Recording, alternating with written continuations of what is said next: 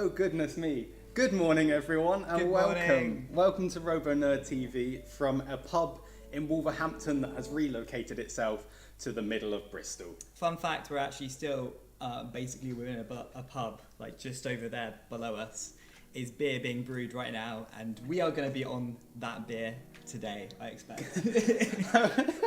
Yeah, probably in a little bit. We'll give it a little bit. Good morning to everyone that's already here. Thank you so much for coming out so early. It is early, it's far too early for us. We are not people that are usually awake at this sort of time. Fresh out of bed. But 46 people, that is incredible. Thank you for coming. Stephen says he recognises this place. Yeah, I should hope so. So let's talk about what is coming up today, Joe. Oh, we've got a full massive schedule for you today. Coming up first in a few minutes, we'll be having our very exciting Anderson 9132 interview with Stuart Barnwell of Dantomkia fame, Pussycat fame, Push to Exit, and many Beetle stuff. Kinematic events. One of the people kind of responsible for bringing Beetles. I want our favourite class. Lovely Beetles. Our favourite class into kind of the mainstream of the UK combat scene. After that, we have our live panel, which is going to be incredible. It's going to be us talking through all of your questions with the wonderful Cy Harrison, Suren Balendran, Alex Mordue and Mike Lambert. That's going to be awesome. After that, we move on to our amazing interview with Vote Saxon 07 with the Diotoir team, so an all-Irish contingent represented there. Perfect. We're really excited to see what they have to say about the history of Diotoir and of course their amazing events they run over in Ireland as well. Yeah. We want to get over there one day, guys. One day. We're gonna pay for that ferry fee and bring Flamingo over. We will bring Flamingo over one day. We sort of promise.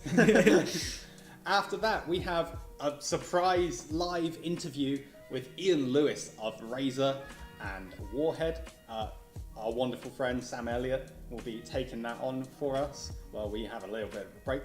That's right. I'm very looking forward to seeing that. We have no idea what's going to happen. This was confirmed last night, so we were very excited to hear that someone with such a massive, famous line of beautiful, well-designed robots is going to be in amongst our midst on this stream, of course, with all our other amazing streaming people.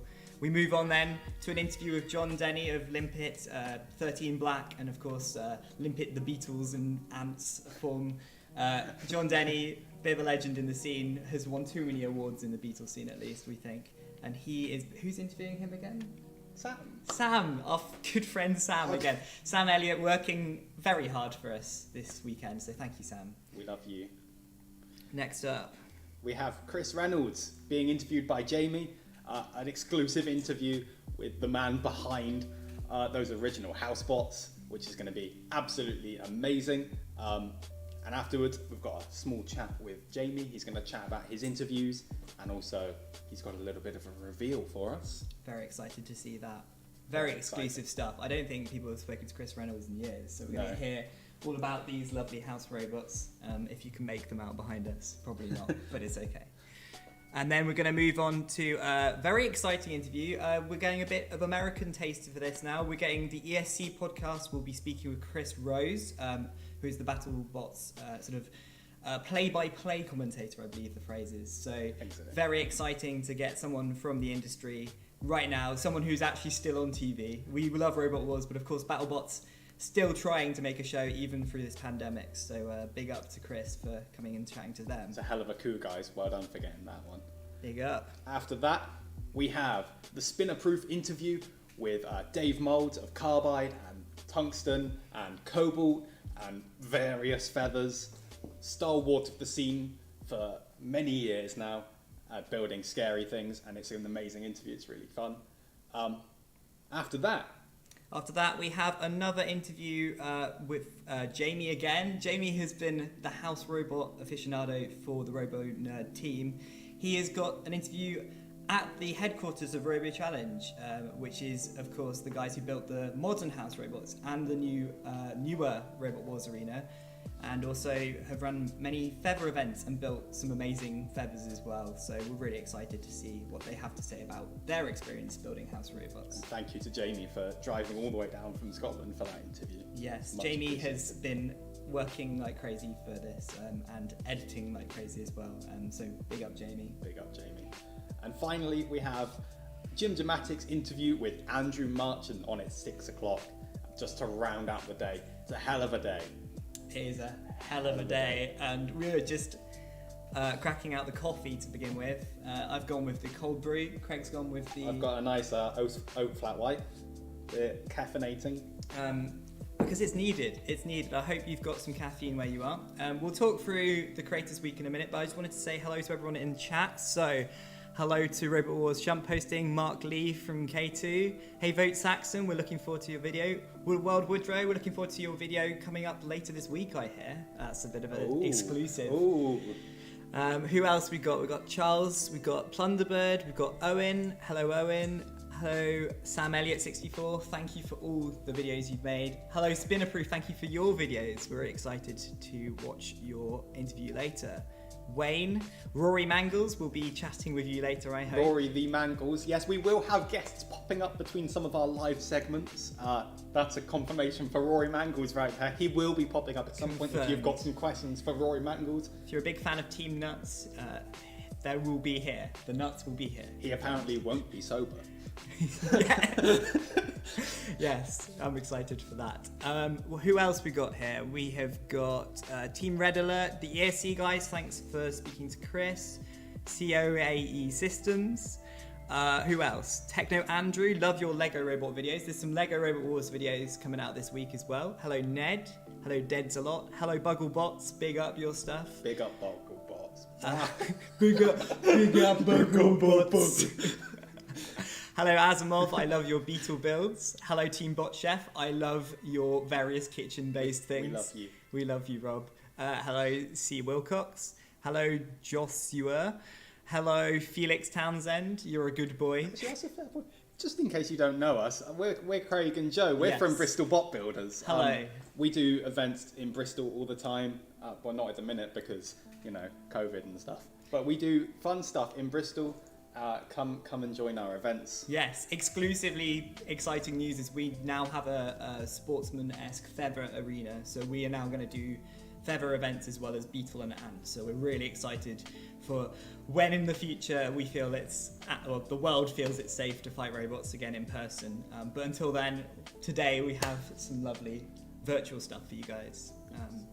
So who else we got here? We've got Mark Mellors. Hello Mark, I love your crazy featherweight. We've got Ryan. We've got Sam Hutchins. Hey Sam, big up your editing. I've been very impressed with your editing. Hello Charles. Hello Fierce Fighting Robots. Oh, it's the Dutch robot. Oh, hey Anita. Welcome from Holland. It's good to have people from all over tuning in. Thank you everybody for getting up so early. Do you want to talk through Creators Week? Yeah, should we talk about Creators Week? Creators Week is a thing that is happening. We are very excited. We haven't just got content for you just today. We have content coming up for the next week. Starting tomorrow, premiering on this channel, we have Antweight Anarchy Top 10 Fights, here at 7. On Monday, a 9-hour robot build with Jimmy Cotton. Tuesday, the Roboteers Shunt By podcast and quiz and all sorts of crazy stuff those guys are up to. On Wednesday, we have Classic Machines Reimagined. On Thursday, Subpar Robot Wars from Ty Daly. On Friday, some Lego Robot Wars from David Harrison. And on Saturday, a Classic Robot Wars fight by Jay Blakely and Gareth Jones's Robot Wars collection. Absolutely, and we also have something on the Sunday as well that has yet to be announced, but we've got an exclusive extra. Maybe we'll tell you about that later in the stream. Actually, stay tuned. We have a trailer for that later. But while we're just queuing up, waiting up for the first interview, why don't we give you a little trailer for Anarchy. So let me just load this up. Bear with me, this is the first time I've done this live on stream. All right, here is a trailer for Antweight Anarchy that is coming out tomorrow. Enjoy. Roboteers, stand by. 3, 2, 1, activate.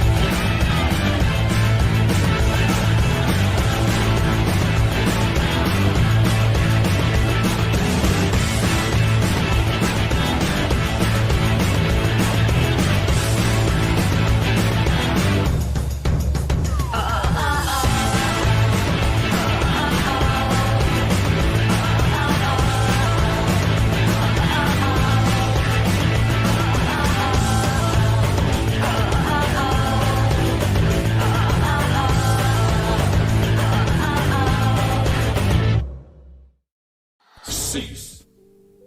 There we go. So that is what you can expect tomorrow night at 7 p.m. Premiered on the channel. Big up to Two Penny Milk and Vote Saxon for that incredible series. You Click guys subscribe, hit the bell. hit the bell, yeah, to keep notified. Oh man, you're a professional now. I'm on You're it.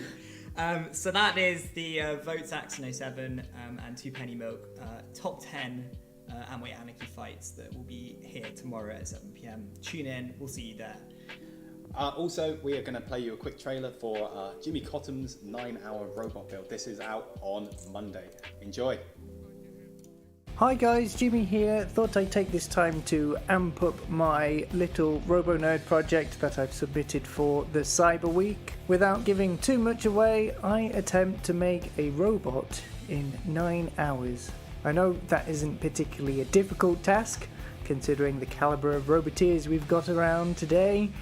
But for me, well, you'll have to watch the video to see how well I do. It'll go live the week after the stream, so keep your eyes peeled on all channels of communication from RoboNerd, and hopefully you'll see it linked there. The video will also appear on my channel, so if you could head over there and maybe check out some of my other videos, I'd be very grateful. So keep an eye on Robotic Idiotic, Team OTT, my Jimmy Cottam YouTube channel, and of course the RoboNerd YouTube channel and Facebook group. It'll be great to see so many people get stuck in, and I hope you enjoy the Cyber Week, and I hope you all enjoy the show. Take it easy, and I'll see you then.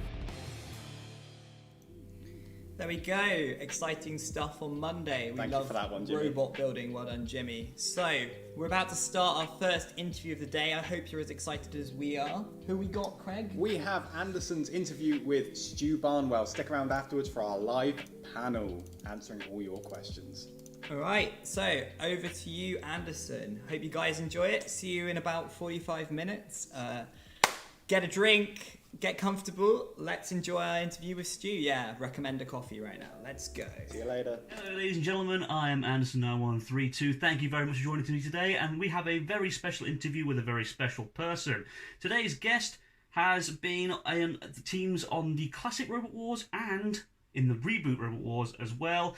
He's been a big part of the robot combat community for well over a decade, and he's really just a stand-up bloke. Ladies and gentlemen, please welcome Stuart Barnwell. Stuart, thank you very much for joining me today. Hi there, nice to meet you. How you doing? Yeah, not bad, thank you. How are you doing with everything that's going on right now? Yeah, now we're starting going back to work. We're keeping us busy, but yeah, all good.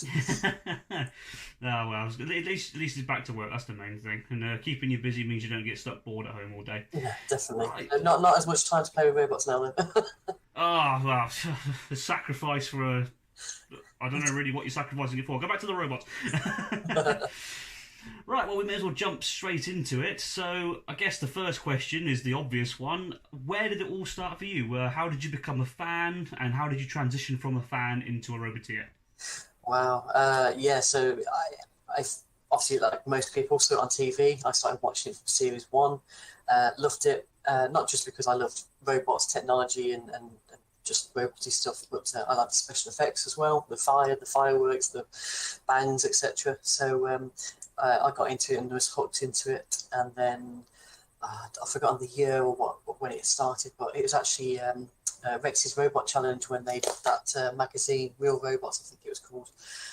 So yeah, it was a great opportunity to follow something step by step, to build a creation basically, and get involved. And so me and my dad started doing that on a monthly basis. I think the magazine was out. So at least we wasn't wasting money on something that didn't work in the end. We actually had something to follow. So we started building a featherweight together with Rex's Robot Challenge, and then grew up and got to robot working, and managed to meet other roboteers and start getting involved basically. But there along the way, made friends with, like everybody else, was starting emailing their favourite teams, and when it was on TV, and sort of like asking them questions and being little fanboys, etc. And but actually became good friends with Alan Gribble. Actually started emailing back a little bit more, and actually my first featherweight design was to have crushing claws at the front, catnip I think it was called. Obviously wood wasn't going to cut it, trying to be a crusher. So we did make one using a windscreen wiper motor and a few wooden gears or something like that. And then Alan obviously took pity on us and was like, "I'll do the metal part of the claws for you to sort of bolt onto the rest of your robot." And that's how we got started, basically. So started off watching the TV, real robots with me and my dad. Made friends with a few teams, mainly Alan Gribble from the Pussycat team at the time, and then actually helped out. And then and as our friendship carried on, and Ian, at a later date, we just turned the whole. He said, "Let's do this properly and turn the whole thing into metal." And that's how he started, basically.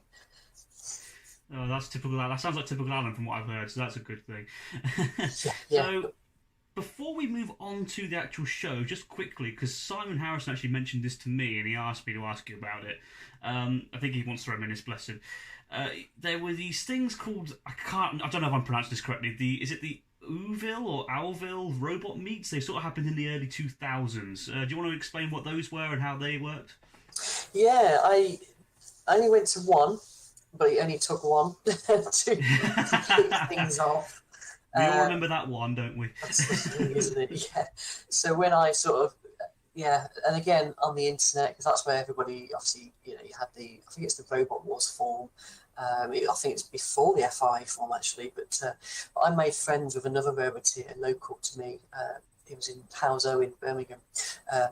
Paul, PK was his nickname. And he had a robot called Lazarus, Lazarus, that he was working on, and he was local, and he obviously knew me. I started having catnip and was involved with Pussycat a little bit, but that was before I actually saw Pussycat, the heavyweights. Basically, I was just in my featherweight regime, but we met up a few times, because he was building a featherweight at the time, I believe, but. He was going to that event, or it was in a car park, probably like the early version of a RoboNerd event, basically. And before heavyweights were too powerful, that railway sleepers was enough to contain them, basically, in a car park. So he said, "Oh yeah, I'll pick you up on the way. Let's go," because it was his first time, my first time, and obviously, meeting some celebrities off the TV from Robo Wars, it was a little bit intimidating. So I went with him, and yes, that's the first time where I met like Andrew Marchant, Simon, John Reed from Terahertz. I believe Canop was there. I'm trying to think, actually. I think some of the lads from what were they called? Mortis were there, and it was the first time I saw heavyweights, and it was obviously very part of the fanboy of me was jumping around like, "Oh my god, this is Tornado," and Terahertz, etc. So it was good to actually see the heavyweights up front and in person. And again, they were obviously having practice and small fights in the car park. I believe David Gamble from the Tornado team brought his Tesla car that he'd been working on that year. So that was good to watch that at night time. Quite scary, actually. So that was actually my first robot event or meetup or social. And the first time I saw heavyweights, and first time I met most of the roboteers. And actually, it's quite funny you mentioned it, that I think it was last year, David uploaded a photo of his Tesla car on Facebook, and someone tagged somebody in it, and I spotted my head in the background. I said, "That was my first event," and then Simon was in the photo as well. So that's what brings the memories back. Was that was the first time I saw heavyweights, and it was, and that's where everyone got the bug, basically, to carry on. Well, I definitely got the bug at RoboNerd last year, and it was interesting you mentioned it was the RoboNerd of its time, considering this is an interview for RoboNerd. Yeah. Thanks, COVID, for making up the bit. We're doing what we can do. We're doing what we can do. So then, obviously, the TV show happened. We all know how Robot Wars happened, etc., etc. And as you mentioned earlier, you became friends with Alan Gribble, and of course. You went from having... Well, first of all, I want to discuss Extreme 2, because that was like your first sort of time on television. You had Catnip, and I believe it was Kitty, which was like a featherweight version of Pussycat. That's right, yeah. How was that? Because that was really your first time on the TV. How was that for you? Obviously exciting, but then the other half was terribly intimidating and scary. One, not just because we were there with the featherweights, so a very quick story is obviously when I started getting close with Alan Gribble and that guy, and he helped out with our featherweight, and then sadly when David passed away, they didn't enter the next series of Rebel Wars, so they skipped it out. I continued with the featherweight and etc. And then he decided he wanted to build a featherweight version of Kitty, just so we could actually compete together, but also go to events together. And he had a mini Kitty. He just wanted to do it just for the engineering sake of it. The fact it was competitive, actually, I believe, now I think about it, it was the first featherweight spinner as well in its time.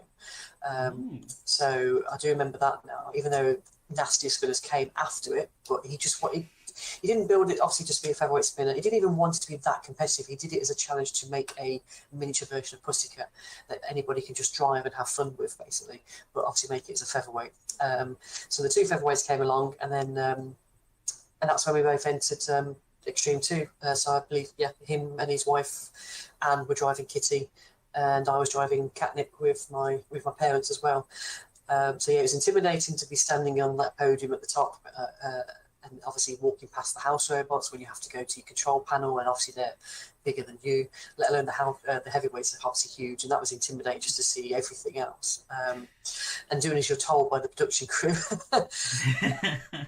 And then again, the house robots were obviously in the arena with the featherweights, so it was probably even more nerve-wracking knowing that, everything could cry out in a bin bag in a minute. So it was really good. At the same time, it's like your dream to go on the TV show, but it was really long days and intimidating at the same time, but great fun, really good. And then, of course, just a little bit further on down the line, you entered Series 7. Alan graced you with the captain and controls of the heavyweight Pussycat. How did that feel? Because obviously you've gone from, because my memory recollects really well. My memory's pretty good with this sort of stuff because I'm a nerd. Obviously the TV time for Extreme 2 was quite short for the featherweights because it was just sort of like a highlight reel for the most part. This was your first time properly being interviewed. This was your first time entering with a heavyweight. This was your first time... And you were with a legendary robot, let's not forget, as well. So was there a lot of pressure, do you feel? Well, there was that, isn't it? So I believe when they did Extreme 2, which was filmed off the back of Series 7, it was a case of bring the heavyweights back, we'll do some shows and some fights and battles and competitions. But if you have a featherweight, bring it along. We think we might find time to put them in a fight. So that's actually you featherweights were standby basically, but obviously they took part, and it was great fights and great TV. But then when the Series 7 came, it was that was like you said, being to live up to, well, not even try and live up to it, even trying to be half as good a driver as David was with the machine, because she is as you know, worked any way up, and you have to know which way up she is, and have very fast reactions, and you just need to be tuned in of exactly what the robot's doing. So I learned to drive with the featherweights, and then Kitty actually became a practice machine. So it was great to actually practice with the featherweight first, and then that's when Alan was like, "Yeah, I think it's time we go back to where it was," after obviously grieving, and then that's when Dwight, you need to come and you need to start practicing with Pussycat. Actually, I remember the first time they brought Pussycat to my house, actually, before all that happened. They got it out of the car, didn't even tell me they're bringing Pussycat, and when I got it out of the car, it's like, wow. And then we had a quick drive up and down the road, and I think I hit a lamppost and knocked the lights off. So, I had to hide away. But yeah, so it was a good that was because also Alan was on the tech crew of Series 7, sort of not last minute, but so it was going to be him, his wife, and me. But then he was invited to work on the tech crew to help other teams keep going. So their job, the tech crew, was not just to help the production crew to keep everything running smoothly and on time and etc. But the tech crew were there to help maintain or help the roboteers fix their robots or get the help that they needed to keep the show running. So I believe it was like himself. Was it Clark? Who was the head of team captain of Panic Attack? Davis. Kim Davis. That was it. So it's him, Kim Davis, George Francis as well. That's it. There's the three of them, I believe. I'm sorry if I missed the other one out or the other few out, but I believe it was Kim Davis, George Francis from Chaos 2, and Alan were sort of like the tech crew that worked with Derek Foxall, the head of the team. So I met him for the first time when I was there with just the featherweight, and he's a quite, and seeing him run the show, and I sort of helped him just go and get cups of teas. But he said, "Oh, this is the person you want to be involved with if you want to go to special effects," which is what I wanted to do at the time. But then when you're there as a roboteer and as a team, and then yes, it was very, very scary. Because like I said, if ever wait, it was a quick pan with the camera to ask everybody, what's your team, what's your robot, what weapons it got. Whereas this was part of the show, so it was like proper full-on interviews. But it wasn't as bad as I think Jane Middlemiss. It was her first series, so we made a bit of a bond, or she did with my mum. The two ladies being like, "Yeah, it's our first time as well. We can we can be scared together." But no, she was great. So we actually, I watch back at the clips now, and you can see these little banters that we had when the camera wasn't rolling. We used to wind each other up, and then she brought it into the interview. So no, it was good fun. That's how that came along. Basically, it was like, "Yep." Alan's like, "I've got to go on the tech crew, and you've got to run Pussycat. Off you go." It's like, "Oh." Talk about chucking you in the deep end, then. It was a bit, but thankfully she doesn't need that much maintenance. The only place that took all the damage was the blade at the front. So because even back in the day, she had really thick, like 2-inch thick aluminium bulkheads, which was well above ahead of everybody's era. And even then, it took the big hits, and the wheels, even though they're exposed, they were thick tired golf caddy wheels or something. So she never got really any damage, apart from when Razer put a hole in her. But the damage that she would get from fights would just be the shaft or the blade itself, which takes all the hits anyway. But obviously, just easily change and put another blade on. Yeah, we won't go into the blades unless you want to. No, that was before you were on the team. We won't go into that. Don't you worry. I'm sure. No, we did put the blade on upside down in the tag team. Alan did. I think it was tag team Extreme. I remember that. Yeah, the Extreme One tag team. Yes. The blade was put on upside down, so when we hit Bulldog Breed head on, the inertia of our hit, and he flipped at the same time. We just flew out the arena, but we watched it back, and the blade was going the wrong way because he put it on upside down. Oh well. Oh, Alan. Bless him. So, of course, being on the show, I'm sure there's many stories you can tell about what happened with you and fellow roboteers. I don't want to go. We're pressured for time, so we can't go into too many. But is there a particular story that sticks out to you that you might want to share with everyone listening right now? I think there's one that I've never shared before, but since we're on the topic and certain people in RoboNerd, Simon, are involved, I've forgotten if it was, he's probably going to hit me next time he sees me. I don't know if it was Series 7 or the Extreme, but I know I was in a fight, or the All-Star, sorry. It was a melee, and we were backstage, and I was with Pussycat, and King B, Simon with King B was in the same fight, and some others. And I was sitting down on the box with my mum, and I saw Simon go over to Pussycat and started playing with her wheels and touching and feeling and just having a good look around like he was trying to size her up.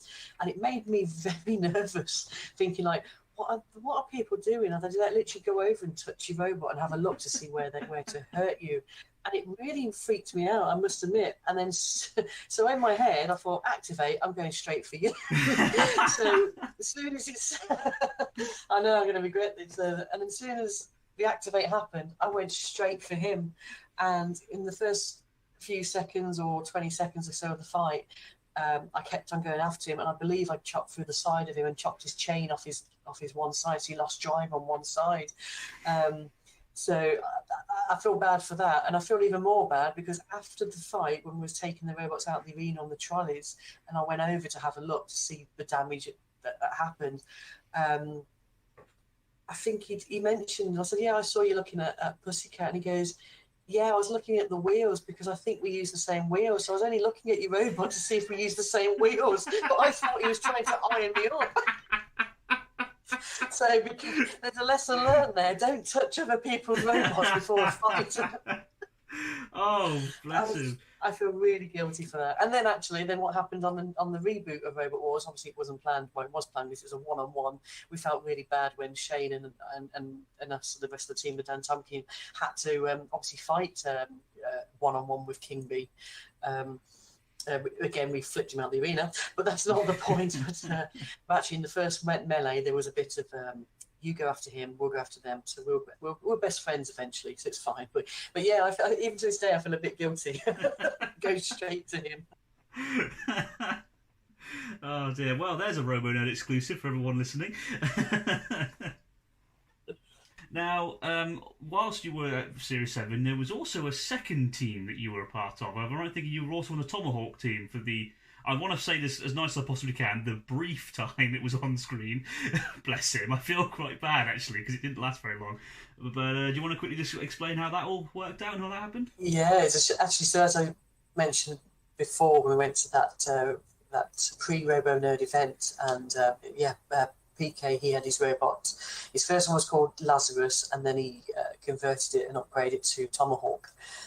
So we were friends. He was in Birmingham, and I was sort of part of his team. And we went around the live event. So before I had a heavyweight, before I was trusted to take Pussycat, I stuck with the featherweights. But then he attended these live show events with his heavyweight. So I was sort of on his team for the heavyweight, and then I looked after the two featherweights, basically. So I was on his team then. So then actually, as he entered Robot Wars and got through for the preheats or the eliminators before you get onto the live show. And I was, as I said, was meant, but that was before, because Alan wasn't going to go on that Series 7 of Robot Wars. So I was signed up with him. Well, he signed me up without telling me. It was sort of last minute. They said, actually, Alan, do you want to come on the tech crew, and do you want to bring Pussycat? And because we need to, well, not just to fill the numbers up, but I think it's time for you to come back. And then that's when Alan was like, "Yeah, I think he can drive it properly now." he's been practicing with the featherweight version. So yes, I ended up being on two teams. So I was on PK's team with Tomahawk, which sadly it didn't last that long because of I forgot what happened. I think he said a battery wire came off or something. But annoyingly, the axe on it was very powerful. If anything, I think he worked it out. It was actually more powerful than terahertz, but. As we know, a robot is not all about just its weapon, it's how reliable the motors, the speed controllers and the chassis is. So the axe might have been more powerful if it hit you and caught you, but sadly the rest of the robot didn't live up as much as terahertz, obviously. So, but no, it was good fun. That is a shame we didn't get to see it in action then, although it is a spiritual successor to the Tomahawk that exists today, so that's interesting. You were on a robot that was also... That's two robots that were in both classic and original series you were on the team of. If you want to look at it, kind of. That's impressive. That's it. It's done by the Dutch ladies, I think, wasn't it? Tomahawk, on the last Reboot TV show. Yeah, but no, good laugh as well. Yeah, good laugh. Lovely team, bless them. So...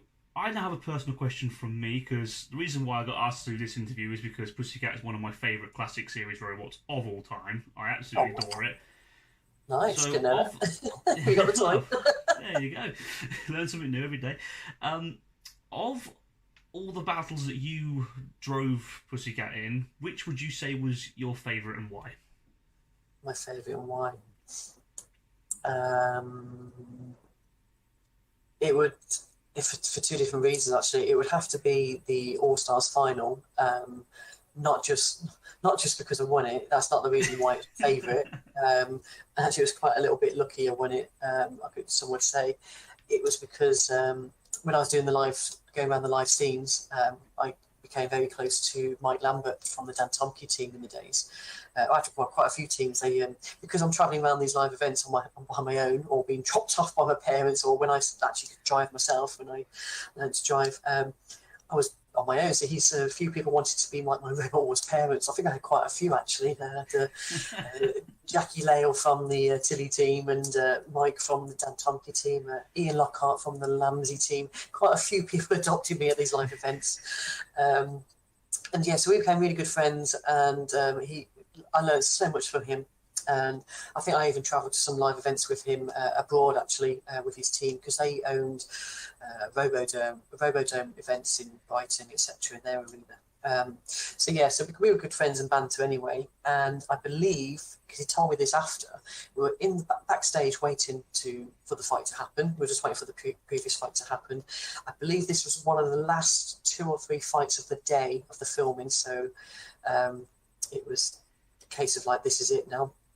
I believe actually it was 2 fights after the Razer and Tornado fight was that happened with the controversial cage thing. And apparently I was standing there with my mum, with Pussycat, just looking around, and he came past and he said, when he told me after, he says, I was standing there and I looked really pale. And just looked like a ghost. And I didn't think about it at the time, but I was really nervous. I felt a bit sick and all that. And he came over and started winding me up like he does, a bit of banter, like, oh, you're going to lose, you're crap at this, and blah, blah, blah, excuse me. And doing things annoying me to wind me up, to get my adrenaline going. And then when the fight happened, it was full on, because I was nervous. I didn't want to fight against a friend. Obviously, we all have these fun fights when you're at live events, and it's fine. You sort of, if you back off a little bit. But when you're at Robot Wars and the house robots are there, it's like, what happens if there's 2 of them there, or what happens if you stop and then the house robot comes and gets you? And anyway, so I didn't really want to fight him. I didn't want to compete against a friend. So, but the battle went on quite a long time. It was really good, and it's a really strong machine with all its thick hard ox armor at the front. He was taken out of more powerful spinners, but as we all know, the way Pussycat's built, it runs every way up, but it's not a case of if you flip it, it needs to self right, it will just keep going wherever it is. You can't predict which way it's going to bounce. And I managed to get round to the back where he didn't have any hard ops, and I sliced through his battery cable, or hit the link as well. So he died, and that's how. But then so not only was I chuffed because I won that against him, but against a good friend, and it was a really good scrap. But then, because it was the end of the day, I thought, sod it, and I started attacking the house robots. And then that was even more scary. So I believe, actually, I look back at it now, it was Cassius Chrome grabbed us and rammed us into the side of the wall because Mr. Psycho couldn't stop us. And they hit the wall so hard, the whole stage which we were standing on locked over as well. I mean, I was quite scared. I believe you could see Mike's expression, but that was a really good scrap, actually, just for many reasons, just to annoy the house robots as well. That's awesome. And it's another interesting fact about that. I don't know if you knew this, but because of you winning that fight, Pussycat is the only robot in Robot Wars history to win the big 3 side events, the All-Stars, the Tag Team Terror, and the Annihilator. I did not know that. Yeah, that's true, actually. There you go. I'm throwing all the facts today. So, as we all know, not long after that battle was filmed, the hiatus happened. Sad time for all. But obviously a lot of live event stuff happened around that time. Were you involved in many live event things between the original and reboot series? I was probably all of them, or at least 90% of them. So I think I went to... that's it. So I think one of my first events I went to, a proper competitive fight event, was Newark. I think Roaming Robots started up with their travel arena, so I went to some of their events around the UK. I think I went to 2 or 3 at the start, and then I got a little bit older that I could drive myself, so I wasn't always being dropped off or dragging my mum along around the country, up and down the country to these events with the featherweights. So I pretty much went to most of those ones, and then a few other companies started up, like Robots Live and Extreme Fighter Machines, and then RoboDome and a few others. So I was at pretty much all of them, even if it was just with the featherweights. But then when Alan sort of handed Pussycat over for training and to trust me instead of just sitting there gathering dust, that was it. There was no stopping me. I was going all over the place with the live events. So that kept me busy with the live event scene. I think I went to one event in Aberystwyth, actually, with Roaming Robots, and that's when they started saying, we said, well, maybe you need the pit that moves, maybe you need a sound effect, maybe you want some smoke machine there, maybe you want some lights over there, or a flipper. You need someone to control put some music on during the fights, a bit like TV. And they're like, oh yeah, that's really good. Well, you come and do it with us. So I started working for Roaming Robots for quite a few years then as the special effects person, and that's how we grew and started having more arena effects, such as the pyrotechnics, the angle grinders, the CO2 jets, the pit, the flipper, and it just grew. And then I started helping out at Extreme Fighting Machines when they did big featherweight events as well. So I was pretty involved in most of the the live events actually took over my life. Yeah, I think there's sometimes it was literally every other. It got so bad one year. I say bad. I don't mean it bad. I mean it got so busy that one year, I think the event organisers were sort of struggling to fit their events in because they were clashing with each other. So I don't know. So it was, it kept us busy. Yeah, definite proof that the sport was never going to die that easy. No, that's right. And it didn't, because obviously the reboot happened, and somewhat ironically, you entered with Dantomkia, the robot that you just beat last time on the show. So how did that happen? Because obviously Shane Swan purchased the new, because this was a brand new Dantomkia built by Mike Lambert a couple of years earlier, am I right in thinking? Right, yeah. And then Shane Swan purchased it off of him. How did you go from not being on the team to being on the team and eventually being on the show? Yeah, it's again, everyone being working at the live events and taking part. Obviously, got to know great guy Shane and everybody else. Even if I was just Mr. Pit person that controlled the arena flip or the pit at the live shows and annoyed everybody, but so we all became good friends. That was it. So myself, my partner Kevin, and Amy, we set up kinematic events to do beta weights around some of the pubs. We'll talk about that later. So we set it up that little company to take it around, and Shane was our guest judge, as well as Andrew Marchant at some of the events, and was quite involved because Shane used to be involved in the beta weight weight class as well. I believe he sort of inherited an arena from Tom, and then he modified it and then used it and then sold it on or something. But so he was involved in beta weights. He then came to our beta weight events that we did with kinematics, and then when the reboot happened and there was a few rumours that it was going to happen and a few people got wind, or I think they were probably testing the water if there's actually enough robots that are still working to put on another show. And as you said, Mike just finished, well not just, but had a brand new Dantomkia, not really doing anything. And Shane being everybody's best friend, well, no, close with Mike as well. He obviously bought it off Mike, and then he needed a team. He was like, Stu, Kev, Amy, let's take Dantomkia to the next of the reboot, basically, because he was the driver, great driver. I was the weapons person, and then actually Kev and Amy learned what needs to be done when maintaining, looking after robots from the shows that we did. So it was a good team, actually. It was a good laugh. Oh, good to hear. That's a really nice story. So you were on the classic series and you're on the rebooted series. What was there any major difference with how everything was done, and like behind the scenes, etc., etc.? Yeah. How do we say it without being controversial? So back in the day, when you had the original, the first series of Robot Wars that was obviously done by Mentor on BBC and then a bit of Channel 5, it was a case of, this is the TV show, it's you have to be where you need to be on time, and obviously the house robots were there. Obviously they were at the other one as well, but if the fight was boring or something like that, or if you stopped working, as you know, the house robots would just go nuts on you. And yes, obviously not everybody wanted their robots trashed, just for TV's sake. Obviously, we understand you've got to put on a TV show, you've got to keep the viewers, you've got to keep it entertaining. But obviously, if you've got this, I know people build robots for combat, they accept that when they put it in the arena, it can come out in a bin bag. But I think there's a few people were like, well, yeah, we're fighting the opponent and it stops working. Is it right that the house robots should come and trash you for TV?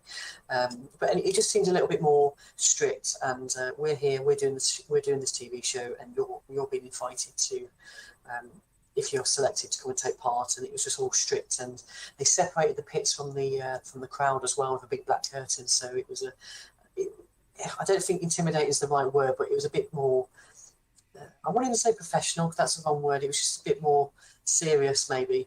Whereas the reboot, there was a lot of calibration and a better relationship between the production crew and the roboteers, mainly because some of the production crew were ex-roboteers anyway.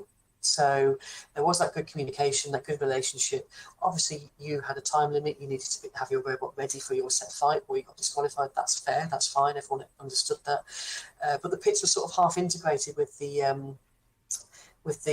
arena and the seating anyway. I believe in one of the series they started bringing the crowd or parts of the crowd around the pits anyway, to do a bit like what they did on Top Gear when they come round in the audience, etc. So it felt a bit more connected. And to be fair, the production crew, if they had any sort of issues or questions, or they didn't understand how we can do something better, they would come and have a meeting with the roboteers as a big gang and sort it out, or let you know what's going to happen. And the House Robots, to be fair, they didn't come and trash you if you stopped working for the sake of it. Granted, some of the fights did look a bit boring. If a robot stopped working or one of its wheels was damaged, it was just going around in circles. The House Robots mainly stayed back because there was that little bit of more of a gentleman's agreement that we're not going to trash the robots. But actually, that was probably more down to the fact that they had this round robin system. So you had to take part in at least 3 fights to get points. So there's no point you stop working in the first fight and then the House Robots trash you, because you need to be working in an hour's time for your next fight. Don't get me wrong, some of the roboteers just said, yeah, if I stop working, go and trash me for good TV, off you go. Do your worst, which is probably why the House Robots took a little bit more punishment than normal, because roboteers were obviously after them as well. So they were both good in their own different rights. They had two different sort of feelings, as it were, but no, they're both great, actually. So it was good to see the comparisons, but I'd say the later ones were a little bit more relaxed, maybe, just because we felt more closer to the arena and the production crew, maybe. There you go. See, I mean, nobody really understands. It's nice to hear that, because a lot of people don't realise that this is a TV show and things go into it a lot more. It's not more than just turning up, smashing a robot and going home. There's a lot of behind-the-scenes stuff you've got to get past as well. So it's good to hear it from someone who's been on not one but both of the shows. So that's really nice. And so you had quite a bit of a extensive stay on the live circuit. And I also, correct me if I'm wrong here, but I heard that you also created like your own live event, and it was where Beetles sort of started cutting into robot combat a bit more. Maybe you could further evaluate on that. Yeah, it worked out quite well, because so when Robot was obviously off air for quite a few years, and the live shows were going, but then the spinners were too powerful really for obviously heavyweights, and even featherweights were getting to the point they're getting quite vicious. So they were banned unless you had like a class 1 or class 2 arena, they call it, which there's very few of them, or just 1 or 2. So people started going down to the beetleweight class, because they're about kilo or 1.2 kilos in weight, and obviously the arenas are smaller, but you can make the plastic thicker, or polycarb. So everyone was going towards beetleweights, and I think Shane was involved in one of the arenas, and Tom built one, and then he got passed on to David Weston, and they were like in the sideshow, but then they started to they were there. People knew the beetleweights were there, but they weren't fully. Because they're hard for the crowd to see them, because a big live show with a big arena, obviously it's hard for hundreds of people to go up to a small arena. That's why the outweights probably don't get the attention they deserve at the bigger events, because it's hard to get people around it. And then at the time, a few years later, partner works for a large chain pub and restaurant company, and they have obviously entertainment budgets where they can hire DJs, bouncy castles, etc., just to keep customers and kids happy.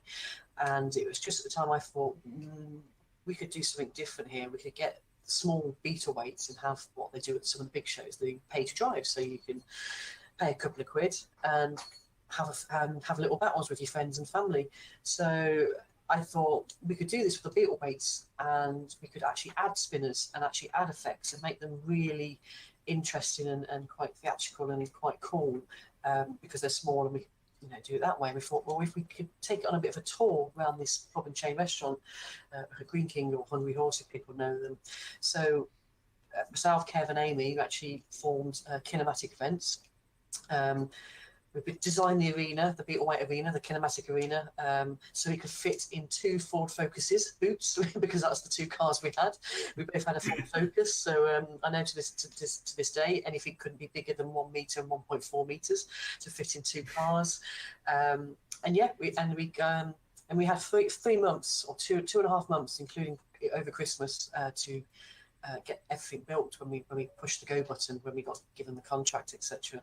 So we spoke with and got Ellis there with Pulsar. He designed and built the amazing Beetleweight pay-to-drive robots we had.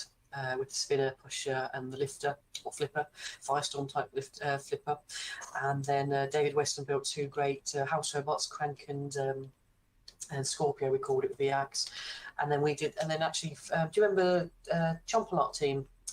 Deb and Simon.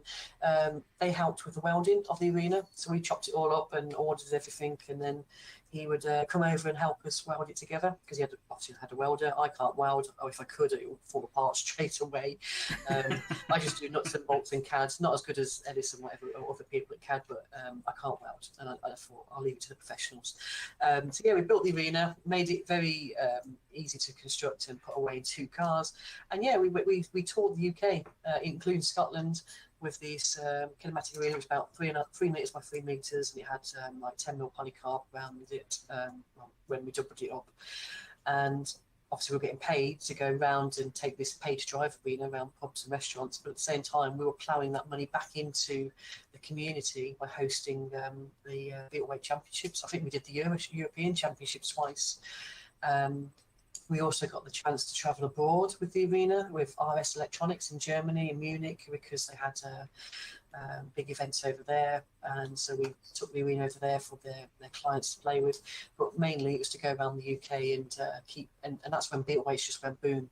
Everyone could see how, at the time, cheap to make and have, and they are cheap to make, but obviously some people can really take it to the next level with the motors and the titanium armor, etc. But they're great class because anybody could get involved, and all the way around schools as well.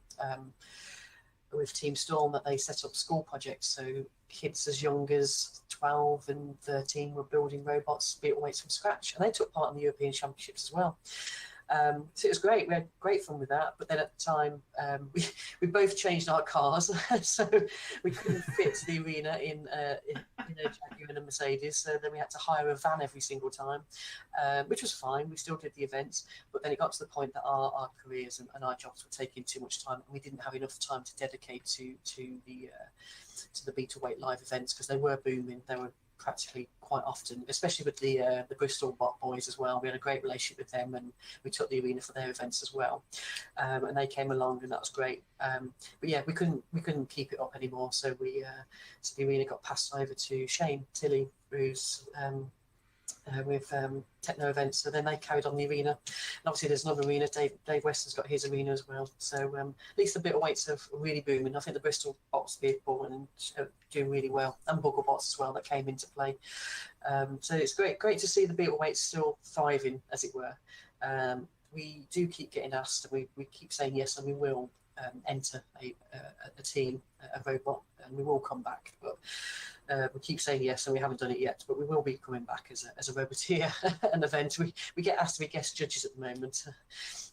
So I think Amy was asked to be a guest judge a few months ago, and that was quite intimidating for her because she's never been on that side of the fence, as it were. She's already got a robot actually, so she's been playing with that. But yeah, we will be back. But it was good fun. So we actually turned into an event organizer ourselves. But it's great to see what everyone's doing with the Beetleweights, because it's a great opportunity to get into roboteering. I think better than the featherweights, but then you move up, obviously, as you know. No, it was good fun. Awesome. That is really, really awesome. Because, like you said, not only did you manage to start a new revolution, I guess, but you managed to get younger people into it, people who might not have the money to get involved again, and you got to travel. So, I mean, that's a big 3 wins for me straight off the bat. Well, yeah, it's a good travel, especially, wow. Again, I'm going to get shot by a few people. Alistair, I love Scotland, but it's too cold and windy. And all I could say is we were at this one restaurant. I don't know, I've forgotten the name of it. It was a Hungry Horse restaurant, and it was literally on the coast. And we were outside in the garden. We set up the arena under a gazebo and waiting for people to come. And it was great. It went really well and successful and got a good turnout. But then at about 2-3 o'clock in the afternoon, it's like the heavens just opened. Okay, we can deal with rain, that's fine, we've got a gazebo. But the wind, because it was on the coast, was blowing this gazebo all over the place. The arena was actually lifting off the floor a little bit. So it was like, yeah, we're bloody Scottish weather. But it was Brilliant. Now, just before we wrap things up, this is for RoboNerd, so I'm going to have to ask you a few quick-fire questions. We've got to test your nerd cred. It's as simple as that. 5 very simple, very easy questions, hopefully. Question number 1, aside from any of your own robots, what is your favourite robot of all time? It can be from anything as well. It can be from Battlebots, Robot Wars, any weight class. What would you say is your favourite robot? I'd say terahertz, really, because of I think it still looks amazing. I used to love the see-through and the polycarb chassis, and then obviously upgraded it. But it had a deadly weapon, and it was just so nimble. John Reed, a great driver, but I liked it just because it just looked so futuristic and menacing, basically. So I would say that I really enjoyed that one, basically. Fair shout. A lot of people like terahertz to this day. I've got a friend who'll be happy to hear you say that, actually. Much the same question, but with battles. Which was your favourite battle that you didn't compete in? Probably the Razer v Tornado fight. Actually, I know there's a few of them. There's 2 of them or 3 of them. I've forgotten now. Oh, the Series 6 Grand Final, the controversial one, as everyone calls it. Yes, yeah. I was actually in the House Roboteers control pod when I took part in that one, because that was when I went as just someone in the background, just to see with the pits and what went with some of the teams, and we took off featherweights. And actually, I shouldn't say, but Julie from the Cat Free team was. She was with me as well, and we managed to sneak in with one of the House Roboteers pods during that fight, so we saw it up face, and it was a very, very good fight. So, but that's probably special to me because I was there and actually saw it from a different view. But it looked even amazing on TV as well. But like you said, very controversial. Team Tornado. But anyway, I can edit that bit out of an EB. I can edit out of an EB. Of course, the age-old question: Battlebots or Robot Wars? Yeah, I'm going to say Robot Wars, just because I'm probably more of a Robot Wars person in terms of grew up with it. That's what got me into the sport. And a few people will probably slate me for this. I haven't watched that many BattleBot shows. Or series. I think I watched a few many, many years ago, and it didn't interest me. I didn't like it. I didn't like the format. I didn't like the just how it was. But don't get me wrong, I've seen clips of some of the latest ones, because obviously some of our British teams have been flying over there with some amazing machines. So I've seen some clips like Carbide and a few. I've forgotten the other one now, and they all look amazing. So yeah, I can't. So to be unbiased, probably Robot Wars, just because I've not seen that many BattleBots. But the new series does look a lot better from when I watched it about 10 years ago. So yeah. Fair enough. I'm glad you said Robot Wars. I too am on Team Robot Wars. Did you play any of the Robot Wars games? Because there were a few released back in the day. Yeah, I played the actual Robot Wars one on the console, and then got it on PC. And then I started playing that Robot Arenas as well, actually. That probably lived on that for quite a few months. I haven't played the latest ones though, because apparently people are customising the arena robots and all sorts now. But no, I was quite addicted to the Robot Wars game as well at the time. That took up a lot of my time. And the final question: if you could fight any robot at all, not you personally, obviously you're with a robot instead, which robot would it be and why? Yeah, and part of me would say, part of me at the back would say, could I have a go at Razer? Because I know that Pussycat was renowned for beating Razer. Some people say it was lucky, some people say it was skill, but obviously me not being anywhere near as good as David was at driving, but I would have liked to have a pop at Razer. Or the other one would be, again, as I mentioned before, terahertz, just because it's just so menacing, basically. That's fair. Well, that wraps things up very nicely. Stuart, thank you very much for joining us today for this interview. It's been a pleasure talking to you today, it really has. And you, take care. Thank you very much. Take good care of yourself. Thank you very much for watching this interview. I've been Anderson9132. You can see me on the YouTube channel, Anderson9132, obviously. Another big thank you once again to Stuart Barnwell for joining us. And enjoy the rest of RoboNerd. Thanks, mate. Hello! Welcome back. I hope you enjoyed that interview. Some really interesting tidbits there about Pussycat, the mini Pussycat. Yeah, Dantomkia. we love Kitty. We love Kitty. I want to see Kitty back on the feather circuit. I love miniature versions of heavyweights. So cool. So cool. So now we have queued up for you. We've got them all ready in the green room. We've got a very exciting live panel. Who we got, Craig? We have Alex Mordue from Team Firestorm. We have Cy Harrison from King B. We have Suren Balendran from Oblivion and Supernova. And we have Mike Lambert from Dantomkia. Let's jump in with them now. Okay, just give me a second. Oh. Right, just loading it up, guys. Sorry. Camera. And here we go. We're going to jump over to the panel now. Hello, everybody. And Discord has crashed. Oh, we've lost Joe. He's gone. I don't know if we're on or no. not. Let me have a look. Oh, I'm just looking at the feed. The feed is a blank. There we go. Oh, we've got audio. Oh, there we go. Video and audio. Hey, we're back in. Technical issues as expected. Hello, guys. How are we all doing? Technical issues as expected. Hello.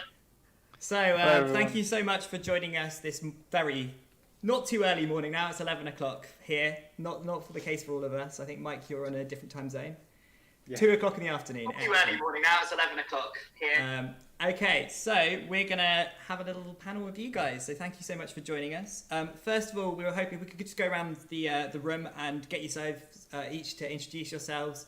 What was your first robot and how did you get involved in robot combat? The classic starting question. So we're going to start with Alex on my left here. So Alex. Well, like a lot of other people in the late 90s, we were watching Robot Wars on the TV, season 1, and looked at that and went, those are crap. I could do better than that. Turns out we couldn't, but yeah, built Groundhog for season. Yeah, built Groundhog for season 2, and it moved. It was a thing, which was good. Didn't need to be pulled on by fishing line. But yeah, it could have gone better. And yeah, just kind of worked on from there.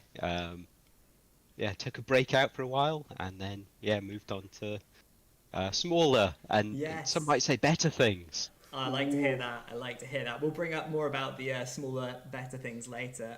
We're going to head over to Cy. Cy, how did you get started? How did you come across this sort of thing? Well, as always, I saw Series 1 and just was blown away. And just got, a friend at work just said, you've got to do this site, it's right up your street. And I'm more of an electronics sort of person, not a bit mechanical, but more cars then. I did a lot of work on sort of race cars and stuff. And got a little team together and we said, right, we've got loads of time. Obviously not loads of time, we've got months to do this. And we thought we'd build a machine out of just scrap and just show them that and then build a real one. But what happened is we built the scrap one and ended up entering that because we ran out of time like everyone did. And pretty much ended up with the same machine all the way through all these years. We just developed it over the time I've been doing it, but it's been wonderful. So that's how I got going. That's how I'm here now. Pretty much the same machine. I can't say I've got an illustrious batch of other, great builds that I can show you. It's just the one thing. It's King Buxton for me, and that's how I'm staying, I think. And it's a glorious thing. Absolutely. And also we want to give, of course, a big shout out as you are the godfather of RoboNerd. So thank you for enabling all this fantastic gathering of people. Thanks, guys. Thanks, guys, for running it. I mean, like, you know me, I just threw things out there. I just sort of threw a direction out, and it was popular. So I'm really happy that people have picked up the thread of it and really run with the idea of RoboNerd. And, thanks to you chaps for getting it on air, really, because we had nowhere else to go. It's probably raining today where we're going to be anyway. So it's probably a horrible day. So it's a bit of a relief in one respect. Yeah. So but here we are. We got on somehow. We did it. Excellent. So what about you, Suren? How did you get going in this sort of strange hobby? Similar to Simon, I watched Series 1. I saw Mortis, and I thought, I've got to get involved with that. And I found out that Rob Knight actually went to my secondary school as well, so I was speaking to some of the teachers. And so that really got me into it. So I was around 16, And pretty much when all the other kids were out playing football, I was in the workshop at lunchtime making Oblivion, which was my first robot, which was a wooden robot. So Sai probably doesn't remember this, but I went to the audition and I saw King Buxton and RoboDoc, and I just saw all of these amazing robots, and I thought, from then on I've kind of been obsessed with it. So obviously I built Oblivion first, which was the wedge-shaped robot. That transformed into a more boxy axe robot, and then Supernova, which I'm better known for. I was a big fan of Oblivion 2 back in the day. I loved the blue colouring. It's awesome. All right, thanks. Always had a good colour scheme in your team, for sure. And what about you, Mike? How'd you get going in this strange hobby? I saw Series 1, Series 2, thought I could do better. Just an engineer, I like playing with metal things and playing around. It's just something that was good for me. Fair. Excellent. And what was your first robot called then? Pardon? What was your first outing into robots? What was your first build? My first build was Dantomkia with that weapon, the very first one, and we went to Wilson's Day at school. Do you remember them, Si? Wilson's Day? I do. I think so. Yeah. It wasn't painted any colour then, was it? Did you go with like a pure steel machine? Yeah, I do remember really it. boxy one. Because now I look back, I'm thinking, with the yellow and black accents on it, it really became. I didn't know much about you, where you come from, and who was this? What was it? But later on, I regretted my neglect. I went to those events as well, Wilson's. But our very, very first fight was also Tornado's very first fight, and it was together. Oh, nice. So they turned up this brand new robot, I turned up this brand new robot, and they shoved us in the arena, and the rest is history. They've never won against me. Stu Barnwell's just sent me a message, right, just on the phone. He says, I think he's talking to you, Mike. He says, say I miss my sloppy kisses. Do you know anything about that? That's an exclusive right here. There we go. It just come up on here, so... Yeah. How strange. How strange. Well, I like Stu. I like him a lot, like a kid. So every time I just see him, you lick his face like a dog used to lick. Lovely. It's very strange. And so we're going to jump in with our next question for you guys. This question came from a good friend, Charlie Hubbard, on Facebook, who posed the question to all of you. It's Series 7. You're all put in a 4-way rumble. Who comes out alive? Can I answer that? I'm coming out alive because I'm going down the pit first to get away from all this lot. You're going out. Excellent. So Sai's going in the pit. Suren, what's going to happen to your bot in Series 7 and against these guys? I'm sure we'll lose a couple of blades, and it probably self-destruct like it normally does. Excellent. Alex? I think I'm probably following King B down the pit as well. Just going straight in, attempt to push it in and just end up follow in yourself. Excellent. Following in. Yeah. Okay. And Mike, All what's I up can with say, you? I've never had to use the pit because the walls are very low, so they go away. I was going to say, from the sound of it, it sounds like you've won it, Mike. Yeah, it sounds Mike's like won it. take out a weaponless Supernova and I chucking it out at the end there. I don't like spinners, never have done. So I would take on Supernova first and hopefully smash them in the wall and break them. But if someone's learned his lesson from all the years, that would fail because it wouldn't break. And I would destroy myself. So I have a question for you guys here that I think is a really interesting one that as builders we get quite passionate about. Is what is your favourite weapon now? Because I think Alex is an interesting one because he was obviously quite into his front hinge flippers or whatever, and he's now moved to more destructive, shall we say, weapons. And obviously some of you guys have varied up your different weapons choices over the years. Where do you stand now on your favourite weapon? We'll start with Alex. So it changes. It's not really so much about favourite weapon. It's more about what I enjoy building. Just like, okay, I fancy building like a little hub motor on the end of an arm, and it's like, yeah, that was fun. It's fun to build, and it's like it kind of worked. But yeah, I still do love a good front hinge flipper. Really? I was considering building a new one at some point. Maybe a small scale again. Small scale, yeah. It. How about you, Mike? You were saying you don't like spinners. Are you still a flipper No. man at heart? Yeah, definitely. I don't like destroying other people's hard work. I really don't. I know how much money this is because I want to beat them, and I'll do everything I can to beat them. One of the reasons I like flippers is because the amount of engineering involved and all the different technologies. You've got high pressure gas, you've got the valves, you've got the control system, you've got the fail safes to make it all safe. There's so many different things you had to put into such a small machine. It's quite a lot. I don't want to knock Ciarán or Suren when they make their electric motors for their spinny bits. But other than taking their own shock, because when they hit something, they've got to absorb the impact as well. It's quite a bit easier to make those than it is to make a flipper. Interesting. Would you agree with that, Suren? Would you say it's easier? No, I wouldn't agree with that. Just from all the bits that have fallen off on Supernova to all the fights, I don't think it's that easy at all. My point exactly. He didn't make it strong enough to absorb so much impact. But would you say you're a spinner man at heart still, Suren?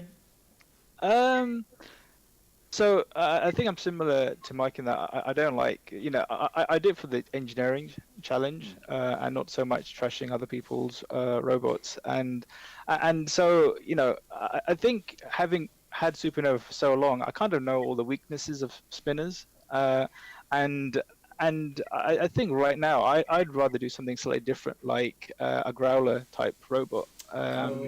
Something with a lot of traction that can grab. And I was speaking to the Coopers about it, and I think Grant was saying something similar, and then Spectre turned up. But I think in the future I'd rather do something different that can actually defeat a spinner than make another spinner. So you're thinking about trying out some new weapon types. Something different, more power, using brushless motors. And yeah, I really liked Growler as a robot. And to beat a spinner, all you need is a good wedge, really. As we saw, Storm did well. All they had was a titanium wedge on the front of it. And so really, that's all you need. I think spinners, you get good spectacle from it because of all the energy and things start flying all over the place. But actually, I don't think it's that hard to beat them. Okay. Dare I say the word Battlebots to you? Yeah. Sir? Have you seen Battlebots? Because it's quite difficult to beat the spinners on that show. But then, if you saw, I think, Witch Doctor against Tombstone, they just had a solid wedge on the front of it. That's true. And even Tombstone conked out after a while because you just can't take the impact. It's the same issue I had with Supernova. Yeah. But, when I built Supernova first time round, the tech was a lot, it was a lot more complicated. The tech wasn't there, and really it was me with a jigsaw cutting bits of aluminium in a shed. Nowadays you can get things laser cut, and you can build it to the next level in terms of engineering wise. But then it was a lot harder, and I had all sorts of problems with Supernova, trying to just keeping it running. It's a difficult challenge, isn't it? Just taking all those forces. Yeah. And Sai, what about you? You obviously have the slightly less typical weapon with the forks. Is that still where you are these days? If you're just designing a new robot? Yeah. I mean, the reason I've gone for the spikes is I've often thought, in fact, I've had a lot of time. The last year, I really sort of down tools. I haven't felt good. It's another story. But I've had a lot of time to think. And I was thinking, why don't I just make a spinner? Because it's just so easy. I mean, look to it. I know, just don't get to it. It's not that easy.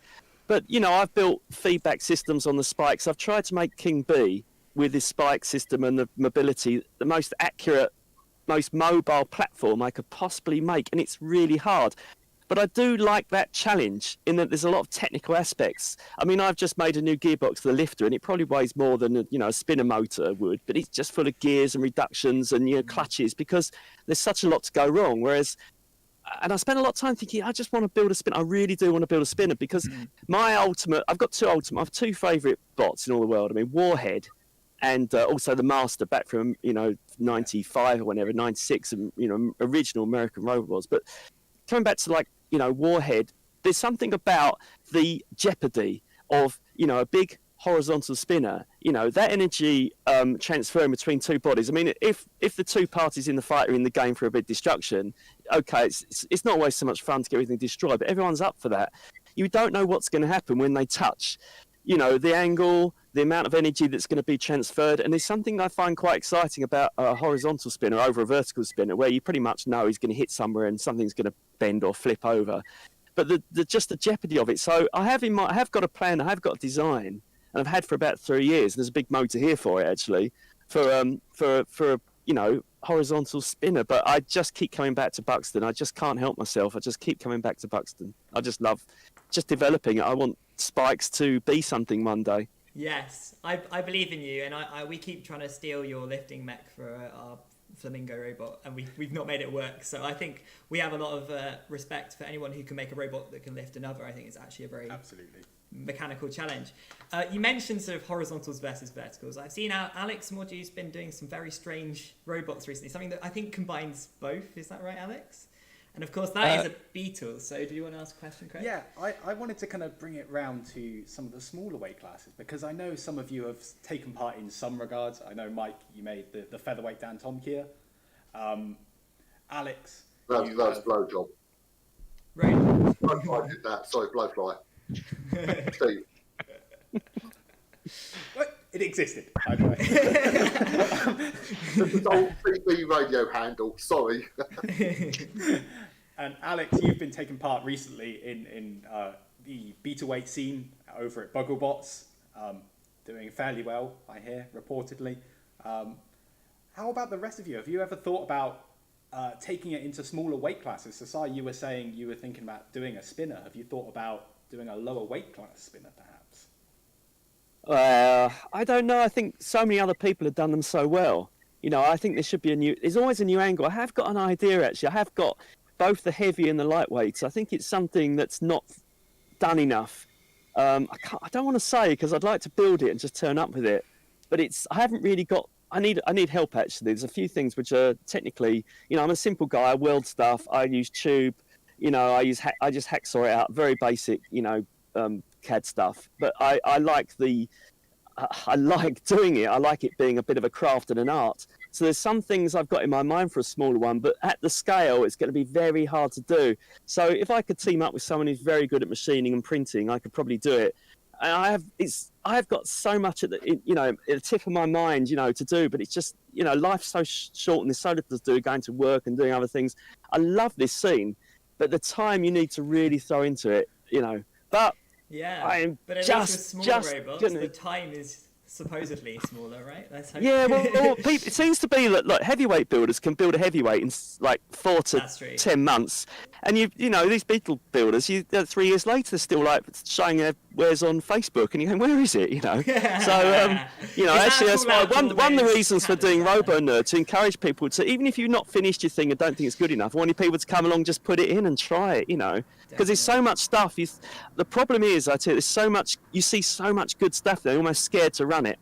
And I think it's almost it's a bit false in a way, because you shouldn't be scared to bring out whatever design you've got. You should just make it and bring it and take it and just, you know, just do it. You learn a lot. That's my philosophy anyway. Love that motto. You heard that here, guys. If you're thinking of building a robot, if you're in the CAD phase of a robot, go and build it. Come on, stop sitting around. I think people have more time at the moment, I hear. So maybe make use of that. How about you, Suren? Have you checked out the beetle or feather scene at all? Have you considered any of that sort of smaller weight class stuff? Yeah, so I used to follow it on the forum, the Fighting Robots forum. But I don't know. I've always liked heavyweights, and you know, one thing comes to mind is go big or go home. And I think I'd rather stick with the heavyweights. I don't know why the featherweights haven't really appealed to me. But as Si mentioned, you know, I think an issue I have right now is time as well. Just trying to do everything that I've got on right now. So I think I would stick with heavyweights, and you know, I definitely apply to the next Battlebots season as well. Excellent. That'll be really good. That's really good to hear. We're excited to hear that you're thinking about doing a bit of the American stuff. It'd be really good to see you bring out Supernova, all that new design you've kind of been teasing. Yeah, we like the sound of that new design. I think that would do quite well over there. So, Mike, you had your hand up earlier. Yes. Yeah. How long does it take to build a heavyweight? Dantomkia for Robot Wars, the first one took 10 days. That must have been a fun 10 days, mate. It was a hard 10 days. But yeah, and I wouldn't want to do it again. Hey, the first iteration of Two-Headed Death Flamingo took 2 days. Yeah, it was just putting it out there. A weekend of box section welding. Thank you, Rory. Yeah. But I was lucky I had very, very good neighbours. So when I angle grind metal, lived in a cul-de-sac, when I cut metal, which is extremely loud, you'd be working away and a foot will come with a pint of beer. So one of my neighbours would come over and see what I'm making and give me beer and then hold the metal while I cut it. I was very lucky. Not everybody is that lucky. Yeah, and he's still not lost a leg then. But unfortunately, those names have gone now. They've left this place, unfortunately. Yeah. But I was very lucky. I had good neighbours. Nice. And Alex, you as you've moved the other way, do you miss the bigger robots? Do you miss the oomph of those things, or do you have the same motto as me and Craig, which is heavyweights are stupid? Do you miss having to lift 100 kilos? I do miss them. I don't miss lifting them. Or, I do like them though. Like I went along to the Robot Wars Series 9 and 10 filmings, just in the audience, and just the feeling you get from it, just when just hearing something like Apex spin up, or it was just terrifying. It's just so terrifying. Even though you're perfectly safe, it's still just it's an unnatural sound, right? It is. No one should hear this. Yeah, the fear is real. So we have a really fun question here. We wanted to ask each of you, what's your favourite robot of the other 3 people? So we'll start with Alex. We'll go in reverse this time. So Alex, what's your favourite robot of these guys? And why? Why? I'm putting you on the spot. Here we go. I think it would probably be King B. We came up against we came up against them in which one was it? It was one of the extremes. We were doing like tag team. We were doing like tag team terror. I was going to mention this. Yeah, and those spikes were like, it's fine. It's just got a couple little spikes on it. But unfortunately, Firestorm at the time was made out of paper, so it just like rammed it, just went straight through the buffer tank, and it's like, oh, okay, now it doesn't flip anymore. But I'm really big fan of just like, maximum power into the drive, and the little lifty forks, and all the sort of all the electronics work as well that Sai does is just thank you. It's really cool to see, because like most people just like buying stuff off the shelf and sticking it in, and that sort of extra work that's going into it's really cool. Okay. So you try to sell stuff? Yeah. It's on sale soon. 400 amp, 100 volt drivers. There you go. This live stream brought to you by King B Electronics. Over to you, the Mike. BBB store. Oh yes. I hear there's a great robot shop out there. Mike, what's your favourite robot of the other 3? King B, and it's not for what Alex said. Reason being, King B. I'll go to Suren first. Suren is the only one we were terrified of with Supernova. So a lot of respect to Suren for that. But King B, primarily because it's beautifully well made, always well presented, but the team were good. If you ever looked into their robot and asked a question, their answer, there was no secrets inside the machine. Okay, it's a frame covered in polycarbonate, hard to hide. But the Sai would tell you exactly what's inside it, how it works, why he's done it a particular way. So, Sai, thank you very much. Massive. Oh, thank you. I mean, I'm honoured again. Thank you again. Sai support club. But Suren, come on. You must have a twist on Change this. it up, come on. Change it up. No, you can be honest. Who's your favourite robot? Well, I'm going to change it up, but it's maybe a wishy-washy answer. But I'd say all 3 for different reasons. I liked Firestorm for the differential. I thought that was they had a really cool design on the drive, and I was really impressed with the engineering behind that. I liked King Buxton because he just felt relentless. It kept on going, and if anything got in the way, it just got pushed. So I really like that part about King Buxton.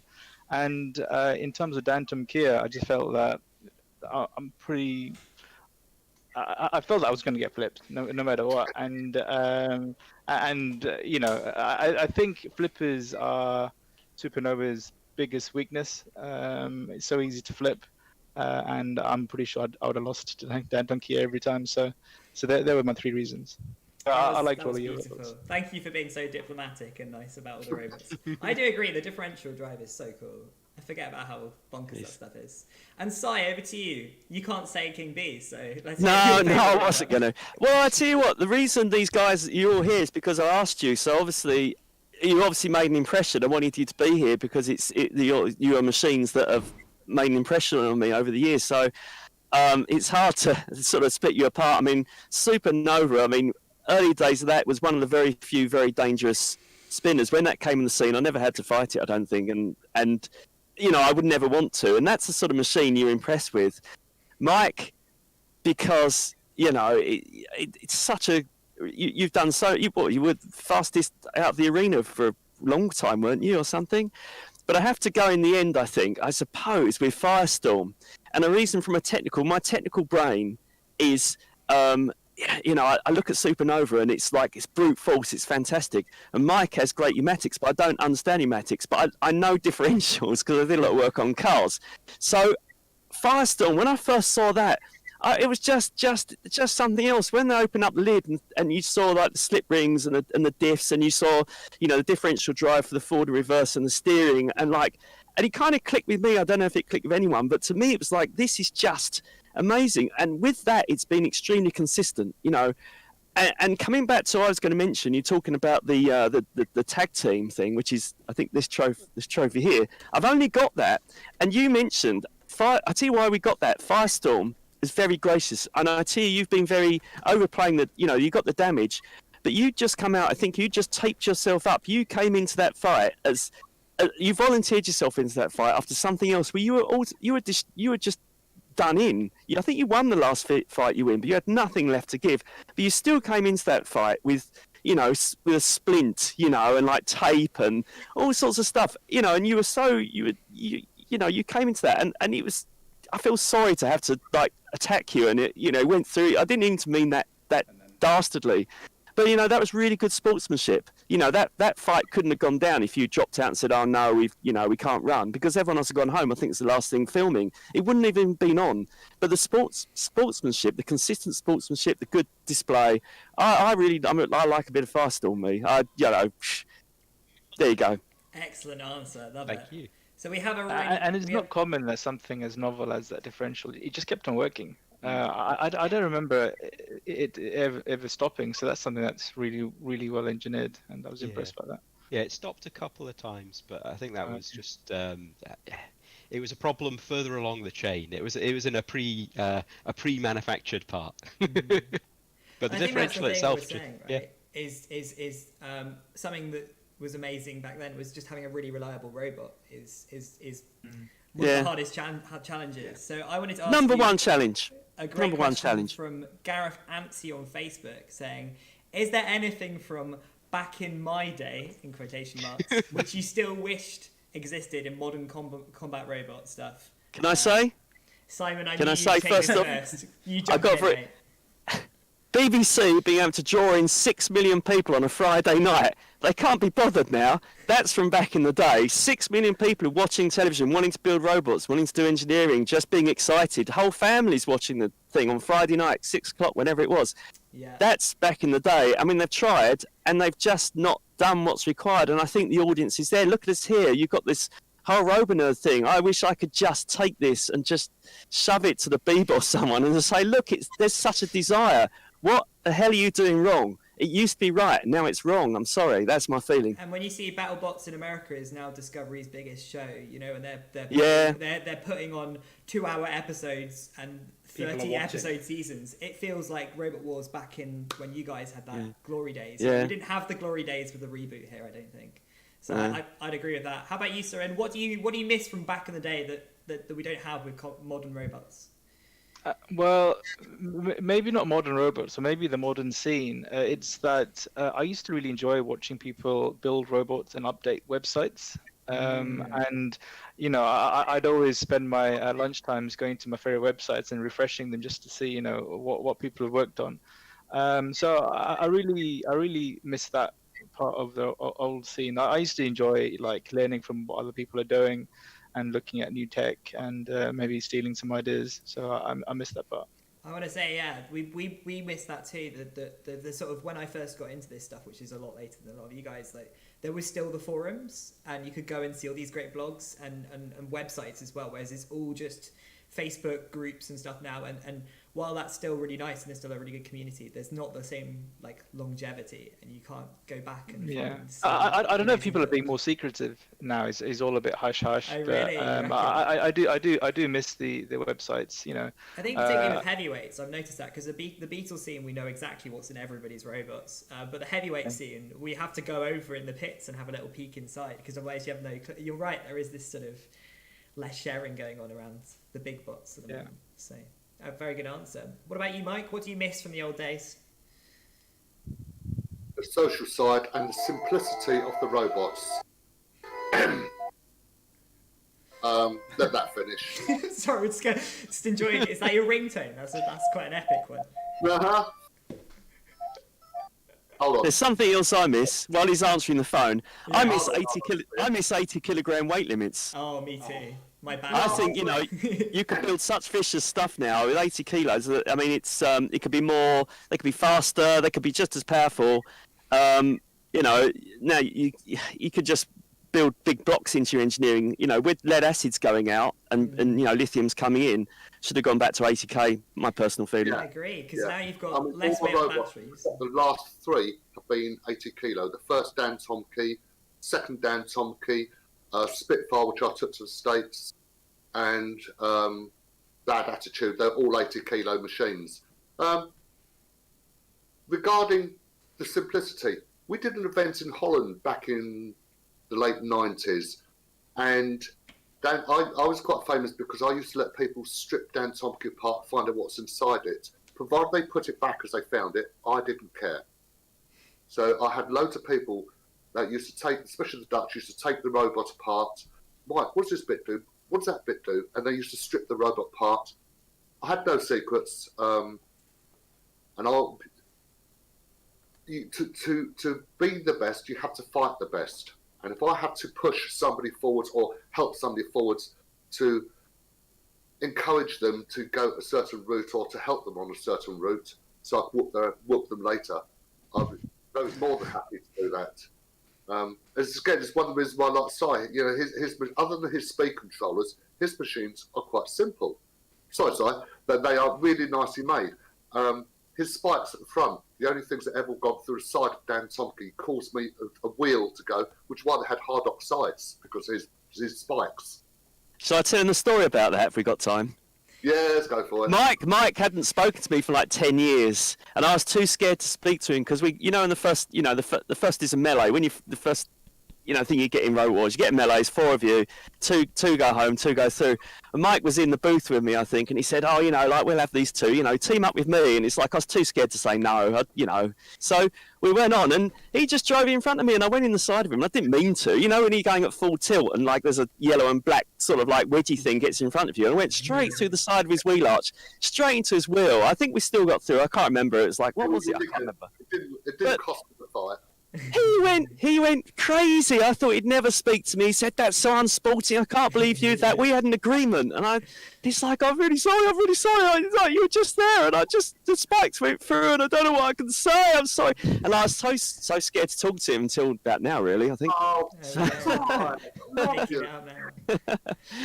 And Alex, how do you feel? Obviously, you do a lot of regular building now. What do you miss from the old school?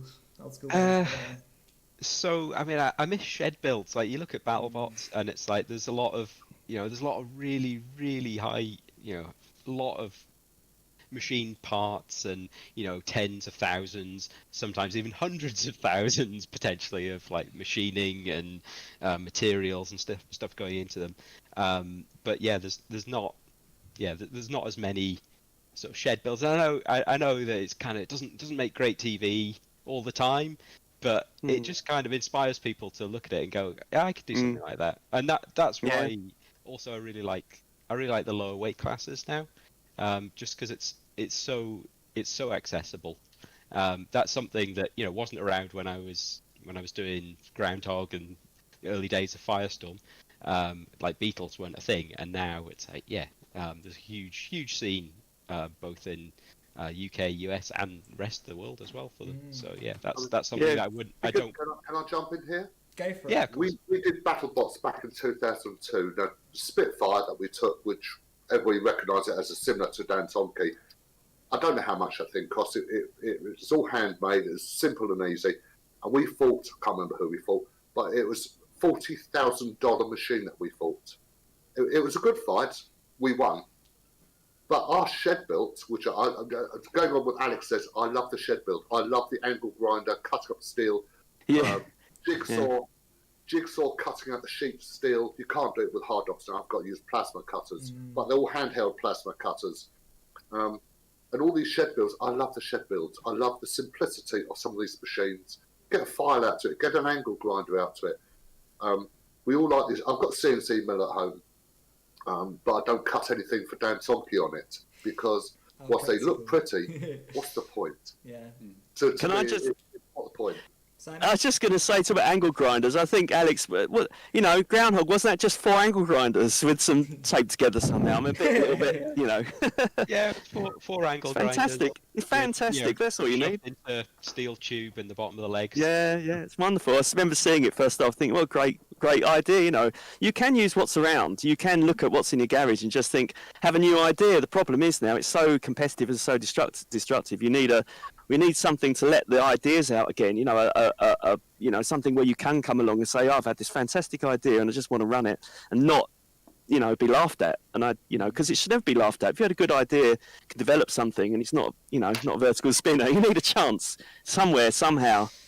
We're big advocates of the shed build. Yeah, we love the good shed. Absolutely. I did an event with Roman robots some years ago, and there's a team of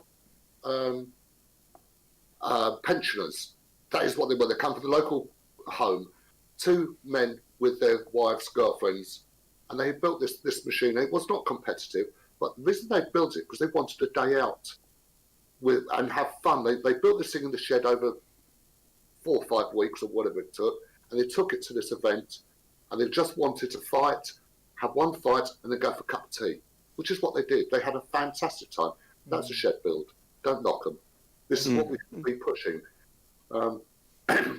We really do need to push the engineering and the creative mind. As Si says, look around your shed, look around in your house. There's things to use in there all the time. Yeah, we were going to say, I want to say that we're going to start with a quick fire round of questions in chat, so please do get your questions in chat. But I wanted to shout out Owen in chat who said, this is what plastics are great for, entire robots made with hand tools. So a lot of the featherweights particularly, and quite a lot of Beetles, are built with chopping boards. HDPE is our favourite material. We swear by HDPE now because that's how you can do stuff with a jigsaw at home really easily and quickly and do a quick bodge. Before we get to the chat questions, please chuck your questions in the quick fire one. We just wanted to speak a little bit more about Battlebots. So you mentioned, Mike, you did Battlebots in 2002, was it? How do the rest of you feel about Battlebots? Would you go compete now, as obviously that's where the televised stuff is at the moment? Alex first, how do you feel about Battlebots? I love it. I mean, it's a great entertainment show, and they've done a great job in popularizing robot combat again in the US. Really invigorating it. Like the changes they made with like the fight night formats, really cool. I can't see myself building a heavyweight, but I mean I would quite happily be on a team, help out. But did you ever consider taking Firestorm over? I don't have Firestorm anymore, sadly. No, back in the day. Oh, back in the day. I think it's just something we weren't really aware of at all. Like, we didn't really know anything really about Battlebots, at least when I was working on Firestorm. So it wasn't something we considered. Cool. How about you, Suren? Are you kind of in the same boat there? Were you kind of aware of Battlebots but not really aiming to get over there at the time? Would you go now? So I definitely go now. At the time, I was a lot younger, and it would have been a lot harder for me to go to Battlebots. But definitely now, I'd love to go. But the two most recent series of Robot Wars, I turned up with the Robot and Bits. And I don't know if you could do. Might be a bit risky they do that on shipping Battlebots something too. over. Pardon? I know many UK teams that ship over a box of parts and then start building a heavyweight when Oh, they're really? ready, so Okay. don't you worry. Well, then I've got to go as well then. I was luggage. How about you, Si? Battlebots? Yeah. Would you take well, games, right? Yeah, in the old days, I mean, I was in the early days of Robot Wars. I had a small team, but after the Series 2 and Series 3, 4, I was on my own, and so Robot Wars absorbed every part of my being, just trying to get a machine going. When you're working on your own, making electronics and the chassis and making everything. I made everything from scratch.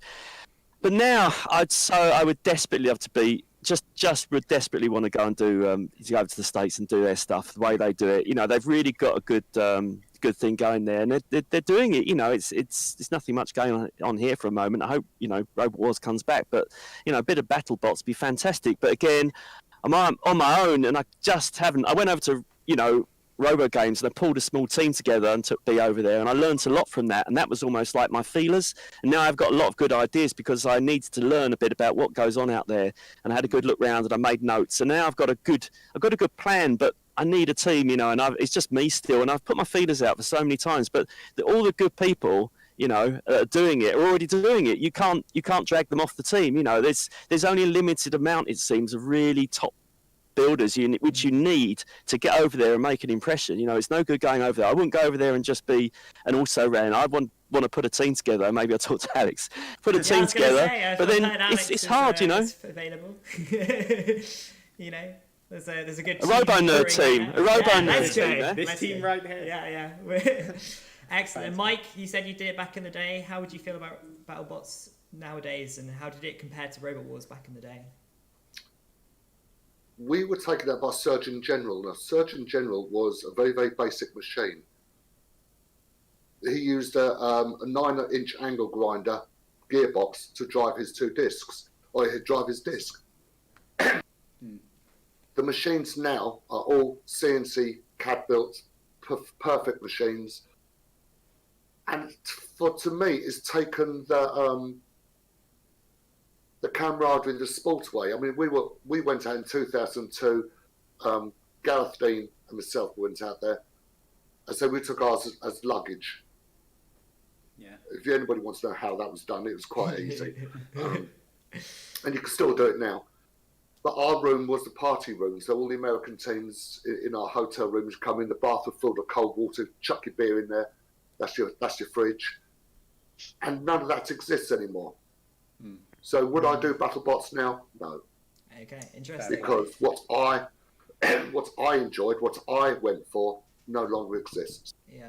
It's Right, not we've got to just move a to the- competition. We do all the live events. It's all fun and social, and it Yeah. doesn't exist anymore. It's like the F1 of Robot Combat now, isn't it? I think that's how people describe it. Yeah. But we're in the quick fire round now because we've only got 2 minutes left of the panel. So we've got a great question here from Jimmy. What was the most valuable lesson you learned from fighting robots in a very brief In 10 one seconds? sentence. In one sentence. Over to Alex. Most valuable lesson. I know nothing. Amazing. Love it. Mike? Have a better link retaining system. Cost me 4 fights. Amazing. Ciarán. Make sure you got some slack in your wires, otherwise something's going to move and pull the wires out. Si. Learn to be poor. Robots make you poor. They do, yeah. Excellent. Next question. Go for it. Taylor the Toaster asks, whatever happened to the Oblivion robots, Ciarán? Well, there were two, Yeah. but yeah, they both were recycled. Basically. Recycled into Supernova, I guess. R.I.P. Oblivion and Oblivion 2. K Bedols asks, any changes you'd make to Robot Wars if it came back on TV? Sigh. One sentence. Any changes? Changes. What would you change in one sentence? Nothing. Nothing. Oh wow. Suren?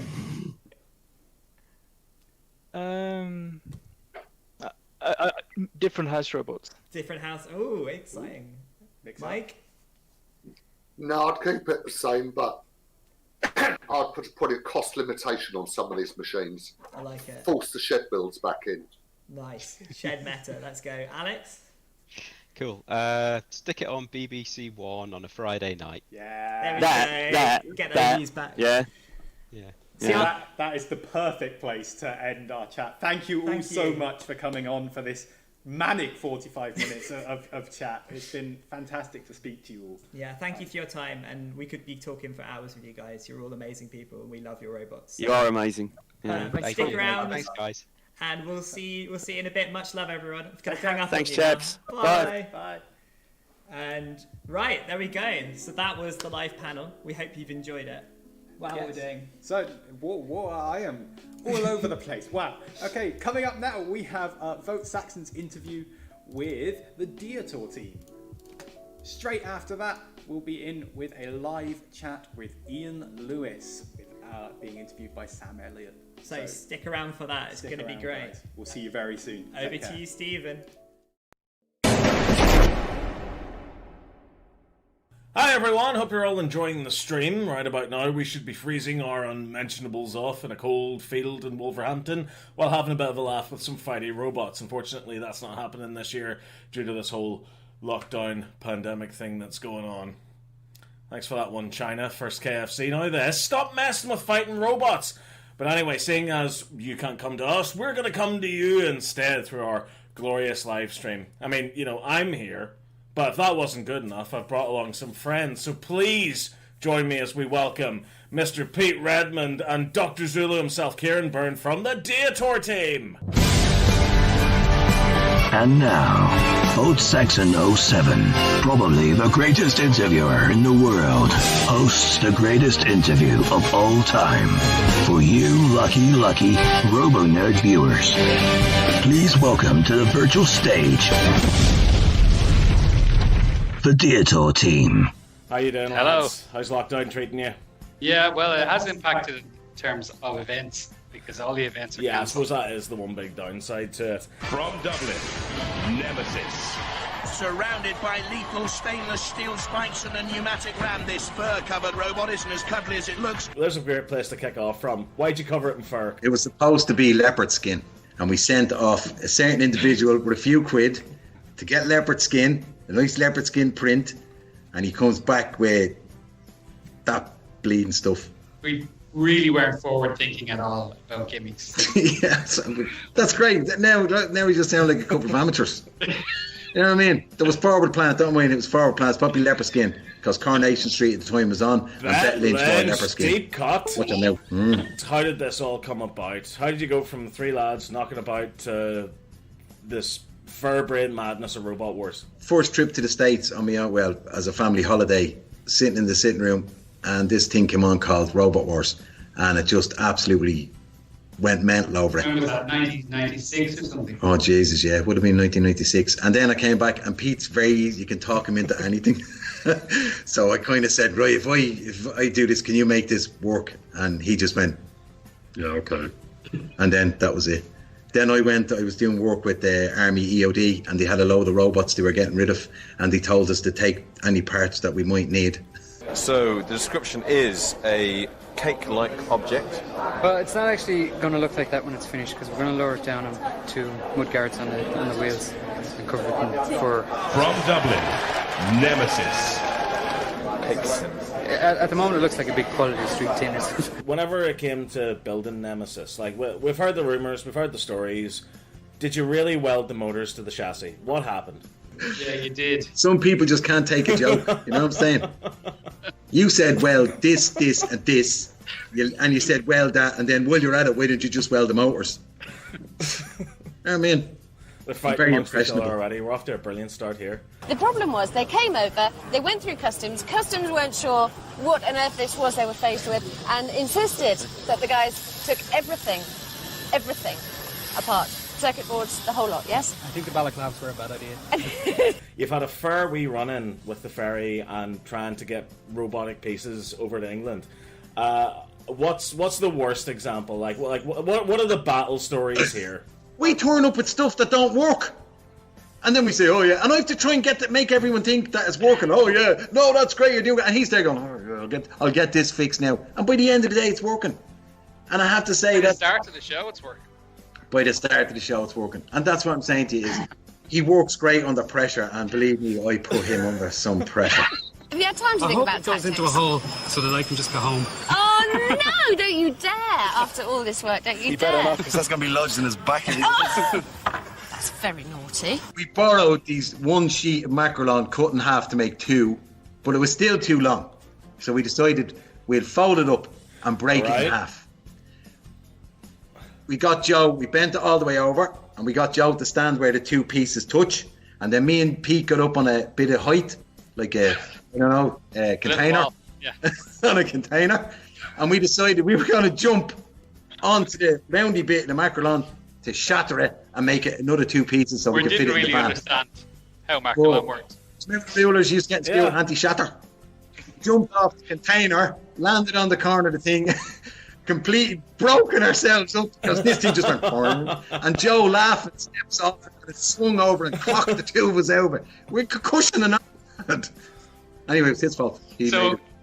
What made it worse then was that we folded it all up and we put it into the back of the van, and then we piled all the tools and everything in behind it. And then when we were going home, and then we just closed the doors carefully. It was like shaking, it was rumbling. That if you had a fly had it hit the back of it. It was like when Diotoir's springs were compressed. It was just ready to fire. And as we were going back through customs, the customs said, "What have you got in the back?" No, it was foot and mouth. Yeah. Foot and mouth. Yeah, Then to see what was in the back. Yeah. They wanted to know what was... We're not opening it. To customs, and she goes, "What?" I said, "No, we can't open it." And she goes, "You'll open it now." I said, "No, seriously, we can't. If we open it, it's gonna just explode." Stupid choice of words now when you think of it.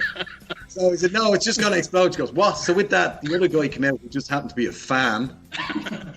And he said, "Oh," and he says, "What's in the back?" And then we had to give him a big long list, and he just looked in and went, "They're grand," off his pop. So for not opening the door, you were driving away and you were, "Oh jeez, I can't believe now, that was great." And then I go, "Hey!" And we, do you know them things go, throw the water up on the cars for cleaning the foot and mouth.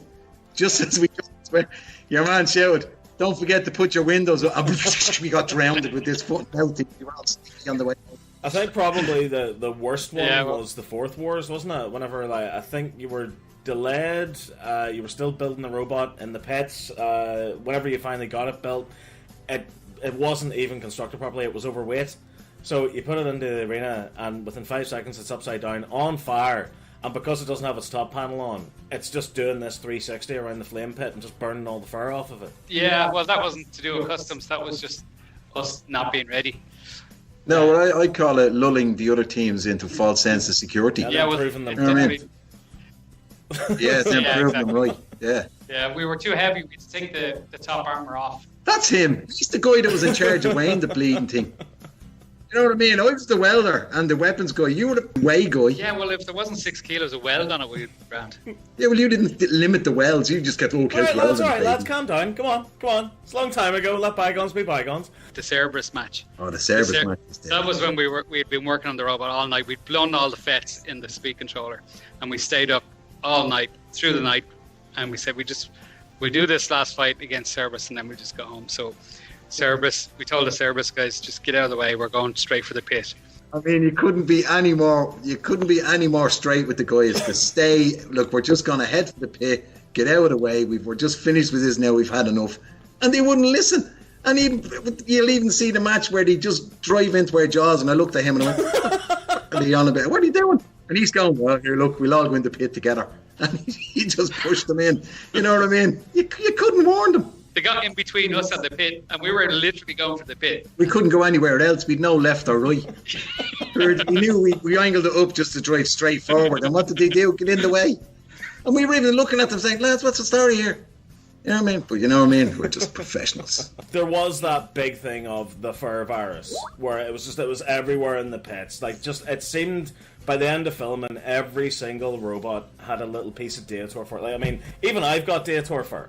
I mean, yeah, It's free. Yeah, I got it in where'd you Dublin get that? many moons ago. Whenever I first met Pete. Oh, my jacket is missing a patch that size. So if you cut that out of my jacket, Redmond, I swear to James. There you go. The truth finally comes out. Whenever people see a wee piece of Diotoir fur on a robot, is that because you guys had a hand in trying to fix it? Because I know you were very involved in fixing other teams' machines and that sort of thing. Or is it just, oh, here, do you want a bit of fur? Do you want a bit of fur? The guy that bought it bought way too much. Here, take it.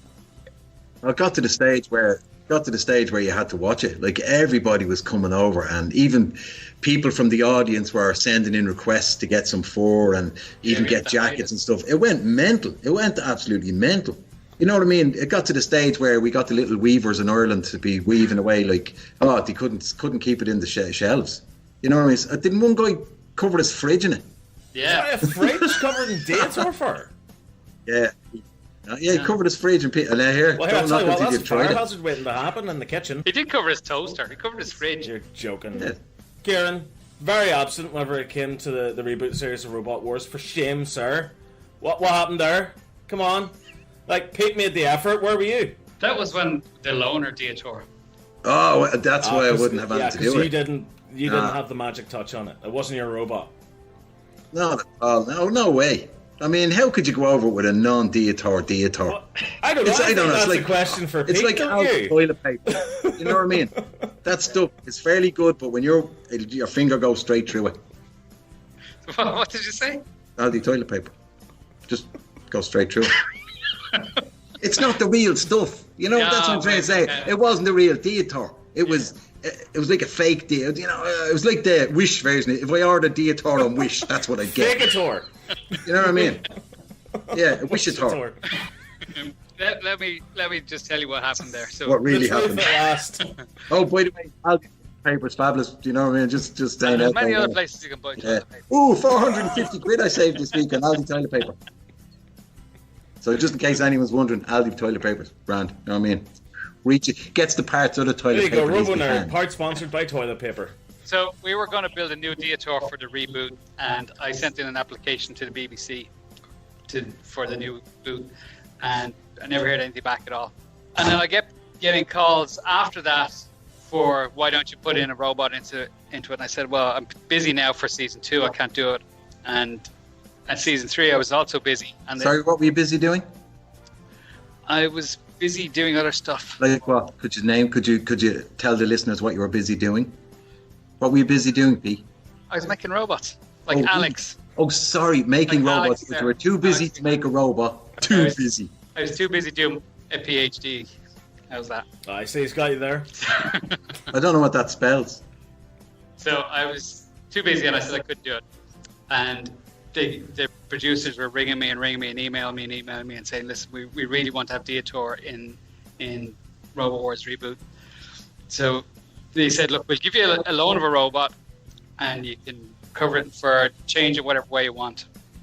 And so I said to the lads, and they go, no, we can't do it. Hang on, you said they forced you to do it at gunpoint. Yeah, I'm getting to that. All right. So at gunpoint, they forced me to do it. Why do you keep looking behind you? Checking to see if the coast is clear. They're still there. There's one about to pop out Lat Dalek. I went over, we covered it I had about 10-second practice go of driving it, and then the show started. Are you still speaking English, the two of you? Good day to the Tina. What are you saying? You went no. You don't know. Diotoir, did they sense that Tornado was on its last leg, as it were? What a shot this is! Diotoir nearly went in, but Tornado crashed out! The 12 seeds are gone! What a win for Diotoir! Are you surprised at all at the technological evolution of robots between the classic series like Nemesis and Diotoir and nowadays? After our last show we done, having a look at the new lads, what's that, immersion? Yeah. My God. Unbelievable. I mean, these guys are taking, like, what used to be just a garage thing with the father and the son or a couple of mates getting together over a few beards. Now you've got guys coming in that have no lives and they're just spending their whole time in a shed. You know what I mean? They don't even meet. All you have to do is to piss them off. It's just throw a girl in between the three. They don't even have to talk to each other. Well, you've got these lads building machines now, and seriously, you think Armageddon ain't going to happen? It's going to happen, and it's because of them bleeding immersion, lads. It's changed an awful lot. It really has. We were making out of metal bits, but we were lucky that we got those gearboxes and stuff from the bomb disposal robots. And we have to give a big thank to them lads, the EOD squads that were they weren't scrapping them at the time, but they ended up scrapping for us. But we were up against some robots with wheelchair motors and stuff like that, whereas now it's 3-phase motors with the brushless motors and super high torque, and the speed controllers now are crazy amps. It's just changed. Even the metals, there was no Hardox in the first seasons. Jeez, we were ahead of the game with stainless steel and Alclad. Yeah. You know what I mean? We were ahead of the game with that stuff. They were made out of... One lad made one out of chopping boards. Hey, who makes a fucking robot out of a that's chopping called board? HDPE these days. Thank you very much. He's got a PhD and you've got a HDGP. You know? He's got the degree, I've got the cotton board, you know. You've got a HDGP. Right. So, obviously, there's a big difference between robots then and now. What are we going to be seeing in the future? What's your predictions for the way the technology's going and the way it's evolving? Virtual reality robots. That way, nobody gets hurt. You don't need an arena. Oh, where's the it doesn't fun cost in you that? anything. Come on. Exactly. But when did you've changed? You've changed. You used to want to put chickens in the arena. I still do. Now you want a virtual reality arena? Yes, I do. I want to have, virtual reality really. Yeah. But imagine coming straight up to your mush. You know what I mean? No, I want audience participation in the arena. Like we call out a number. If you've got that number. Shark Tank. Yes, Shark Tank. Throw it. Whoever has that number goes into the arena with the robots. In like a cage. Yeah, could you imagine the guy who's controlling and loses, the door opens and he gets put into the arena. See that? You know what I mean? I think it should be like gladiatorial combat.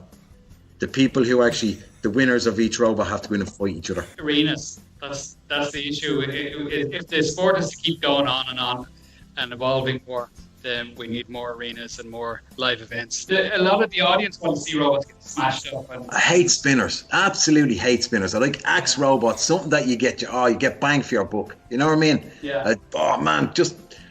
There should be more axe robots. You know what I mean? Thor should have children.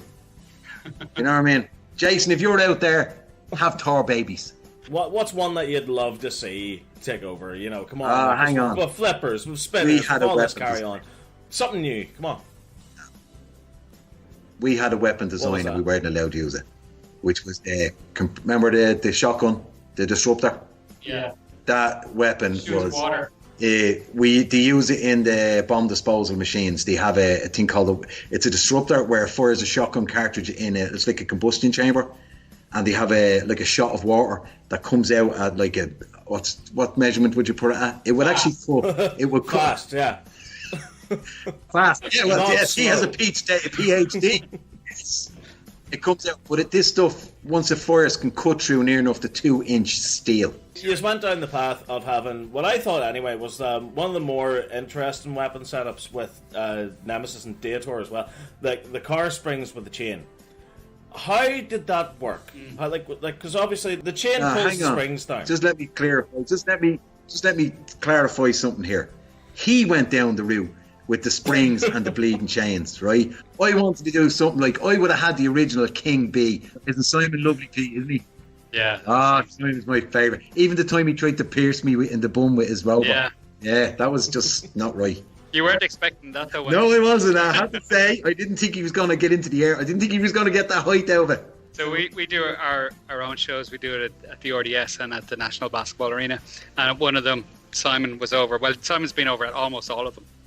And with King B, and Zulu was waving his bum at the... No, we do a part of the show where we have household appliances in the arena. Yeah, and they just absolutely annihilate them.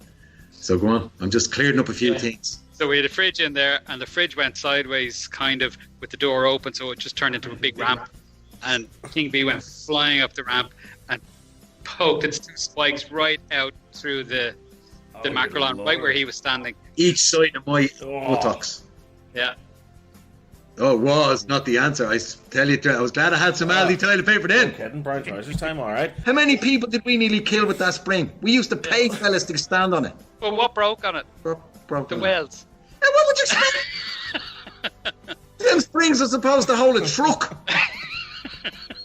There was a big lad, and we got him to pick up the anvil, and the anvil weighed, oh man, it was like something out of Acme Labs. And he picked up, and all we asked him to do was put the anvil onto the end of the weapon to test it. He stood on it. And then suddenly we ran. Because we thought if that thing fired, the legs were going up through him, and he would have been a very, very short lad, right? All I wanted was a robot with a spike out of it that we could drive around and just kill things. But no, Mr. PhD, let's make this with geometric lock. Yeah, I wanted to make something different. So I looked at the flippers seemed to be winning at the time anyway, in the evolution. And so we said we go flipper, but the problem at that time was they were using air and compressed air, and you'd only get 3 good flips out of your robot, and then it would stop working. So I thought we had hydraulics, then we'd be able to keep going continuously. And we tried so many different ways, but we just couldn't get the ratio on it correct, where it would flip and be able to self-right. And the self-right was the biggest issue that we had. It just, no matter what we did, we couldn't get it self-right. In terms of how the setup was, so you had the chain that pulled the springs down. What was pulling the chain? How did it reset? It's something that's bothered me for years now. Oh, don't get him started. Okay, so there was an arm like that you saw. There's a chain down the middle of that was attached to a hydraulic ram. And the hydraulic ram would push, and that would pull down the chain. And then when it got down, there was at the back of it there was a geometric lock that would lock in like your knee or your elbow. And then all we did was just a small bit of pressure there would pop that, and the springs would push we stole a front wheel off an aircraft. Steal it. We borrowed it. We put it back afterwards, but we borrowed it. We stole it. Yeah, it's the bit that locks the legs of an airplane. Carriage. An airplane that will remain nameless. No, hang on. What was the bag of wee in it for? What? The bag that had the wee in it. Yeah, that was to hold the hydraulic fluid. That was hydraulic. You told me it was wee. It's not the truth that's coming out now. You lying fecker, you. Don't touch that. It's wee. But don't weld near that. Don't burn that bag because it's full of wee. Yeah, it was a blood For those bag. of you that don't know wee. Yeah, basically, so Diotoir had a catheter bag. Yes. He said it was wee in it. It was, yeah, we needed to find something that could hold hydraulic fluid and be flexible. Fluid, tell me now. Oh, dear. Well, I'll tell you what, like, it sounds like filming with Robot Wars was a lot of fun anyway. I mean, you lads were just having an absolute ball with it. I think the crux of that really came whenever you were filming with Vic Reeves for the celebrity special. Like, not only did Diotoir have a catheter bag, it had a bomb on it as well. Frying pan on the front of it, all this carry on. Here's money, go out and get some gimmicks, and he brings back an arse.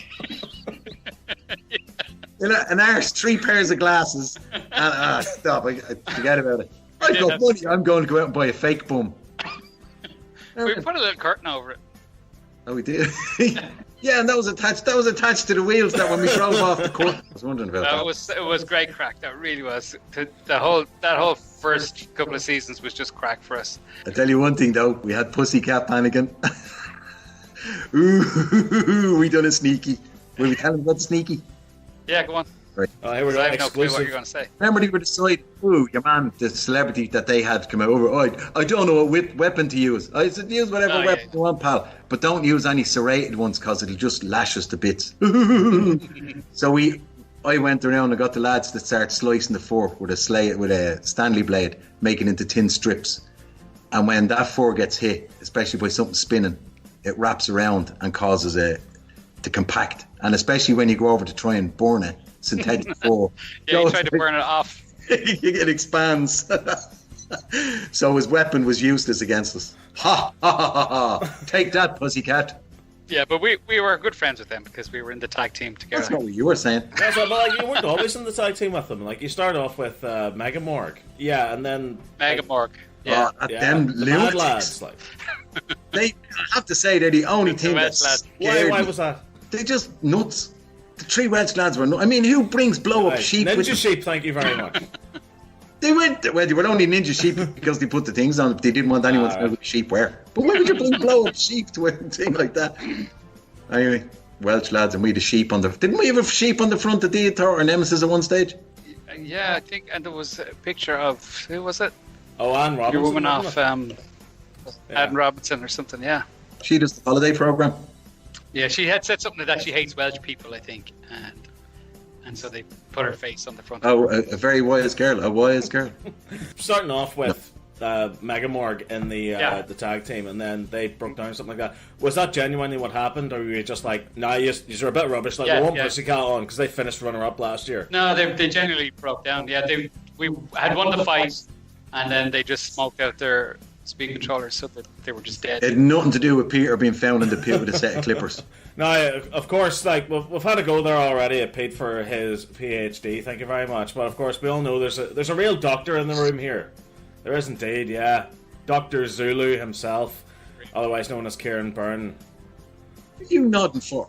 Yeah, it was your bleeding idea. Where's the name Dr. Zulu originate? Dr. Zulu came about because they were setting up a magazine and they wanted something, the fun aspect. And let's face it, without us, there was no fun in Robot Wars. It was all just a load of nerd making stuff out of garbage, afraid to be out and see the real world. You know what I mean? Praying that. What's that? What was that thing called where your man came back from the future? Through the corners. Oh, Terminator. I'll be back. What was that thing? Terminator. Yeah, they're praying for this bleeding thing to happen. They'll probably cause it. Nerdy. And you, PhD head. Hang on.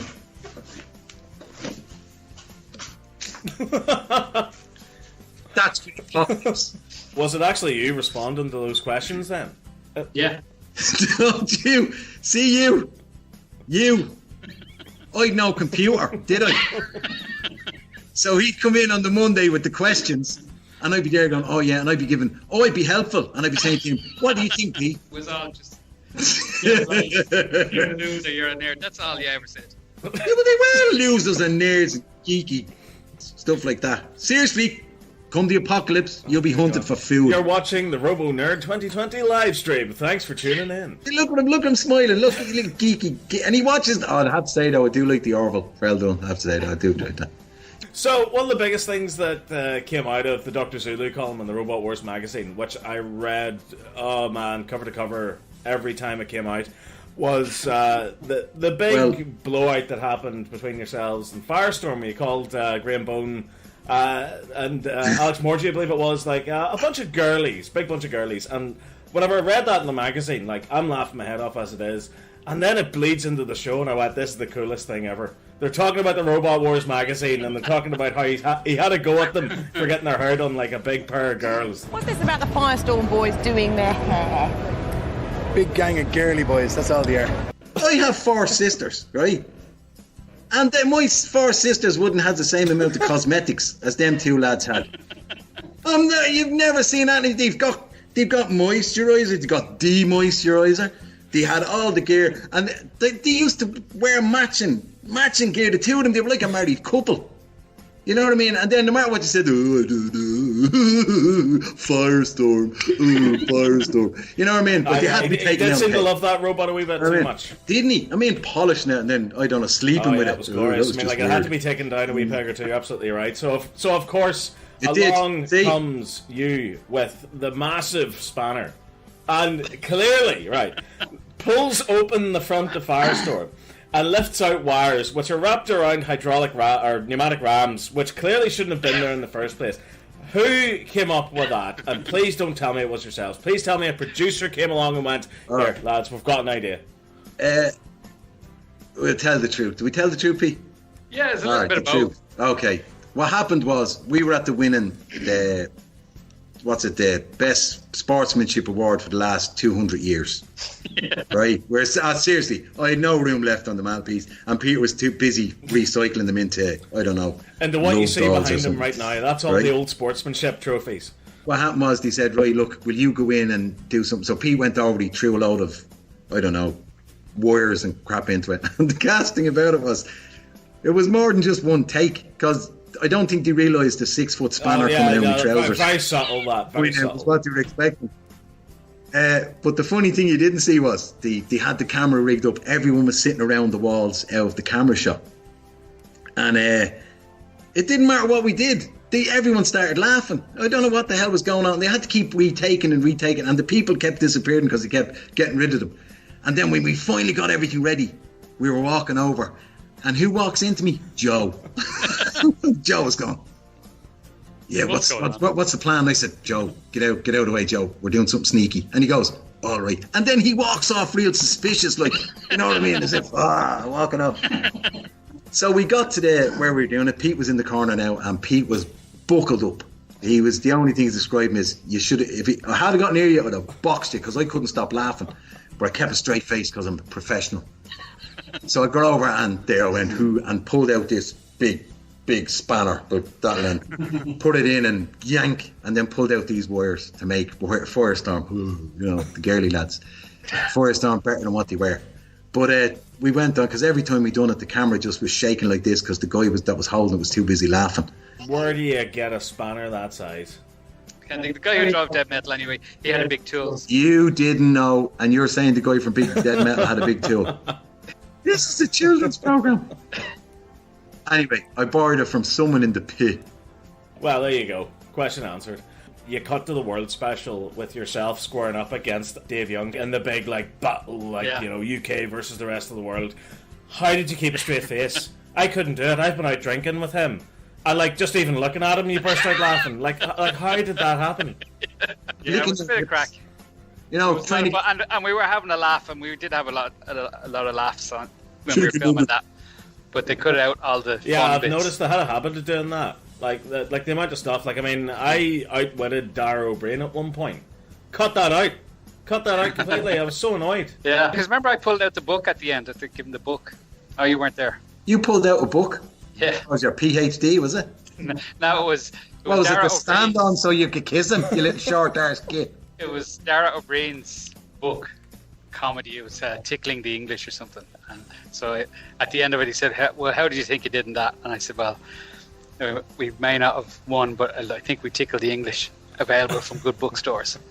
And he grabbed it off me and he flung it across the arena. Dara O'Brien was the man in charge whenever it came to the reboot series. Of course, the boy, the legend himself, Craig Charles, he was the Master of Mayhem from the Second Wars up to the Seventh Wars.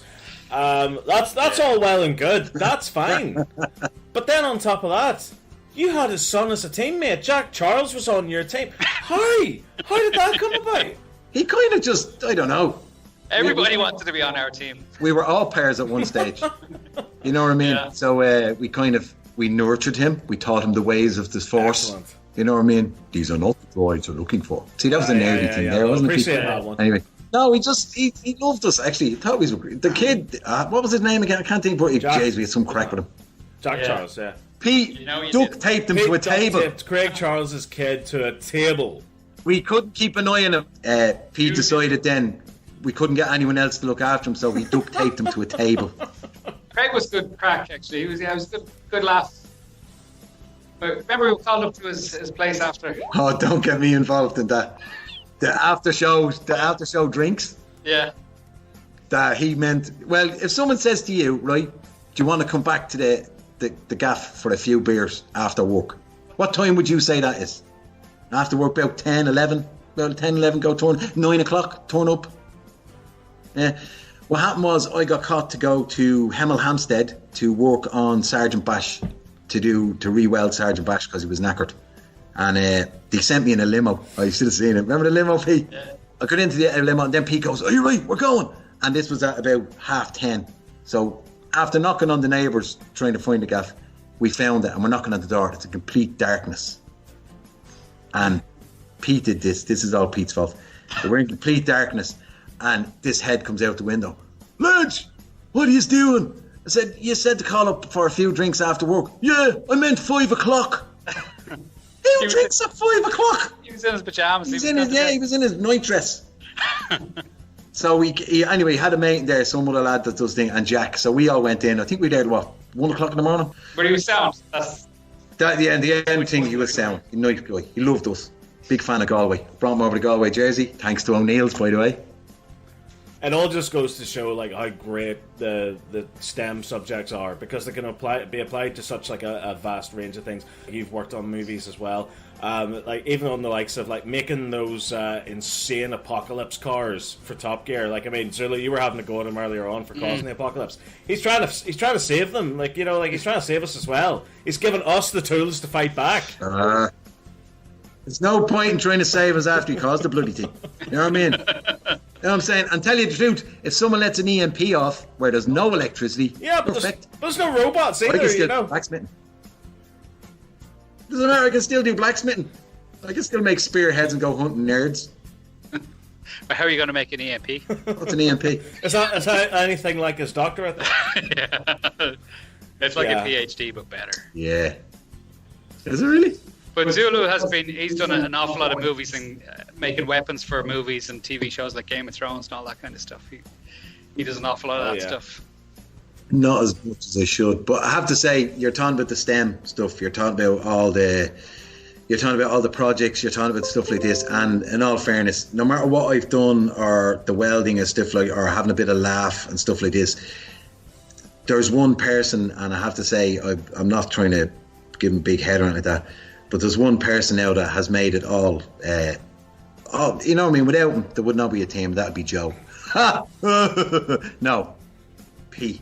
He does the STEM stuff. He gets the kids. He has his love of the machines and his love for electronics and computing and stuff. It's toxic. It's contagious. And I have to say, when he's dealing with the likes of, whether it be a class full of about 100 kids doing the coder dojos, or just basically getting on through things, and the guy that gives us a hand when we're building stuff, I have to say now, in all fairness, and hats off to him, he is absolutely a genius.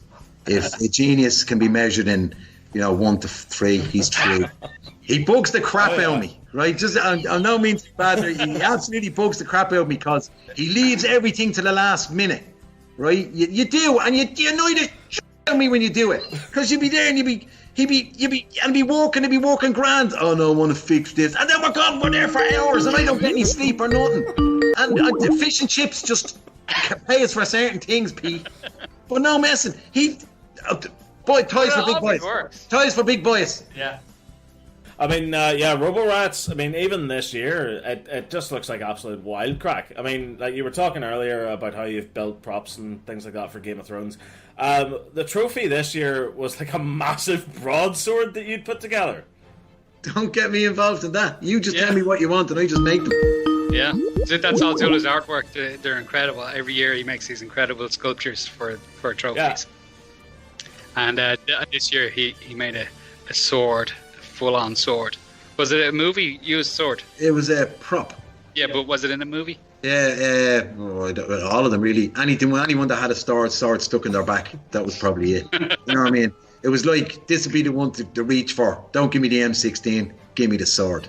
You know what I mean? Yeah. One of the things that happened this year that I think got a lot of people talking was whenever Audacious got stuck on the wall, and next thing you know, you're rugby tackling that wall at 100 miles an hour to get it back onto its wheels again. Oh, don't start that! Bang! Like back onto the wheels again. You know, like he was in bits. He wasn't moving. And like, you have to understand, right? I'm watching it from the audience side of it, right? I look at the audience, and I have to say, you're getting involved, you're getting this, you're getting that. And every battle up to that, Joe goes, oh, he's gone, in your ear, right? And then I'm going, shush, he's gone. And then we do the count. And you knew he was knackered. You knew he was in bits. So all I did was I just gave him a that gentle looked gentle, yeah. Someone videoed that. Zulu got it in the ear for a long time. Oh, stop. I'm still getting hate mail from Joe because of it. One thing that I wanted to ask is, and this has annoyed me, is why has there never been a Diotoir toy? Because I imagine that. It would sell like crazy. Like, that's the closest I've ever got to having, look at that. To having a Diotoir toy. It's my little cardboard model I made when I was no age. Well, what they told us was that they couldn't do one because they were afraid rubbish. To be set Absolute rubbish. We got nothing. Out of the whole robot world thing, we got nothing. We got a book. Out of and we were listening back on lads that had continued, they got this, and they got this. And what did we get? We got bleeding a book. I mean, Robot Wars was great. Robot Wars was great crack. It was a learning curve. We were in the PlayStation game and the Nintendo game, and we were in a book, but they didn't tell us about any of that. We didn't hear about that. Just randomly came across. Sure, even the Dr. Zulu things in the magazine. All I got was hate mail. I suppose a good side of that, though, is that BBC don't own the rights to Diotoir, the look of Diotoir, so we could bring Diotoir anywhere and to any of the other shows, like even 'cause BattleBots, whatever. It's basically and maybe get a toy there. now, isn't it, with the Diotoir paint job? Well, that's Diotoir. So we're making a new Diotoir at the moment. Are we? Exclusive there. Exclusive there. Oh, we are, because that's all them boxes. Yeah, that's what all those boxes Oh, yeah, I just thought that was crap. What's the idea for the new Diotoir? What's the new design? We're probably going back to hydraulics, though. So. Oh, no. No, see, that's the thing. Like, we were joking about it on the show all those years ago, right? But now, this time around, it's the actual NASA springs from the space shuttle. That's what it'll be. It'll not be car springs anymore. I've got the ultimate weapon, poo on a stick. Anyone came at you with poo on a stick, you just ran. There was no defense against poo on a stick. Not You even see, that's poo the on a worst bigger thing. stick. You've told them all to go to Aldi and buy the toilet paper. Like, Poo you're on a hoisted stick. by your own petard Nothing there. like it. If someone came at you with a poo on a I've had stick, enough would you toilet fight them? paper. If I had Aldi toilet paper. Yeah. And Aldi's has cams too. Jeez, It's like imagine Iron you did Man start with well toilet making paper, them. you know. Yeah. Extra absorbent. Yeah. 4-ply. But I mean, like, poo on a stick. Lollipop stick. Hi, I'm Ciarán Byrne. I'm the armour. This is Pete Redmond, he's the captain. And Joe Gavin, the electrician. This is the robot Diotoir 2. We're here to kick ass and chew bubblegum. And we're all out of gum. Right, Sorry, when are we starting this? We're finishing it now. Lads, thanks so much for taking the time out to speak to us here today. Robo Rats, when's the next we're going to be hearing of it? The next one is the 9th and 10th of October. 9th and 10th of October 2021. Hopefully by then, there'll be no more masks, no more carry-on, and all this will be completely gone, and we can all be back to normally being social distant as opposed to having it enforced upon us, and we can get down there. Thanks for watching, everyone. That was the Diotoir team. Whether you wanted them or not, that was Take them. care. Cheers, everyone. Bye-bye. Thanks for watching. Subscribe to Vote Section 07, the best channel on YouTube, on the internet, in the world. Probably. Incredible. Thank you so much, Stephen, Pete, and Ciarán, for that interview. That was hilarious, and it is very exciting to hear about a new Diotoir. I saw the chat go crazy when that went up. Very exciting stuff, apparently with the poo on a stick weapon. Innovative, very innovative. We're just jumping on Skype now in a couple of seconds. We've got Sam Elliott interviewing Ian Lewis, which is going to be a real time. Answer all your questions in chat. So, are we ready to hand over? I think we are. Are you guys ready? All right, handing over to you. Here we go. Hello everybody, hello RoboNerd. Hopefully you're enjoying the stream. I think that was fair to say it was a really good interview with Diotoir. I'm joined with Ian Lewis from Team Razer. How you doing, Ian? Yeah, doing alright, really. Yeah, pretty good. Excellent. Yeah. Good to hear. Obviously I'm going to take a lot of questions from the live stream as and when that comes about. But one thing I want to ask you first, which is your favourite of your two robots? Is it Warhead or is it Razer? Well, I know it's like trying to ask between, which is your favourite child, but like that's you got to ask these things. Yeah, it's kind of it's one of those things. I think I kind of became more connected with Razer, I would say, on a sort of personal level. Really, it was almost like a pet dog or something. Yeah. And I think really that was from that real connection with the machine. It's so organic and so beautiful. And Simon and I, we put so much work into it that it was just one of those things, you just couldn't live without it after a while, and you almost took the identity on yourself. And battling with the machine in the arena, you had to really fight for your life, So it was a great connection. I always sort of saw Warhead really. It was a difficult kind of birth with that machine. It was a big machine that took a lot of work, about 2 years, and I think Simon and I, we did suffer a little bit with that, and it was kind of a better thing though, because it was so brutish. It was a lot easier to use and to almost smash up. You see what I mean? Yeah, I mean both are phenomenal. I love them both equally. They're fantastic. One thing I also have to ask, obviously, you did come back for both reboots of both shows. Which do you prefer? Like, did you prefer the classic days or the modern days, and obviously Robot Wars and Battlebots as well? Which is your favourite era of robot combat? I think really I preferred the early days of Robot Wars. I would say about not in the really early ones, because the robots were a bit unreliable, to be honest. Razer had its fair share of breakdowns, didn't it, back in the day? Yeah, the machines were being pulled out on bits of string and things like this. There was all sorts of tricks on there, TV tricks. But and really, what you wanted was a damn good battle. So when things got going, I think by about the time, about probably the 4th and 5th, things really, 3rd, 4th, 5th, it was really good. Tornado was sort of coming into their own as well, which was brilliant to challenge us, because you always want somebody to really push you on.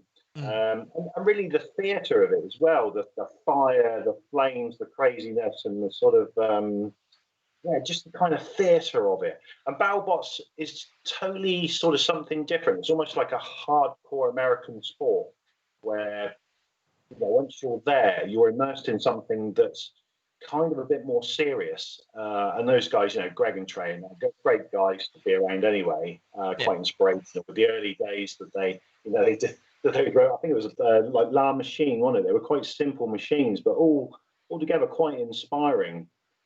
Yeah. I've had a question come in from John Ray. What's your favourite fight you've been in? You mentioned Tornado.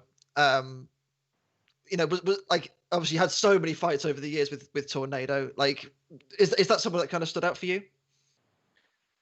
Tornado did stand out. There, I mean, it was one of the greatest fights, but also one of the sort of most disappointing finishes as well, where it's something I always regret. And I was thinking about it this morning. And I thought, well, I think it was the 6th one, or something like that. We were fighting. It was the classic one where we were trying to get them down the pit, and they wouldn't fit. The frame on. The frame on. Yeah, that's it. And if you watch that bit of footage, when we finally do get hold of them and lift them up, Vinny, I think, shouted, "You got 20 seconds to get them down the pit." And it kind of focused me on the pit. And as the machine moves, it tries to turn left, which is towards the end of the arena. Now, that would have been a better option, because we could have dumped them outside over the edge and they could have fallen off and we could have come back to the middle. I always wanted that ending, that kind of on the ropes sort of comeback. But I mean, that battle, in a way, we just got beaten. We just got absolutely pounded. I mean, they had a hell of a lot of more grip than us.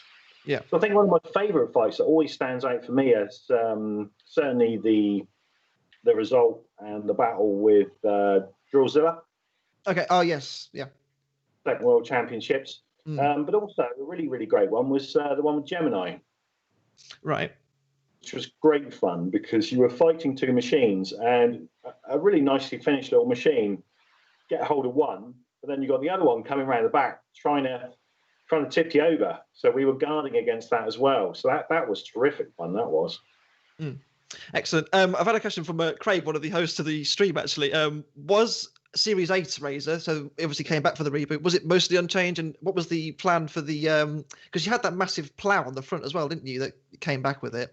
Obviously, Carbide was in your heat. How do you think you would have fared?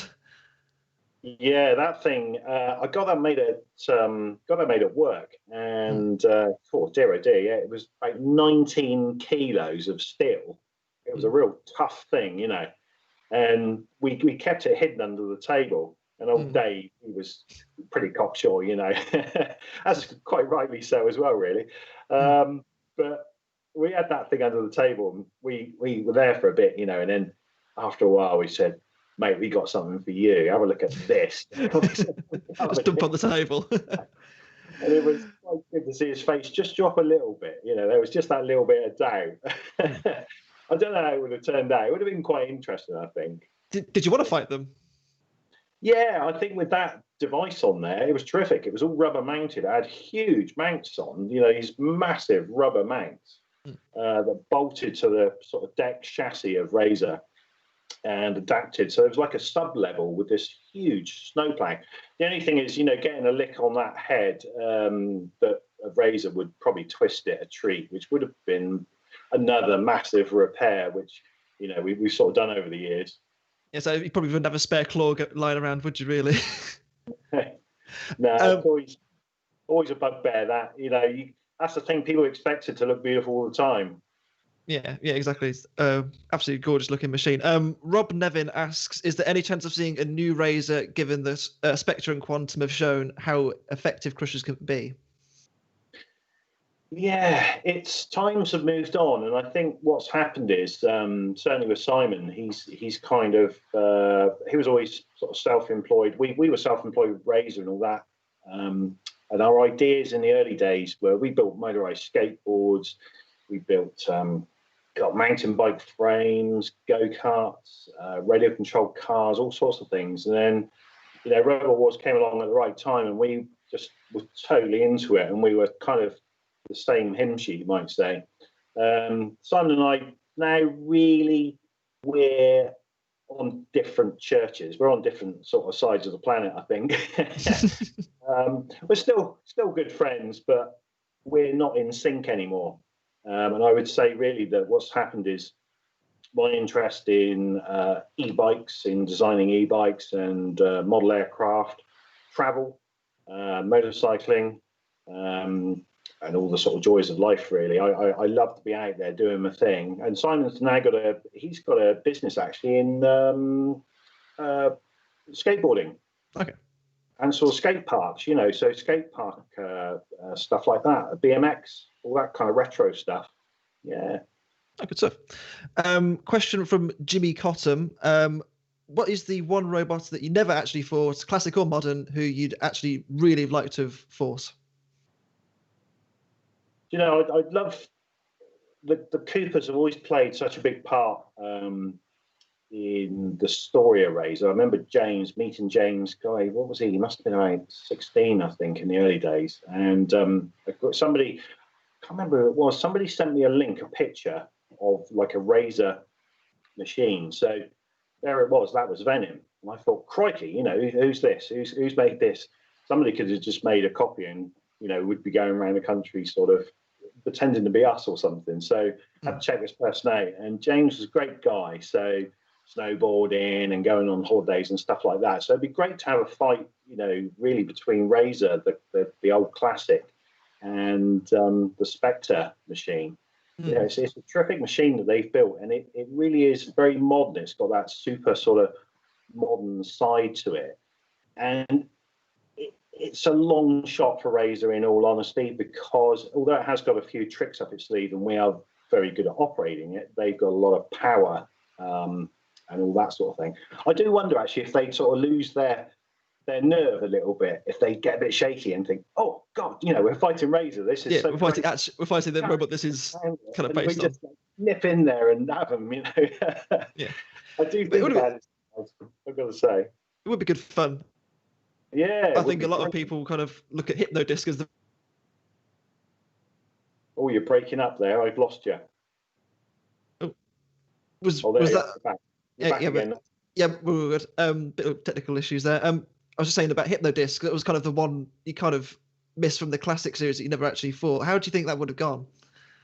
Yeah, those guys are super nice guys. They I did say to those guys at one point, I said, if I had to swap Razer, I'd swap it for Hypnodisc. I really like your machine. It was a really cool sort of machine. It had its problems, like Razer did as well in its design, where I think the batteries used to get shot.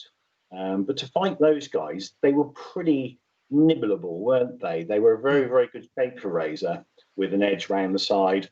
And if you look at the new rotors these days, are sort of the Carbides, the big machines in America. I mean, it's nearly all spinners out there now, isn't it? Actually, Hypnodisc of the day was quite sort of tame, really, in its day, but it's still really, really effective and very, very popular with the crowd. And that was it. I think it was a great performer. So you don't just want to go in there with a blob. You want to have two machines sort of coming in there, duking it out, and people go, right, that one's a spinner, right, that one's a biter. Which one's going to do its thing? Really, it's going to lay it out in front of everybody. Yep, absolutely good. Good analysis, I think. Question from the Seaborg: what was the story behind Razzler, the 150-gram ant weight version of Razer? Was that good fun to put together? Yeah, that was brilliant. That little thing. A bit of a naughty name, that really, but we got some good sponsorship with that. But yeah, that was what we used to do. We used to go down the pub after Robot Wars in the evening. We'd all go down the bar, and I can remember loads of us all piling into a pub. And some people sort of knew about Robot Wars and that it was in town, and it was filming, and they'd come and chat to you. And a couple of people, I think it was George, he built a little Chaos 2 first of all. And a couple of other people had like little ant weight things, but they were mainly adapted toys. So I thought, cool, I mean, this is good, So it was so much good fun that, just had to put one together.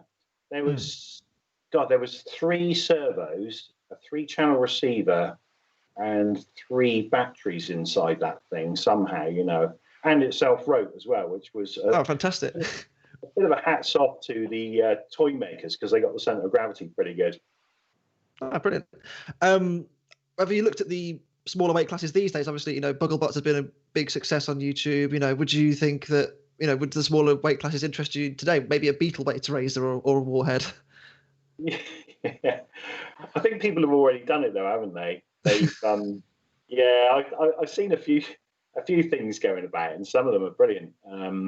Actually, while I was over in China, I saw a guy who showed it was like a kind of probably a Beetle weight of Warhead, and it was an incredible blooming piece of work. Oh my god, it was so detailed. It was absolutely fantastic, and I'm not sure to what degree it worked, but it didn't half look good. It was beautifully modelled. So, yeah, I think for me, I'm kind of more into the these days. It's sad to say it, but the robot stuff is in my fond memories and my dreams. But yeah, I'm still model planes, still with the e-bikes and stuff today. Fair enough. Question from Adam Peckett is: how did the idea for Razer kind of form in the first place? It's quite a unique design, especially at the time when a lot of things were boxes with spikes on them. Razer certainly stood out in the early series. How did that come about? Yeah, Simon and I, we watched the show and we thought we really, really liked the show, and it was something that we were so determined to do almost from the outset. To the point that we said, right, we've got to make something that's quite eye-catching.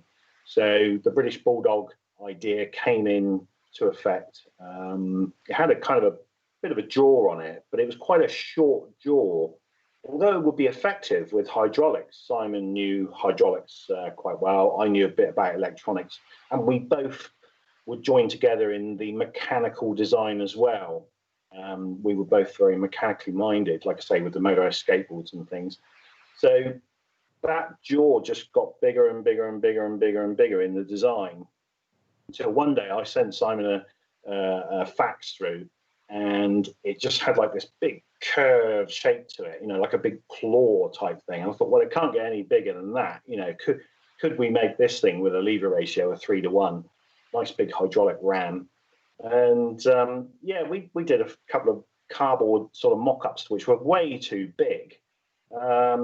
And in the end, really, we thought, right, okay, I think we can do this. We just shrink it just a little bit. It's quite a small machine, Razer, when you actually see it amongst the others, especially Mortis. Mortis is a really big machine. We were quite surprised to see it when we went to the auditions. But and then Razer gradually sort of developed into this almost Dick Dastardly type of racing-looking machine. It's almost like there's a bit of swan in there, there's a bit of kind of reptile, there's a bit of eagle, there's a bit of the Dick Dastardly racing car from the Wacky Racers, whoever remembers that in the old days. Mm-hmm. Question from Zero Matter 34: where did the inspiration from Warhead's dinosaur head come from? Obviously, it kind of became your main weapon after the dome split in later series, but how did that come about? Yeah, it was an idea really to get back to the theatre. I think it was kind of like one last stand. We wanted to show just, Warhead's a very theatrical machine. And what we were seeing with the hardcore competition of Battlebots was, a lot of teams were coming in, being a bit boxy with their machines. I mean, very, very effective. You got to give it to them. Those machines are very effective indeed. But I don't know, we're a bit sad about losing that theatre side of it, you know, the early influences of the early Robot Wars and all that craziness that went on there. Even if you watch some of the early Robot Wars now, you think, oh, blimey, you know, some of it was ridiculously creative and really sort of quite funny the way it worked. So, yeah, the dinosaur head was how big could we go? How crazy could we go? And I always remember when we tested that fire system on there, because when it blows, that our guy Van, he put together this incredible fire system that fired out. And we fired it in the garage, and God, dear, oh dear, it was absolutely huge. You know, like a big wheelie bin. Imagine the volume of 2 wheelie bins just catching fire all of a sudden. It was like that. It was just ridiculous. It certainly looked great. Absolutely looked great. I think I've got time for possibly one more, maybe 2 more. One I've got here from ESC is that a lot of people thought that Warhead did really well in its last appearance in 2018. You know, were you kind of disappointed to not make the top 16, or were you kind of relieved that it kind of didn't have to fight any of the really big boys and get trashed by like if it gets Minotaur, really? Yeah, this is when the dinosaur head did its thing, really, wasn't it? We busted ahead. It was, you know, we were quite surprised because we were thinking this bitey head, which was almost a little bit of a joke. You know, it was a serious bit of kit. I mean, we made it, you know, to be really, really, really spectacular, to be great on camera, which is what we've always been about, really. Yep. And it kept winning. It kept sort of going through and going through. It was really good at the start. Like, you had such a great run, and then I think it was Whiplash, was it, you fought and ended up? It was again a good fight with Whiplash. Big, wasn't there the big shark at some point as well? Yes, big shark. That was just great. That guy loved it. He was like, so we were kind of laughing amongst ourselves, you know, in the box there when we were controlling, because just to see what was going on, you know, it was this blooming dinosaur chasing this blooming great shark round, and it was just fantastic. And the way that thing moves as well, it's got that real swish to it. It's got that lovely, lovely sort of fish swish, and the old dinosaur would come in and you know. it was honestly, it was so surreal watching like the 2 very arty bots fighting. So you know, you have the amazing vertical spinners that we have in Battlebots, but 2 designs that aren't conventional, let's say, and just great fun. I think time for one more quick one. Obviously, Razer and Warhead as well, both inspired quite a lot of people. So Ryan Brackley asks, how do you feel about Razer being so inspiring to so many people over such a long time? You know, people could still name Razer from 20 years ago, like in the street. You know, you could probably say, I saw Robo Wars, I remember Razer. How does that feel for you?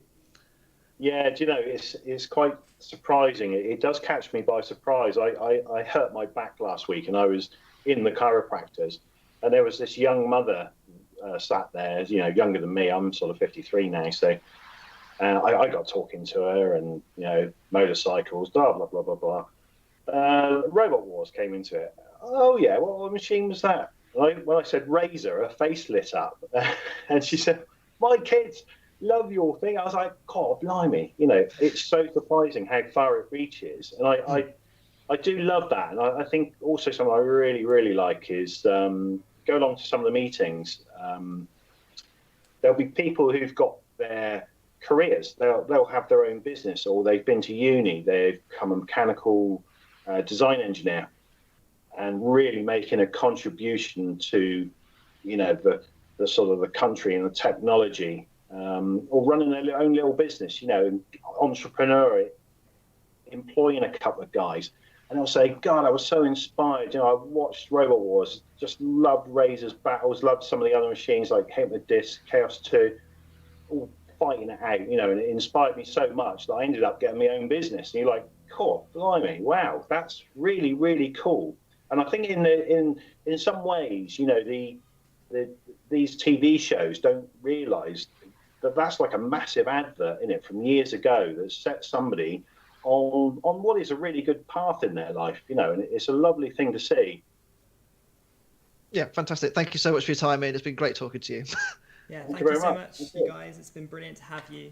Thanks so much. Catch you later. Right, bye. Cheers. Absolutely incredible talk there from Sam and Ian. I mean, we've literally just been sat at our seats watching that entire thing. That was absolutely incredible. Thank you to the both of you for jumping in pretty last minute. That was incredible. Thank you so much. Next up, we have Sam. Again, you've got an extra 50 minutes of Sam Elliott, the Dream, interviewing John Denny, closely followed by Jamie McHarg's interview with Chris Reynolds. Hope you guys all enjoy it. Over to you again, Sam. Hello, ladies and gentlemen. My name is Sam Elliott64, and welcome to something a little bit different to what I would normally be doing. Normally, I'm known for podcasts on YouTube, but today's a bit different in terms of what I actually do. I normally review episodes, and today we've got a interview specifically with one competitor, and that is John Denny from Team 13. John is a very well-known figure in the Robot Combat community. He's been part of the Robot Combat scene for the better part of 20 years now. His famous machines include Limpet, 13 Black, and Heavy Metal. Very well-known, good guy, and I hope you enjoy our conversation that we had a few weeks ago, and yeah, enjoy, guys. So, John, obviously, Robot Wars has kind of been a part of your life now for about 20 years, I suppose. Where did the interest in terms of engineering come from? Like, was it always something you pursued as a career from a young age, or was it just something that kind of piqued your interest and kind of stuck with it? I was also interested in building stuff, and I like radio control stuff, but I'd never done any radio control stuff. And then when I was a kid growing up, my dad always did banger racing, so we like smashing cars and stuff. It just sort of come together. Yeah, absolutely. Like, to the best parts of both worlds. Was there anything in particular that drew you to the TV show? Because obviously, at the time, the internet wasn't really a thing. It was kind of in its very early manifestation. How did you find out about Robot Wars in the first place? I saw it in the Radio Times. Okay. And I just thought, oh, that looks good, and I watched it. And I thought, oh, I could build one then. So how'd it go? It's certainly a niche sport. How did you go about the process of designing your first robot? Because you started in the late 90s with Limpet. From Hinkley, Limpet. This machine can operate even when it's flipped upside down on 163cm tracks made from motorcycle chains. The batteries, motors and speed controller come from a wheelchair. The chassis frame is steel. The 6-inch diameter front saw has spikes, but it costs just £28 to build. Which I didn't know until much later because I hadn't seen the first couple of series. So I didn't realise that Team 13 were around in the early series. How did you go about designing Limpet and then obviously building and competing with Limpet? How did that go? Well, I got a couple of mates together, and we sort of had some motors and things. We just chucked them on the floor and swapped them around a bit, and we caught with an idea.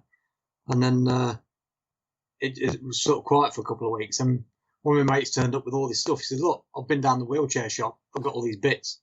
So we started again, and we just put it together there and then, what we've got, and we built around it. And that was it. And then it had to have tracks. I mean, it was kind of novel at the time, because tracks... I mean, it's kind of always been a bit of a novelty having a tracks machine, but why was that? Why did you choose to go down that design route? Was it just for style points, or...? Partly, but I mean, it just wanted to build a tracked robot. We'd seen, I don't know if we'd seen any actually on Series 1, because that's all we'd seen at the time was Series 1. I can't remember if we've seen any or not. I'm trying to remember back. I mean, maybe Mortis, I think, was the only one. Yeah, I think that's probably it. But we didn't base it on Mortis. We just built it there and then. I wanted it to run upside down, so that we haven't got to worry about getting back over. But at the time, we thought we'll never get flipped. No robot ever gets flipped. You know?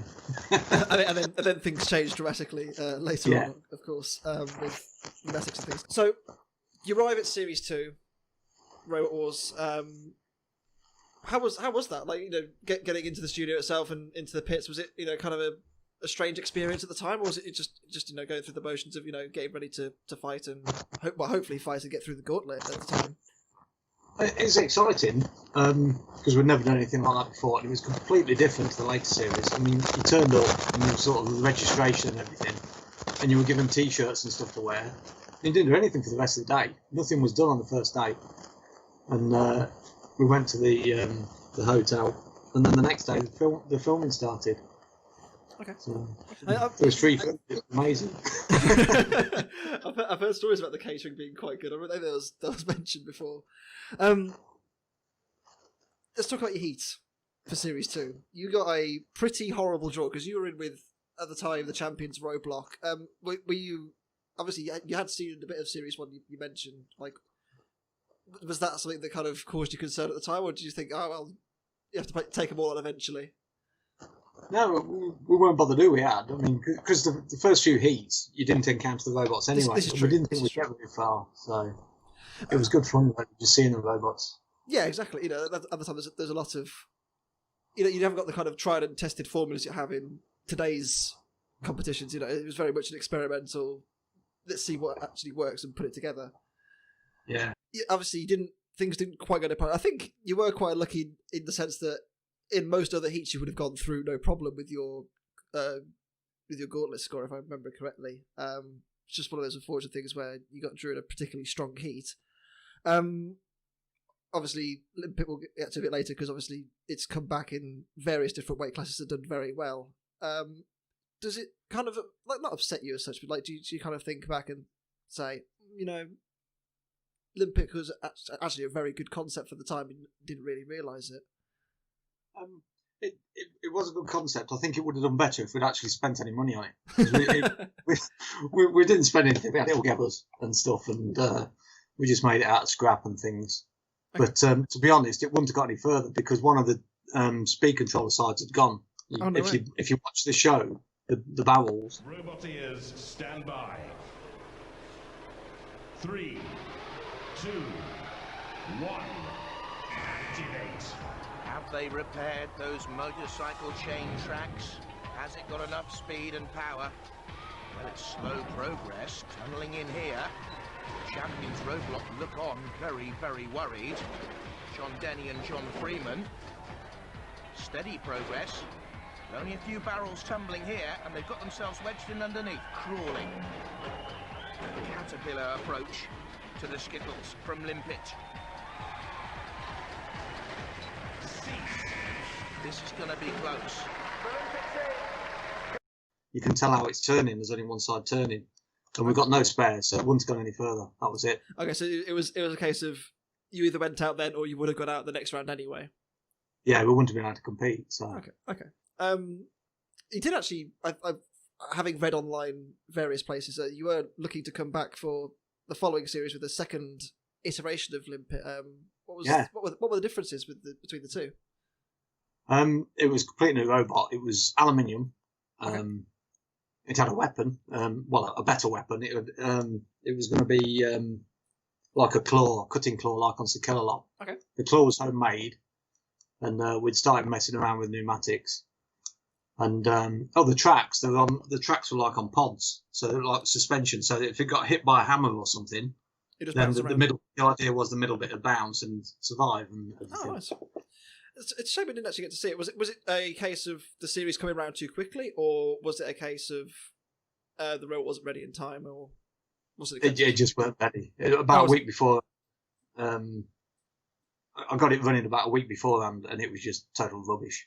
Oh no! So obviously that comes off the very, very early years with Limpet. I think it's fair to say, in terms of the community, you're probably better known for your second heavyweight, which is 13 Black. From Hinkley, 13 Black.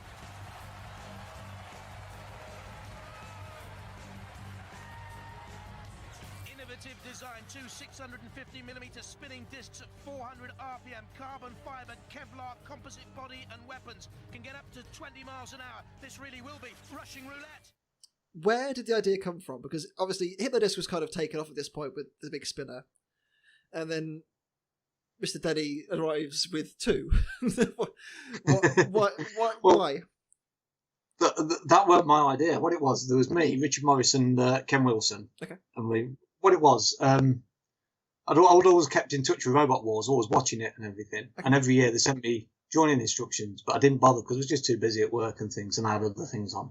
Mm-hmm. And then one day I got the rules for Series 5 through and an application form, and I just took them work to read. And strangely enough, Richard comes up and he goes, any news on Robot Wars? What are you doing nowadays? Because he was interested in that. Okay. And I says, that's strange. I got the application form this morning. Do you want to build one? He says, yeah, go on then. So anyway, we're sort of talking. And then somebody else came up the same day. It was really strange. I don't know if you've spoken to Richard. It was Ken Wilson. He come up. He says, you're building one? I says, yeah. I said, do you want to be in? And that was it. We got the team. And then I think it was a couple of nights later, we sort of had arranged a meeting, and we just sort of like brainstormed on like a whiteboard that you could print out. And I'd love to see that print out now. I think Richard's got it. It was all ideas for robots and everything. We had no name or anything at the time. And Richard did a lot of looking at the past series on which robots did best against which ones and that. He really put some effort into it. Okay.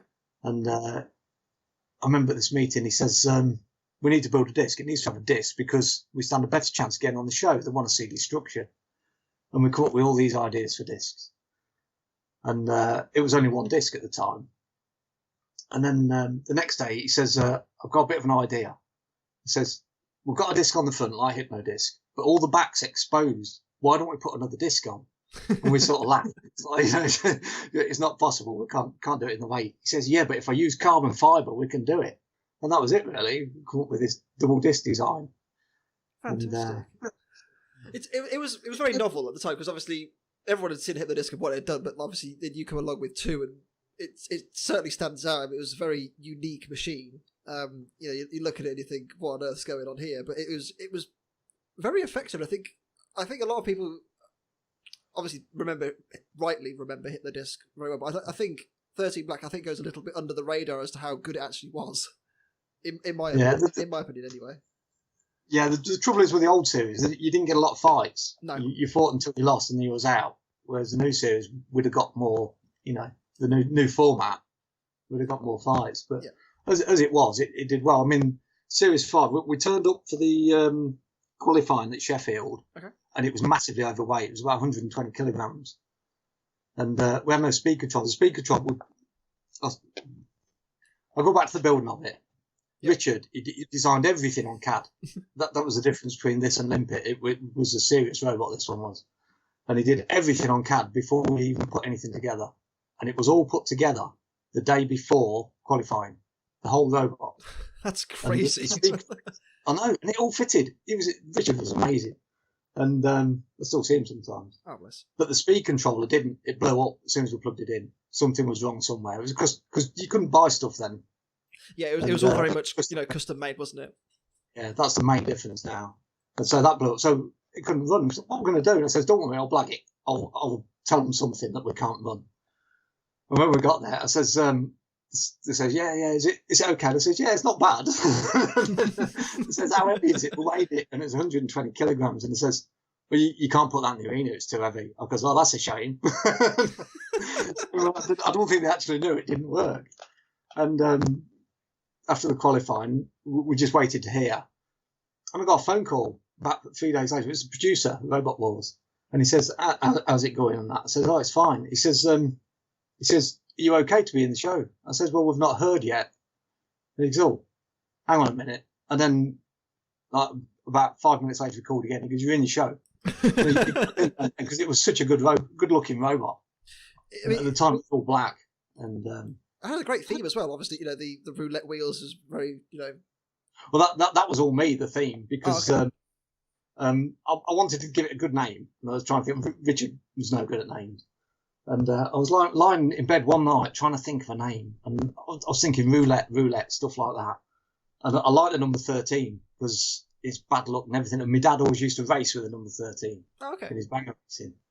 And I thought, roulette, 13 black. And that was it. It just stuck in my head. I thought, that's good. And I thought, it's that good. I got back up, went on my computer and registered the website. So I got the name for the website there and then. That's a really cool story. So as well, that has a link to, obviously, your dad's racing as well. That's actually really cool. Yeah, I mean, it was all, my dad was into all stuff like that, 13 kamikaze and stuff like that. Okay. So, but I linked it to the roulette. So. Oh, there you go. That's wow, very good. Eventually you do get to Series 5. and your drew against Corkscrew, which is another big spinner. Had the I think it was a truck wheel. I think. Yeah. Close fight, very close fight, and I think probably very unlucky not to go through. Really, but how did you find the fight with Corkscrew? We knew it'd be difficult because it was a seriously hard robot. You just couldn't damage it. But we managed to knock out his weapon motor. Although the judges, I don't think the judges knew that, or they wanted Corkscrew to go through with the kids. Yeah, of course. Which we didn't mind anyway, because I mean we took some damage, and to be honest, the robot it was so difficult to control because we had no gyro or anything at the time, and it just went more or less roughly in the direction I pointed it, and that was it. I mean, it was a good early showing, and I think it proved that the concept for me at least, it showed that the concept of 13 Black was good. Yeah, maybe just needed a bit more tweaking at the time than maybe you had time. Well, that's it. I mean, we come back with Series 6, and everything had been ironed out. We got it sorted for Series 6. I mean, you could tell. I mean, let's talk about Series 6. From Hinckley in Leicestershire, 13 Black. What's a try your luck? Spin the wheel. No more bets, please. 13 Black. Unlucky for some, but hopefully lucky for you guys. Unlucky for the opposition. Rumour is right that you're the robot to watch. Well, that's definitely true. Joint fastest in the heat at 20 miles an hour. Polycarbonate double spinner weapons. It's covered in holographic wrapping paper, which can be shredded. And I don't like the radio control system much. Because it's very fair to say you've had some pretty rotten draws in Robot Wars. This is Series 6. You had the most horrible heat, I think, out of all of them. You had, was it Thermidor and Stinger in round 1? Yeah. And I nearly took Stinger out straight away as well. I know. You nearly shoved it straight down the pit. It was a great start. I mean, you absolutely dominated that first round as well. I mean, Chompler as well. Very underrated machine, in my opinion. Took a lot of hits from you guys. To be honest, I mean, Chompler, I've got to apologise to the Chompler team because we went in, we didn't know how it was going to go. And we said, what we're going to do? Well, we've got to get some damage points. So I just picked on them. And I just went for them because I thought they're the easiest one to beat. And I just kept hitting them. And later, I'd forgot all about it. And I don't know her name, but the lady says, you picked on us. And I said, no, I didn't. But I did. you knew full well. You knew well done. I think you also did manage to kill Thermidor as well with the wheel. I think so. But I mean, to be honest, third it was vicious. You couldn't go near it. So, it was certainly like an eye-catching moment for you guys. You kind of made your mark very early on. Yeah, mind you, after every fight we had a rebuild. We got hardly any sleep because it just all the shock loading went back through the bearings and everything, and it all started to break up. Okay, yeah, because obviously, physics and all that kind of when you hit things, obviously it goes back into you and causes damage to yourself, which it was the hits you were giving out were fairly severe. Obviously, made it through the first round finally.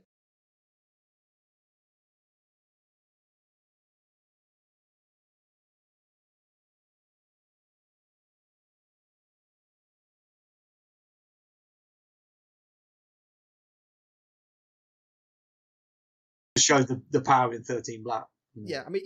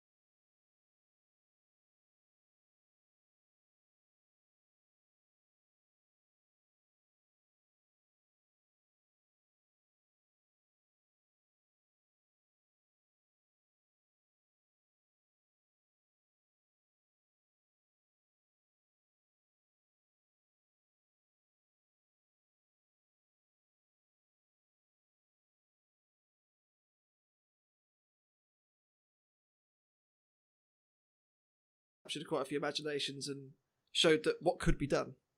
Yeah. Which ended your run for Series 6. Does bring you to, I think we had a bit of a moment in Extreme as well. From Hinckley in Leicestershire, 13 black. Place your bets now. 13 Black have a new team member, Tasha. Welcome, Tasha. Hello. Are you nervous? Yes. Now, particularly so because your first fight's in with Razer. Do you think you can beat him? Yes. Good. Positive thinking. How are you going to do it, though? The discs are a bit improved, aren't they? Tell me about them. Yeah, well, they're not really improved. They're just the same old 800 RPM, 90-mile-an-hour discs, you know. But they're stronger. Yeah. I know you've made them stronger. So your aim, then, is to wipe the floor with Chaos on one side and Razer on the other? Yeah, I think we should be able to do that easy enough. Is there any chance? There's every chance. Good. Well, it's a game of chance, isn't it? Get it? The weaponry, two 850mm chrome moly-bladed carbon composite spinning discs with 20-mile-an-hour top speeds. It's rushing roulette, but it doesn't like being flipped. You did fight some, well, an amazing fight with Razer and Chaos 2. Oh, yeah. I sent you this, obviously, I'm going to post a picture here, when I was actually at a Robot Wars event way back when, and it's the front of Chaos 2 after fighting you guys. Yeah. You were proud of that one, weren't you? I was. I enjoyed it, but it wasn't actually intentional because I was going for Razer and they come across in front of me, and because I hadn't got the reactions and just hit them smack on. And I thought, oh. And that was it. I didn't move it because we were in the same control booth as George Francis with Chaos 2. Yeah. I mean, we're going well with everybody anyway. But we both agreed between us, like, let's take out Razer, and then we'll fight each other. So we were going for Razer first.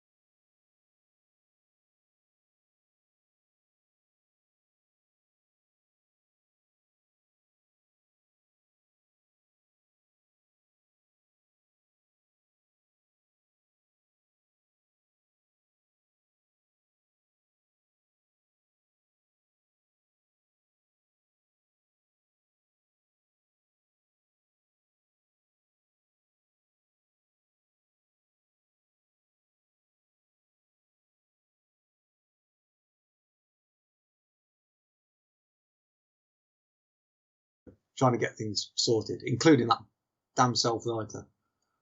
And at the end, to be honest, when we went out, it was a bit of a relief. time for a kip. Yeah. Obviously, it was spectacular the way you went out. I think the disc pulled you over. I think it was the momentum of it or something. I can't remember exactly the fight, but the way that Killalot picked us up. Yes. And they says, "Stop spinning your discs." I says, "No, because you'll drop us." I don't want to stop spinning the discs. It was a great moment, and as much as it kind of a bit of a reality check maybe in that moment, it was a cool moment to go out to a great team as well in Gravity. Well, it's much better than something like going down the pit or something. You've got to go out in style, whatever you do. So. Exactly. I think it's fair to say you guys did that. Was there ever talk of a 8th series at that point, or was it kind of you kind of knew this is the end of the run for this robot? We were told when we got there that it was the last series. Okay. It was being run by Channel 5, and it would probably be the last series, unless it did well. And of course, they're showing on TV. They just messed it up completely and destroyed it. So. They kept moving it around and everything else. It was one of those things, unfortunately. Do you look back at 13 Black and think, what else could we have done? Or was it just a case of this was the maximum for the time that we could achieve with the robot? No, we needed to sort out the running upside down. And I wanted to do bigger wheels in the middle of the robot so that they poked up, the profile was over the disc. Yeah. But I think that's what we might have done next. Okay. Richard just wanted bigger discs. If we had any spare weight, he wanted bigger discs. So. More carnage. It's just the only way, right? Why have a gun when you can have a bigger gun? Yeah. Obviously, Robot Wars ends. Did the live events appeal to you? I mean, I don't know how active... We did do a few. Okay. I mean, we did... we kept in touch with everybody. We was going any local ones, Newark and that. And we did Worthing. That was all the way down south. In fact, Worthing was the last one because we'd like go in the arena, but we weren't allowed to spin the discs up, which was fine. Yep. Until we went in with Kilohertz, and he just actually whacked hell out of us and destroyed our batteries in a live event when we couldn't fight back. So, I mean, John does that. He likes to do that. I was talking to him and he says, "Oh, I'll just hit things and see what happens," he says. So that was it. I says, there's no point doing any live events now if we can't fight. And it all went quiet.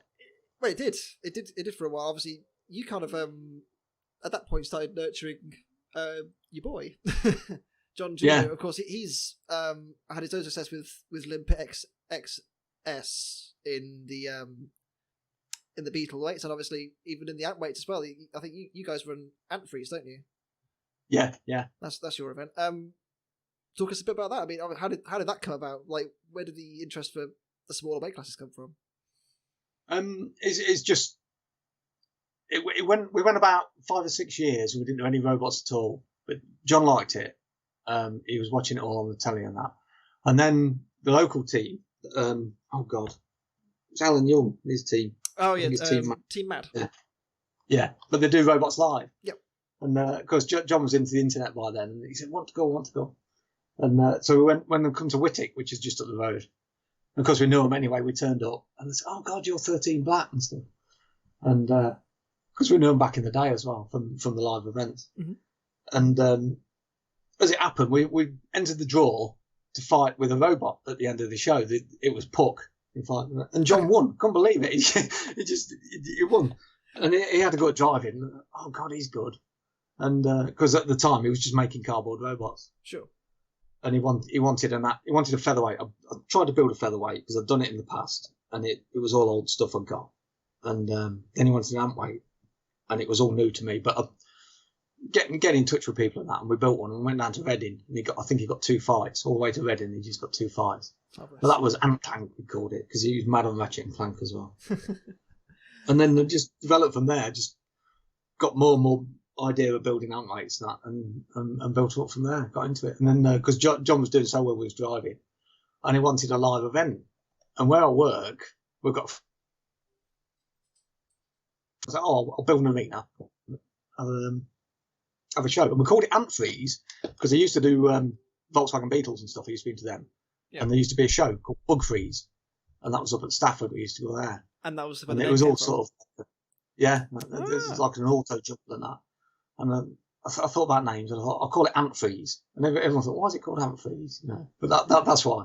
And of course, it was the first show in the year in January. Hopefully, there was snow about. And it was freezing cold.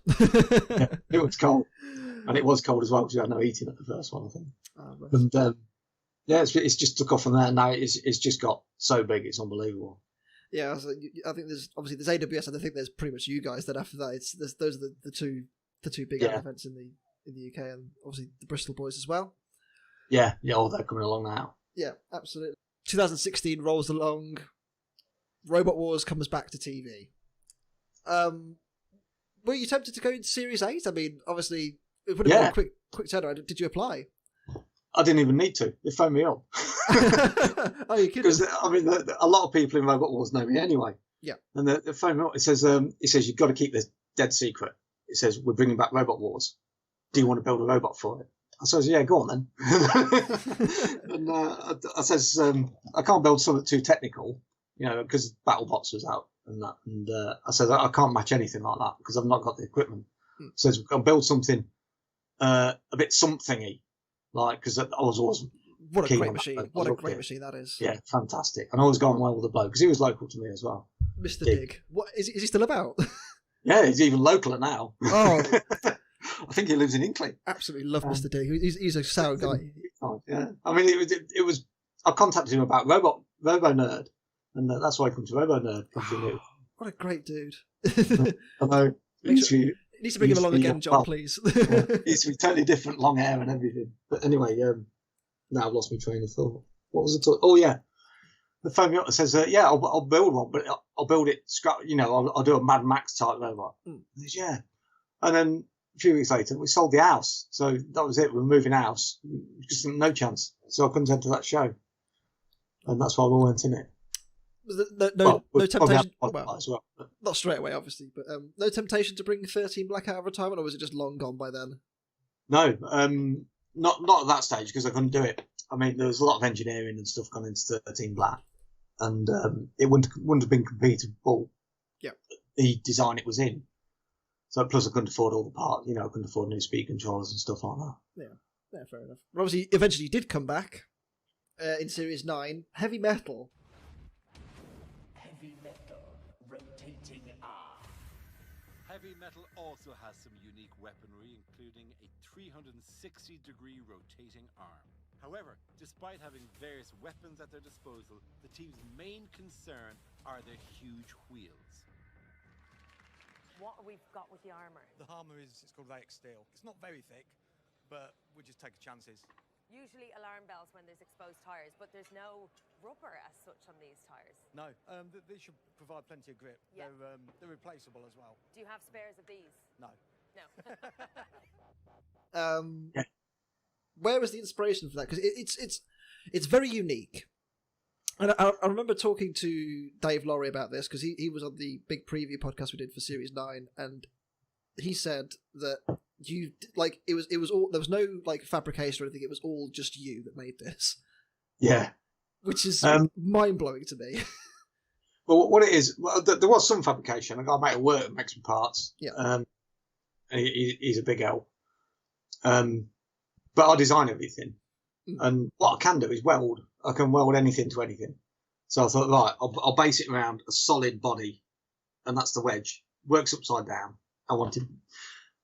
We built, I built some flea weights called the Zoni, because another thing out of Ratchet and Clank that John's into, and he called them the Zoni. And it just kept winning every time, all the flea events. And it was a similar shape to Heavy Metal. I thought I'll base it on the flea weight. And that's how the shape for it come along. And I always liked the sort of a diamond shape that I was always trying to get with the Zoni. Mm-hmm.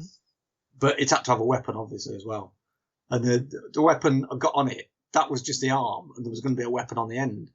But obviously, working on my own and only having 7 weeks to build it, it was a bit of a struggle to get it finished. Yeah, of course. Just to say the least. But I had some claws on it and stuff, and I've got it's coming back, I'll tell you now. Excellent. I've started designing it and everything. I've got parts made already. Oh, fantastic. For next Heavy Metal. Fantastic to hear. That's good news. Obviously, we'll talk a little bit about Series 9. What did you think of the standard of competition? Obviously, back in the early series, you were kind of, a fairly big fish. How was it coming back? Came off it. No. Future Hold. It was very close. Wait, Limpet. Nearly was 13. Nearly was happened, so. Yeah. Absolutely. You mentioned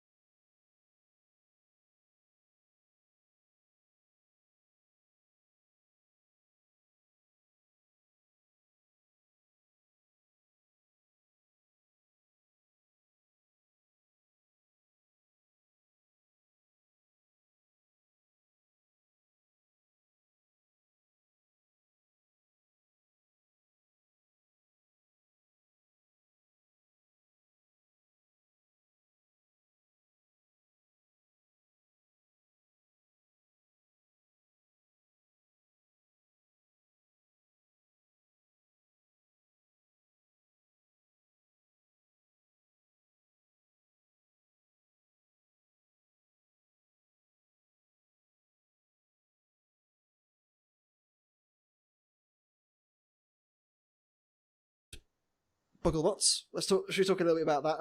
Obviously, with Limpet, obviously you have a Limpet XS, you have which is the Beetleweight. I think you also have a featherweight Limpet as well, don't you? We have, but it's more sort of a box on wheels. Okay. I built it. It's nice. It's got suspension and everything, but it's got no weapon, and I've left space for the weapon. But we used it that much that some of the motors, the gearboxes, have just like crunched. So it's just sitting in the box now. Okay. Obviously, Limpet XS at this point fairly well known on the Beetle circuit. It's just obviously John drives it so well, but it's just a competition winner. It is fantastic the way it just it's literally every event like you just don't see a crack in his arsenal. It's incredible. I know. Well, it's not just a wedge. There's a lot of thought and effort gone into it every time we go to an event, more or less in the robot. And it's an unstoppable machine. I loved it when it had 6-wheel drive, but with weight issues and that, and we had to sort of get it down. And now we've gone bushless. Of course, you got a weapon now as well.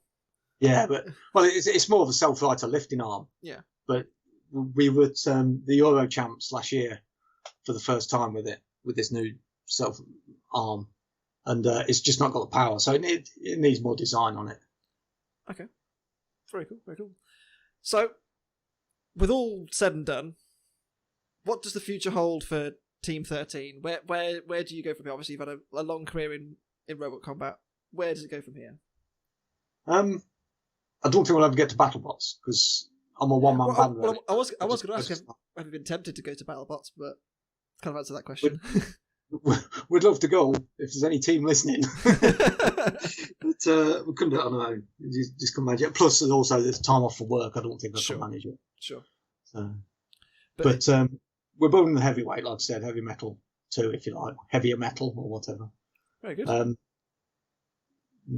Hopefully that'll be done when we all start back again.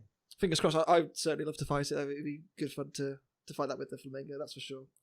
I will say, what is there on fights in particular? You go back through to your career in robot combat. Is there one fight that particularly stands out to you, and you think that was an absolute banger? That was. My favourite fight's always been the Dominator one, because if you watch it, it wasn't all planned. It just all fell together. I hit the pit release button and it rolled around and went in the pit. And stuff like that. It's unbelievable. Yeah, that's a great fight. I think that's a very solid choice. And any particular other high points? Obviously, I think one of the high points has to be the inverted spinning in the loser's medal. Yeah. For me, that was great fun. High points, I don't know. I know when we fought Chaos 2 and Razer, I always wish I'd have gone across because I was just hanging around. I didn't want to damage Razer. But as they dropped Chaos 2 in the pit, I should have hit them and knocked them in as well. That's my biggest regret, because that would have gone down in history. That would. Absolutely. 2 champions in the pit at the same time. So. Fantastic. Absolutely. Well, John, thank you so much for your time. This has been a great chat, and I can't wait to see the new heavy metal when it rolls around. Yeah. Oh, I'm building something for RoboNerd as well. What are you building? Well, I can't say. Okay, so what it is, the TV idents when you get before Robot Wars show and that. Yeah. And they had a radio controlled 2 whizzing around. You are not building one of them. No, I've done a RoboNerd toaster. Oh my god! I know it's top secret. Only Simon knows about it. No, the RoboNerd toaster. Where from? Why? Well, it's based on the radio control 2 that whizzes around before the show, which I've seen at some live events. I don't know who owns it, and I thought it'd be great to have something just to drive around at events, just to get the crowd going. And I was just thinking about it. I was talking to Simon, and I thought, I've got a toaster in the garage. I'll paint it in RoboNerd colours, and it was just sort of that was it. And it's got big fat tyres on it and everything, and all radio control stuff and that. And it was going to be Beetleweight equipment based.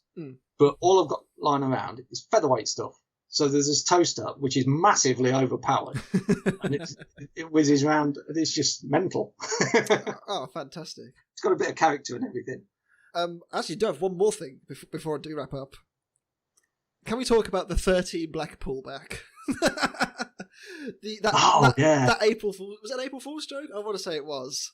It was, yeah. I didn't realise it had become so popular. And I got word through that joke went all the way to the top. The producers and everything, they were all falling for it. You're kidding. No, and on that first morning, because I had a web counter on, and the page hits were about 2,000 in that morning. It was so popular, unbelievable. And then when they brought out the new pullbacks for the new series, the discs look almost the same as our Series 5 discs. And I think, because I was told by Moon Productions that they got a prototype, I never saw it. So you do think it was actually going to be a thing? I think it was. I think if we'd got through against Dantomkia and Firestorm, they'd have built us instead of Firestorm. I think that was the plan. Wow. So what might have been? Yeah, but now, I mean, people are getting the new kits, the new pullbacks, cutting one in half and putting them together. John's done it. The making 13 blacks. Absolutely, which I suppose is quite nice in a sort of way. It's all kind of come round and come back again. Yeah, I know. I mean, all the time people are contacting me saying, "I've made a cardboard 13 black," or "I've made such. Is it okay?" So yeah, of course it is. To be honest, I've got an antweight sitting here in front of me. It's not finished. It's an antweight 13 black. It's a bit overweight at the minute. Oh, cool. Oh, very cool. Well, John, as I said, it's been an absolute joy to talk to you. It's great to go back and you've been around for a long time in Robot Combat, and long may it continue because you've built some wonderful machines in the past. And as I say, it's very cool to talk to you. Yeah, I mean, it's John that's kept me going. I mean, he's so much into it. I'd never find time otherwise. Good stuff. All right. Thank you very much, John. It's been a pleasure. Thanks a lot. Amazing stuff. Thank you, Sam and John. It's really good to hear all that classic stuff and all of the potential future 13 black bits and bobs. Sorry for the stream, kind of cutting out a few times there. Yeah, thank you for sticking with us. That was a fun hour, clicking lots of buttons. But yes, stick with us. We've got a full day of copyright claimed schedule for you. No, hopefully not. Hopefully that's the end of that misery. But yes, what's up now, Craig? So yeah, we've got a few minutes before our next interview, which is Jamie McHarg with the man himself, Chris Reynolds. Before that, we're going to show you a few more trailers for some of the stuff we've got coming up this week. Starting off with, I think it's Friday's video, Lego Robot Wars. Absolutely. I hear this is the international special, and he made this just for RoboNerd, so check this stuff out.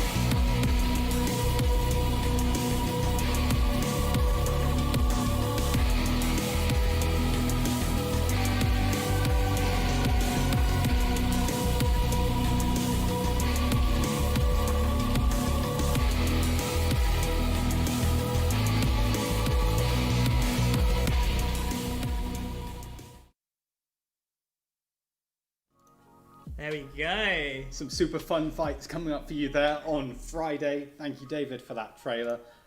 Next up, we have a trailer for No, I think it's Thursday's video. Subpar Robot Wars from Ty Daly. Check that stuff out. Here we go.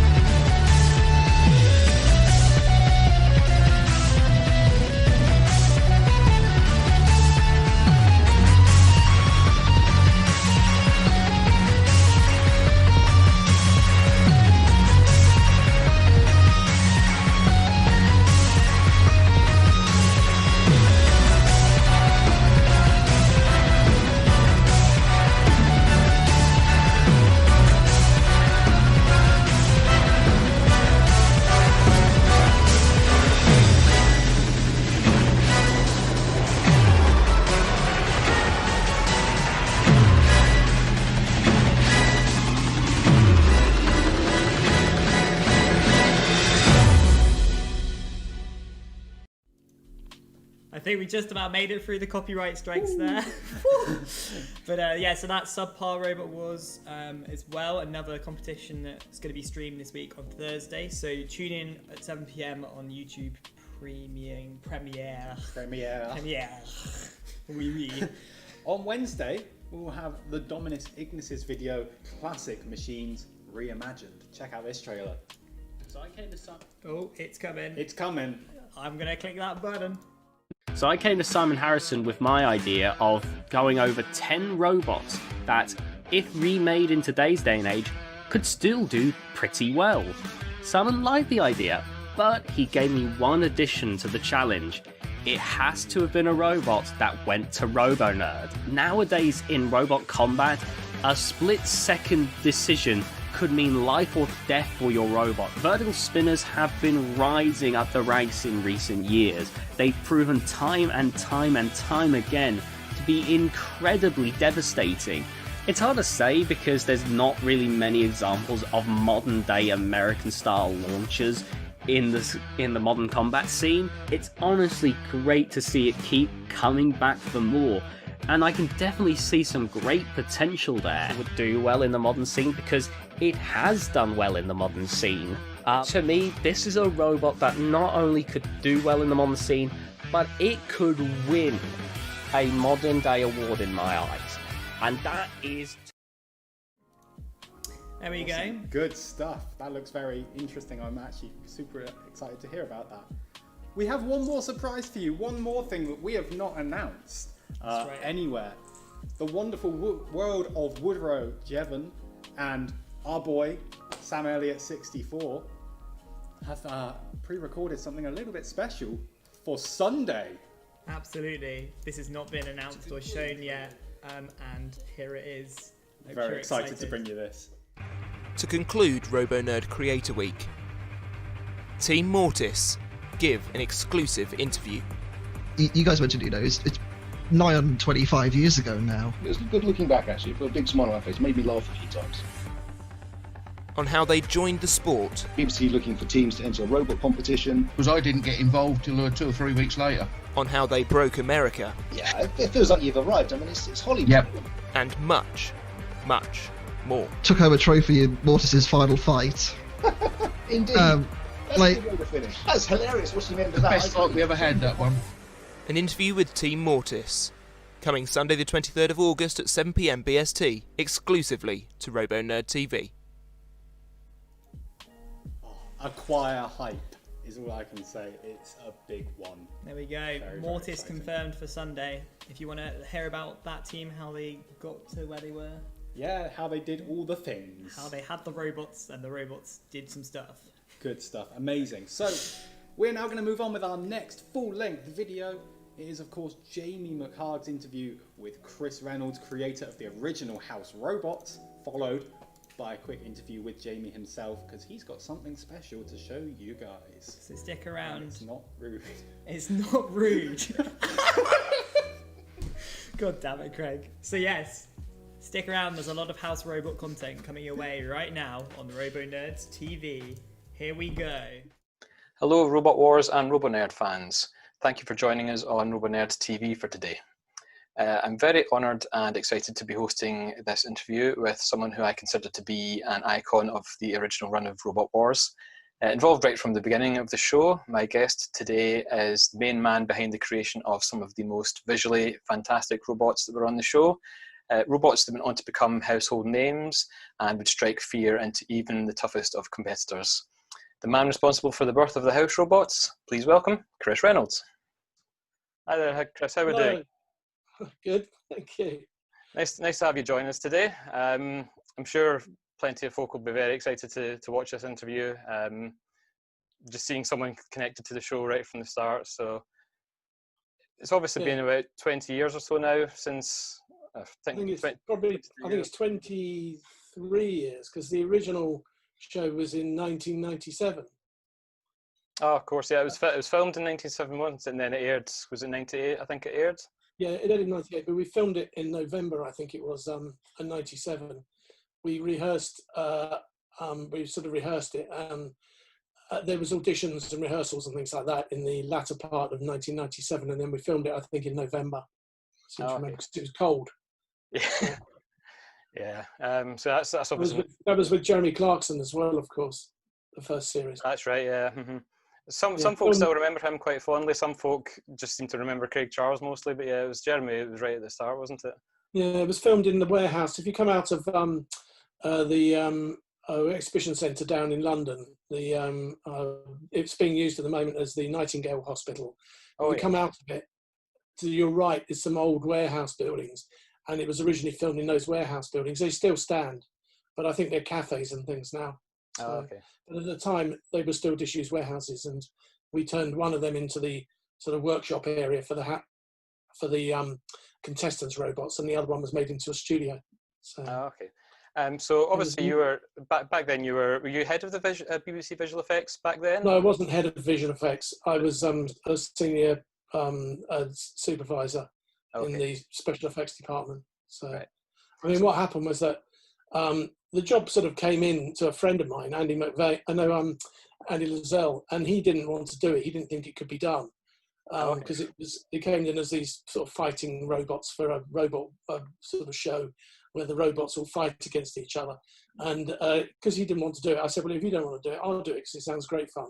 So I phoned up the producers and spoke to them and see about what the show would look like. And in that were like various sort of sketches of house robots, like what they would look like. But they were really just boxes. They looked pretty much just like boxes with spikes out of them. Right. And I remember saying to them, I just think we can do something a bit more imaginative than this, a bit more cartoony, sort of devilish, really. And they said, well, okay, we'll do some sketches and things, and let's have a look to see what you think. So, so we were I sort of then went away and had to think about things. And because at that stage, remember, we hadn't actually, there was no sort of set formula to any of this because nobody really knew what a robot should be like, a fighting robot. So in the early stages, I thought, well, you sort of need something you can maneuver very quickly because you don't want to get in the corner and have to do a 3-point turn to get yourself out of it, you know, or hearing at the back. So I sort of thought, literally turn on the spot.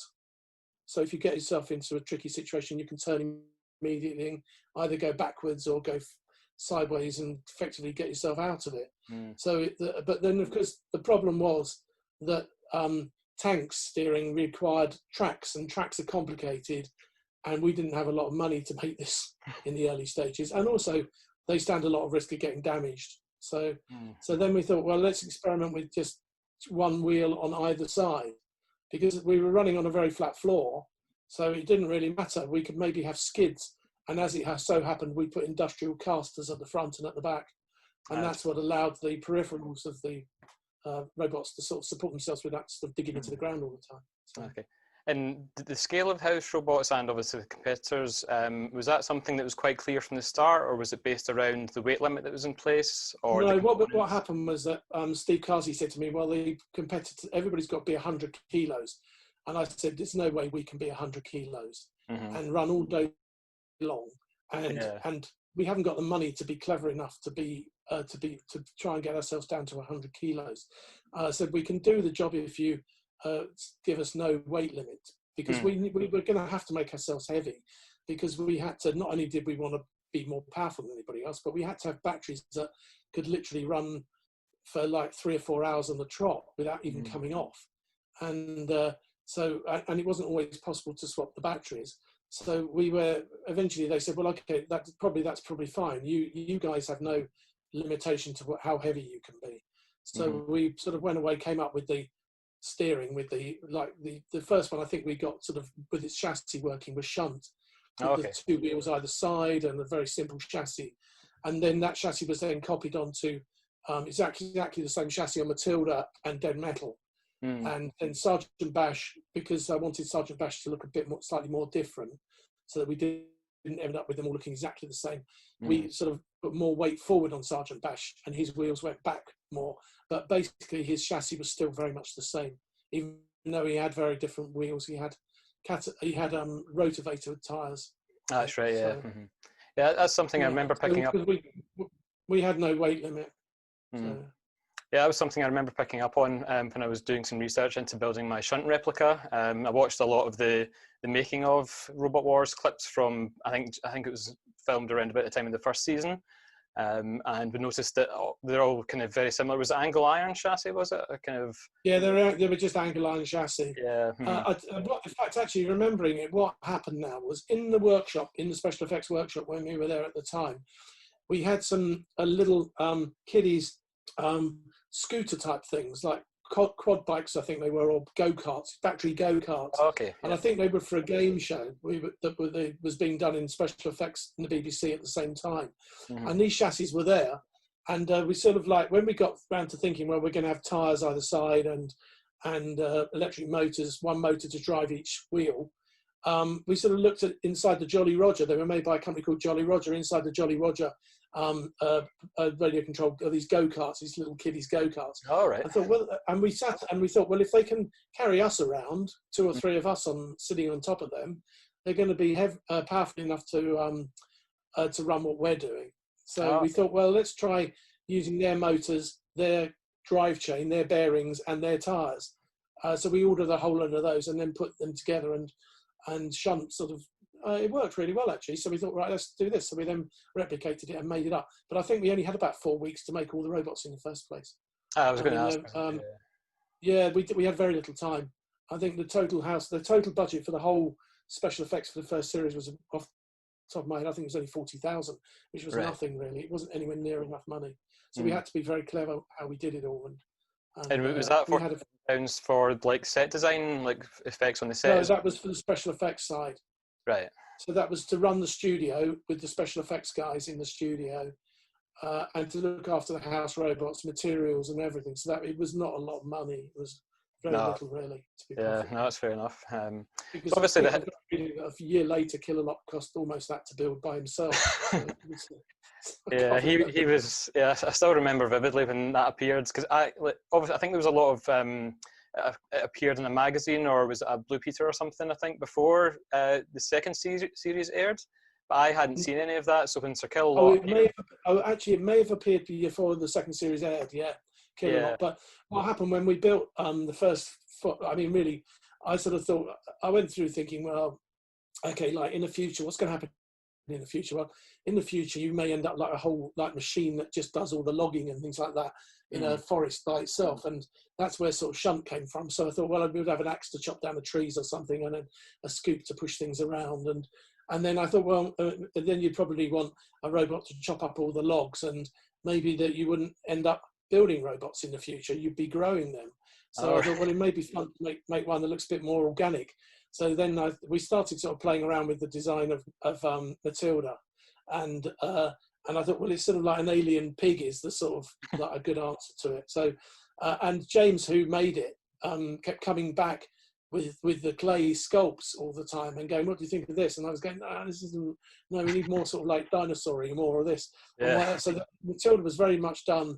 It wasn't like the original drawings. It was very much done as a very organic sort of building it. And I can't remember, I said to James, we just need more sort of like marks on it and things. So he went away and he came back with all these marks around the front. So I said, oh, they look great, looks brilliant. So I said, well, how do you do those? And he said, oh, that's just my thumb pushing into the clay. So he just went round, that's James's thumb all the way around the top of the materials. Because we made it in clay and then moulded it in silicon. So, which was lucky because we had that technology that we were quite used to in the special effects department. We worked between all different mediums, from fiberglass to silicon and everything. Yeah, so you did a lot of options. And I think that's probably maybe the last series that's been done.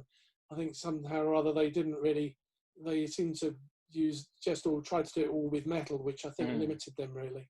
You can get much more futuristic organic feel to things if you use like things like silicons and fiberglasses and resins and things. Because I picked up the mold that I got from my shunt replica, and just seeing it in full size, just all the little details that were on it as well. Not noticing that it wasn't exactly symmetrical down the length of it. You know, there's little jutty outy bits on one side and the curve for the exhaust stack on the other. So yeah, it's just insane, actually, the amount of detail that you could get into the clay and fiberglass molds. Have you borrowed that mold from somebody then? So the molds were found. I think we said this in an email probably about a year or so. Yeah, the molds were in my old garden for almost 15 years, I think. Right. And then somebody phoned me up saying, "Well, like, where can we get hold of house robots?" And I said, "Well, we can't." But I said, "I do think the molds are still around." So I spoke to my old neighbour, the guy who bought the house off me, and he put the molds on eBay for sale. And then I think that they were bought up. So which is good. It meant they survived. Otherwise, there was nowhere to store them. They would have just been literally thrown into the skip. Or somewhere. Yeah, but which because seems I a was bit of a lucky enough waste. to have a big garden, I just hid them in the bushes in the bottom of the garden. In fact, I don't think the guy even knew they were there until I told him where they were. Oh, right, okay. Fair enough. Yeah, so they popped up on eBay. They're currently owned by a guy called John Finlay, who runs Extreme Robots, which is one of the live touring events. Is that Jono? Jono, yeah. Yeah, I know Jono, yeah. Okay, yeah. So he's got the ones for Shunt, Matilda, and Sergeant Bash, and I think there's also the Kill-Lot head and the breastplate and shoulder pads. I think. So the molds there. I don't think there's any molds missing. Right. I think they were all there. Because obviously Dead Metal didn't use a mould, and Dead Metal didn't have any molds. Beyond the front of Sir Kill-Lot, it was all metal work, I think, wasn't it? Anyway, so yeah, the rest of Sir Kill-Lot, apart from his shoulder pads, his shoulders were like fiberglass. There was a mould for his shoulders. Right. I've still got a few of his shoulder pads in one of my cupboards somewhere. Yeah. And the horns on the end were just made out of foam. They were just okay. Which came off an old program called. When we were finishing off Kill-Lot, we thought, oh well, let's put something a bit more interesting on the end to make it look interesting. And we did an old program called Eddie Izzard's Cows. It was a program about cows, and we had a load of moulds for foam cow horns. Right, okay. Foam cow horns and stuck them on. So. It's great. These things. Yeah, it's sometimes the way it all goes together. Yeah. It was fun. It was a terrific program to work on. In the early stages, we loved it. I mean, it was very hard work in the first few years because obviously nobody really knew how to make these things like 200, 300 kilogram things trundle around an arena and fight, and because in the early stages the defense systems weren't good enough. I mean, Sergeant Bash's disc, I think, came off in the first series. No, Dead Metal's disc came off in the first series, flew up over the top of the safety screening and ended up crashing down near Jeremy Clarkson somewhere, I think. All right. So we all thought, well, I mean, I knew right from the start we need better screening, but it came down to a budgetary thing. Yeah. So, okay. So in the second series, they were a lot more serious about it all. Yeah, I remember seeing the screens were, I think for the first series, the screens were there for the contestants in the arena, but in the trials and gauntlet and stuff, they weren't there. And then obviously from the second onwards, it was there all the time. Yeah. Yeah. It was very funny, the very first series, actually, because the very first thing we ever did was introduce the robots. So there was an arena door, and it would be like, and from Dartford Girls Grammar School, the doors would open and there was dry ice and smoke, and then the robot would come out through the dry ice and smoke. And the idea was it was supposed to sit there and do a twirl, and its name would be introduced, I don't know, Detonator or whatever, and then it would zoom off into the arena. But the robots were so unreliable that quite often you would hear rev, rev, rev, and Dagenham's Girls Grammar School, the doors would open, and then you'd hear crash, bang, smash, and no robot would come out through the doors because sometimes the people had their controls in reverse, and the robot would go backwards out through the back of the arena rather than go forwards. And in fact, once or twice, I can remember once towards the end, it was like, and the doors opened, and the director was on his cans going, well, where is the thing? Where is the thing? And we said, well, he's been and gone. He zoomed through the door so quickly, went off through the arena and out through the other end of the arena. So it was very amusing. In fact, right at the end, just as we finished, one of the guys that works for me is very funny. He's got a good sense of humour. And everybody's going, right, is that it? That it? And over the cans, he came back, went, no, there's one more. And he opened up the doors and he threw out a dustbin lid across the arena. And that was it. The camera's focused on the dustbin lid. It wasn't a robot at all. Fantastic. It was very amusing. In fact, probably had more movement than some of the robots because some of them are pulled out on fishing line on that. Yeah, I remember hearing that. Because we couldn't get them to work. Yeah. I suppose, I mean, back then, a lot of it was very new to not just obviously yourselves, but to the competitors as well. Today, it's all very much trouble. Yeah, I mean, I it's can very much remember plug and play. there were some school teams, how they ever managed to come up with what they came up with in just a school team. It was quite amazing, really. Yeah, and it's quite nice as well seeing the what people thought would work back then, especially watching it back now, like the old clips on YouTube and stuff, and you see like a car windscreen wiper motor that's just jutting out of a robot with a circular saw on it.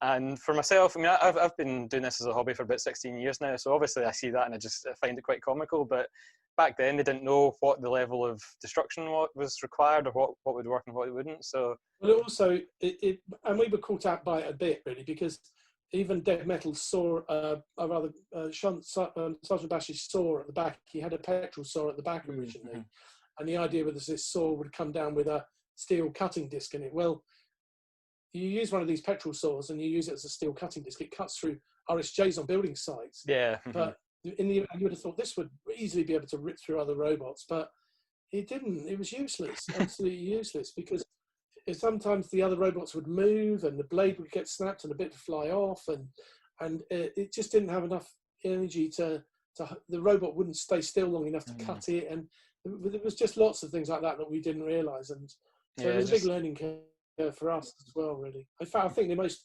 successful weapon on the first series was Tilda's chainsaw, and that's only because a lot of the robots had sort of wooden outsides and things. That's right, yeah. So obviously, the first few series were quite kind of, getting your heads around it and so on, learning what works and what doesn't. Did you ever expect it to go on to become the success that it was, in terms of viewing figures and global audiences and so on? Well, I think it did, actually, because when we first started it, in the early stages, and I think I was at one of the Model Engineers exhibition, and I remember walking past them and seeing these robots and thinking, that's really good, that's going to make engineering cool. But this was when they were originally touting to get contestants to start building, and it was before I was even involved in it, and I thought that could really get people interested in engineering, and could get sort of their imagination fired up. And then when we first started on the series, and because we saw how the audience reacted to the sort of destruction and everything, and of course the destruction was fine. You weren't hurting anybody. You were just hurting a few people's prides. And because some people you really wanted to hurt their pride because they were so sort of snooty, or they were such horrible teams. It was like people revelled in the fact that the girls' grammar school would beat a load of snooty guys from Cambridge or something. So it was like, so there was that side of it as well. So I did sort of see that it had the potential to go on for a long time, and I think it could have gone on for longer. But my attitude was that if you tried to make it too much of a serious sporting event, you took away some of some of the best destruction from it. Some of the best destruction was provided by some of the Duff robots, some of the ones that literally flew to pieces, and that gave some of the best entertainment. And my argument was that we should have a balance of these robots. We shouldn't just be interviewing for the best robots. We should be interviewing for the best robots, but also some of the worst robots as well, to put up against them, so that we would end up with some good spectacle. It was like in the gladiator arena in the Romans. They didn't send in. They didn't always fight gladiator against gladiator. They would fight Christian wearing with a piece of netting against a fully 20 stone trained gladiator or something. So because you get the best spectacle. And that's what it was at the end of the day. It was a TV show first and foremost, wasn't it? Yeah, but that's what it was, and that's what I always treated it as. But I think some people tried to treat it as a serious sporting event, and you needed to keep it as a TV entertainment show. And I mean, we got told off many times because some of the fights really got very boring. They would just box slamming into box, nothing would happen. And I would just, because I drove Sergeant Bash in the early stages, but in the end I drove Killalot. And some of us, Colin Tilley drove Killalot as well, and quite often we would just go in with Killalot, pick one of the robots up, spin them around and throw them out the arena to try and create a bit of spectacle. But we got told off big time for a lot of this, but at least the audience went mad, absolutely crazy. And you take them over the fire pit, torch them over the fire pit, and then throw them out the arena. And, it was an entertainment, and it had to be seen as entertainment, really. Yeah, I think it got a bit too serious in the end, and I think that's why it sort of it lost a bit of its sort of sparkle, I think, towards the end. in the first sets of series. Yeah, because I always find it interesting watching back series 1 and 2, particularly on like YouTube and stuff, because it's got a lot more of a game show feel. Whereas obviously towards the later years, kind of series 6 and 7, it was a lot more. It was kind of like you said, it's more of a sport, and I think they tried to kind of ham it up like WWE style as well. That's what they tried to do. They wanted to be like WWE. Yeah. And I think that's what I kept getting told. And we were being told to go into the corners and stay there, and we had very strict rules. And in fact, we weren't even in the last series. We weren't even allowed to drive our own robots because they wanted people that listened to the producers rather than misbehaved. It was I have heard stories of some competitors driving the house robots, and I always wondered how that came about. So that was the producer trying to get a bit more kind of balance, was it? I don't think that I don't remember, to be perfectly honest. And I was in nearly every single fight. Oh, okay. So there was a few handicapped kids I let drive some of the house robots at times, because as a sort of they would come along, we would let them operate the weapons or something, or as part of part of shunt or something like that, the axon shunt. Right. I don't remember the competitors doing it. There may have been once or twice, but it was very rare. Right. I don't remember. It was nearly always the group of us which were the special effects guys. And then in the last series, we had some trainees who joined us who did some of the driving. Right, because they were better behaved than we were. Yeah, because I think a lot of the fans have for a while. It always comes up in discussions on forums and so on, that fights that they say producer interference factored in, but it's quite interesting to hear it from your point of view, where you were getting into trouble by the producers for kind of getting involved a bit more heavily. It was we were told off by the producers quite often. It wasn't the producers, it was us trying to create an entertaining show, really. And we were sort of reined in the last few years. But in the early part, we sort of had freedom really to do what we liked. I mean, there were times that we did engineer fights, and it would be a situation that we would take the gas bottle out of Sergeant Bash, and I would tell some of the competitors that the gas bottle is out, and we can have a free for all if you want, right? Just to try and stir it all up. So, and there were times that happened, and I mean, and some of the things like obviously Matilda coming back on, Matilda catching fire and things like that. That was all sort of engineered from our side really, because I would put cloths soaked in petrol up underneath, and we'd get one of the competitors to push us over the fire pit, and then we'd run around on fire and things. So there was because it makes entertainment. You've got to do things like that to make entertainment. That's what they do in WWF. But exactly. Yeah. We lost some of that towards the end, really. And I think some of the most iconic moments as well that people remember are from the house robots when they didn't stick to the rules. I think as well there was a time when Sergeant Bash and Refbot, they got in a fight and they were chasing each other around the arena while the competitors were fighting. But that's things that people remember. The iconic moments. Yeah, there were. There's times like that. I mean, and there were times that we would accidentally reverse into the pit ourselves with Sergeant Bash or something like that. And that was, it's always a talking point when that happens. So there was it just made it more interesting, really. Yeah. So obviously you had the kind of core 5 house robots for the first few series, and then Refbot came along. And then Killer Lot came along, obviously, in Series 2. Yeah, that's right. At the beginning of Series 2, we couldn't get him running. We were still literally building him as we carried him out of the workshop. Oh, Colin Tilley, and James Davis, who made him, were still welding up bits as he was going onto the truck. And they were going back to the welding bay, welding a bit more, and then going back and checking it fitted, and then going back again. So when we got him down to the studio, he was still pretty much work in progress. And the producers were saying, when's he coming on? When's he coming on? And I think he didn't come on for the first morning because we were still literally trying to get him working. Yeah. So and then I think he came on in the afternoon of the second series, and he proved to be pretty reliable. His speed controller was always the problem, because in the early stages we just had literally a toggle, a joystick with 2 servos, running. So he would go forward in a straight line, but then he would go like left and banana shape if he went into reverse. So you had to compensate. After a while, your mind got used to that, and you just compensated for it when you went into reverse. But it was quite difficult, really. Yeah. And then we got, I think it was Series 4 that we got a proper speed controller for it.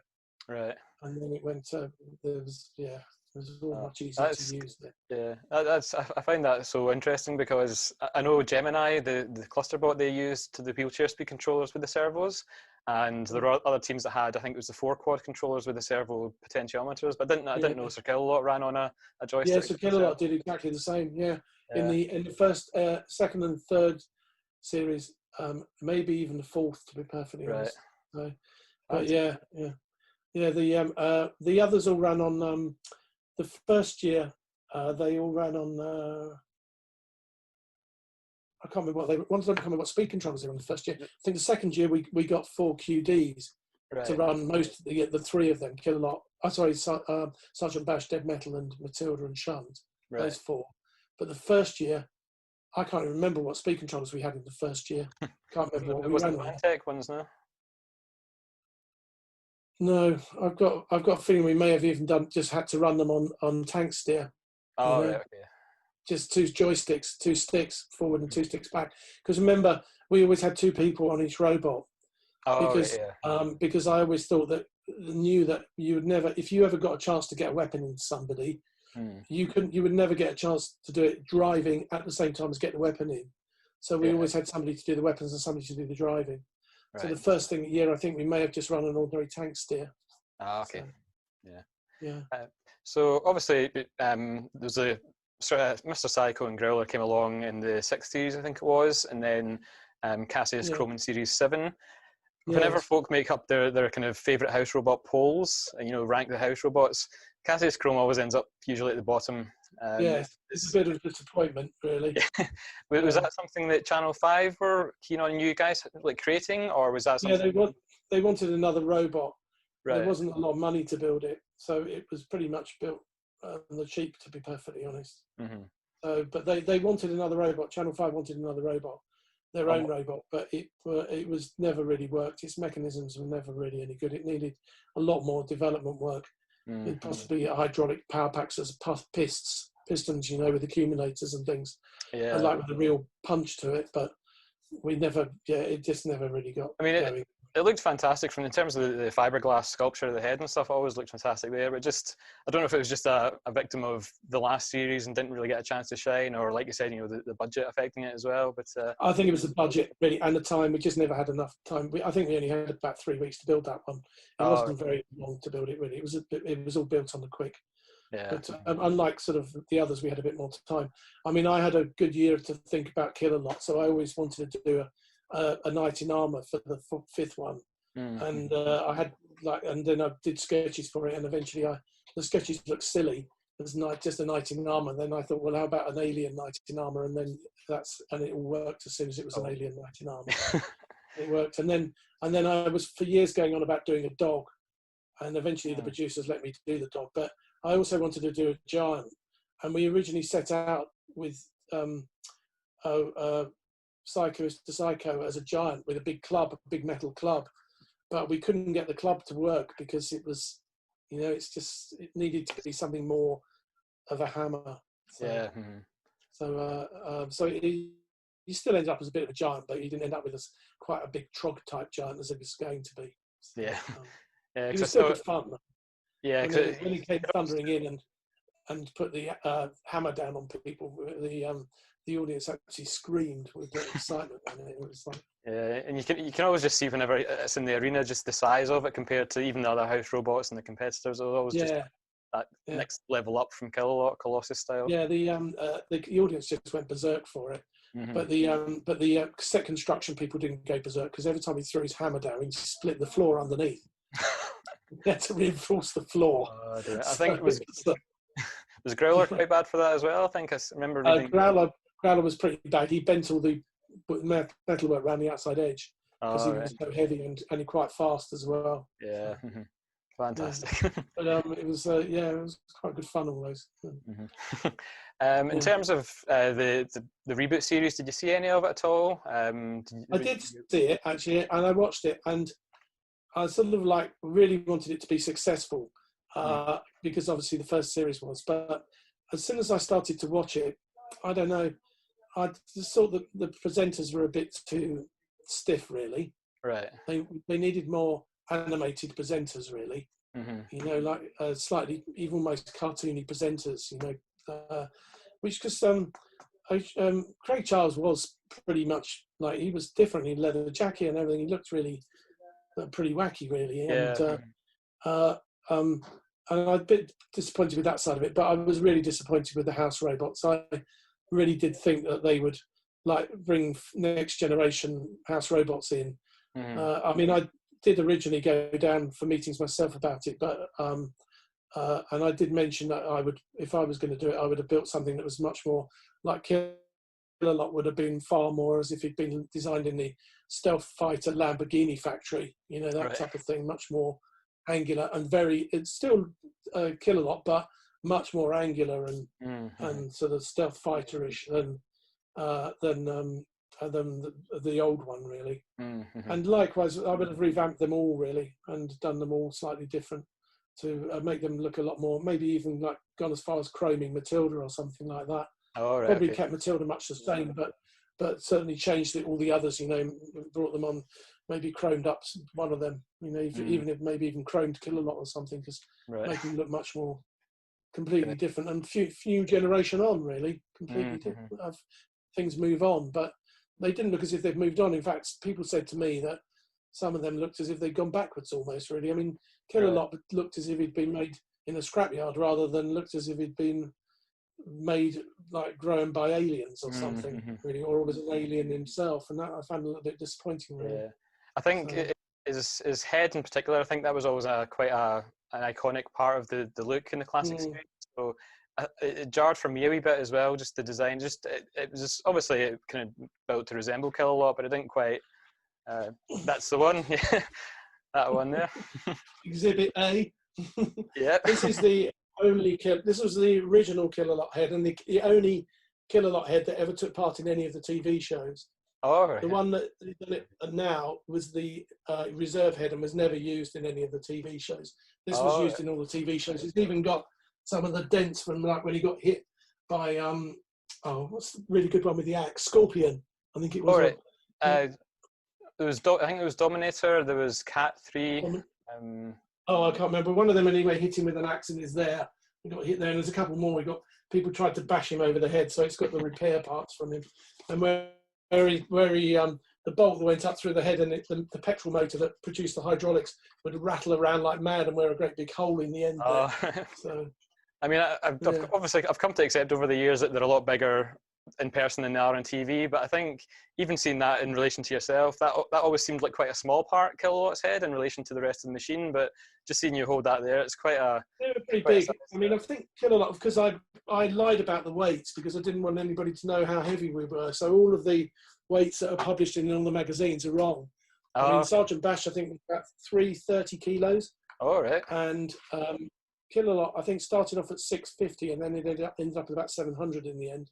Wow. Because we put more batteries in because we uprated we ran him off, I think we ended up running him off 36 volts in the end to give him a lot more speed and everything. So, yeah, because I think the initial weight was like 280 kilos, I think that was the published weight for Killalot back then, but...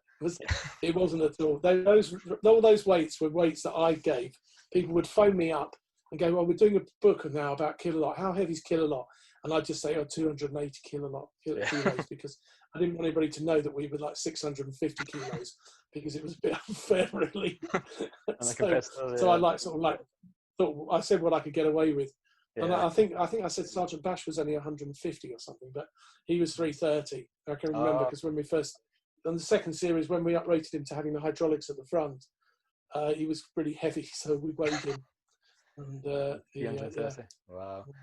Yeah, because I think Shunt was it's kind of listed weight was 105 kilos. So when I was building my replica, I thought at least that's a kind of target to aim for. But mine's coming in at 95 kilos because I've run on lithium polymer batteries now. So the battery pack's probably about that size for the whole machine. Yeah. And you guys would obviously been running. I think Shunt was about 220. Yeah. Something like that. So 210. I can't remember that. Yeah. The joys of TV and the secrets that they hold. It was if I'd told the original weights, everybody would have been moaning about us even more than they were. So I guess that explains we're 300 kilos. Yeah, because obviously a lot of competitors often boasted that they wanted to try and flip circle a lot, and I think there was a particular moment it went up the wedge of Really Big Cheese, the big kind of yellow flipper. Everyone was expecting it to flip, but it never did.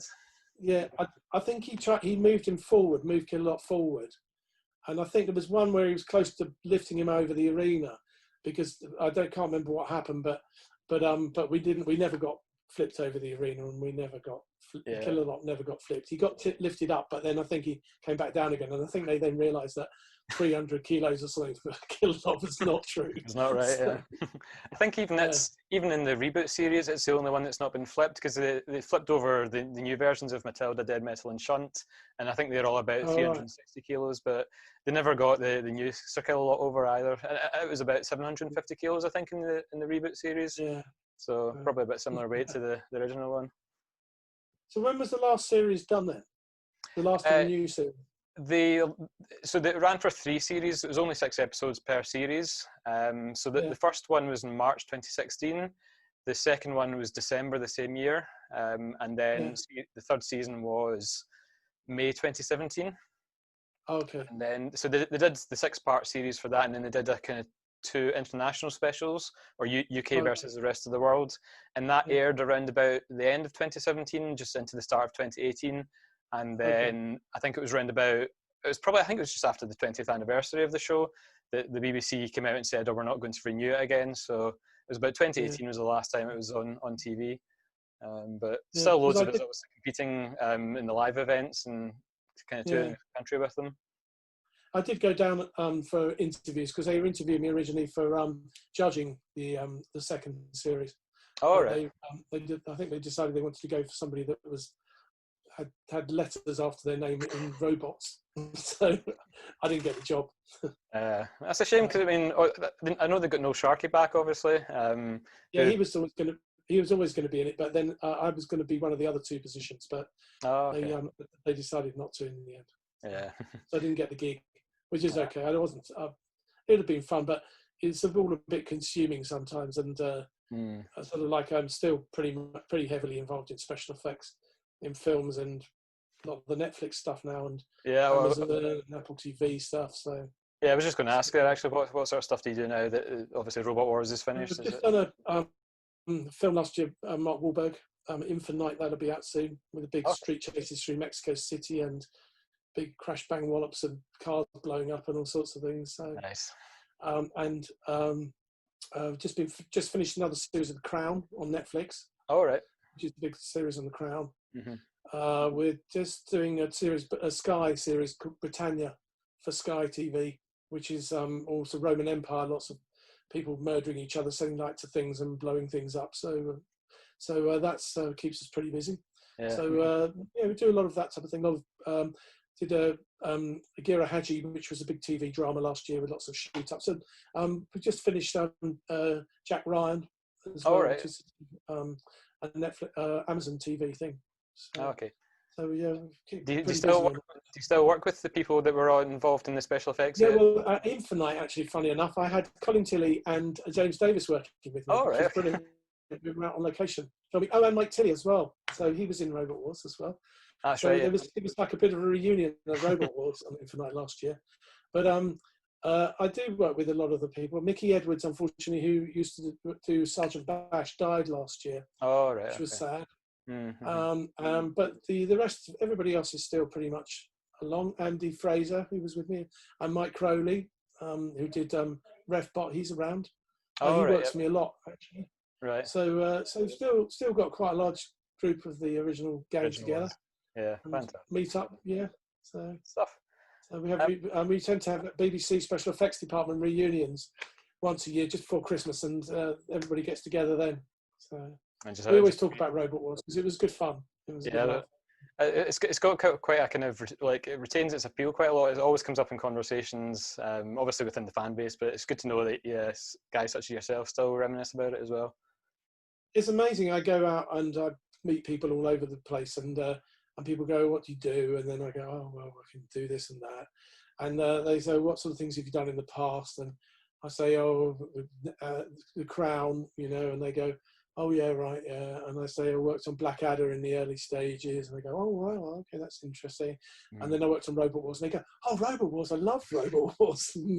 It's like, it's almost, I bet when I finish my career, it's going to be the most popular thing I've ever worked on. Probably, I'll probably still be getting phoned up about it and talking about it in 20 years' time, probably.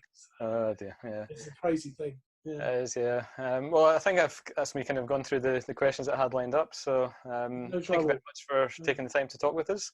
No, it's fine. Always good to get a kind of insight that we maybe don't hear in interviews more frequently, or through the magazines or stuff. It's always good to get a bit kind of behind the scenes input into what was involved, especially for those that were kind of weren't involved or were too young at the time to build the machines. So it was interesting going to the first meetings, and Tom Guttridge, who was like the executive producer of it, and he had a big hand in it. And I remember him in one of the early meetings saying, "No, we need our own language. We don't want to just do like a bell and we start we've got our own language. We want everybody to go 3, 2, 1 or something, and then something." And then somebody said, "Oh, how about something like Activate?" And it was those sort of things came out, in the meetings. It was like, it's funny how they just literally, and then they ended up in sort of like folk history almost, really. I mean, it's still used to this day at live events. That's the phrase that everyone uses because it's the one everyone associates with Robot Wars. And also all the merchandise that was associated with it as well, the toys and pretty much everything seemed to have the Robot Wars logo on it at one point. I've got in my workshop down at Heathrow, I've got something on the wall clipping out one of the papers, and it said Robot Wars breaks £100 million toy sales. And that was in the series. That was in series 6, I think it was. Right. So somebody made an awful lot of money somewhere along the line. £100 million toy sales. That's incredible. All over the world, because remember it's being shown in America a lot. We even did a Dutch series as well. That's right. Yeah. Mm-hmm. Yeah. Whenever we meet up, whenever the special effects guys will meet up from our side, one of our catchphrases is "Robots wash," because they didn't ever say Robot Wars. They sort of said Robot Wash. It sounded like more like Robot Wash. It's crazy. It's funny how it goes. Yeah, I mean, I came across some videos on YouTube the other day. I don't know if it was around about series 4 or series 5. It was a Swedish guy that was presenting, like doing clips for his show and loads of behind the scenes stuff that I hadn't seen before with yourselves. And it's just funny because you just see him talking in Swedish for about 10 seconds and then it turns around to you and it just switches to English all of a sudden. And you're like, and then back to Swedish again. It's like, oh, right, okay. We used to do some crazy interviews all the time about it. It's like people just turn up and interview us, and it's just bonkers. It really was bonkers. But that was the great thing about it. It was just so crazy. Yeah. Mm-hmm. Imagine it made a lot of people laugh, and a lot of people enjoyed it. So that was great, really good entertainment. Family entertainment to see whole families there shouting and screaming with their foam hands. Yeah. Brilliant. And I think it sent a lot of folk on the engineering path as well in terms of careers and so on. I mean, I don't think that. I think for that reason alone, the government or somebody should have funded something or other to keep it going, because it certainly motivated a lot of engineers in that age group. Yeah, we should be desperate for engineers. One thing, and we're good at engineering in this country.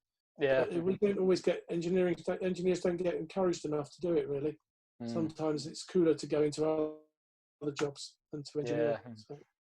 Yeah, but oh well. Here's hoping it'll maybe resurface again in the future in some form or other, because it's certainly a fun thing to be part of and to watch and so on. So, well, best of luck anyway. Yeah, well, thanks very much for taking the time to join with me. And well, you've got my telephone number. Give me a ring if you ever want to ask anything or anything. I'm always happy to help out. So. I'm sure I will. Yeah. Yeah. Well, thanks very much then. I'll see you the rest of your evening. Yeah, you too. All right. Okay. Thanks very much, Chris. All the best. Okay. Bye. Cheers. Bye. Amazing. Hey, go for it, Craig. That was awesome. It's fantastic to hear from Chris all of the insight that he's got from so many years of it, driving circuit a lot, doing the victory spin. Yeah, and of absolutely. Course, saying the good points at the end that so many of us became what we are because of Robot Wars. I definitely took the path I took because of Robot Wars. Me too. Big up Robot Wars. I think we all love Robot Wars here. So now we are actually going to go live on a chat with Jamie McHarg himself. We're going to have a quick chat with him, and then he's got something to reveal. Yeah, we're going to interview the interviewer. Stick around, you're going to want to see this exclusive reveal coming up right now. Let me just connect that thing up. Okay, here we go. And here we go. Jamie, hello. Hi guys, how are we doing? We can hear you. Hello. Fantastic. We're doing great. How are you? Doing pretty well, yeah. I'm just in the middle of an industrial estate at the moment. It's one of the quietest spaces I could find. And I'm just hoping that no one's going to walk by and think, who's this weirdo just randomly talking to a camera? But yeah, doing pretty well. I can weirdly relate to that. Well, can't complain. Yeah, man. But industrial estates, obviously a very historic place for robot combat. We love a good industrial estate. Maybe in one of those warehouses is a massive heavyweight arena. Who knows? Yeah, just sat waiting. So, how did you find interviewing Chris? How did you get in contact with him? What was the experience like meeting the man behind the housebots? Yeah, it was kind of surreal, first of all. I first messaged him, I first sent him an email last year once I got my replica shunt completed, which, for the reference, I carry around in my van like all the time. Whoa, there it is. So if you went to RoboNerd last year, you would have seen that shunt in action, destroying lots of featherweights. That was magical. Yep. And also losing one side of drive within about 30 seconds, but awesome. Good stuff. But yeah, so I sent him an email with a link to the video and just said, look, this is what I've made. I don't know if you're maybe still in touch with Malcolm Jones or Malcolm James, who built the original shunt. I just thought it might interest you and so on. And I wasn't expecting to get anything back from him, but he replied saying, oh, that looks really great. Gave me a few tidbits about the original shunt. And then that was kind of that. And then the RoboNerd TV idea came around, and I thought, I wonder if he'd be up for being on an interview. I'm sure he'd have quite a few good bits and pieces from the original show that he could share with us. So again, just sent him a speculative email, and he replied back in about 10 minutes saying, yeah, sure, I'd love to do it. Just give me a phone and we can discuss it. So kind of went from there, really. And then before I knew it, I was sitting on my computer interviewing him. So yeah, it was quite surreal. Loads of people in the chat saying how interesting that interview was. Like, it's so amazing to hear his perspective from behind the scenes of all of it. Yeah. Yeah, because I mean, there is a little bit in the making of Robot Wars from back in Series 1 and 2, but apart from that, you don't really hear much from them, or you didn't hear much from them at the time. So just to get a perspective of someone who was not just a competitor, but actually involved in the production and the set design and obviously building the house robots. Yeah, so a lot of nice little tidbits of information in there. Absolutely. And later on today, in a few hours' time, we're going to be showing your interview with Robo Challenge with the builders of the new house robots. So how did that come about? I think that was Simon, actually. He said, obviously, we've got Chris Reynolds for the old house robots. It'd be good to speak to the Coopers. And he sent me a message saying, because I know them quite well, whether I can maybe focus a little bit more on the technical side, maybe kind of glean some bits of information that we haven't heard before. So yeah, same kind of deal. Sent them an email and said, would you like to have a chat? And they were up for it. So I think it was 2 or so weeks ago, travelled down to Birmingham to their factory. And yeah, did the interview there. But they've obviously still got the modern house robots. So it was just nice to see them again after 2 or 3 years, I think, or 3 years since the last. Nice to see them preserved as well, I guess. Yeah. Always a relief to see them in one piece. Yeah. And a massive thank you actually for driving down from Scotland all the way to Birmingham just for that interview. It's massively appreciated. It almost never happened because my van broke down on the M1 on the way down. Yeah. I was supposed to get there about 1:30, 2 o'clock, and I didn't get there till 5 o'clock. But thankfully the AA considered my position. I broke down into be dangerous, so they got me off the road within 20 minutes and then fixed it, and I was on my way again. So it was all good. Thank goodness. And this van still lives behind you today. Yeah. Still going. Hasn't broken down since. So, and it's better. My old van was a right hunk of junk, but this is actually pretty decent. So no complaint. Excellent. And before we go into your amazing reveal you have for the viewers today, we wanted to get a bit of a history of you. So obviously, but most people probably know you from Coyote on Robot Wars in Series 9 and 10, was it? 9, Testing my knowledge. But yeah, how did you get started in robot stuff? We were chatting beforehand. Obviously, you've been doing this quite a while since you were quite young. How did you get going in this stuff? Yeah, so much like I was watching Stu's interview at the start, much similar to him, I caught Robot Wars right from the very first episode back in '98, and immediately I knew this was something I wanted to do. I'd never seen anything like it before on TV. In terms of careers, before Robot Wars came on, I wanted to be a builder or a train driver or even a Power Ranger. Loads of different kind of 10-year-old ideas, and then Robot Wars came on. It's like, I want to do this. Didn't really realise that being a roboteer wasn't a fully fledged career at that point, but I thought, something along this line. We can still dream, don't worry. Yeah, that's exactly, yeah. And then, obviously, the show went on, the classic series, and I never got around. I didn't have any experience in terms of building stuff much to begin with. My family weren't technical, so it was all on me to kind of learn stuff. And the internet was still, this is how old I am, the internet was still a kind of fledgling thing back then. So there wasn't the abundance of forums and Facebook groups and so on. So it was the Real Robots magazines that came out, the monthly ones that built a featherweight, and it was Rexy's Robot Challenge 2004 was my first event. So I think it was round about, it must have been 2 months after Robot Wars cancelled. It was, I finally had my robot ready to go, and then they cancelled the show, and I was just like, oh. But the live events obviously kept on going. Rexy's Robot Challenge, yeah, the first event I ever saw even a heavyweight in, which were Cassius 1 and Cassius 2, and they are big for heavyweights. Big things. Probably double the size of, say, Storm 2 or something. Cassius is like twice the size of that. So yeah, I started that, and then just gradually more and more events throughout the years. So it's been 16 years I've been doing it now. And eventually, when obviously Robot Wars came back for the reboot, I was like, I can't let this opportunity pass me by. And I think actually Grant Cooper phoned me up in the December before the show was even announced. And he said, look, our robot combat show is coming back. It's not necessarily Robot Wars, but just to let you know if you'd be interested. And I was like, well, I've just sold all my heavyweight stuff to Dave Laurie like 2 months before, but I'm sure I can team up with Gary or someone. So that was that. And then I went into my flat, and 5 minutes, 10 minutes later, Gabe Stroud phoned me. He's like, yeah, they're filming Robot Wars again, and it's going to be in Glasgow. And I was just like, what? Yeah. So I was like, yeah, if it's in Glasgow, I can't pass up this opportunity. Opportunity. So local, right? You're not too far from there, are you? It's about 45 minutes, yeah. So considering considering most live events are a 5-hour drive, it's nice to have something a bit more local. Absolutely. And so after Robot Wars ended, sadly, again, you built Shunt. So how did that come about? I can't really remember, actually. I knew that Jono had obviously acquired... The Moulds came up on eBay a few years ago. I think it was maybe around about the time John still had the Robot Wars license. Yeah. And he acquired them. And I didn't really think much of it to begin with. And then after Robot Wars ended, I thought... Shunt was always one of my favourite ones. And I thought, I wonder if there's any possibility of getting a copy of the shell. And is it going to be too crazy to build a Shunt? But yeah, I just decided to go for it. I just sent him a message. He arranged to get a fiberglass copy made, and it was supposed to be a slow burner project, so it's supposed to take about maybe 2 years, little bits here and there, and I think 6 months later it debuted at RoboNerd the first year. So yeah, it became quite a labour of love quite quick. That's a quick and I lost count of the number of hours I spent looking at pictures, looking at the Ultimate Warrior DVD, footage of Shunt, every angle, just to try and work out, because there's not a lot of detailed information on what are inside the house robots, so just trying to kind of work out what went where, what I needed to build.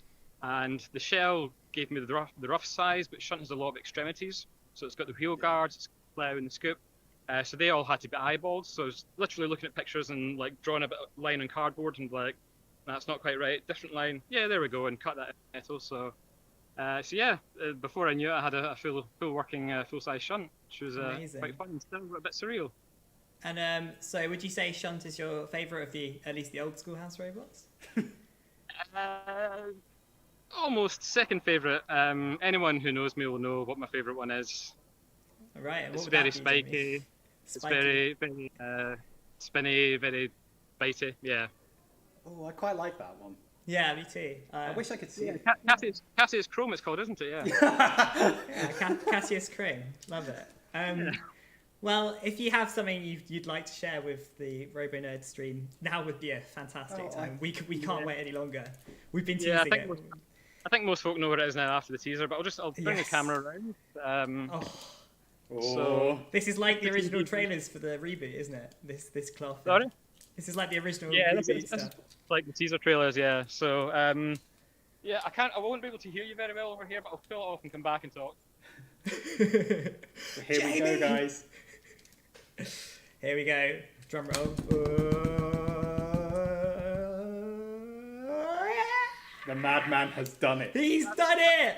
That was supposed to be a big fancy reveal, and the cloth got caught on it. It's too spiky. It was still good. It built up the tension, man. We were. It did. Look at this, guys. So you've built that basically in the time between last year and this year's RoboNerd, right? Yeah. This didn't actually exist a month ago.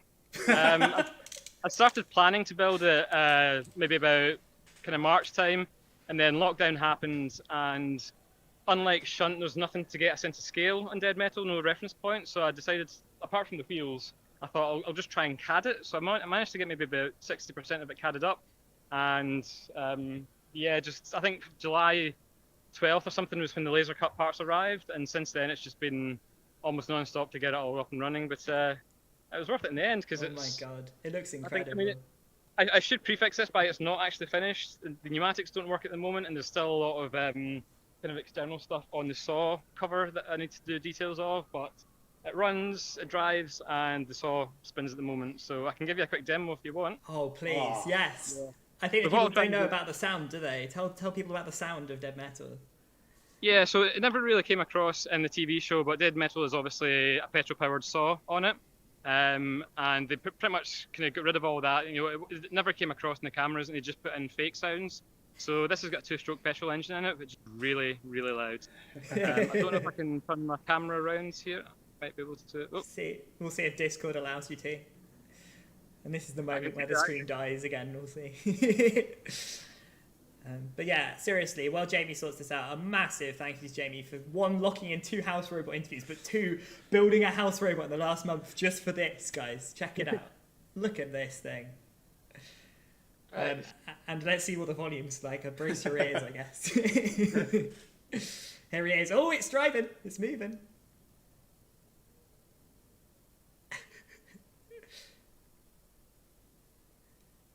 Yeah. Oh, the lid's off.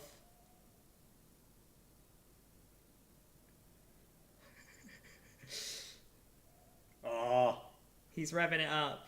Unfortunately, we don't seem to have sound at the moment from Jamie, disappointingly. Hopefully, when it starts. Oh, we got a little something through there.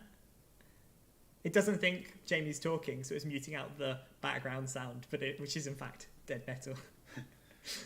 Oh, this is it. So we've had the streaming technical issues. Jamie's having the revving Dead Metal technical issues now.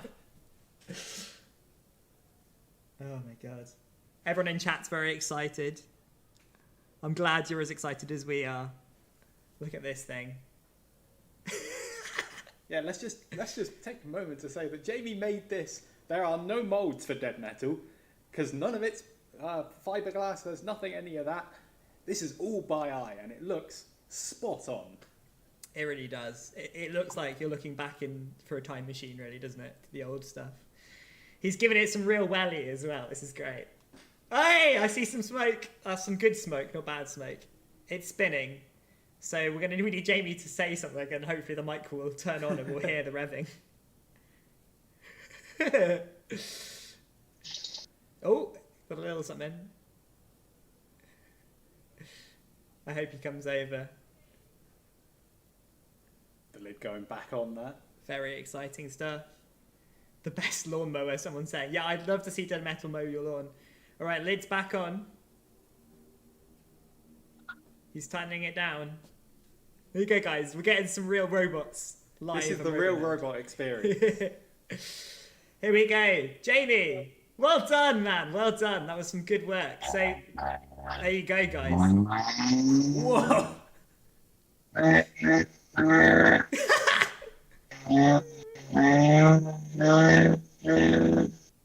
Glorious. That's Dead Metal saying hello to everyone on the stream. That's Dead Metal saying hit the bell and hit subscribe. Yeah. Listen to that thing. I hope Jamie's Jamie's well behind the camera. There we go. Look at that guy. Absolutely stunning. It's a nippy boy as well. So next year, RoboNerd, everyone, come along. Yeah. I'm sure Jamie will bring both of these wonderful machines with him. Absolutely. You get to see Shunt and Dead Metal in the flesh. And at the rate he's getting, he'll have all 5 done next week. He'll have all of them. You want that Cassius I'm not hear any of that to do the noise. That was incredible, Jamie. Thank you so much. Seriously. Everyone is so hyped in chat. Typically that petrol engine just did not want to start, but I'm still getting my head around 2-stroke engines, so... No, yeah, man, you've done incredible. Seriously, everyone is so hyped, and the noise it makes is just terrifying. The noise is absolutely delightful. That's why I came down to the industrial estate, because I didn't want to annoy my neighbours with it. But I was saying to you guys just before I came on live, like when I'm driving Shunt around, it sometimes, I'm aware of the fact it's a replica, but with this is the first time I've driven it around, and it feels like the actual Dead Metal, which is quite surreal and fun. So yeah, it's my new toy. We can't wait for next year's RoboNerd when you can show this off in the flesh to so many people, because there's so many people hyped. And I can say that you've actually drawn in more viewers than Ian himself from Team Razer. You've now hit the peak of the stream. People bloody love Dead Metal and your build, so there you go. Well done. Thank you. Right, so anything you want to say to everyone? We want to say obviously a massive thank you to you for all your time. I have it on good authority that there will be a full reveal video when it's fully working. Yes, so all the pneumatic valves are in, but I ran out of some pipe, and I also need to adjust the valves slightly because they need a second air feed to operate. Okay. So obviously I want to show off the saw cutting stuff and sparks and so on. So yeah, there will be good stuff. Whether it's a few weeks or a couple of months, there will be a kind of full test video down the line.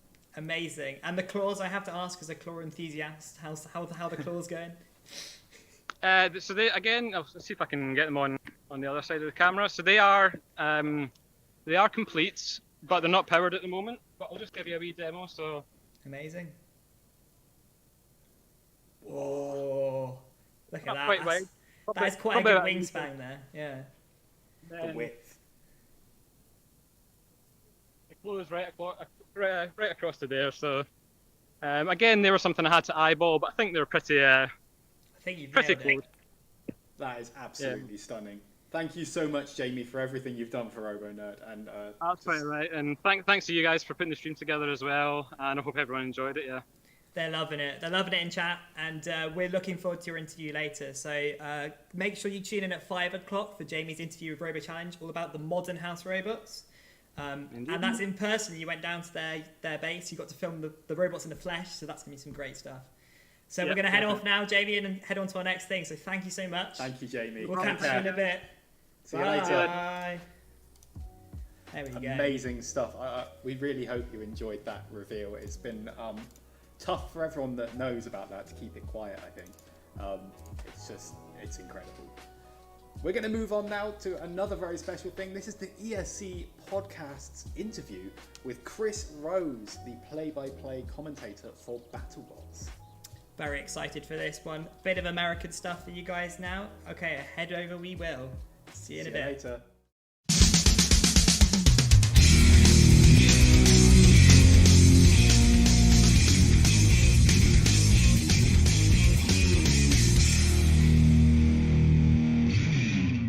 Good evening, everyone, and welcome to ESC.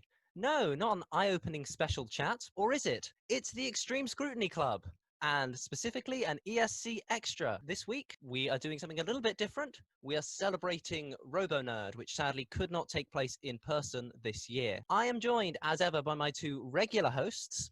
What up, it's me, it's Rara. Hello, it's me, Mitch the Orc. We are also debuting for the first time our new editor, Ned, to the podcast. Hi, yes, I am the Dean Editor, as I have been touted. I don't know if this will be my first podcast. As we're recording this time-wise, this is my first go of it. Probably won't be for you, but we'll see. And finally, we are joined by a very special guest today. Would you like to introduce yourself, sir? Oh, wow, I get to introduce myself. This is great. as you can tell, I am from England as well. Absolutely. The accent. I've kind of lost the accent a little bit over the years. My name is Chris Rose. I'm the host of Battlebots, which is shot over in the United States, but is aired around the world. And I've been fortunate to host the show with Kenny Florian and Farouk, and a varying list of sideline reporters as well, since it came back into carnation in 2015. And I'm just, I'm happy to be with you guys. We're so excited to have you. Are you really, Oliver, are you really excited, or did somebody cancel and so you just called me and you were like, God almighty, this Chris guy has been bothering us for years to come on our podcast, and finally, since we just had a guest cancel 7 minutes ago, I decided to call him in Los Angeles in the United States where he lives and say, Chris, if you can get by a computer, let's roll and do this. So here I am, Oliver. You're our savior, Chris. We originally had Dwayne "The Rock" Johnson for this. Last second. I have no idea why. Oddly enough, this is not the first nor last time that The Rock has canceled on something, and I have been his stand-in. I mean, you look so alike. So. Yeah, we do. Well, I didn't want to embarrass him, so I'm going to keep my shirt on during the entire interview. It's really sad, you know. I think The Rock just turned 45 or 47 or something. I'm actually a tad bit older than that. We're going to keep the shirt on. I don't want to, you know. Plus, I haven't been waxed in weeks, guys. This is a shirts optional podcast. Regular listeners of the podcast will be aware that we do have both Dwayne "The Rock" Johnson and Chris Rose on speed dial. Yeah. Just such this occasion. The most shocking part of that statement, Oliver, is that you have regular listeners of the podcast. So good for you guys. Well done. Well, actually, we do have some regular listeners, because over the past week, we've been putting one question to them. And that is, what would you guys like to ask Chris Rose? Oh, my gosh. And we've come up with a list of about 14, 15 or so questions of things that... Some of which are rather short, luckily. And so, if it's cool with you, we're going to work through some of these and see what happens. You know what? Whenever I do these things, I usually judge the questions on a scale of 1 to 10. So I'm going to judge the question askers as well. So let's do this. No. Given that we've randomized the questions between the question askers, this is.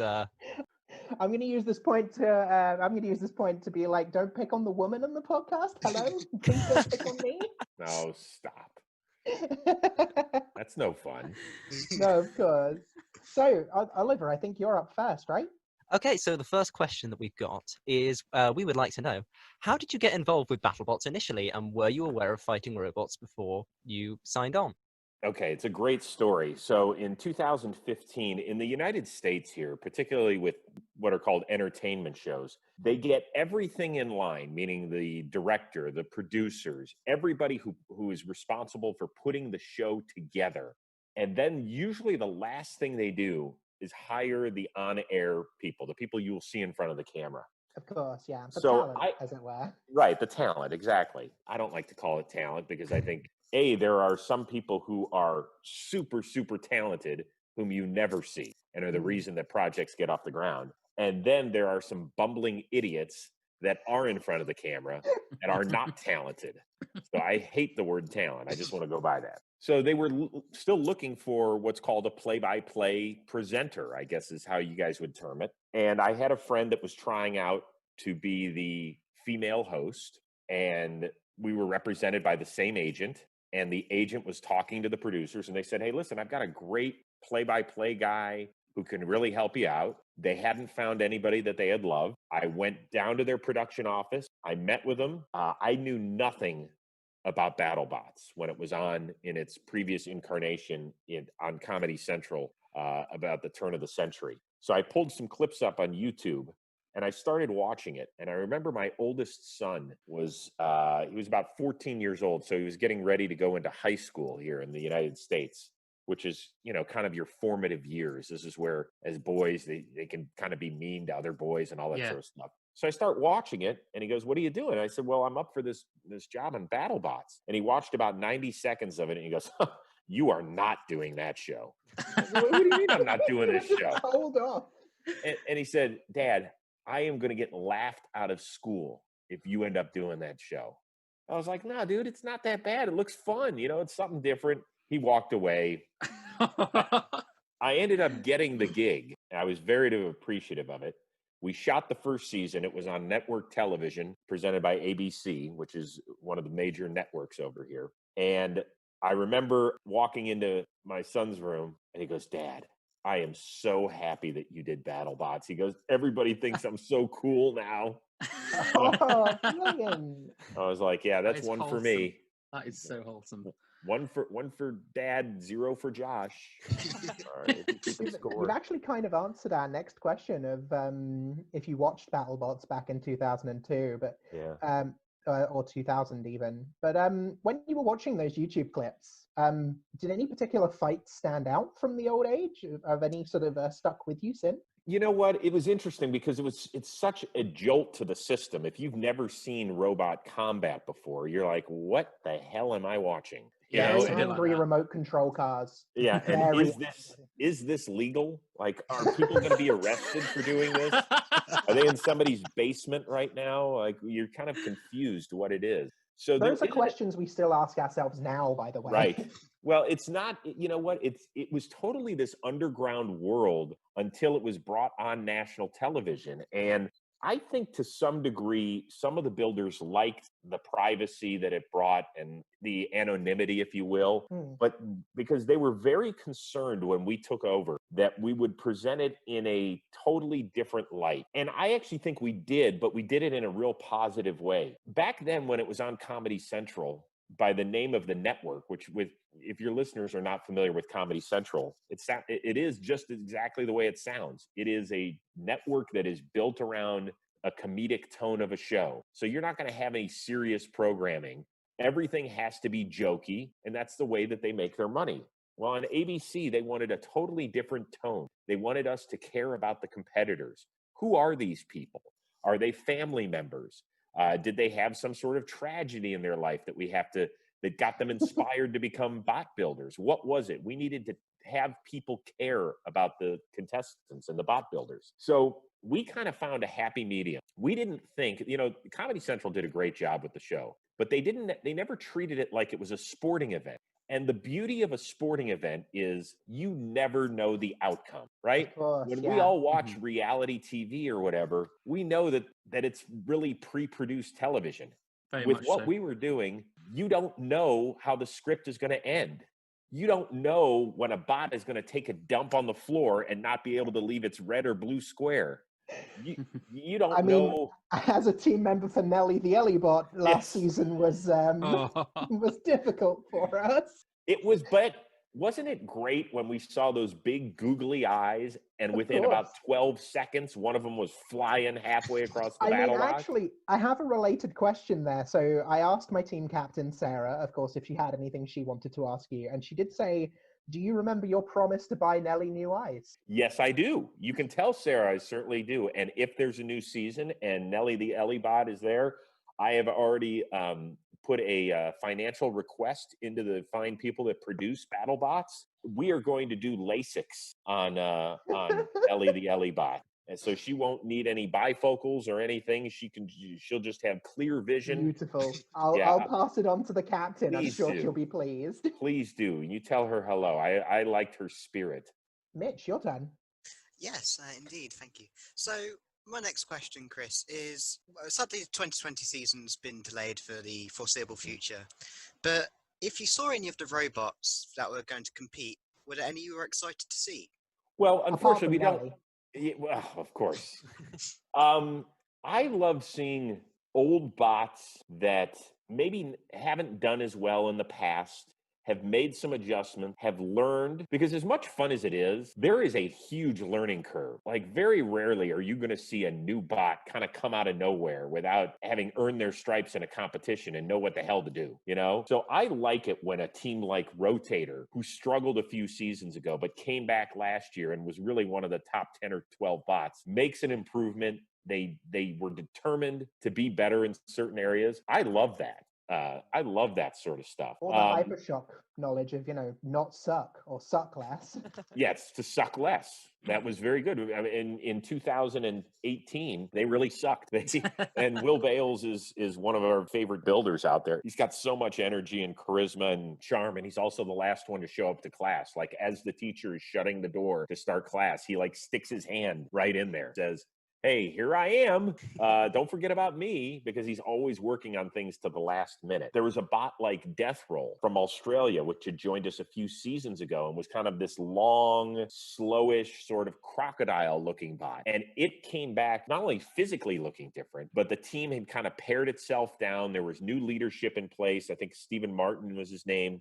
Great afro, by the way. He had it really amazing afro, right? Amazing hair. And they were, what was it? A top 4 bot. To Mitch's utter delight, it is his favorite robot. Mitch, is that true? Yes, it's very true. I love Death Roll. What do you love about Death Roll? I like animal-type robots, animals with character, creativity, and Death Roll, like you said, it was that kind of big evolution of going from something that didn't perform too well to being top 4. That was just absolutely amazing. Yeah, that was great. So there's just, I think it's the bot builders that understand that, they all want to win. They all want to do well, but so many of them just want to put on a good show. And when you it's our entire purpose, with Nelly, our entire build prophecy, our entire build philosophy, is go out there, have fun. If we win, cool. Yeah, well, I remember Sarah in our meeting, we meet with all the bot builders individually before the tournament starts, just to kind of see where their headspace is and what their thought process is. And she basically said, "We're not going to win. We know that. We're just here to have the best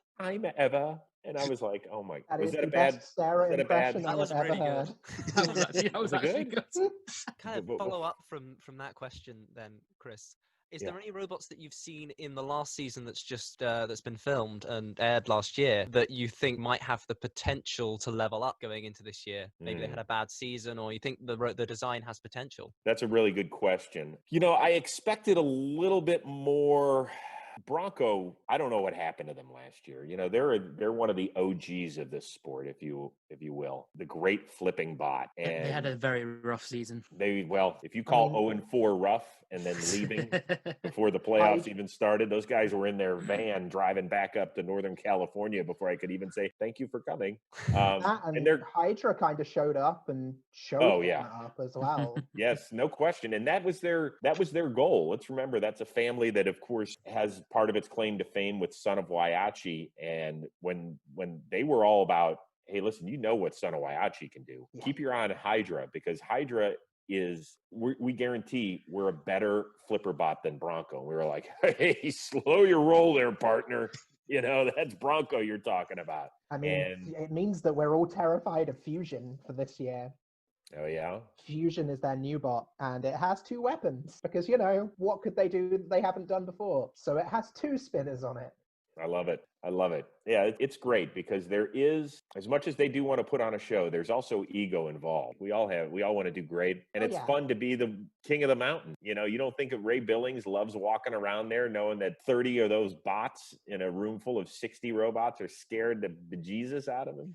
Everyone has a tombstone plan. Right. When people have a plan named after your bot. Right. That's pretty good.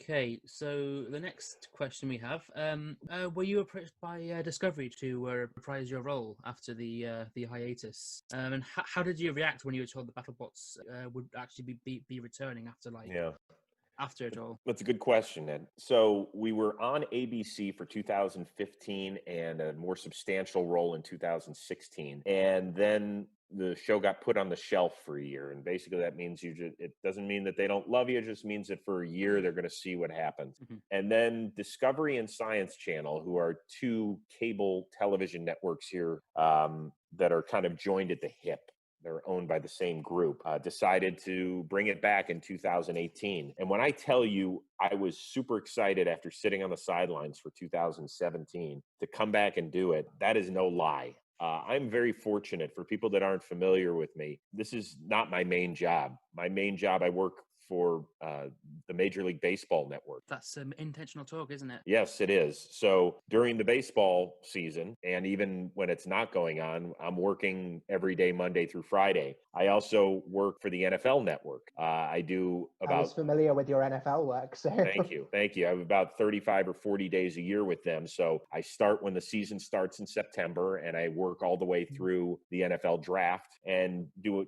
about 40 days total. So this is my third job.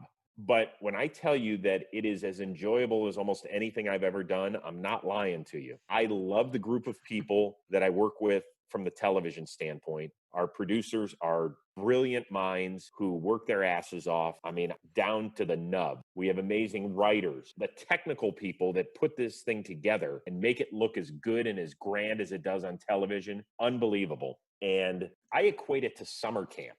Like, I don't know how big a thing summer camp is where you guys live, but for us, when I grew up, I always went away to summer camp as a kid. And this, to me, this is 2 weeks of summer camp. And it is the best time because I love seeing the bot builders. I think they're appreciative of the tone that we have set on the show. And hopefully we've helped kind of grow the idea of what robot fighting is all about. Absolutely. And I mean, the engineering part of it as well, because as much as Battlebots is amazingly good fun, the fact that it promotes STEM education, and specifically for myself as well, it promotes STEM education for females, which is somewhat of a new era at the moment that we're going through. And it's fantastic to see the amount of representation there is on Battlebots. I think it's a great call that you're talking about. It's so important because being a big sports guy, obviously athletics is huge.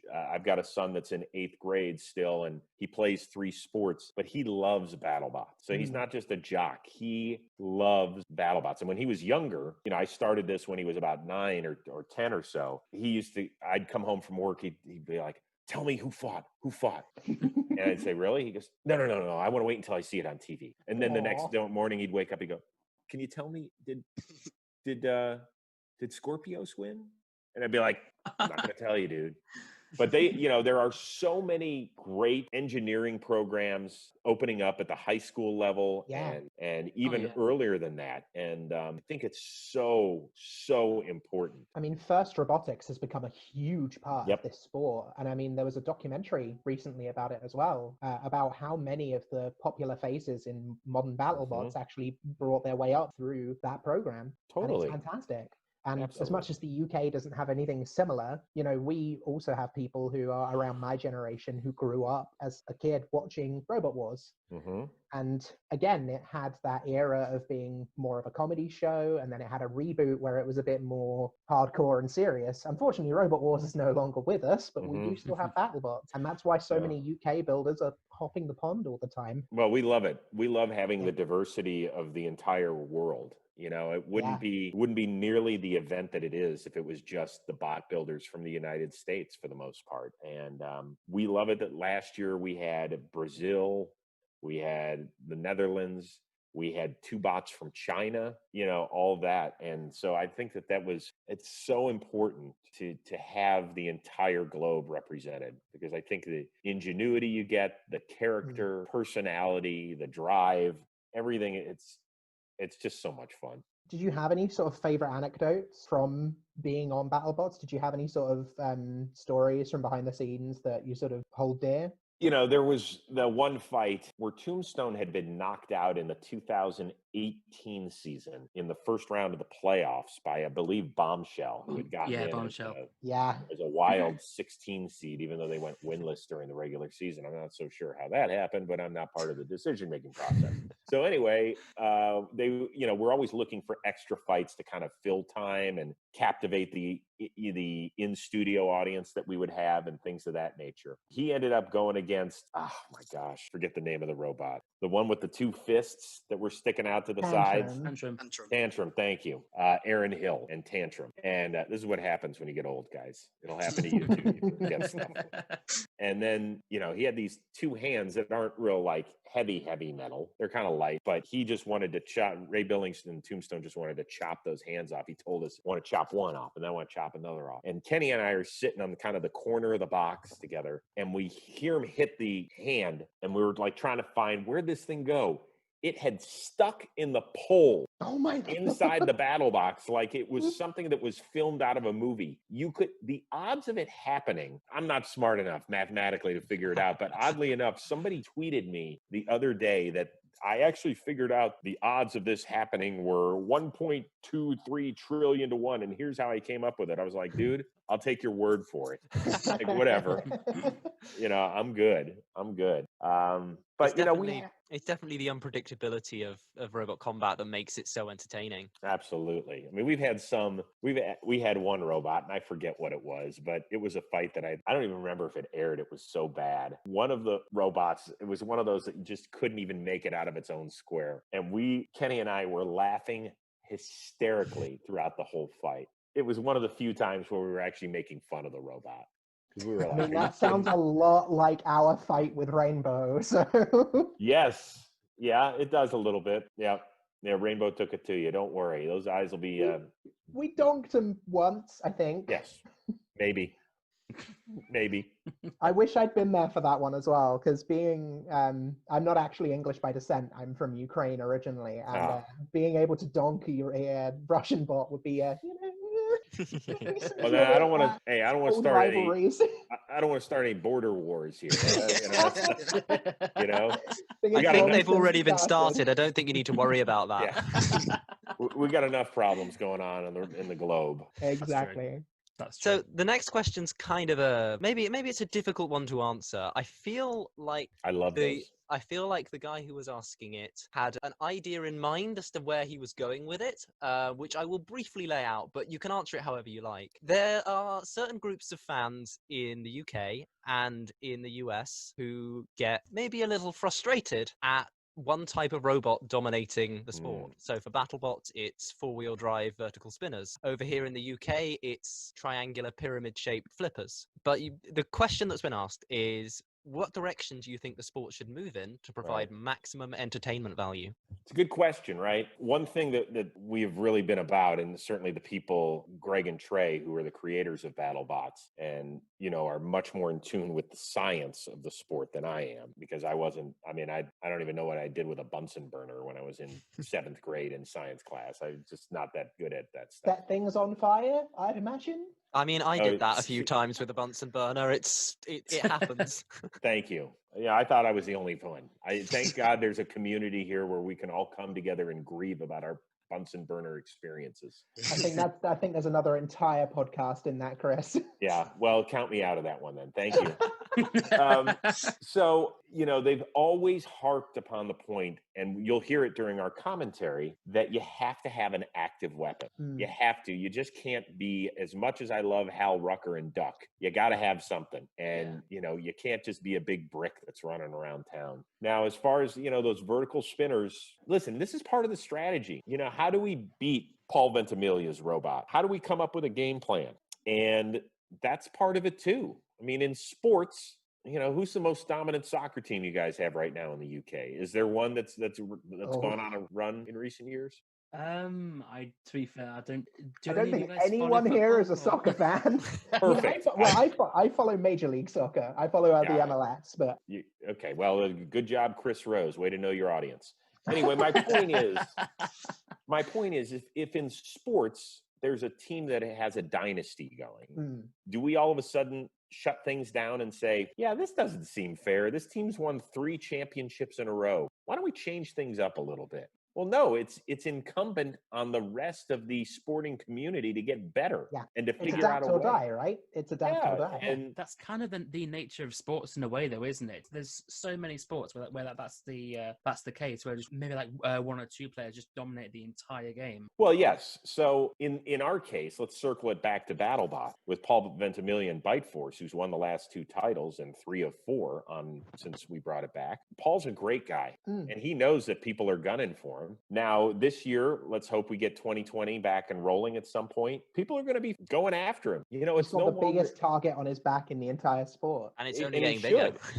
He should. And it's no longer like after our first season or 2, it was all about, oh my God, how do we take care of Tombstone? How do we do that? Yeah. Well, if you're playing that game, you're not playing to win. I mean, right? Because Absolutely. who's the champ? Who's the king of the hill? It's Paul Ventimiglia and Bite Force. So you got to figure out a way. And there's been teams that have been close. I mean, Witch Doctor was so close this year. Totally. They did a great. And I certainly think when Huge fought them back in the 2018 season, if the robot had been better shape and hadn't been split apart by Ice Wave, they've got the perfect weapon to sort of rain down hits from above, which is not something that Bite Force has got a good defense for at the moment. No. And I mean, it also puts a lot more extra. And this is an interesting thing that I don't know whether it actually really happens in other sports, but it puts a lot of extra effort and target onto Chomp being the only robot to beat it in however long now. Yeah, I mean, I guarantee you that there's people that have game plans, but having a great game plan, as Mike Tyson once said, everybody's got a plan until they get hit in the face. Exactly. Yeah. I mean, what would your game plan be, Chris? I would, if you were to design a BattleBot, what would you go for? That question gets a -7 right there. No. No, I'm not a bot designer. I can barely tie my own shoes. I'm 49 years old. I still buy Velcro shoes. I just can't do this stuff. I'm not talented. I'm not athletic. Yeah, that's fair. So there you go. I'll call the fights. I like doing that. Where I equally suck at that too. No, not at all. I mean, your commentary has been one of the iconic bits, the play-by-play from you and then the color from Kenny, and it's just got this real good vibe going there. Thank you. I mean, there's so many iconic lines. I mean, if we don't hear Huge hit there, Kenny, in an episode, we get disappointed, That's true. It's a great drinking game. Yes. We'll be picking you up off the floor after that one. Speaking of commentary, how do you find live commentary? What are the challenges and benefits of doing it compared to commentating over recordings of fights? Okay, well, truth be told, we do this where you see us there. We are sitting box side, so we are calling the fight as is. Now, sometimes there are mechanical issues that happen with the robots that we don't know are happening. The builders don't even know that they're happening as it's all unfolding. So when they go back and they find out that a wire was cut or something like that, something happened on a particular hit that knocked a battery loose or something like that, and they can kind of do that in the robot autopsy, if you will. We might drop in an extra line in what's called a voiceover session later on. But you have to know as a viewer, 90 to 95% of what you hear on a given show is done from our live cut. And that's really important for us to keep the energy that you see and feel. All that is really important for us. Now, it is a little bit different than I've had the good fortune of calling NFL games at stadiums, calling Major League Baseball games at stadiums. Yeah. There's no covering that up. No, absolutely not. You make a mistake, it's there forever. And I've had calls where I've screwed things up so royally, I was like, oh God, I cannot believe I did that. And it lives forever, but that's part of the gig here. That's fair. As we're on the subject of commentary, have you ever blown your voice out during a fight with all the high impact? So that's a good question. Usually, so here's what we do. Last season we had 9 shoot days. We would go 3 days, then a day off where the bot builders can have a day to kind of regroup, then 3 more on, then a day off, then 3 more. We shot 178 fights in 9 days. And, this is not like calling golf where you're like, and there is Tiger Woods at the par 3-4. Although I would love to hear BattleBots with golf commentary. Right? I mean, we might have to bust that out just for fun, And so what I'm saying is that you have energy for 3 minutes and you are screaming at the top of your lungs and you're having the time of your life. And usually by day 3 of a set, I'm finished. I am pounding tea and honey like I'm going to the electric chair. And I got to get my fill in. That was actually one of our other questions we had as well. What's your sort of voice routine? What's your sort of mantra for looking after it? I mean, I've done professional voice acting in the past, and, it's quite difficult sometimes when you go, absolutely hours of using your voice at the top of its level and going, I don't know how I'm going to speak for the next 3 days. It's a challenge. There's no question about it. Usually Farouk's the first to go because he's got that amazing tone. And he pours every ounce of energy into those reads that he does. And they're so good. And he memorizes them all. And he crushes every single one. He gets into character. So Farouk, he's fortunate. He's a voice guy too. His voice is godly. Yeah, it's great. And, he provides so much to the show. It's just, I love it. He's a good dude. He always writes us great little inspirational notes at the beginning of our show every year. And he's just a good-hearted person that happens to be damn good at what he does, too. I'm certainly glad that you guys do look after your voices the way that you do, because there's a couple of times over here when Robot Wars was on, where it got pushed back for a couple of weeks. It got rescheduled because of live golf tournaments and live tennis tournaments. So we definitely prefer the more active sort of style of commentary, given that we've been subjected to the sport sometimes when we've been watching our robot fights.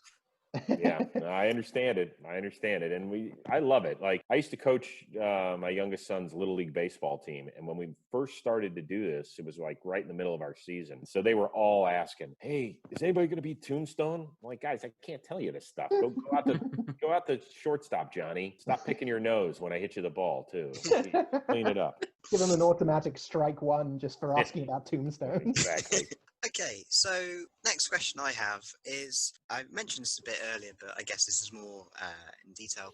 How much are you and Kenny told about a field of competitors before each season? Well, we have a really good research staff, and we get this huge binder that has details on all of the previous seasons, results, and then we get like a one-page research sheet on each competitor, name of the competitor, where they're from, what they do in addition to building bots, how they got interested. And it's a filled out questionnaire, you know, for those that are returning, and usually maybe there's 30% new bots in a season. You really have to kind of familiarize yourself. The rest of the people, it's just kind of a reintroduction, if you will. As I said, we have these meetings before the tournament starts where we get to pick the brains of the bot builders. We bring them in about one at a time every 10 minutes or so. And we just kind of catch up on where they are in life. Is there anything new that would help tell their story a little bit? You know, their goals for the season. And we try and throw those little anecdotal bits into our commentary. So it's important stuff to be able to. Pays off. Again, to compare it to Robot Wars again over here, the commentator Jonathan Pierce he's got some very infamous flubs that are known in the community for, you know, forgetting which robot did how well in the previous season. Totally understandable, but having the research there definitely helps from the perspective of a fan. I don't know. I mean, and that's when I'm telling you, it is a monumental team effort. We don't just roll in there like, okay, what do you got, guys? Like, we are in constant contact. You know, our showrunner's an Aussie named Aaron Catling, and he really is the genius behind this. He has come up with these tournament format, the selection committee. He does such a good job of making this a fun event. I mean, not everybody's happy with where they're seated, or sometimes they feel like they got screwed. That's the way it is, you know? I mean, there's some infamous stories that the fans have heard on that end. I mean, about the whole Captain Shredderator asking to not fight someone from last season is iconic. Yep. You know, you need to tell stories, but you also have to respect people as well. And absolutely. You won't ever hear out of my mouth or Kenny at any point anything that's personal. We don't ever. And it's actually quite nice as well, because, you know, there's been some wonderful moments that you've been able to highlight, and you've been able to highlight, you know, things such as, you know, meteoric rises of people who've never built a bot before or never even touched a spanner before, let alone anything else. I love those stories. To these people like Spectre and, you know, Cobalt, who are part of the Three Continents Club and who've done everything. Yep, and that's the beauty of this. You know, you get to tell the stories as well as, you know, tell the fight. And I love the fact, you know, I want to be doing this for 15 or 20 years. I really think it's a show that can survive because of the grassroots that we're building with so many young kids. And you know, Paul Ventimiglia is a guy who benefited from that. He won a big opportunity when he was 14, and that got him going. But I can't wait for the day when we are given the giant nut to some kid who's now a grown up and said, I never had an interest in this until I tuned into BattleBots in 2020 and watched it. Like, that's when you know, like, you helped. I'm not talking about me. I'm talking about the whole thing. The BattleBots community change somebody's life. I think that's pretty cool. And we have so many people in the community like that now as well. And there's some really cool bots coming to hopefully quote unquote 2020 that are first time bots. One of which was highlighted by the Battlebots social media pages recently was War EZ. They're a first-time competitor. They've never done anything like this before, and that's really cool. I mean, I only started building robots about 2 or 3 years ago. I've been a fan of the show since I was a little girl, but I only actually built my first tiny little 1.5 kilo beetle weight 2 years ago now. And now look at me, I'm running with the big leagues and going out there and fighting the big robot. It's mad. Now you're on a podcast with some loser from the United States. It's perfect. See where you've gone? Hey, that's not a nice way to talk about Oliver, and he's not from the United States. That's a good point. I'm just jealous of Oliver because he's got the most kick-ass hair of anybody on this show. So, I mean, I've not even got my camera on, so you don't know. Okay, and so Battlebots does have some very unique designs and stuff, but like, which one would you say sort of like shocked you or like wowed you the most when you saw it? well, last year I was surprised by Mammoth, because I saw this thing. Well, first I didn't see it until I had met Ricky, who's the designer of this, and I loved. He's got one of those stories. He said, "I would never have thought about building a bot until I came and saw it in person the previous season in 2018." He was like, "I'm going to build something that nobody's ever seen." And we saw this thing, and I was like, "How the heck's this thing going to work?" And we saw it, and I was like, "Okay." It's not going to win a ton. It won some matches, but it's different. And I'm good with that. I'm good with trying that out. So I mean, that one was pretty neat. Nelly and Mammoth still need to have the battle of the pachyderms. So, well, we'll see. I'll place a call and see what we can do about that. Definitely. So you do a lot with Kenny Florian whilst on the show, and I imagine working with him is quite different to any of the commentary you've done before. What with Kenny actually being a sports person, having moved into the thing, and as much as that's becoming much more of a thing within sports commentating. However, we did have one interesting fan question about you and Kenny that came in, which is if you and Kenny got the chance to fight in the arena, you get to pick a bot each. Which bot do you choose, and do you win? Well, as long as it's the bots fighting in the arena and not Rose against Florian. You don't think you'd win that one, or you'd have to take it easy, Well, the good news is my life insurance is paid up, so I'm on. We're good there. Boy, oh boy. You know what? I might go to an old UK favorite. I missed Beta last year a lot. Yeah. Okay, good choice. I really missed Beta because it looks rather simple, right? It's just kind of a hammer bot with this huge head that kind of thumps. And it's not sleek. It's kind of all over the place. Kind of like me with my dad bod. I'm kind of sloppy. I don't look like I could do some damage, but you better watch out because these things these are tough. I mean, you'd be pleased to hear that they're making a comeback this season. I know. Everything is to be believed. I know. I'm big on that. I want it to happen. I'm rooting for it. So I think I would probably go with Beta. When you get Kenny on the podcast, you can ask him who he might go for. We'll have to get Kenny on the podcast and ask him if he wins. Oh, I'm going to let him win. I mean, let's be very clear about this. Let's be very clear about this. Kenny Florian is a very dear friend of mine. In addition to just gravitating toward him because I like him as a person and he's super smart and he's funny, he could literally kill me by just looking at me. So if there's anything like when we sit down for our lunch break, usually he looks at me and he says, "You know what? Give me half your lunch." Here you go, Kenny. No problem. Just take it. He shakes you down for lunch money? That's fine. It's not a big. It was only like during the middle part of that session last year, just the middle third. I can't believe Kenny Florian shook you down. It was not for a big lunch deal. money. It was not a big deal.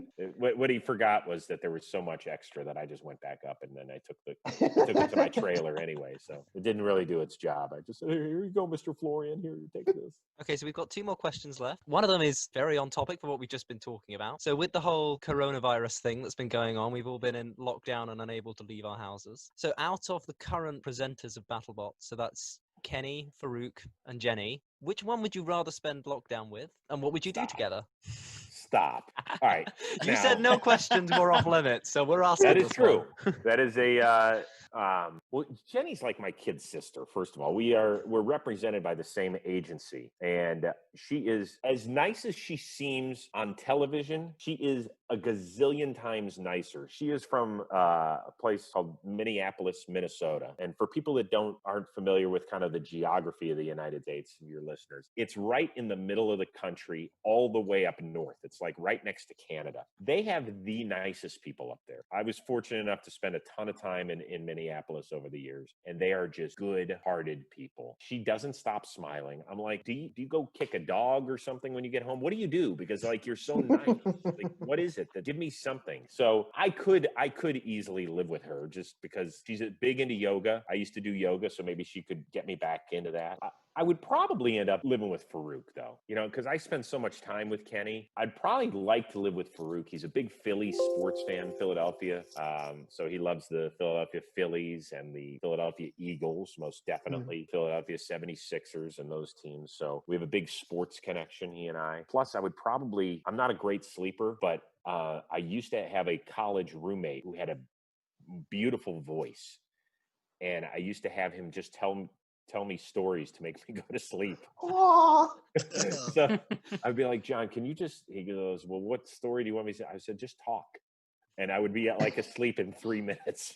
I won't lie. I am now picturing you tucked up in bed asking Farouk Yes. to tell you a bedtime story. I mean, absolutely. Is that okay if I bring my teddy bear and my binky and a blankie too? I think could bedtime have. story with Farouk is something we would all like to hear. I mean, who hasn't looked into that?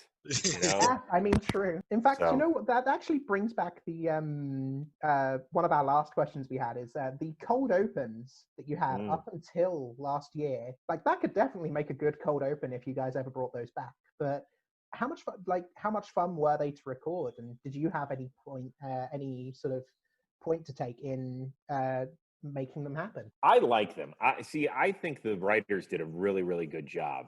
They're not easy to pull off. I think the reason we ditched them really had nothing to do with that they weren't funny enough. I mean, if you were to do, let's say 20 over a season, if you hit on like 11 or 12, that's a great percentage because as we all know, comedy is very difficult. And I thought that the writers did a great job. I think the reason we got rid of them though, was just, they wanted us all to focus on things a little bit more important to the show. The tempo of the show. To flip some comedy in. I mean, the birthday cake scene this year. Well, you have to remember that it's built-in comedy. Yeah. I mean, at the end of the day, let's be honest, it's two 250-pound robots fighting each other inside a bulletproof glass cube. Yeah. Like, you're like, who thought of this? And so it's naturally funny. So you don't have to zing one-liners in there all the time. But if you can find a bit with the cupcake last year. Yeah, the cupcake was beautiful. Yeah, that played really, really well. And was it a good cupcake? That's the question. Listen, has there ever been a bad cupcake? I've had a bad cupcake in my time. I mean, I made it, Not so me. I'm the person to blame. Well, then don't send any here.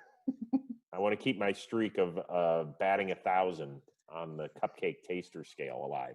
We do have one final question then. You've told us that you seem to be somewhat involved in things, but you're not necessarily told everything about the show as it happened. But what do you know? Do you know anything about the future of Battlebots that you can tell us? Will the beard be staying for next season, for instance? So it's interesting. I've been broadcasting in front of the camera since 1995, and I've always been clean shaven. But obviously, this pandemic struck, and I wasn't going to be on TV for the foreseeable future. And my wife was like, "Why don't you grow it out? Just see what it looks like." And I started to grow it out, and we've been married almost 23 years. It'll be 23 years in September. And I don't know if any of you guys are married, but when your wife starts looking at you like you're not a jackass, you do whatever you can. You know, if she's not looking at you like you're totally disgusting and she's got a little twinkle in her eye, you keep the beard. Yeah. So I will make that argument to the powers that be at BattleBots and say, guys, I'm sure if we ask Greg nice enough, he'll let you keep the beard. I mean, he's a beard haver himself, you know. Yeah, listen, all those guys understand. They've all been married a long time. They're going to be like, Chris, keep it, bro. Go for it. So I I splurged and got myself a beard trimmer. I have got to be done some high-end beard dye, and because it will be very gray. I don't want that to happen, so I want to have it kind of nice and darkish. But we'll see. I'm hopeful. And don't tell Kenny, this beard kicks his beard's ass. I'm just saying. Absolutely. No, we're on your side there, Chris. We're on your side. As the resident beard haver of the group, I can confirm that is true. Thank you. So yeah, I'm curious, Ned. Are you finding snacks in there from 2017? Because you've got quite the manly growth going right now. I do sometimes find things in here which I shouldn't be finding. Yeah, that does happen sometimes. That's incriminating. Yeah. Oh, look, the Declaration of Independence. I wonder where that's gone to. Yeah. Believe me, if you put the Declaration of Independence in there, that's the least of the things that could cause you trouble. You could find some other things in there. Yeah, I just go down to Buckingham Palace and just steal the entire crown jewels and just hide them in here. Perfect. Let's roll. But no, I know. I try to sort of keep it as clean as possible. A lot of food just gets trapped in here naturally. It happens. But I don't know. I don't have to have this problem. I'm just sat here in awe of all you men with your beards. And I mean, I'm not going to lie. This was literally just me being too lazy to shave. But then that's it like really 1 week's growth. Yeah. But then it really started to grow on me. So yeah. Hey, and Oliver, I just want to tell you, when you hit puberty, it'll happen to you too. Don't worry, it'll happen. I mean, thank you so much for entertaining our child today, Chris. It's been so wonderful. And actually, thank you so much for being on the podcast. It's been a real pleasure having you on. Yeah, and as we said at the start, if there is anything that you wanted to plug or anywhere that people can find you, especially during the pandemic, while Battlebots reruns are great, of course, we've heard you say that before. Where can people find new Chris Rose things? Well, you can always follow me if you have Twitter, at Chris Rose. I know it's a real original name. And if you have Instagram, crose127, that's where you might be able to find some of the baseball stuff that I'm doing these days. And then hopefully, if everything is safe, which is the most important stuff, we'll be back working soon. Okay? Fantastic. Cool. Yes, brilliant. Thank you so much for being on, Chris. It's been an absolute pleasure. Thank you. I appreciate you guys adjusting to a different video modicum. So thank you. Absolutely. Everybody stay safe. And Oliver, I was just kidding about the puberty thing. I expect you to be in full bloom by the summer. Oh, I tried it last year actually, and the sides didn't grow out well enough. So I do need to leave it a bit longer. Okay, got it. Oh, dear. Okay, I'll grow a beard on your behalf, Oliver. I'm sure if I find enough magic potions I could try. Okay, to wrap up the podcast then, Ned, since you're new here, would you like to start? Where can we find you? Anything you'd like to plug? Okay, so my Instagram is @ordertheman. I'm a mod on Chump Posting, so you can probably find me in there. I host watch parties all the time. I'm not sure if that's still going to be happening by the time this podcast goes live, but there we go. So I've also got a channel called Spoiler Alert, which sometimes uploads videos. I'm also doing Rebuttal Wars. I'm not sure if that's going to be out by this point in time, but yeah, Rebuttals 1.5. So over on the Good Rebuttal channel. Yes, as we call it, Rebuttal Wars 1.5. We are officially recording tomorrow as of recording, so that's going to be fun. Hopefully at least some of that will be out by the time this goes live. Yeah, I think that's it for me. Okay, and Mitch, welcome back. Who knows where we'll be in the time of recording, but if people don't know, Mitch has decided to step away from the ESC podcast, but he's back. Wait, I wasn't told about this. I wasn't told about this. But this is right. Mitch has become our Vince McMahon. He just walks in every now and again. He does that weird flappy arm walk. Where can people find you, Mitch? It was me, Austin. It was me all along. Sorry, what were you saying? Where can we find you, Mitch? Well, you can find me at Scribblork on Instagram, and you can find me... Insta when? Fuck off. And you can find me at the Orc Corp on YouTube and Twitch. And Herrera? Oh, I don't exist in a corporeal form. You can't find me anywhere. No, so you can find me on Nelly, the Ellie bot. I do stuff for them. I am team tactician for the hopefully 2020 season, as we've just discussed with Chris. You can find me at my own team, Transcendent Robotics. As of recording, I'm waiting for a bunch of Hardocs to show up for a new Beetle, and I may have started Napalm 3 and got a drum motor and drum on its way, because featherweights are a normal thing. And the Napalm mine needed a drum spinner, of course.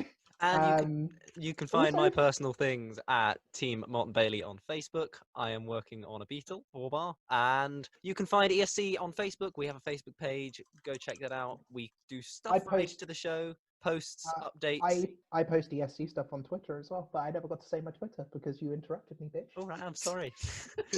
Consider that my apology. ESC on Facebook, Rare is ESC on Twitter, ESC on Spotify, ESC on YouTube. Go follow, go subscribe to all of that wonderful stuff for more content. Because, yeah, if you're new around here, if you just tuned in for the Chris Rose interview, we've got a whole backlog of podcast stuff. Rare, And some Mitch, and I, we've got, at the time of recording, a good 14 or so episodes of podcasts that we've been doing over the past year, various different guests from all over the community. And if you've not listened to those, go check them out. We cannot recommend them highly enough. And also other stuff. Other stuff? I don't know. I thought I'd just scare you. Also, I've just thrown my drink everywhere, so I'm a bit. You're doing. It's a RoboNerd special. Yeah, there's got to be drink thrown everywhere at least. Oh at God, once. yeah, keep it in. Keep this in. I'm currently covered in fruit juice ice. It's not quite Mountain Dew, but you know, it's. Mike would approve. Mike would approve.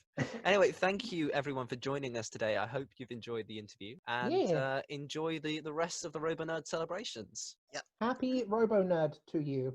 Happy RoboNerd, and everyone in the comments, tell Oliver that he can start growing a beard. Thank you. Tell Oliver to be more than 12 years old as of next recording. Oh. Thanks for listening, everyone.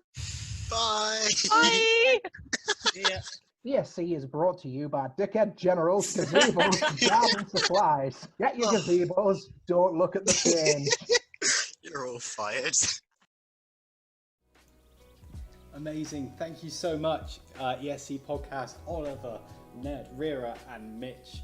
And also their special guest, Chris Rose. It was amazing to hear him, and I think it goes for everyone, like the amount of knowledge he has got. Yeah, he has a real love for the scene as well as just his job as a commentator. So big up Chris Rose. I like your taste in robots and your taste in drinking games as well. Very nice stuff.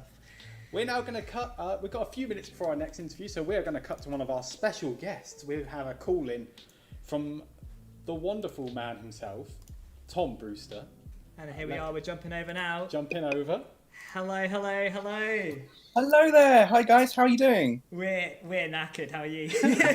We're doing all right. We're just having a barbecue, so we've had some nice food. And we're not that knackered, actually. Yeah. Is it even barbecue weather where you are? Because behind us is just a miserable storm. Kind of. Like It's not raining, so It's not therefore it is raining. barbecue weather. That's That good counts, British that barbecue. counts. That's British barbecuing at its peak there.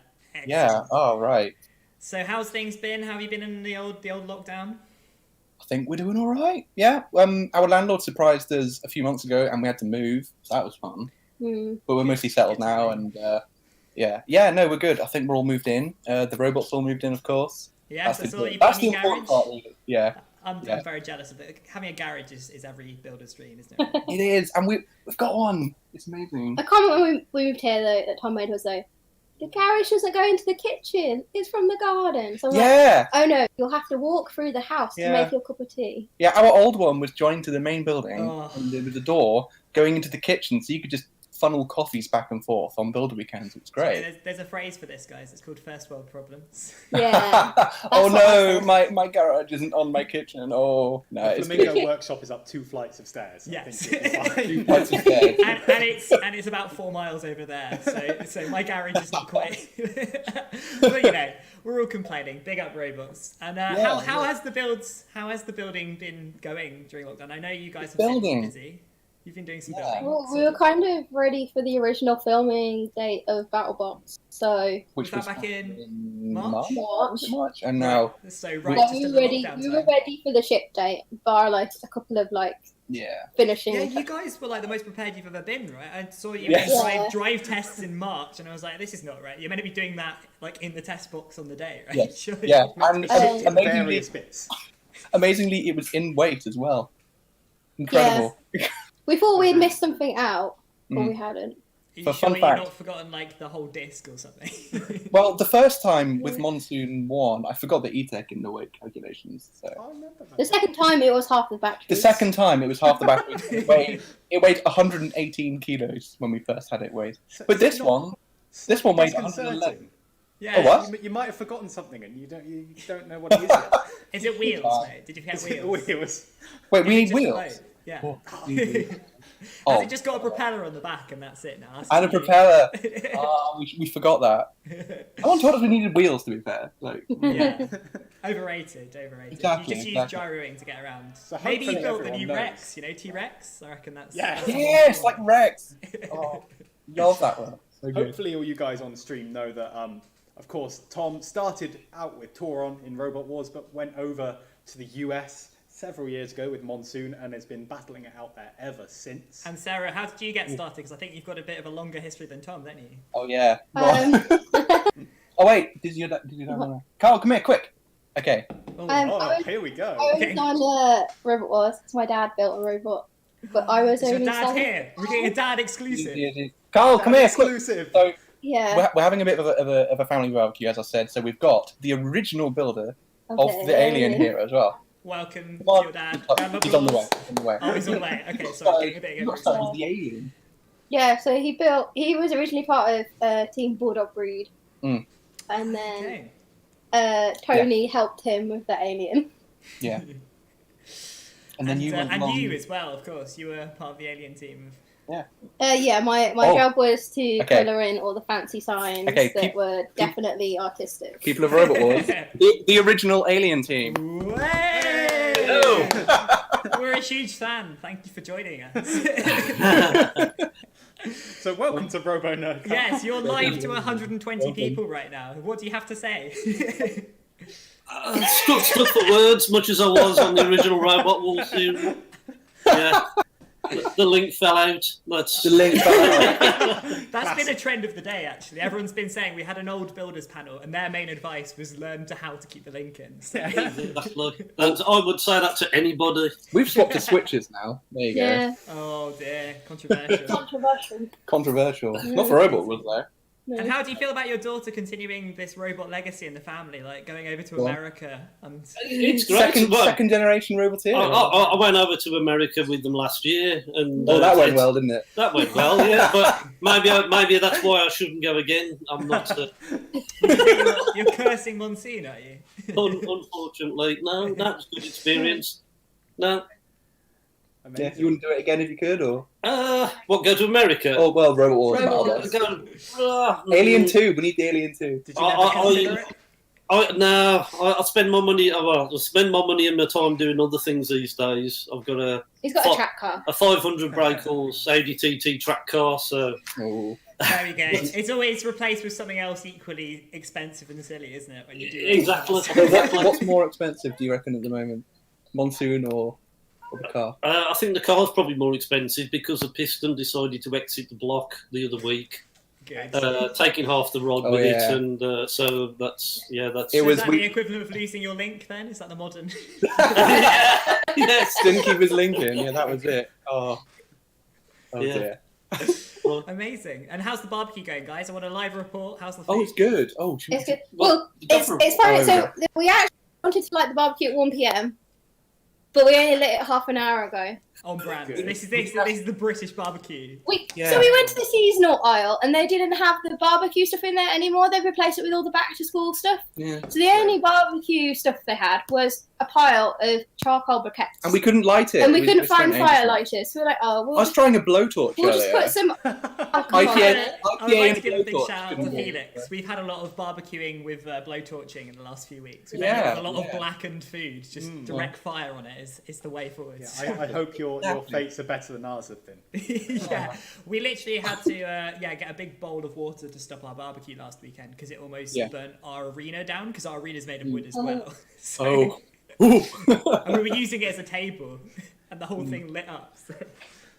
Anyway. Oh, wow. But yes, all the best for your barbecue. Thank you. Yeah. Have you got a little bit of time to just show us how Monsoon is going? Maybe. Oh, I just dropped you a sneaky message earlier, and I know you've been busy with it. So yeah. So, would you like to see? I guess this is a bit of a garage tour. We were doing a garage tour video, but it's not. That's the thing. We filmed the garage tour. All of the garage tour. And then got told we're moving house So now it's whilst a we bit were of a- editing it. So we were like, what's the point in putting it up? It's a bit Exactly. of history, Oh you wait, know? sorry, do my laptop. It's a garage memorial. That's Oh, also. Hey. Say hi, family. Hello. Hey. Oh, there's the barbecue. Show me. There's the barbecue. I never thought we'd be showing off a barbecue at RoboNerd. This There's all the pretty plants. Okay, so hopefully the Wi-Fi doesn't cut us out. Okay. Oh, Are we still on? Can you we're still? still Can you on. still? We're Okay, still good, so we're still good.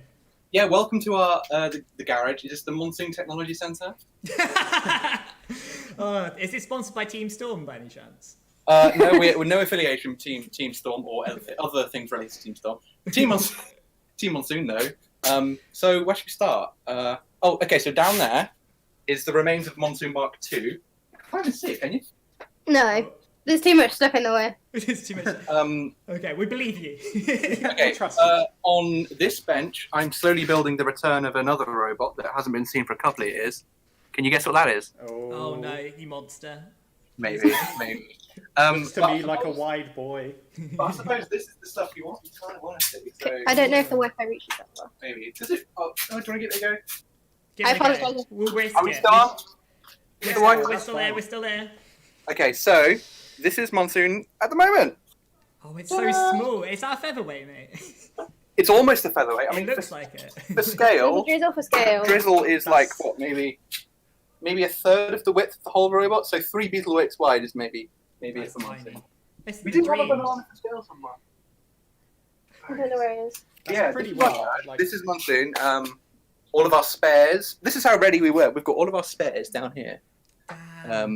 Everything was boxed up and ready to go, and it is a shame that it was delayed. But we even saved bubble wrap and packaging. yeah, we even saved bubble wrap, and we had everything ready to go. And then unfortunately, it just did not come to pass. But hopefully, it'll be coming back soon.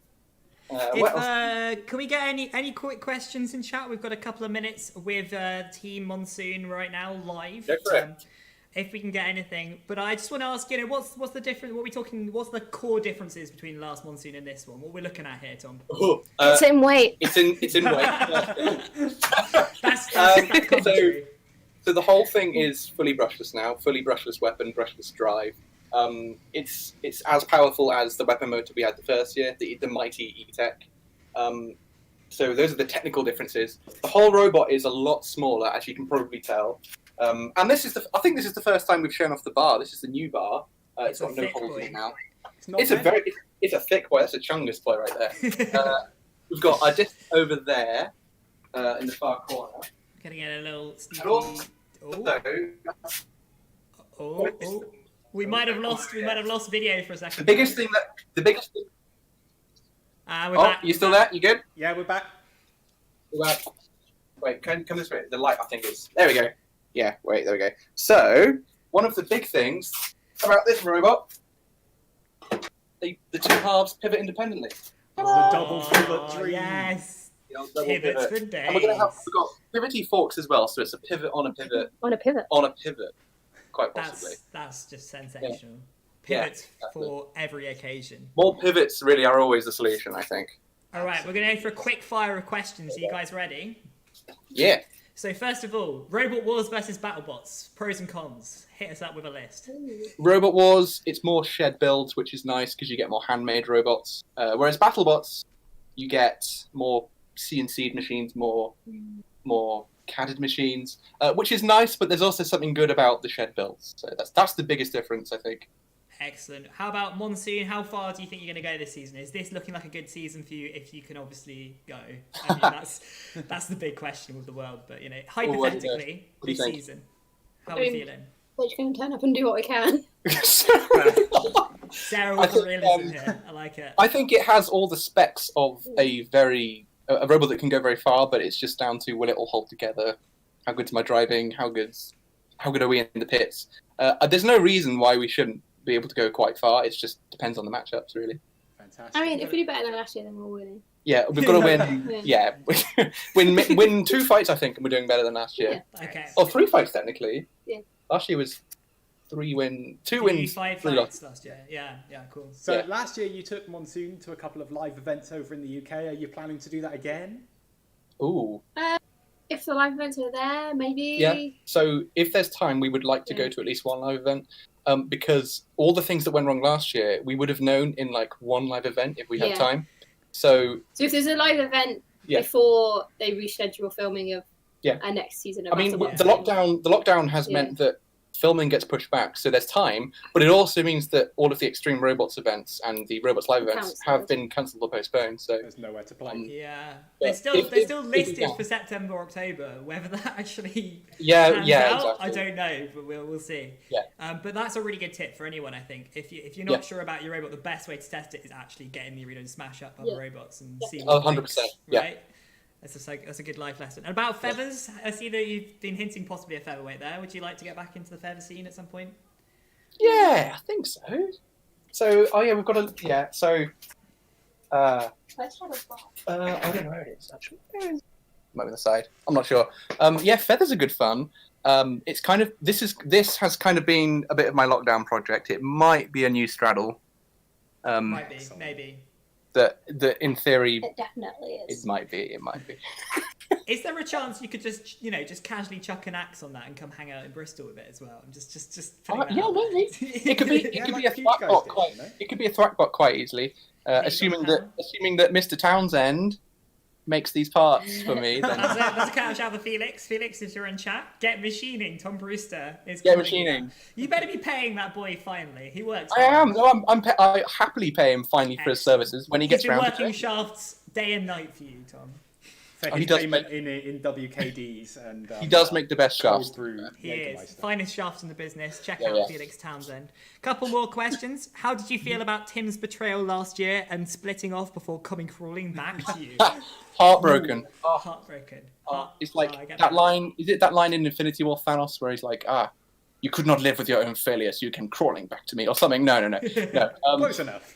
Yeah. To be fair, me and Tim are very good friends, and I think we needed to try something separately. I think it was good for us to try our own teams because we've both come from being captains, Concussion and Tauron, and I think it was good that we tried doing things separately.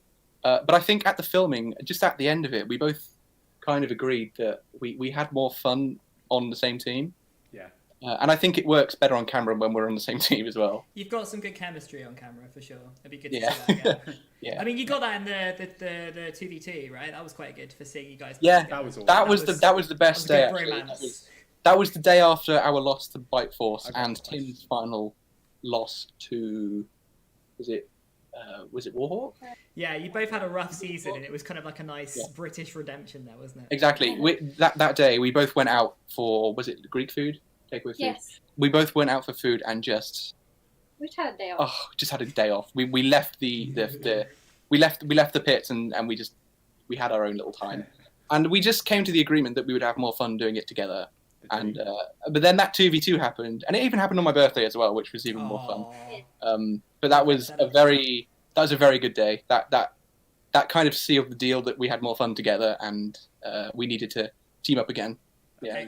Final question. Yeah, we're looking forward to seeing you back on the screen soon. But until then, we need to move on. We've got our next interview coming up in a couple of seconds with Dave Moulds, the Spinnerproof guy with Dave Moulds. That's an amazing fork. That's Very a nice. thick boy as well. I have one last question for you. That's the pivot. That's the new forks for Monsoon. Oh yeah, they pivot now. Yeah. They're huge. Wow. If you have one sentence to give to any aspiring builder to help them along, what would your sentence be? One piece of advice. One piece of advice. Don't do robots. No. He's stupid. Is that want to make the same style of robot. Or so if you want to make a beetleweight towards people that make beetleweights, or make a heavyweight. Start small. Don't build a heavyweight straight away because you will go bankrupt. Heavyweights are stupid. Yeah. Thank you guys so much for coming on. Yeah, thank you so much. Thank you for having us. Thank you. Yeah, take care, guys. Have a lovely barbecue. Yeah. Enjoy the food. Thank you. Will do. Thanks. Yes, there we go. Nice transition, Joe. What are we doing now, Craig? So, yes, like I say, now we have the Spinnerproof interview with Dave Moulds. I hope you guys all enjoy this. Very exciting stuff. Over we go. See you in a bit.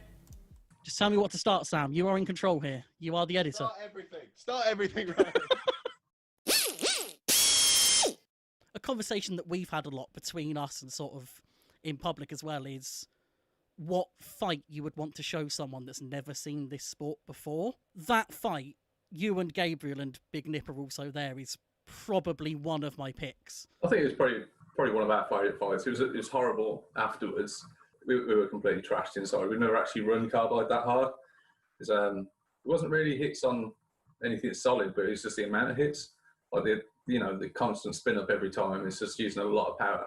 After this fight, we took the lid off and the batteries were pretty much fizzing. So like we had to chuck them away and get some delivered pretty much next day. And our fight was, we nearly didn't make the next match actually.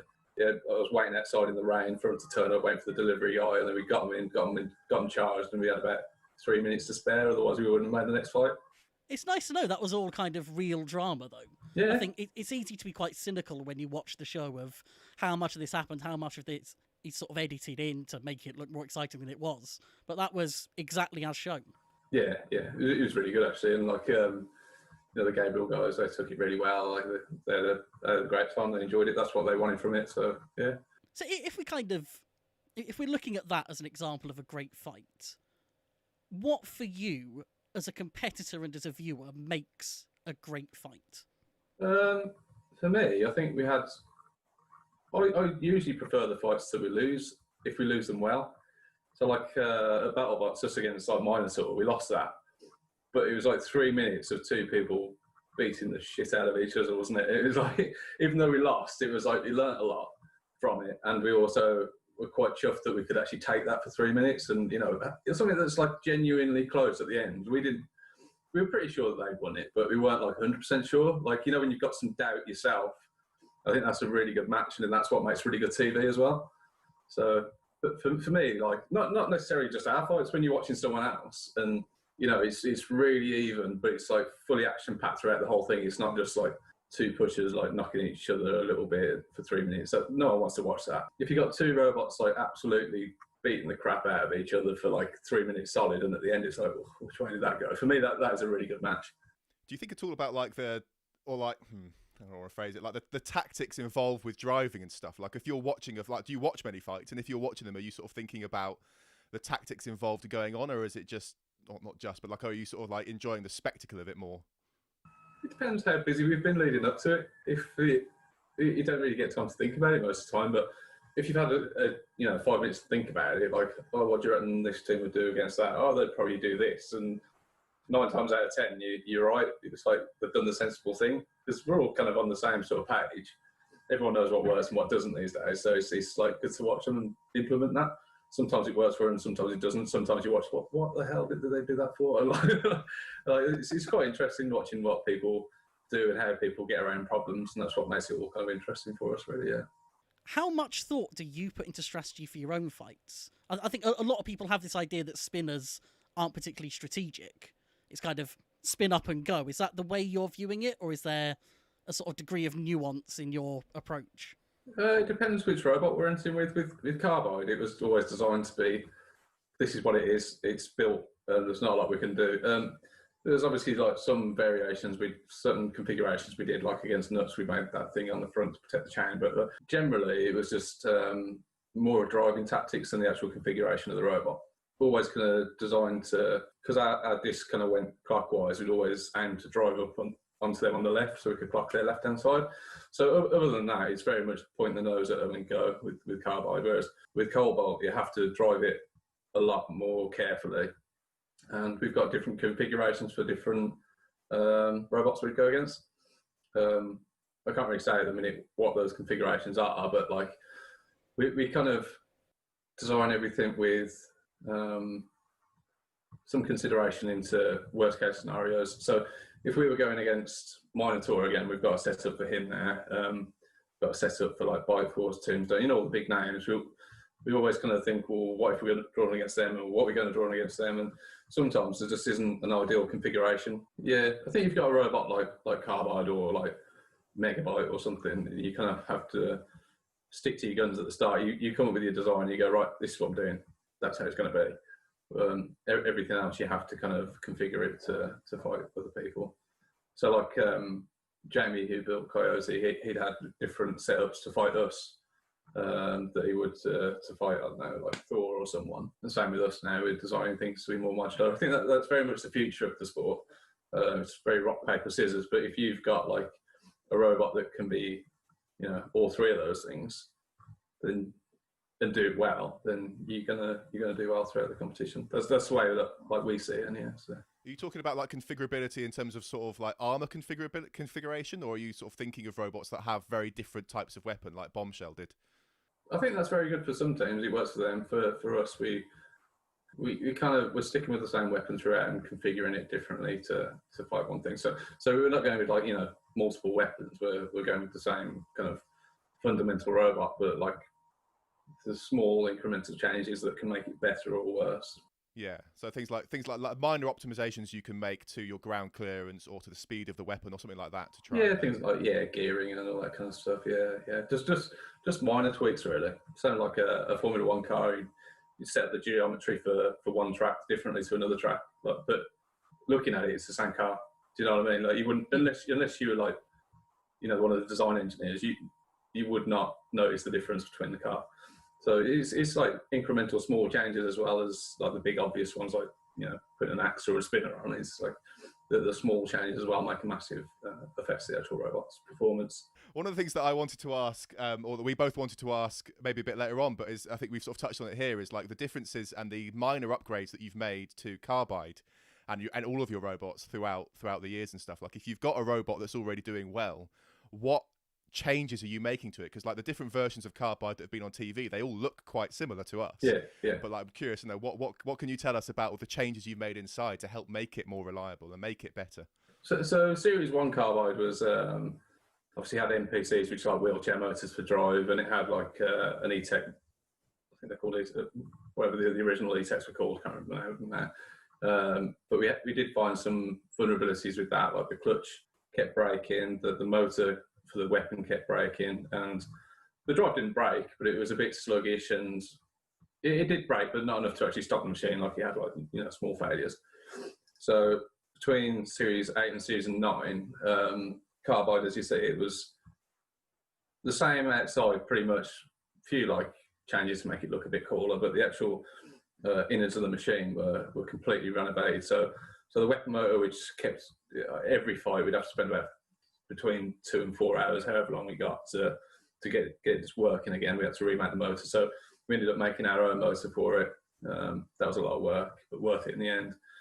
The drive, we went from to save weight, we actually ended up going from NPCs to mag motors. Made our own custom gearboxes and everything for those to fit, and that actually worked out a lot lighter, a lot more powerful, and a lot faster than the original. So it was a complete upgrade.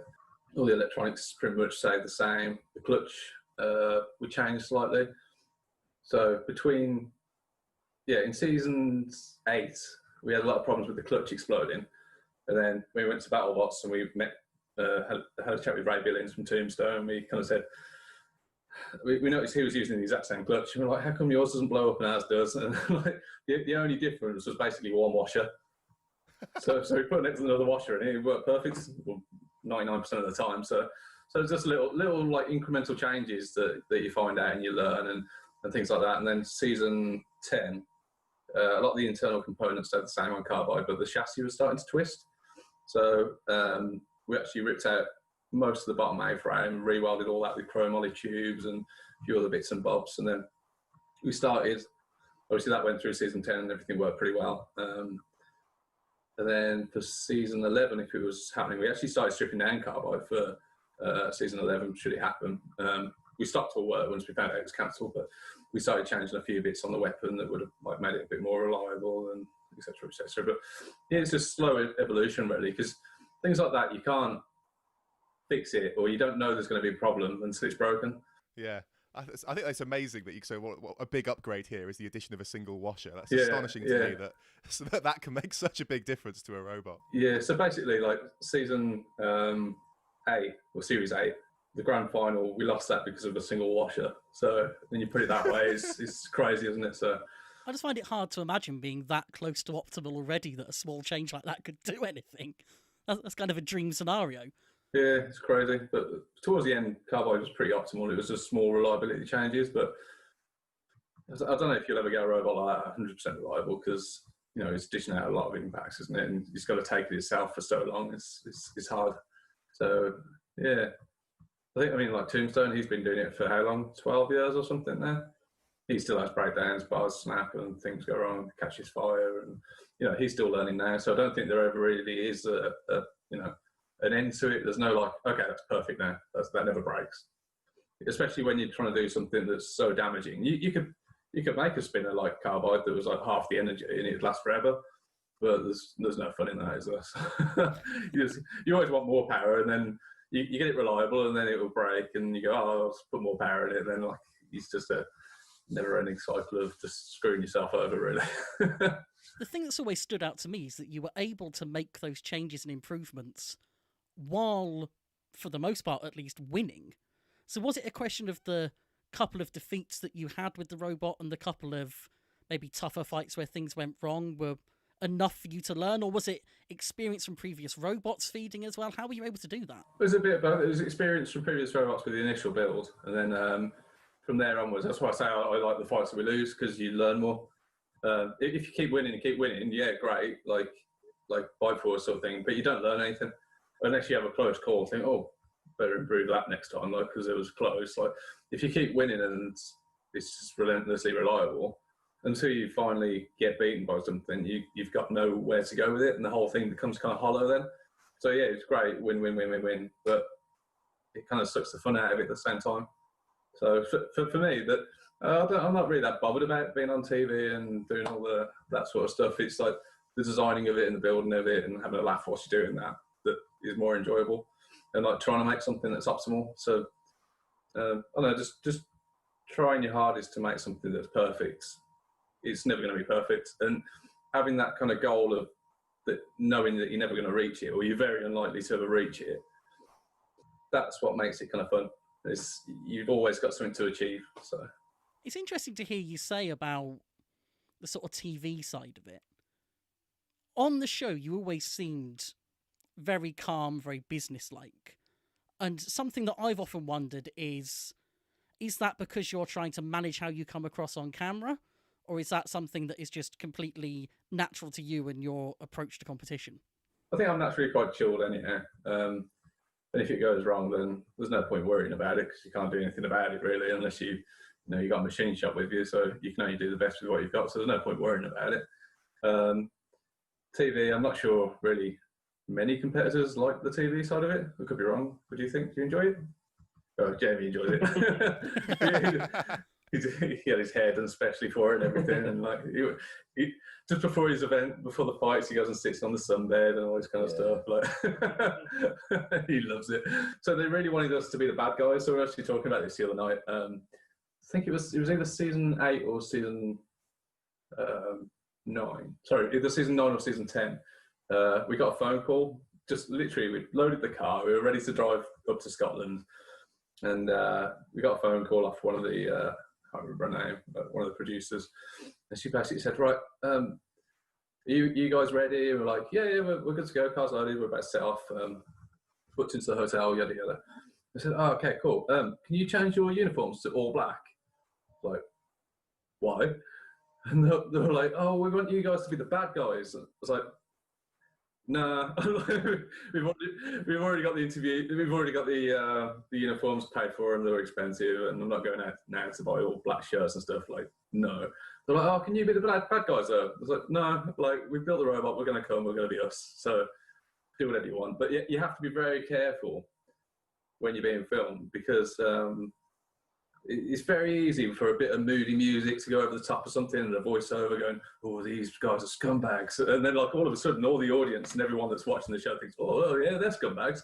So you have to be really careful about how things are portrayed.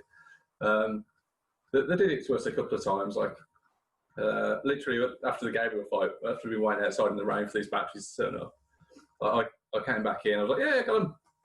And some moody music was over the top, and it looked like I'd been sweating because of all the rain on my hair. And the camera guy said something to me. I was like, "What?" And like they just used that little clip of me looking. It just came across as me looking angry about something. I just didn't hear what the guy was saying. I'd been standing outside. I wasn't stressed as such. Like I don't really do getting stressed, but yeah, you have to be careful. Yeah. I think it's interesting they sort of seem to have like a preconceived idea of like so. I'm aware that like in production they will take stuff out of context to try and tell a story that they want to tell. Yeah. But I think it's really interesting that they seem to have a preconceived notion of what that would be before you'd filmed it. Of sort of like, you know, specifically asking you to be the bad guys and stuff. I think is interesting that it's sort of like what we've decided this is one of the storylines in the. Yeah, it's like, well, you smashed everyone's robots and toys up. You must be a bad guy, and we want to portray you as that. And then I don't know. If you meet me and Sam, I don't think we're bad people. So it's kind of. Do you play up to that, and then you could have the whole country just thinking you're a bit of a dick, or do you just do what you want to do, and then you get there and think, no, I'm just going to do what I want to do. I'm just going to do what I normally do. So, in an ideal TV world, the TV people they want actors who build robots, but you never get that, or it's very rare that you get that. You get the odd person like Will Bales who's really good at both. Yeah, like, but most engineers are kind of not that way inclined, not really showy offy. Look at me, like it's just kind of like I've tried hard on this. Like, this is my best go at this. Like, do you like it? Okay, yeah, cool. Glad you like it. And that's kind of it. How much does like the TV production influence the kinds of robots that people make? Do you reckon? Like, were there any changes to Carbide or anything that like the production company asked you to make, or were like, could you do this for us, or is it just sort of like they'll film whatever they've sort of accepted onto the competition? Yeah, so you send in your application, and they kind of give you some feedback, don't they? So you know more about this than me. So like with Battlebots, you kind of applied, didn't you? What was your feedback? We kind of said like, come on, Jamie. Yeah, so myself and Alistair Sutherland applied for Battlebots the 2020 season. It was basically a design loosely based on Dead Metal, so the friction saw blades running off a Lem motor, and we were more aiming for the fact that it was going to be entertaining to look at. So it's not necessarily a kind of fight-winning weapon. It was more just to entertain and throw sparks around. But they fed back and said because they needed to see the weapon in action to know how effective it would be, and we didn't want to build it without having confirmation if it had been accepted or not. So they just wanted to see it in action, but in order to feel confident, giving us maybe giving us a chance. But in the end, they never went for it. But you get various feedback in terms of what they want, really. Yeah. So I know Battlebots have kind of got the philosophy of what is the so what is the silhouette of your robot? So you got to have some reason to be. You got to have something that makes you different. For the the first season of Robot Wars, they were just glad to get that many people apply, and then it was kind of like what experience. It was more like a job interview, wasn't it? It was like, okay, so have you built a robot before? Yeah. Do these guys kind of know what they're doing? And then like because Grant and James were like working involved with it, it was kind of like they'd say, okay, they saw the application from me and Sam, and they'd go, do these guys know what they're doing? And they were like, yeah, they've been doing it for a while. And then other people would apply, and it'd be like a remote control car with like a wheelbarrow over the top of it, and they'd be like, okay, this probably isn't going to be very good. Put that in the scrap pile. And I think originally it was kind of like who's got experience, or who's not so much do you know these guys. It wasn't really who you know. It was like if you put together an application that was like, okay, this is fair, like their components look good, these guys know what they're doing, they seem to have some experience or knowledge of what they're making, you got a chance of getting in. But then after that, it was, they did ask us to make a few changes, and we were like, I'll think about it. Like, you can kind of do so much, and then if it goes past the point of, no, I don't want to build something that looks ridiculous, I just don't want to do it, that they'll tend to rein back what they're asking from you. Have you ever been recognised in public for your appearance on Robot Wars? Got recognised a few times. Asked for interview for autographs and stuff. It was quite nice. And then The best one was just popped into McDonald's one day, and then the manager came out from behind the thing and went, "Oh, you're that guy off Robot Wars?" Like, yeah. He goes, "Oh, let me get you a coffee." I was like, "Oh, yeah, cheers." But you're basically in profit at that point, right? Yeah, One exactly. free coffee. Yeah, exactly. So the robot cost about 15 grand to build, but I got coffee out of it. So. If it's a really good coffee. Oh yeah, the caramel lattes from McDonald's. They're not bad. They're not bad. If they're listening to this, I'm open to sponsorship. How does no Battlebots team have a McDonald's sponsorship by now? I think there's you're not allowed sponsors that are bigger than the sponsors for the show, basically. So yeah, so interesting. Yeah, I think there's some sort of rule like that. I think some teams have approached really big companies and they've had something agreed, and then Battlebots have turned around and said they've got to approve your sponsors basically, and you could turn around and get sponsored by like Margaret's tea shop down the road, and if they say no, then it's no deal really. Something you touched on in that was, that you are the guys, not the only ones, but one of the teams that are really dealing big damage. How does it feel to do that much damage to other people's robots? I don't think we've ever. It's all right as long as they take it well, and it's clear that you've not been over the top with it. So I know a few people fell out with like Will Thomas at Robot Wars because he kind of like really went for it against a few guys after they were dead. We tended not to do that to a degree, anyhow. But as long as if they keep fighting you and you keep hitting back, it's that's what the sport is. Do you know what I mean?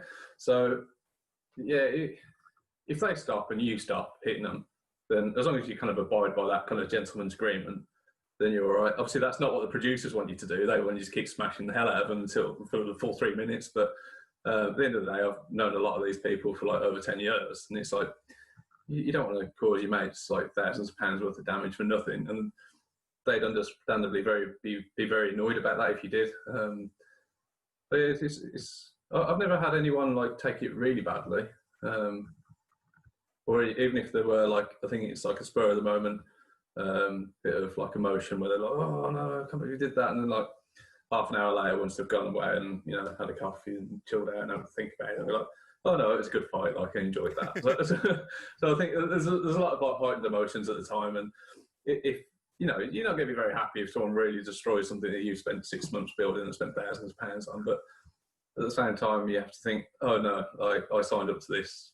Yeah, I knew what I was doing." So yeah, I've never really personally had anyone like be really upset with me about it. So I think our perspective on that is quite twisted because we've actively, after competition, taken on more spinner fights just to take more damage. So we're definitely on that side of the we want this to happen kind of scale. Yeah, some people are sadistic. I haven't really been on like not massively. Like we've taken damage, but I've never really been on the receiving end of really receiving any serious damage. So I've been quite lucky, really. Have you had people pull out of fights because they don't want to fight you? Yeah. How do you feel about them doing that? That's all right. You can just take the piss out of them for years afterwards. Like, did you hear about Shredderator at Battlebots? I was going to say, I love how you phrased that as if you didn't know that, Sam. Well, I'm sorry. Yes, I've heard about Shredderator. Yeah, you know what you were asking there, didn't you? No. Yeah. That isn't the question as it was written down, put it that way. Yeah, that's fine. I've got that over Brian there for the rest of his life. So yeah, I was used as an ammo. So yeah, at the time it's a bit like frustrating, especially if you've already like configured your robot to fight that guy, and then you have to go back and reconfigure it to fight someone else. But at the end of the day, I turn up with the mentality of like, I've got to fight everyone here. I'm not going to go, I don't want to fight them, because like that's what you're there for. I think you should turn up to an event with the expectation of fighting anyone, and be prepared for that fact. Yeah, you want to turn up with for the small events that Ryan and I have done, we've always turned up with the expectation that we're going to lose our robot in that thing. It's like we're going to go there, we're going to accept every fight, and we're expecting that the robot will be completely toast and unusable by the end of it. And that's sort of like, that's always the mentality that we've gone in with. That's the best way of looking at it all, really, isn't it? So, I'd never back out of a fight. Like you kind of get like not so much at Robot Wars. They've already decided who's fighting who before you get there. But at Battlebots, before it all happens, you sit down with. I don't know if you guys know this, but when you get there, you have like, I can't remember what the terminology of it is, but basically you sit down with Chris and Kenny, all the kind of producers. Greg will be there, like the owner of the shows, and all the kind of head people and the people that present it, and they'll say, right, who do you want to fight, and who don't you want to fight, and like why, and they kind of question you, and you can kind of use that as an opportunity to kind of tell them how you really feel about it. So like, not many people I imagine go in there and go, yeah, give me Bite Force. Like you'd say, like I'd fight Bite Force if we were put against it, but I always kind of want to test the waters first. So I'd be like, give us someone we can knock about who will take a few hits and we want to make good TV for. And then once we know our robot's working well, yeah, give us whoever. Like that's kind of the dream situation for us, because the worst thing for us would be go in there, something silly happens, the robot sucks and it puts on bad TV. I'd rather kind of warm up to find the big guns and then go from there. So prove the robot before you do anything with it. Exactly, yeah. It's interesting you say about that, because we had something similar, and obviously it's a complete different scale. We had a similar thing for Battlebots, and it was very interesting looking at our heat draw. It was kind of a similar thing of who do you want to face, who do you not want to face, and why. And if you looked at our heat draw, you could see that it had a certain amount of influence. Do you think the meeting that you had influenced the fight you got? I think so. That they want to know, at the end of the day, all the producers and everything, they want to make good TV. So they want to line people up with whoever they think will make a good show. So they wouldn't put, for example, they wouldn't choose to put, going back to like thinking of names, just picking them out of the air, you wouldn't go Tornado or Storm 2, like in an ideal situation, because it's just box versus box, and it's not going to make good TV. Whereas like so going back to what I said, I think that's maybe why we had Duck, because Duck can really take a beating. And we knew we could dish it out, but we wanted to bed it in and find problems, and then that fight made really good TV. So I think that they'll listen to you, as long as you don't go in there with a really rubbish robot saying, yeah, we're going to beat Tombstone. I think they're not idiots. They're going to know. And I don't think they'd make that match unless they literally looked at you like cannon fodder. So yeah, I think they do listen to the teams, and at the end of the day, we want to make good TV. They want to make good TV. So if you're sensible about it, I think they'll kind of listen to your opinions. Yeah. One thing I know that Sam in particular wants to talk about is kind of moving a bit away from the TV side and more into the build side. Yeah. So Sam, do you want to quiz away with all of your questions? I don't know where to begin. Are there any so you're at various tournaments, whatever, and you look around the field. Are there any sort of like robots that you've seen there and gone, I wish I'd thought of that? Either the robot in general or like a specific part of it, maybe, if there's like a mechanism that you've seen and gone, I wish I'd come up with that, or anything like that. Yeah, it's always really small things that I see people do that are really nice. So like Bombshell last season, it didn't work very well, but like his gearboxes inside were dead fancy. He had these like, what are they called, cycloidic gearboxes or something? Epicyclic gearboxes, yeah. I've never seen that before in a robot. I thought that was really fancy. Like it worked really well. Just little things like that. I think that they're really nice, but generally I go to an event with the robot I've built because that's what I think will win, or I think that's going to be like the dominant design. So I turn up with that and think, yeah, I reckon we could have him. I reckon we could have him. He probably sucks like that, but we'll give it a go. And like, I think if you don't turn up with that mentality, then you've probably designed and built the wrong robot. So I think you've got to turn up and really have confidence in your own design. But there are robots I see and I think, that's clever. Like when Huge first came out, I kind of looked at it and thought, oh, that's going to break or that's going to suck. And then like, saw it after a few fights, I was like, actually, that's clever. I like that. Yeah, I like what I've done there. Yeah, I was like, yeah, that's cheeky. He's done well there. Yeah. Yeah, I think having confidence in your own design, that's important. But every team's got something small that they've done. You think, oh yeah, I like that. That's really good. So like, there's small things that like me and Sam, we tend to over-engineer certain things, and then you look at other teams and think, that's not going to work, and then it does, and I think, oh yeah, we thought about that too much. Like, I think we overthink everything. I think sometimes the simplest way of doing things works really well. So. Definitely empathise with that feeling. Yeah, we've done the overthinking. When you're build or like designing the robot and stuff, like what kind of, how much of the robot is designed before you start building stuff, or do you sort of like design it as you prototype it or something like that? Like, is it something you've thought through completely, or do you have to have your hands on the stuff?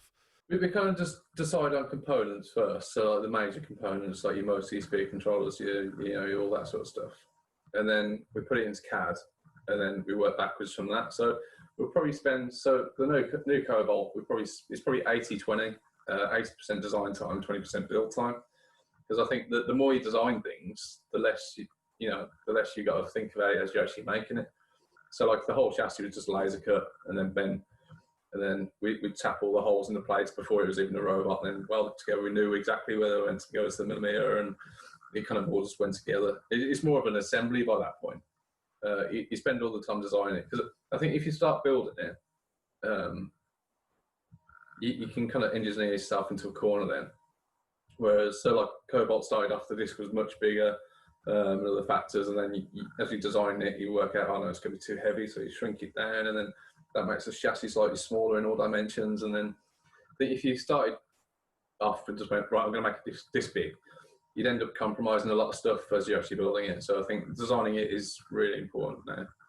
So during that process, are you using lots of rules of thumb, or are you doing a lot of like structural analysis and stuff? Like, is it, or is a bit of both. Yeah. So like a lot of it's from experience. So like you go, okay, the disc wants to be this big, and we want the tough speed to be this big, this fast, and then you kind of work backwards from that. You go, right, well, this is the motor that we're going to use. What gearing would be sensible? Okay, that's good. So that makes the disc this big to get that tough speed, and etc. etc. And you kind of work towards it that way. That's driven a lot by timescales now. So generally, you get told, right, the season of Battlebots coming up, or the season of Robot Wars, or whatever. And then you go, right, okay, cool, so we need to start designing now. And then between being accepted with your design and the actual shipping out of the robot is such a small window of time that you can't afford to just be prototyping and stuff. It's got to just be like, right, click order on all the bits, it's all going to show up, and then I've got to start putting it together. Like, there's no time to be messing about, like, designing as you go. Certain things, yeah, like little brackets for bits and bobs, you go, okay, I made this, yeah, but like, the large fundamental bits, like, it's all designed beforehand, really. Yeah, that's crazy. Yeah, like my first heavyweight turbulence that I built, I could just start building it as I thought it was going to work. And then it turned out I made the whole robot like 50mm too narrow. So like, kind of had the motors here and the pneumatic ram was in the middle. I think it was a long time ago. And then it didn't fit. And the actual ram turned up. I bought it off eBay, so I ended up chopping the whole heavyweight down the middle with an angle grinder and then welding it a bit wider apart. And just that sort of stuff you just can't do now. There's not enough time to do it. So. Have you done, I don't know if it was like when they were building Quantum or Spectre, but like one of those crushing robots that they did all the crazy like material analysis and stuff to sort of like find the stresses and carve it away to the bare minimum. Have you played with any of that stuff for your robots, or do you just sort of go, we think, you know, this thickness will hold it and we're not going to try and make it any thinner? Yeah, I think that the analysis stuff is good. So if you're making a crusher like with theirs, like all builders have different philosophies about things. Like if you put Quantum through a simulation, it will take the loadings, but then it's very hard to design it in a way that say, okay, well, if Tombstone hit that bit, is that going to work well? Because you don't know unless there's a certain amount of experience in it. So you can't simulate everything, every situation. You can simulate, okay, well, the hydraulic ram's going to force this much force through that axis, and that's the tough's going to push back up that way. And you can kind of work out, okay, it's going to hold together. But then designing an extra layer of like protection into it, so you know it's going to take hits, you can't really do that through analysis. So I don't think you could rely on linear. So I think that is one of the things that kind of differentiates between teams in some way, and their approach is how much of it is an art, how much of it is a science. And I think most people looking in on the sport, once they see people using CAD, I think it comes across as at that point being pretty much all science.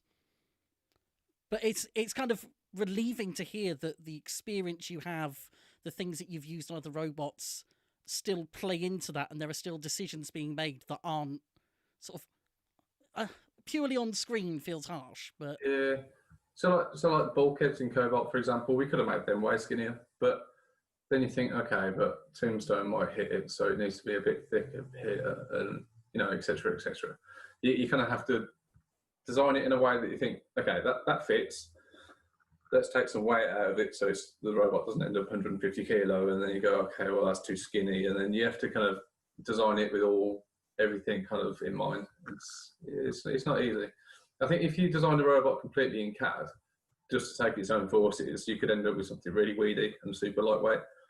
But then for having it get flipped by Hydra and then land on like one wheel somewhere, you think, okay, that is actually going to bend. But it's things like that you have to really think of everything.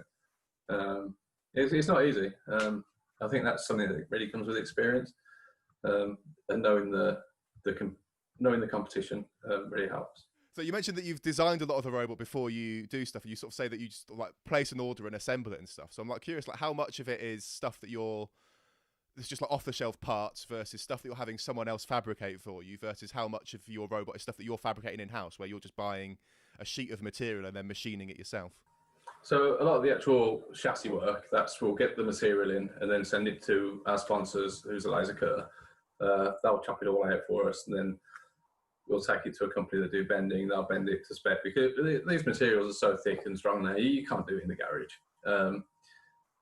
So a lot of the machining is done by our teammate Kenny. He's a CNC engineer, or I'll do a bit through my business, which is like getting CNC engineered custom parts like titanium bits and all that kind of stuff. So a lot of it is we design it and then we'll either make it in-house to such, or we'll get it farmed out. But all the welding, the fabrication, all that, the design work, that's all us. There's no real, the only off-the-shelf parts in it are modified heavily as well. So like things like the speed controllers, we do modifications to them that other teams don't do. That's why ours are reliable. So we'll like machine the cases down on those, because we know we're not drawing massive current through them for our drive. So there's little factors that we take in. So like the heat sinks on the Vex BBs are quite heavy, so we machine them down, because if something weighs half a kilo just normally, when you throw like 5 Gs through it, it's going to end up weighing like the equivalent of like 10 times the amount or whatever. And just every bit of weight that you can machine out of like small components is weight that you can put into other features of the machine. So things like that. And then the gearboxes are all custom made in-house. And then there's not really many components in there that are like, you can buy off the shelf. I don't think there's anything in there that's really unmodified. Maybe the receivers. In your design process, how much is maintainability a factor? Depends on the robot. So for me, maintainability is a big factor. So on Carbide, everything was accessible from the top. It was all, you could get in there with a screwdriver and just electrically undo everything with an impact gun, and just everything would just come out the top, and it was just very maintainable. The last Cobalt we did, that was a pain to work on. It was horrendous, because we wanted to make it as small as possible. And with that, you get so many busted knuckles and stuff trying to work on the machine. It was like, you couldn't work on it without getting your hands just covered in blood. The new one's a bit better. It's got more room in there, so you can actually get your hands in there and work on it. But that's only from experience, really. So my job's a maintenance engineer, so for me, I know things have to come apart quickly, ideally. There's not always a way to make things work like that, so you can do it quickly and do it right. So that's where me and Sam argue about things for quite a long time. So Sam's a jet engine engineer. He works on the development of new jet engines, so everything's got to be perfect. In a robot, everything doesn't have to be perfect. So on a jet engine, you might have this size bolt here, this size bolt here, this size bolt here, and they're all different, but they don't have to come apart. It's just going to work forever. In a robot, you can put a slightly bigger bolt there and a slightly bigger bolt there, just go, they're all the same as this bolt, so you've only got to use one tool to do it all quickly. So yeah, things like that. I always say like, oh no, let's do it. And he was like, no, I want to do it perfect. And like, no, I want to be able to fix it in a rush. And yeah, so that's where we kind of differ, and eventually we compromise. And yeah, so maintainability is a really big factor, like especially now, because the damage that you get dished out and receive in Battlebots is ridiculous. So it's really got to be a quick turnaround if it gets trashed. So for this season, the first time we've ever done it, we've actually built 2 complete Cobalts. So we've got 3 really, 4. We've got the one that we took last series, which is pretty knackered, and then we've got 2 brand new ones that are identical. They were made at exactly the same time. All the components kind of went together exactly the same time. They're literally millimetre exactly the same. So if we have the same sort of fight that we did against Minotaur again, and we needed to go in against Tombstone 2 hours later, we can just go, okay, stick this one in. And that's what a lot of teams are doing now, which sounds like very expensive, but it is. but it's probably, it's not double the cost. It's, like another 30% of the costs again to do that. So, is this the first time you've run 2 identical robots then? Yeah. So from other teams that have done it, have they found that the robots behave, even though they're like identical and built at the same time, do they behave differently? Like, are you expecting the 2 Cobalts to be different in some way? They shouldn't be. They should be exactly the same, in theory. But I was speaking to, so last year I know there was 2 death rolls, again exactly the same. I asked if they'd do it that way again, and he was, no, I'm not sure, because you get one robot trashed, so you run the other one, and then you've got 2 robots to fix instead of just one. So he wasn't fully sure. I think the way they were going to, so they turned up, I know them, Duck, White Force, another few other teams, they all turned up with at least 2 robots that are exactly the same. I think, I'm ready, plug and play, ready to go. I don't think that's the way that I'd want to run it. I think I'd rather have one like kind of hero robot, that's the robot, and then one that's completely in parts, and then use that slowly throughout the competition. So like you take your hero robot, okay, well, that motor's gone on that side, okay, we'll take you from robot 2, put it in, boom, and then okay, chassis got smashed, okay, let's take all these parts and we know are good, put them in the secondary robot. So I think for me, I think that's the way to go, because I've always got more confidence in something that's been in a fight and I know works well, didn't break, had no problems, still good, and then I've got more confidence in that component than one that's been sat on the shelf going, it should in theory be exactly the same, because you never know, do you? So yeah. For me, I'd rather say, okay, I know all these old bits work really well, let's use those again in this one, and then that should work exactly the same again. So I think that's more the way I'd play. I know that's like how Formula 1 do it. So they turn up with a car, and then they turn up with another car that's completely in parts. That made me wonder, do you form an attachment to a robot? Yeah.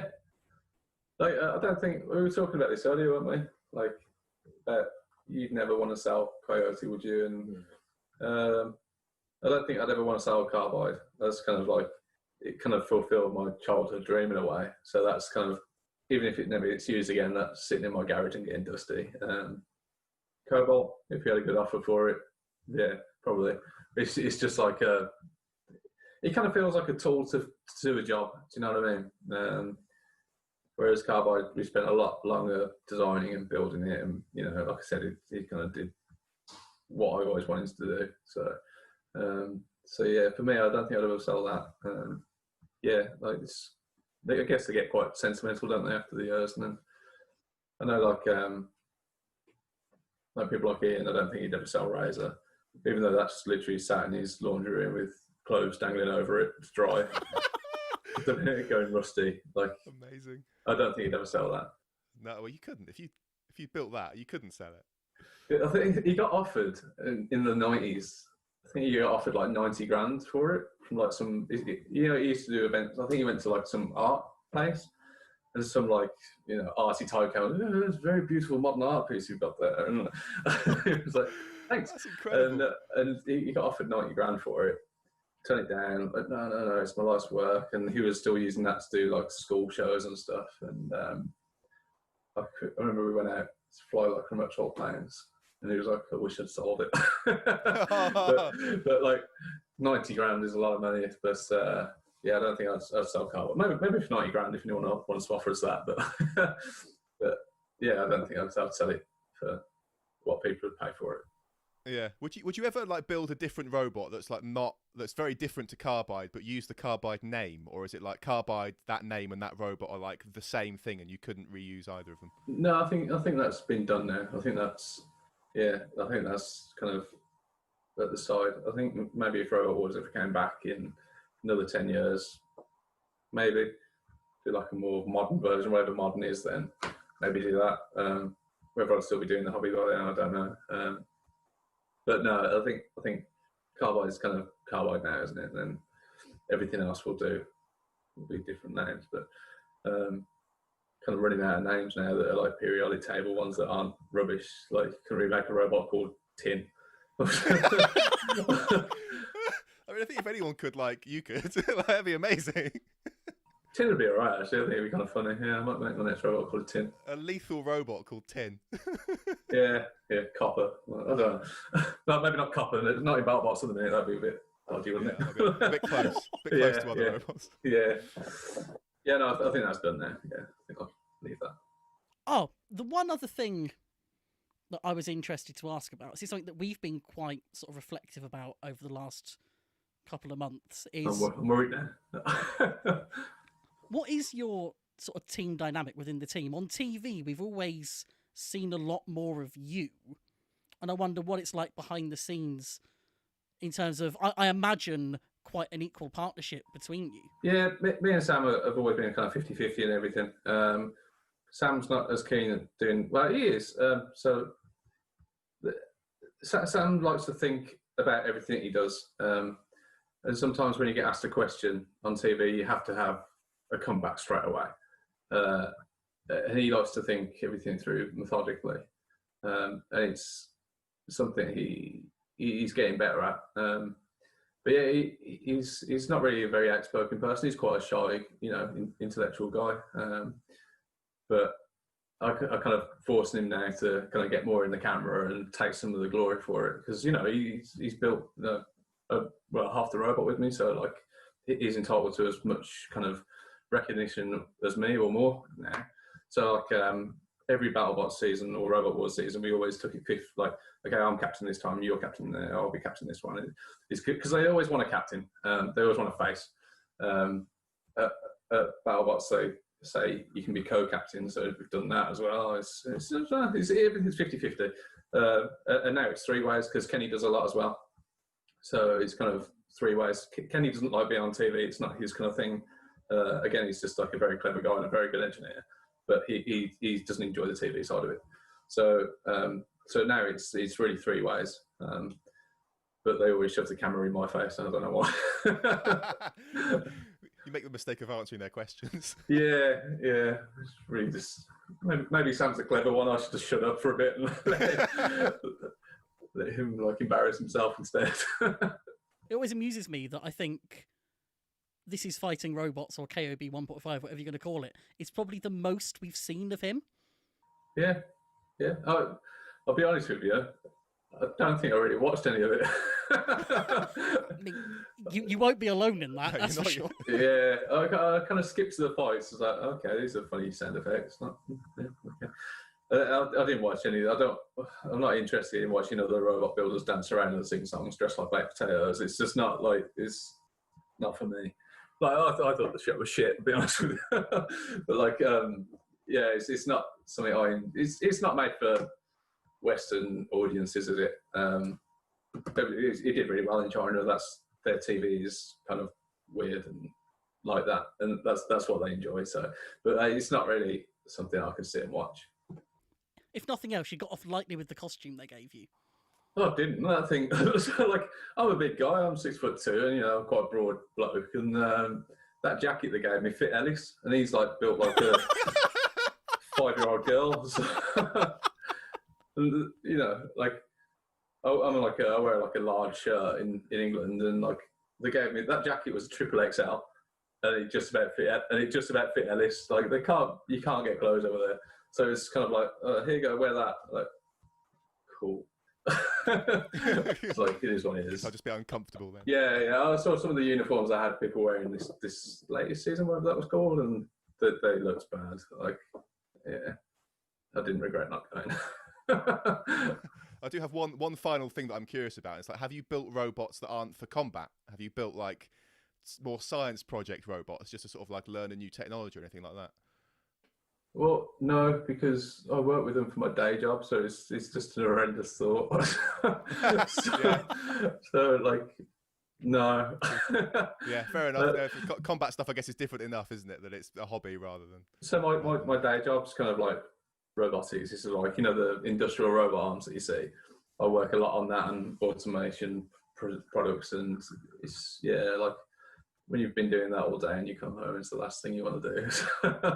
So yeah, I do that pretty much every day of the year. So yeah, for a hobby, no. Like the closest I get is messing about with like cars and remote control cars and planes and bits and bobs like that. So it's the less time I can spend doing that, the better now. Fair enough. So it's robots to automate for your job, and then robots that destroy other robots when you're at home, right? Yeah. I think there's probably a correlation with something there. Maybe a quick job. I'd like to give a big thank to Dave for joining us today. If you want to keep up with what he's up to and all of Team Carbide, you can follow them on Facebook here. I also want to say thank you to Jamie for joining us briefly to talk about the Battlebots selection process. He's also on Facebook here. And if for some reason you feel that you didn't hear enough of me and Ryan talking in this, then you can fill at least 4 days of your life at spinnerproof.com, or you can search for Spinnerproof in the podcast app of your choice. Amazing, that was an awesome interview there. Thank you, Spinnerproof. Guys. Quality from Spinnerproof. Ryan and Sam knocking it out the park there with Dave. And thank you, Dave Moulds, for giving them your time. A very interesting interview. Love the shots fired about China. Love the anecdote about tight jackets. We know a thing about tight jackets. We know a thing or two about tight jackets. This is what, an extra large? Extra large, and it barely goes down. Yeah, half your top or whatever. It's not the one. It's not the one. We are about to go live with our next guest, who I'm going to keep a mystery until we go straight live. Amazing. With them. Let's jump in Joining in now. Here we go. And we're switching over to... Here we go. Hello. Hopefully, it's the man himself, the Bristol bot builder before Bristol bot builders were a thing, who now is not a Bristol bot builder. Hello. Craig Dampy. Hello, Craig. How's it going, boys? It's going good. How are you? Hot. Hot. You made me turn my fan off and it's hot. We're very apologetic. Yeah, we had our mild heat wave of the high 20s, and I hear you're in the 40s or something. Is that right? And it's a fairly normal day. It's a pretty cold day. Amazing. Jesus Christ. So I just wanted to get... I've not met you before, Craig. Hello, Craig. I'm confused. Hey, man. Hello, Craig, all the time. I hear you're the guy with crabs. Yeah, I've got this, some down there. So anyway, fiction. Yeah. I live in Bristol. I hear you're from Bristol. Yeah. Why'd you ditch us, man? I'm really sorry, but I met this kind of pretty wonderful person. She lived in America, and 4 years of long distance was long enough. So I was going to say, was it Foxtrot? But it was not. I did not leave the UK for Foxtrot. That piece of shit is under the table. Hang on. Under the table where it belongs, look. So my first question for you, proper question here, is I think you are... I like to say Alex Shakespeare has built the most outweights. I think, in my knowledge, you're the person who's built the most heavyweights, or at least to my count, that I know of. So why have you built so many goddamn heavyweights, Craig? They're just so much more fun to build than antweight. So I'll glue my fingers together building an antweight, but with these bad boys, I mean, I can stand and weld, and I've got a fairly decent little welding and grinding section, so it's just a lot more fun than antweight. Plus, when you smash a heavyweight into another heavyweight, they can hear it 3 streets away. So there's something primal about it. Yes. It's something very primal about it. It's like starting up a V8 engine. You can hear it for miles. Whereas, like when Slammo suplexed Predator, I had neighbours come around and go, "What was that?" So I want to say in the off season that we'll call the times we're in, you've had a lot of success. You've got this big team sponsor now, and of course you've also been viral on TikTok. Can you tell us about your recent successes in the more marketing end of the robot combat scene? Yeah, well, I'm on TikTok because the sponsor insisted. I had no idea what it was. I installed it and I was like, cool, this is just kids dancing. I was like, what the hell am I going to do? You're quite known for your dancing as well, aren't you?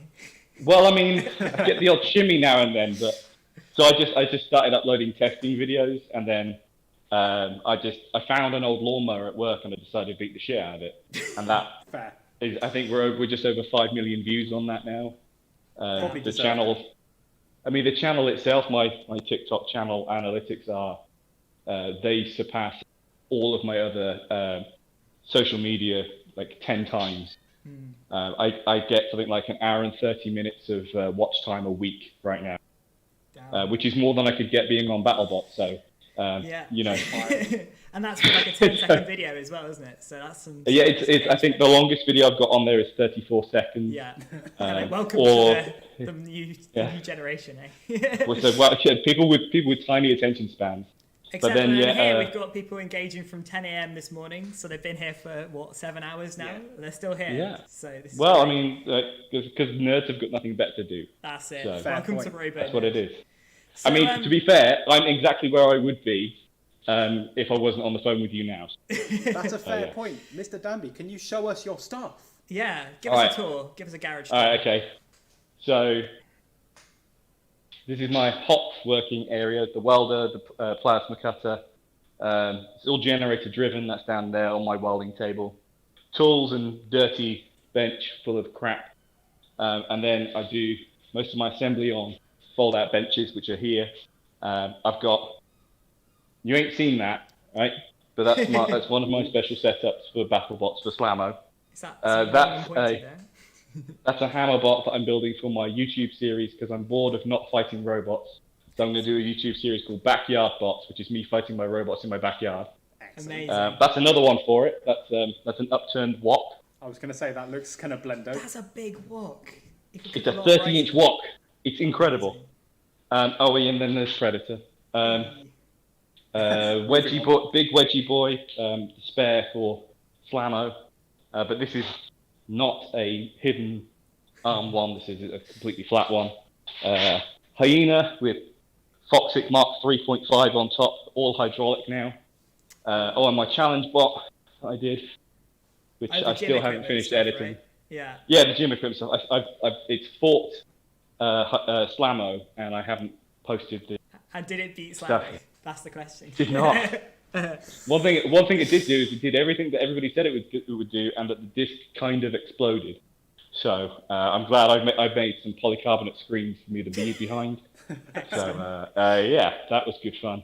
3D printing, charging station. That's it, really. That's everything impressive. else I get ordered in. Oh, and Lambo machine. Oh yes, yeah. Obviously, been very popular recently with that thing. And then Little Foxy. So that's your featherweight, So- one, is it? It looks. Yeah, I tall. think I called that Fennec. Okay. Yeah. I mean, Cool, bigger man. ears though. And so I wanted to ask you. I think you're probably one of the brushless enthusiasts in general, but you've gone quite brushed with the new Slammo, haven't you? You're kind of gone the more sort of old school build Yeah, style. yeah. Can you I talk mean, about why? 2017, we went brushless on Foxic, and it started winning fights. So I was like, yep, brushless, I'm sold. And then somebody said, no, don't bother with brushless, go back to brushed. So in 2017, I put brushless motors in. They worked great. I took them back out and I put these Vex Victor BBs, these $500 fucking controllers in. And I bought 5 of them. Damn. And they melted the motors in Foxic. So that happened every single event we took it to, and it stopped winning fights. So I went back to brushless, and then I went to a new brushless system in Russia, and it won a bunch of fights in Russia. I was like, this is great. Changed it again when I came back, and then it didn't work at all. So maybe it's So different countries have better results with the various Possibly. brush The climate. So tell me about So I- Russia. I didn't know you did Russia. What sort of stuff was that? Was that the live scene over in Russia? Yeah, we did Bronny Bot, and we went to the the Moscow Olympic Stadium, and there was 20,000 people in the corner of the Olympic Stadium, and then just rolling out with my orange fox robot that made me look like a complete fucking weirdo, but whatever. Yeah. It's about this big. I mean, it's literally, I'll do Craig to scale. It's like, it's literally this big. That looks like a featherweight to me. Tiny heavyweights. And like, so that must mean there's a reasonable scene in Russia, at least an interest there if you're getting big crowds. There's certainly an interest. We had the Minister of Agriculture in the audience. Of course. And we were sat in the bar afterwards, and the Minister of Agriculture was on TV, and then it cut away to Bronibot that was happening. And there I was just walking past the camera in the background. It's like, I'm on TV in Russia. Amazing. But, and he's going to get you to build some tractors for Russia at some point then. Probably. Remote control tractors to bring in all those. But the Slammo went back to brushed because we had so many issues with,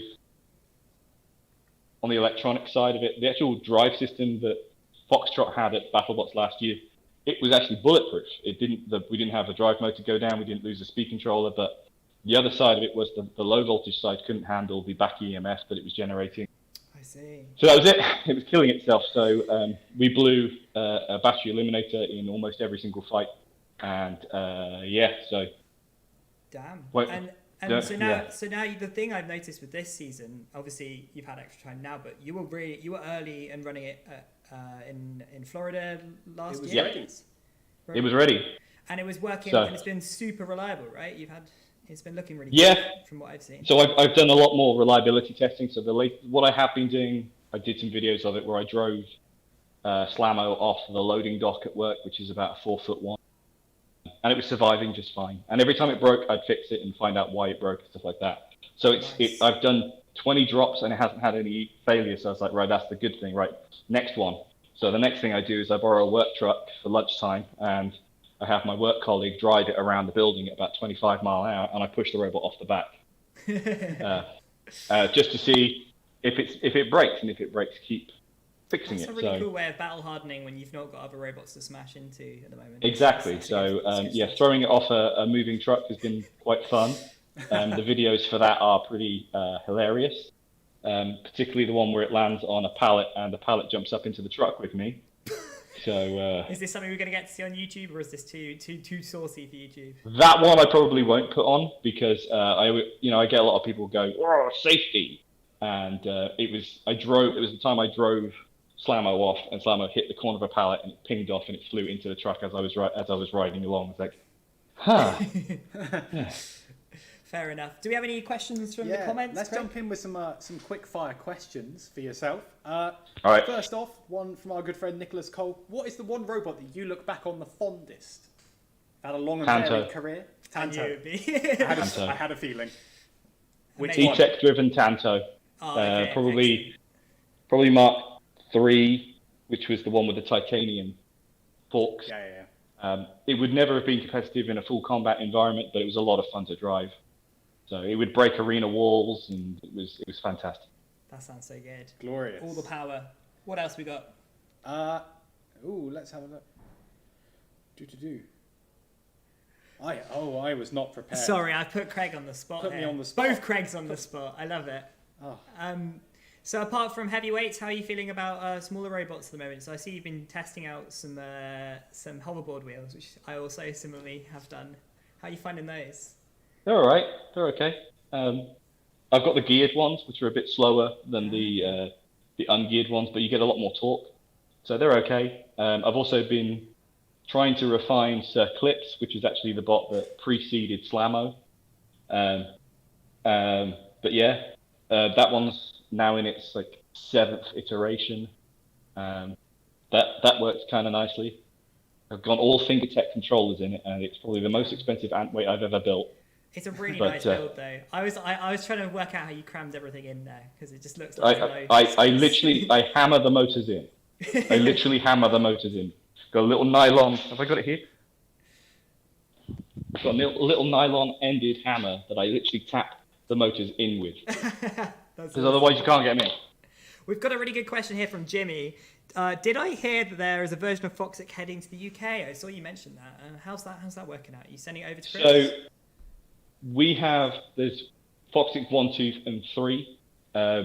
Foxtrot would have been Foxic 4, but Foxic 1 was the one that went to Robo Games, didn't really work, and then it came back to the UK, and Rory had it for a little while, and he ran it as Big Bully, and now we've got it back, and we've spent a bit of time sort of rejigging it and getting it ready to fight again. So that version of Foxic will fight, but that's kind of a hybrid. It's kind of like, it's got Foxic 3's arm, which is going to be hydraulic like current Foxic. So a bit of a test bed for the hydraulic stuff in the live scene? Kind of, yeah. Yeah, we found a really cheap, small, lightweight, but fairly powerful hydraulic system, which comes out of a Mini Cooper's like folding roof.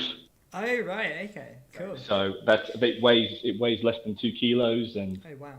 It'll move about 1.5 tons, so it's fairly reasonable. This sounds like the dream. Stuff to look forward to in the UK scene, guys. So yeah, is that for Robots Live, Extreme Robots sort of thing, hopefully? Yeah, it's not a full combat thing. It's definitely not built for that, but it can get thrown around with the flippers and Sweet. people like that. We'll take it on, right, Craig? Yeah, we'll if we get Flamingo back in from the so junkyard. There are 3 Slamos. Okay. There's this one. There's one that's on display at Mobot, and there's one that is getting retrofitted for the flame system.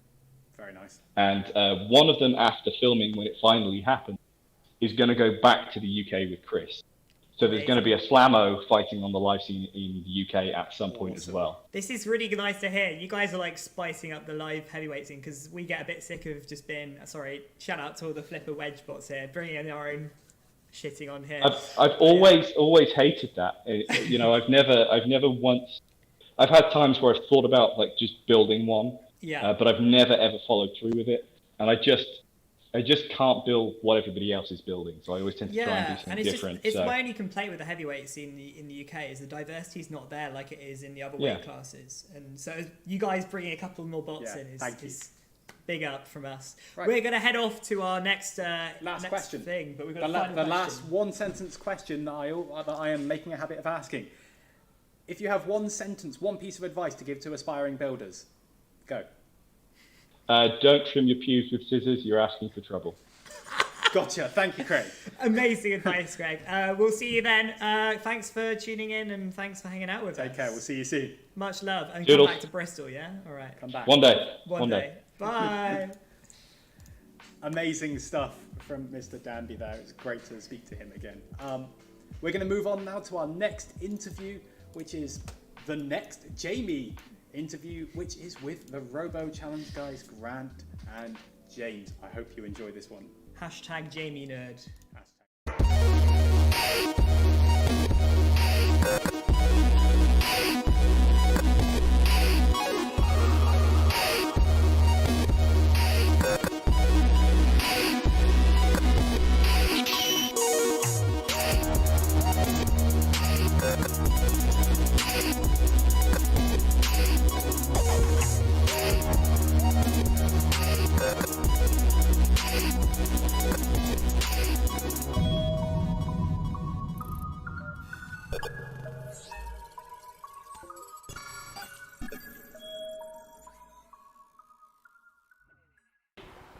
That's a long one.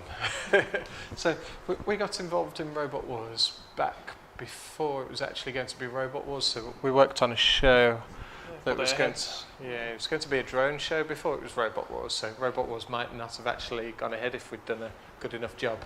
So we developed this drone show, didn't we, with a company, and that was good fun. It was a good show. That's it was kind of supposed to be cross between like Star Wars pod racing type thing, and kind of between that and Robot Wars, but flying. And it sort of it was good, but it wasn't quite sort of just the raw carnage that BBC were looking for. So we kind of had a call out the blue, didn't we, from the guys at Mentor and someone from BBC, basically saying they're looking at bringing Robot Wars back. They definitely want us involved from the work that we've been doing with the BBC, so just completely unrelated to the stuff we've been doing. Yeah, so then went in for meetings with Mentor, discussed how we feel Robot Wars should come back, and they sort of had their ideas as well. We went through how you would bring a show like Robot Wars back. So obviously there's a huge cost involved. There's a lot of technical expertise required, both from a production side and from teams as well. And we're fortunate that people like you guys know how to build robots, and you can go, there's a show on in 3 months' time, build a robot, and you could make a show out of that. So we were the head of the technical team, so that involved everything from consultancy, from the health and safety elements, helping to design some of the arena aspects, the safety for that, rewriting the rules, helping with competitors, getting teams on board, designing and building the house robots, which is probably the big headline one. And then during the actual events was helping to bring that all together from a technical point of view of physically running it as an event, making sure people didn't die, and making sure it was all nice and smooth.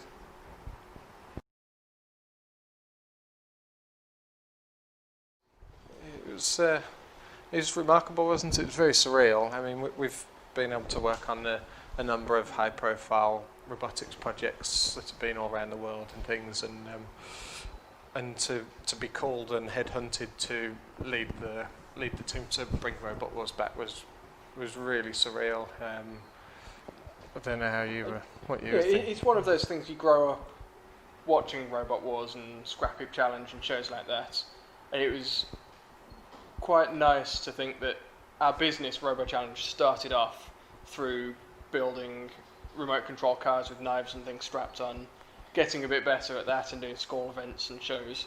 And then so our business has sort of grown from watching Robot Wars, and then from that to actually running Robot Wars. It's pretty cool. Yeah. It's not something we ever expected to do, and it was, like I say, the call we had was completely out of the blue, wasn't it? It was a thing. They just had a call from the BBC. They wanted a show like Robot Wars to go ahead that, like I say, we'd been working on previously. It wasn't quite what they were looking for, and so yeah, it was a case of we're bringing Robot Wars back. We need you guys involved. It was a real privilege, wasn't it? It was a real honour to be able to be part of it. I mean, even if that was a minute scale, we really feel very humbled to be able to work on the show. Because I mean, I've never done any engineering sort of learning at all, other than at school, and it was Robot Wars that actually got me interested in engineering. And as Grant said, we strapped pen knives on, and everything we know about engineering has come from Robot Wars in one form or another. And Robot Wars and the teams that were on Robot Wars back in the day and the work that they were doing was like an inspiration for us to go, oh, one day we might be as good as those guys, or one day we might be able to go and take part on Robot Wars, which will never happen now. So. But it's interesting. You think all the top teams that we always looked up to on Robot Wars, which were like Razer and Kilohertz, both Ian and John, we've had them work for us for our company as well, haven't we, on jobs? So we've good friends of ours. Yeah, they've been good friends for many years. But nearly everyone that we use in our company has come from Robot Wars in one form or another, either from the early days or the newer ones. Even like Pete Ware from Magnetar and Ellis has come and worked for us. John, Ian, Alan Young, married my sister, has come and work for us. So yeah, all of our sort of staff, the people we work with, we try to sort of headhunt Robot Wars type people, because they've got such a good range of skills and knowledge and understanding that it sort of fits exactly what we do. Yes, I mean, it's basically come full circle for you guys, hasn't it? Because Robot Wars inspired you effectively to start up Robo Challenge, and then we used to watch it every was it Friday, BBC Two? Yeah, and you try not to go on the Robot Wars forum because everybody talk about the results. And like, try and keep off there because you'll find out who's going to win. And it was always so for it to come full circle was remarkable, really. And I think it's always something that we'll appreciate and look back on and be really grateful and thankful for the opportunity that we had there.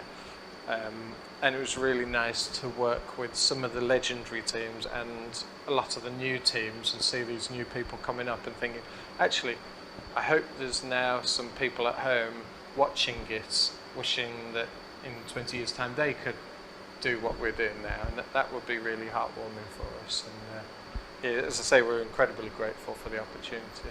Well, the nice thing is you're saying that our company was built up from watching Robot Wars and participating in events and things, and now you can see sort of the next generation doing exactly that. Like Ellis has got his job purely from doing robot stuff. He's got no real education per se, but he's learnt everything he's doing through there. And it's quite nice to see there's a lot of people doing that same thing and getting their jobs purely based off their experience with building robots.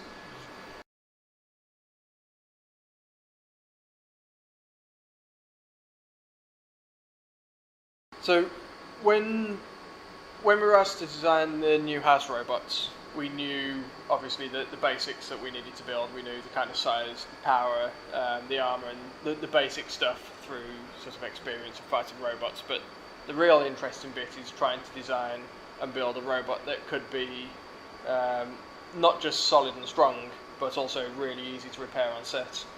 We had minimal tools there, didn't we? Literally angle grinders, welders, and that's about it. So we had to design them in a way that we could use really basic tools, repair them quickly with minimal people. So there are no actually spares or anything, was there? No spare house robots to just wheel that one in when the other one gets broken. We literally had basically spare electronics was all we had, wasn't it? Everything else was repaired or made on set. So it was quite an interesting thing, sort of designing around what we would have on hand during the event. So the actual main construction of the robots was fairly simple, isn't it? Sort of mainly steel tubular box frames.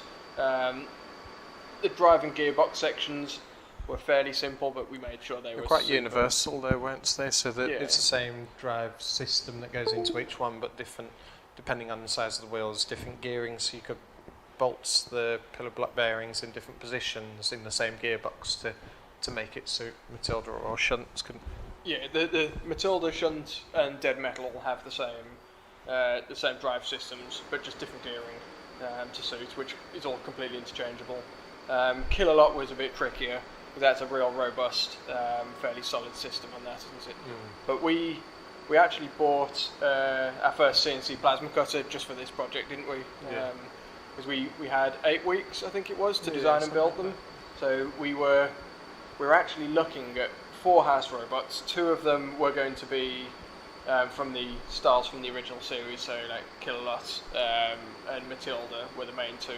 And then we were actually looking at designing 2 entirely new machines.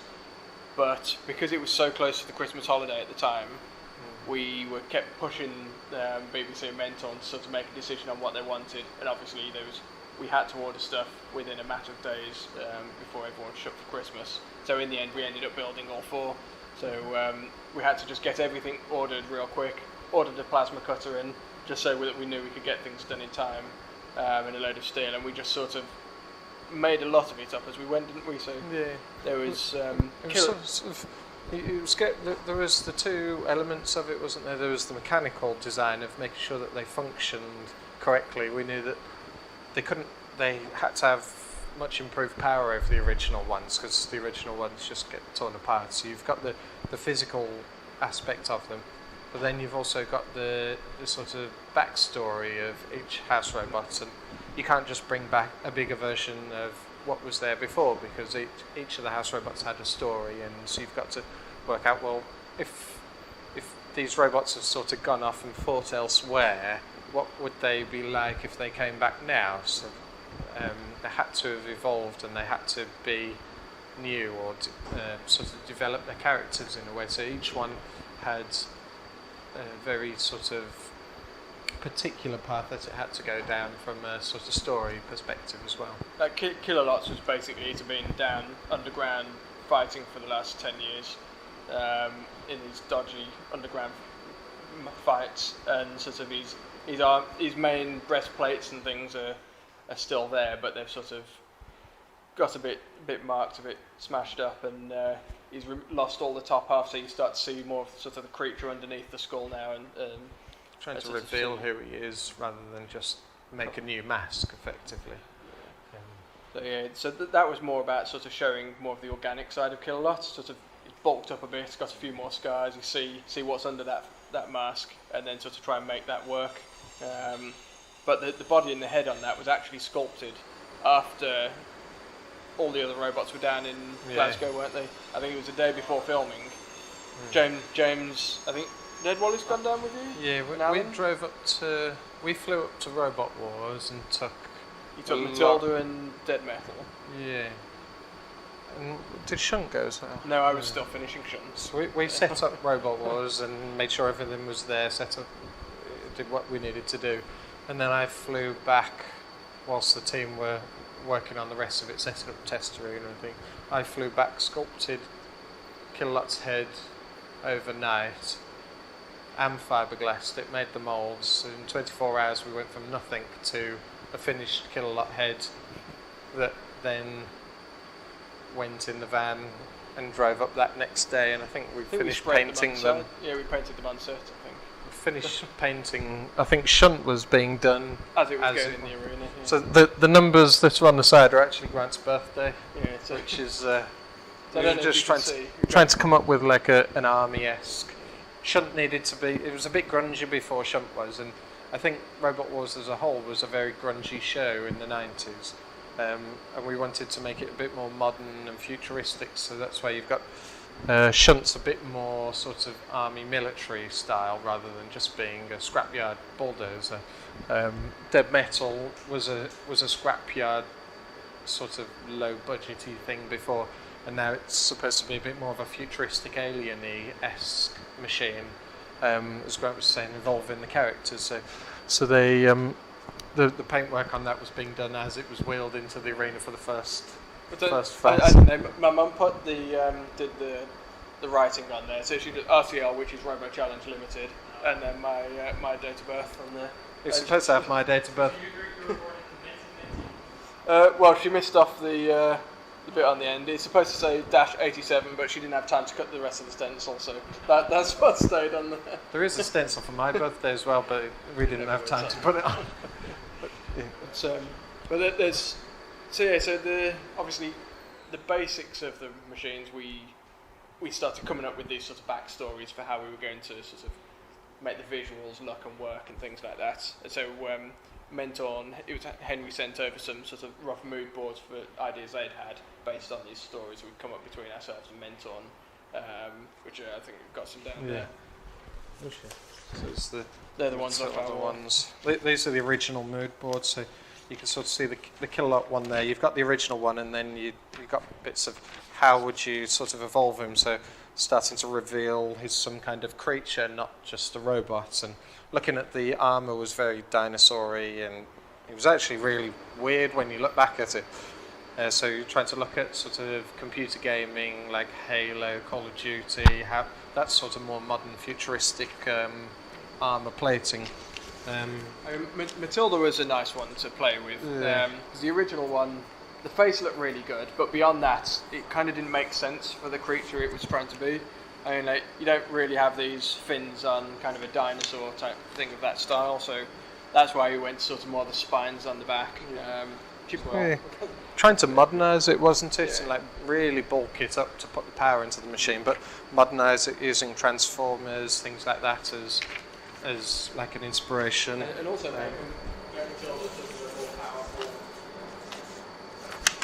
But yeah, it was trying to make Matilda sort of more of a powerful presence, whereas before she was always sort of one of the smaller robots there, and sort of no one really took her seriously. So now it was stick the red eyes in, a few more horns, make her look aggressive and angry, and obviously give her the power to boot. So now I think Matilda is probably the most damaging of all of them at this stage, probably the most fearsome.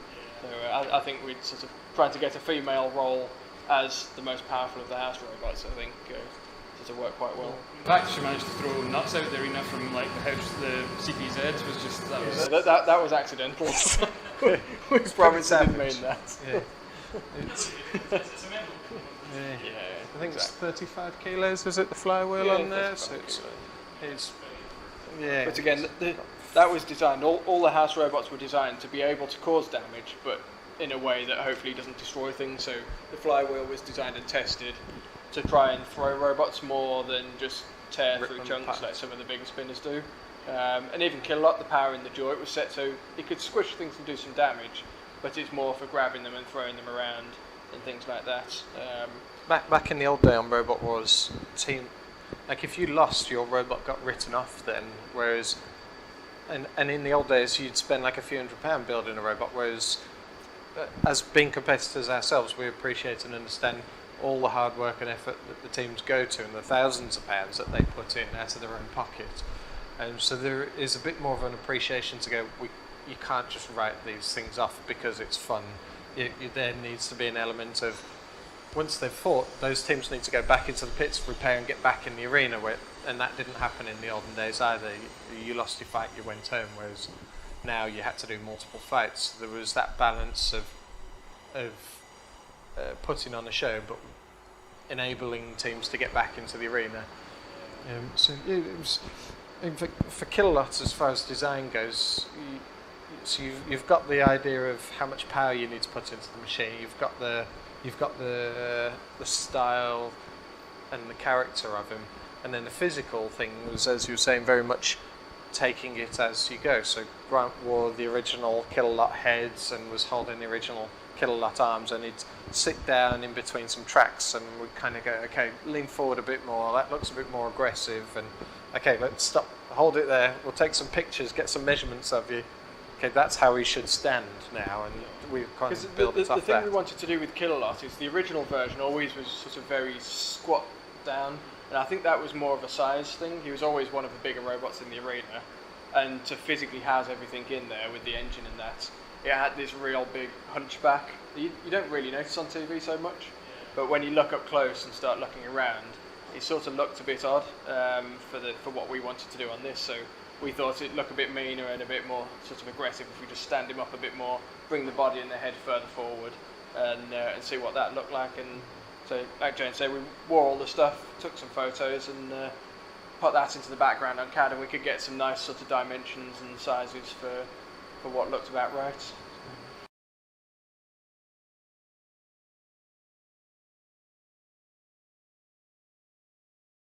I think it was under such big time constraints to get them finished and completed, and there was no opportunity for them to not work. I mean, that was a big thing. If the house robots had turned up and they didn't work and they weren't reliable, that would have been game over, not only for filming at that point, which would have been a huge cost, but for our reputation. And so there was a real emphasis on making sure that they were bulletproof robots that would go in the arena and work. It's one of those things where there's the same with Spectre and Quantum, where you get, if we only had a bit more time, we would love to do this, that and the other. So there are lots of things that we would really like to do on them. And the big thing, it comes down to cost and time, and we had very strict budgets we had to stick to.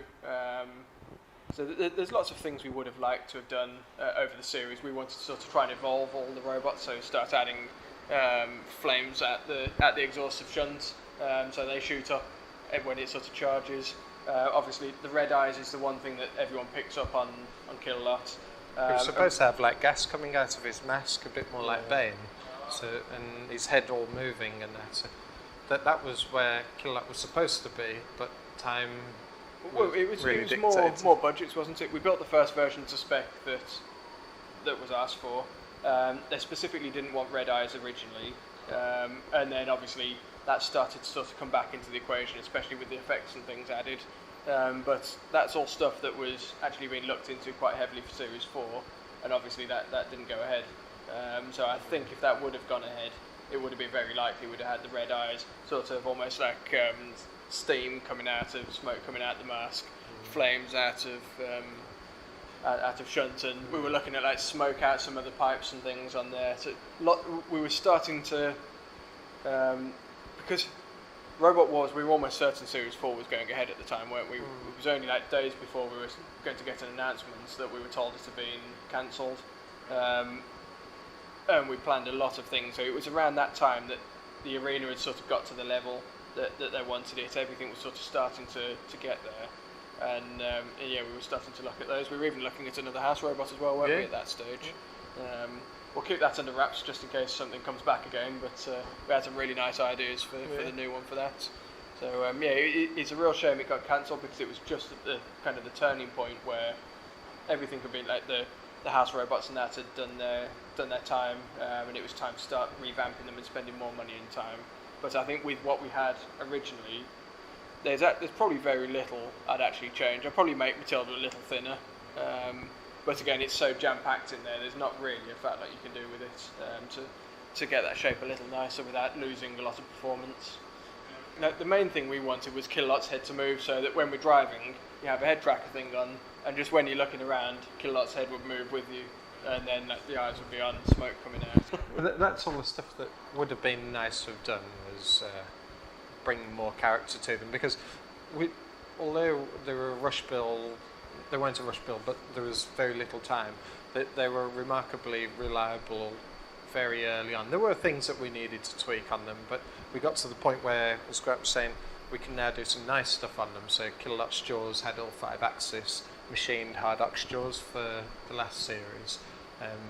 So it was going, okay, well, what can we do now? And most of it, like the jaws, weren't paid for by Robot Wars, so we owned the jaws. Yeah, it was just stuff that us as passionate Robot Wars fans, we were like, it'd be cool if his head moved. So we would have just done it. It wouldn't have been a thing that Mentor probably paid. We would have asked for it to be paid for, but at the end of the day, we're Robot Wars fans as well, and there were so many things where we're going, it would be good if we did this.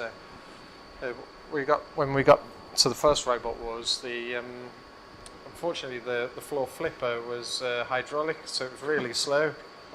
They put a robot on, it went up and the robot just slid down. It was awful. So no, it was before we arrived about a week before filming, and it was like, we can't use that. So we quickly bought the stuff, changed it to CO2, and was like, quick, get it together, we need this to... And then it started, because it was so last minute, it was so powerful, it started ripping the flipper out the floor then. So then they had to limit how much they used it, and that none of that was paid for. It was all because we just wanted the show to be the best thing that it could be. And there's been loads of stuff like that. Like we changed the hydraulic system in Kilolot to give them faster closing pincers. All of that was just enough. We wanted this to be a good show, and there wasn't any budget there to do it. So it's yeah.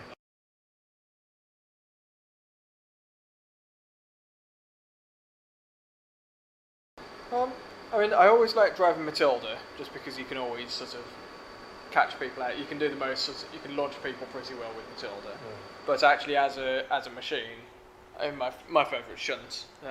This was just as a caveat, before we say favourite, we were actually we split into teams to build each one. So Grant headed the shunt build, I headed the dead metal one. I was mostly Matilda, mostly on Matilda as well. So we were trying to be a bit competitive in trying to make our own house robot the best one, and then we all worked together on Kilolot. So mine's definitely dead metal, because I just love the presence of it, and it closely matches how I imagined it being, especially like with the black, the slick black, and the we did that just before it went into the first fight again, because lighting director of Robot Wars said, if you just had that, it'll really pop on the screen then, and it made a massive difference. It really made it come up. So it's...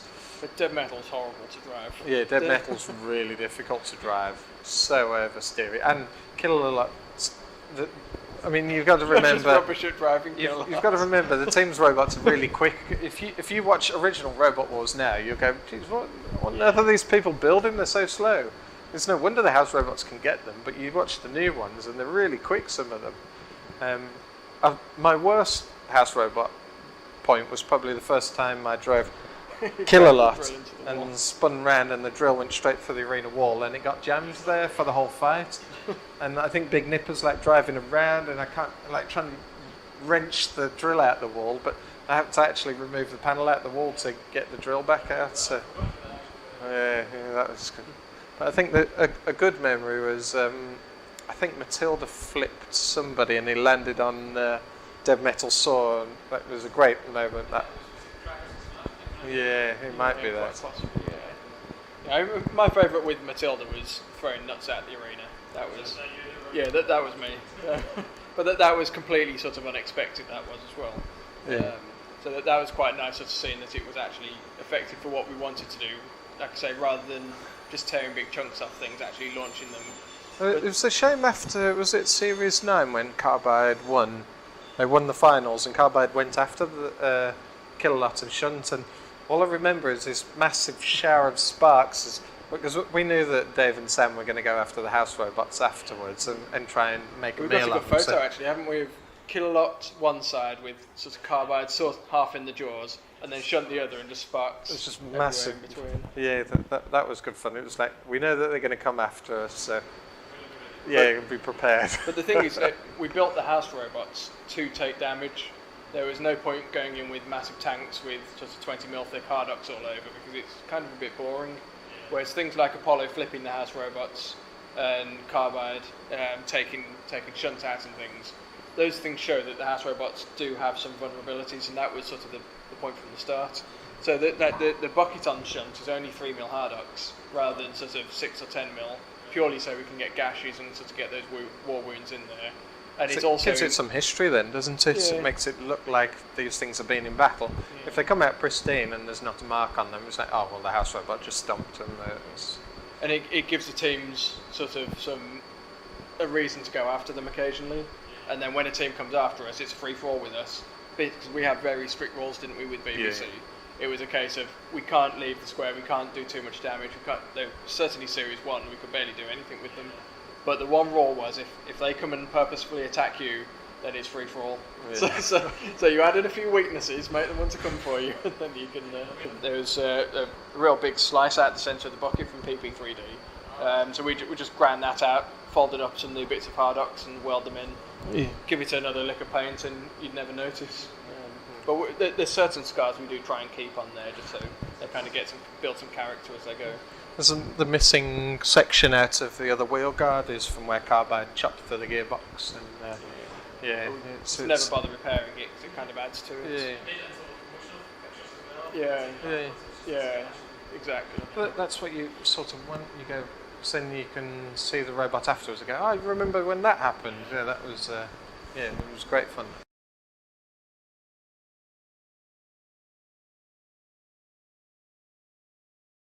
There was quite a few really good, innovative new robots.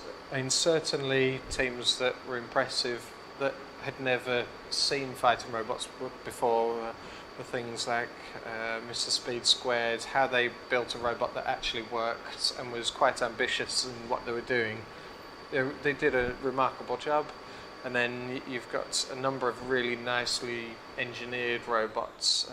One of them, unfortunately, didn't make it on. It had like Triforce. Yeah, Triforce. That was a beautifully machined robot, but couldn't get it working in time. And the reason why I really like Carbide was because you see a lot of spinners nowadays, and you can make them very simply. You get a big motor, you spin a big mass, put big belt between them, and it'll be a foolproof thing. But those guys sort of tried to push the limits, and they engineered like the motor casing, and they did a really nice job of it. So I always like to see people trying to eke out the performance in the machine. And then you got some really crazy ones like Miss Nightshade with all the pneumatics in there, and given they did like one fight, they had the best time of their lives. It was. But it's things like that Miss Nightshade that they're Mentor's favourite machines. Those kind of robots that are just real quirky. You don't quite know what's going to happen with them. There's sort of two categories. There's the pure out and out performance machines, but there's only so much room for a lot of those, because especially going through the applications, there's so many robots that if you took the colours off them, you barely tell the difference between them, especially when it comes to vertical spinners. You get loads of them.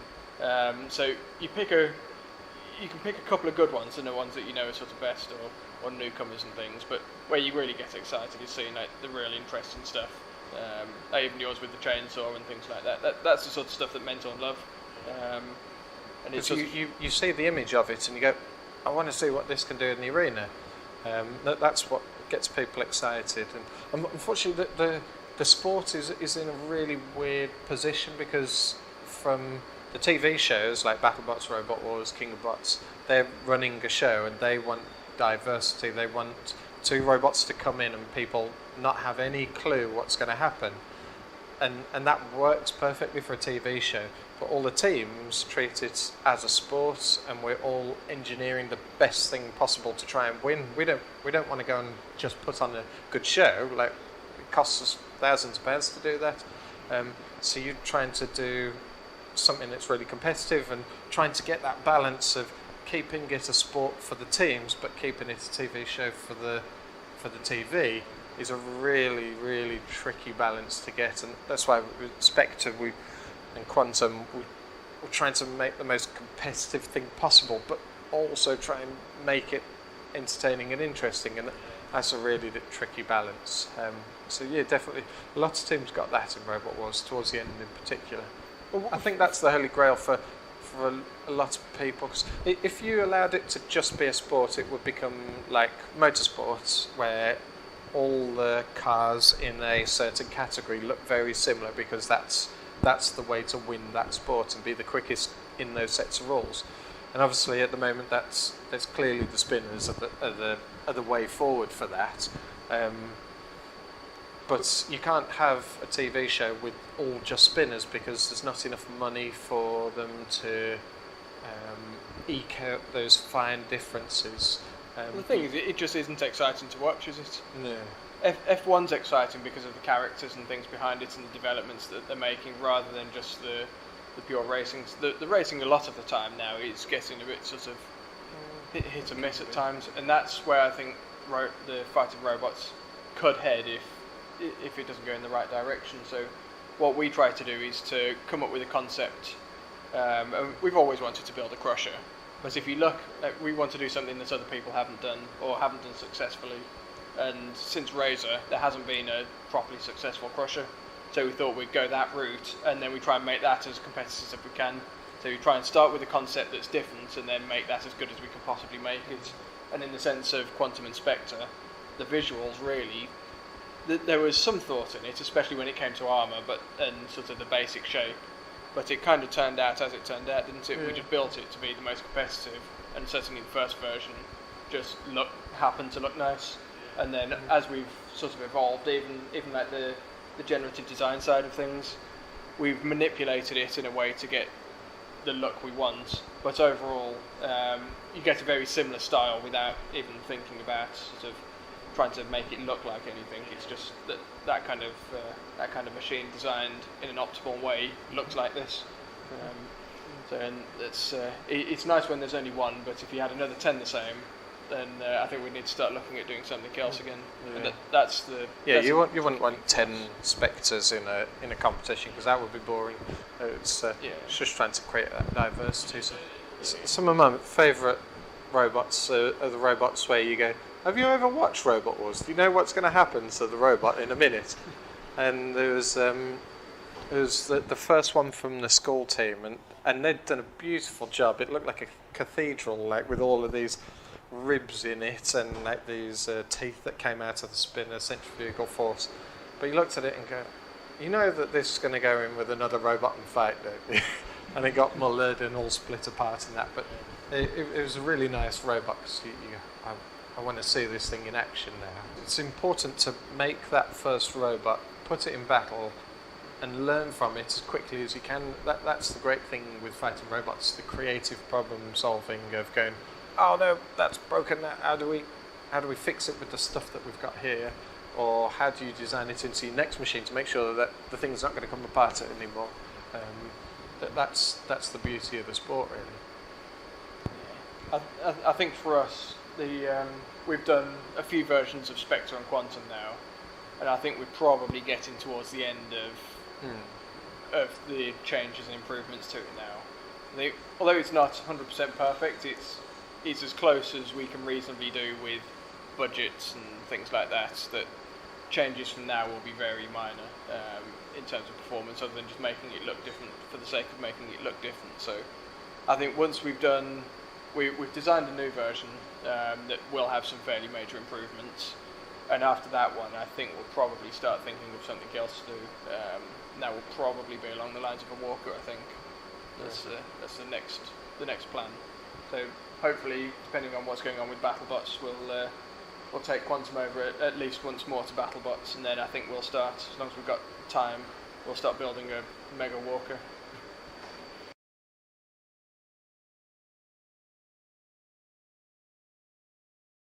It was a really interesting and surreal experience that I wouldn't give up for the world, and I'd go back in a heartbeat if things are right. It's so different to other shows in that the King of Bots one was a pure out-and-out competition. There's no question about that. But then I think the Chinese have less of a history with it, so they're like, well, this shouldn't be how we filmed it last time. This needs to be like this to make it popular.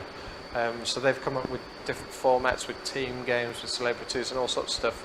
And to begin with, I was a bit like, it's not really what I want to be involved with. But when we're there and you're working with the Megabyte guys to come up with a strategy to overcome some too nasty vertical spinners or something, it's actually a really interesting concept which I really enjoyed taking part in. And there's a lot of frustrations out there, there's loads of waiting around, you've got the communication barriers, and nobody knows what's going on, including the production team. But when you actually step into the arena and the fans are really passionate out there. The fans, you imagine going out on stage at Battlebots and everyone's got your banners and cheering for you. That's nothing compared to China.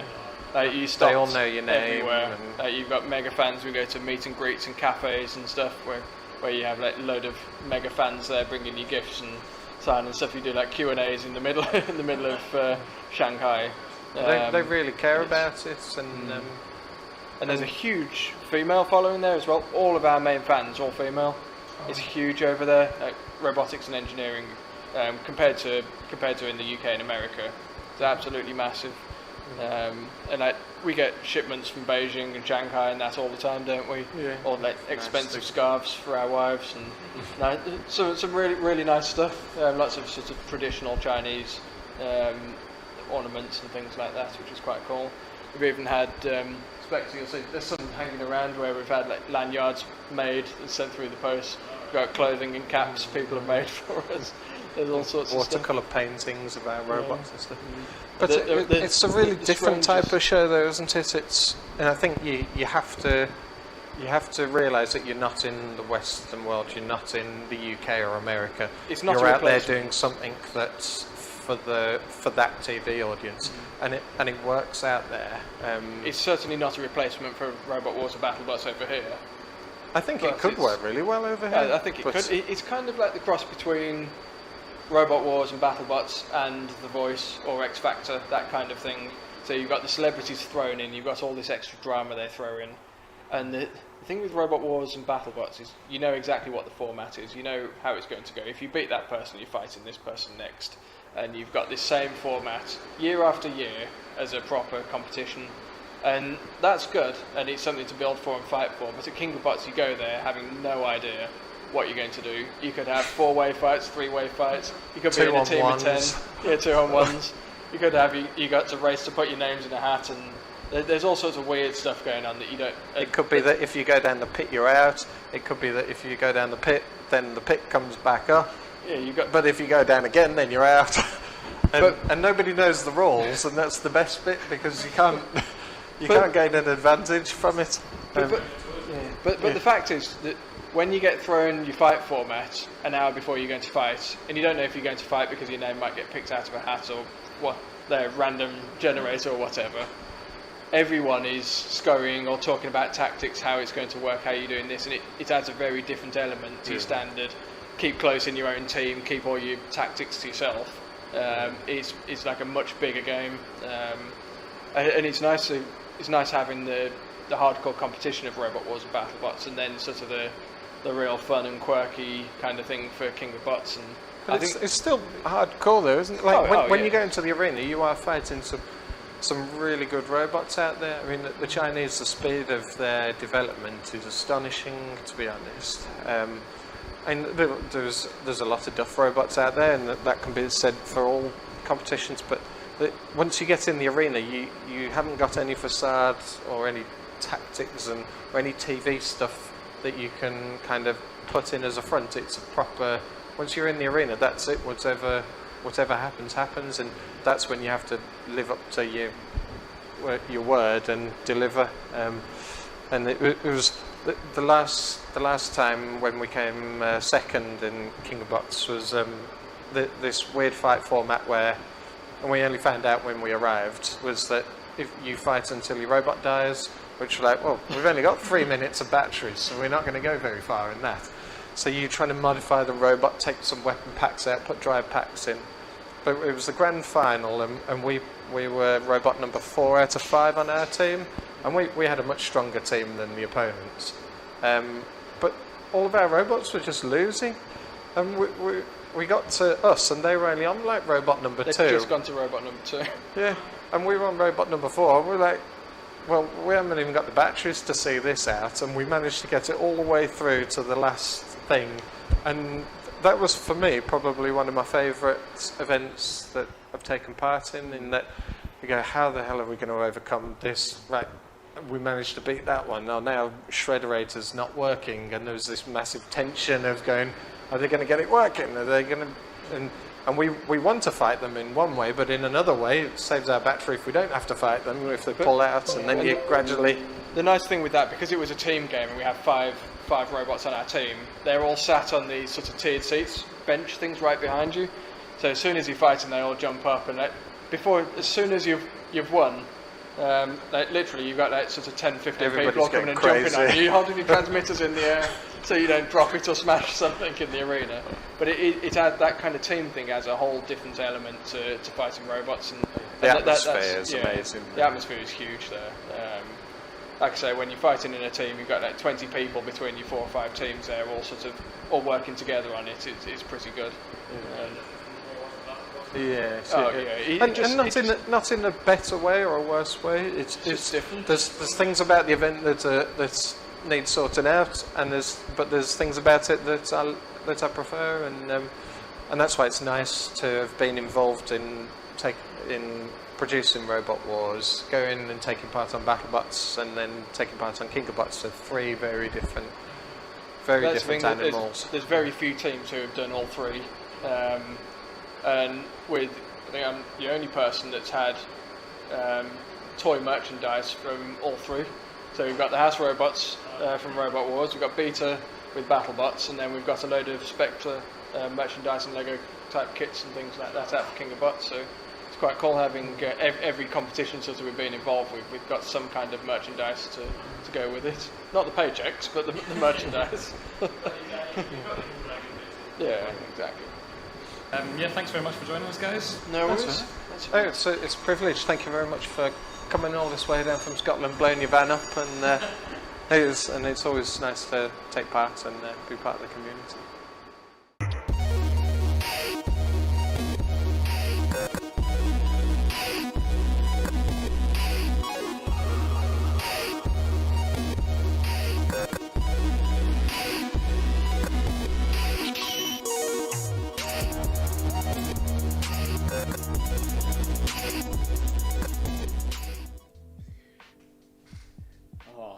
Incredible stuff. That was beautiful. Some great tidbits there from the Coopers about their experiences on all 3 major TV shows. Yeah, and building those beautiful new house robots. I mean, the new Dead Metal is a stunning piece of work. Absolutely. I love the shade they had towards the old house robots and the shade Chris Reynolds had towards the new house robots. That's what I love. That sort of, like, grass is greener. No, opposite of grass is green. You know what I'm saying. Anyway, as you might be able to see in the text field below, we've got one more special guest for you. One more call-in. We're having a call-in because his farm internet is not good enough for videos. So we're going to just about to join Rory Mangles from Team Nuts. Hello, Rory. Hello. Hope you can hear me. Hope the internet hasn't died. We can hear you loud and clear. So I believe you're on a cider farm in Somerset. Is that correct? Yes, currently. I was going to do this from my workshop, but the signal wasn't out there wasn't very good, so I came inside and the signal wasn't any better, so really, Question 1. too bad, but cider? close enough. Yes. What's the cider like? What's the cider situation like at the farm, Rory? How is Ham Hill cider?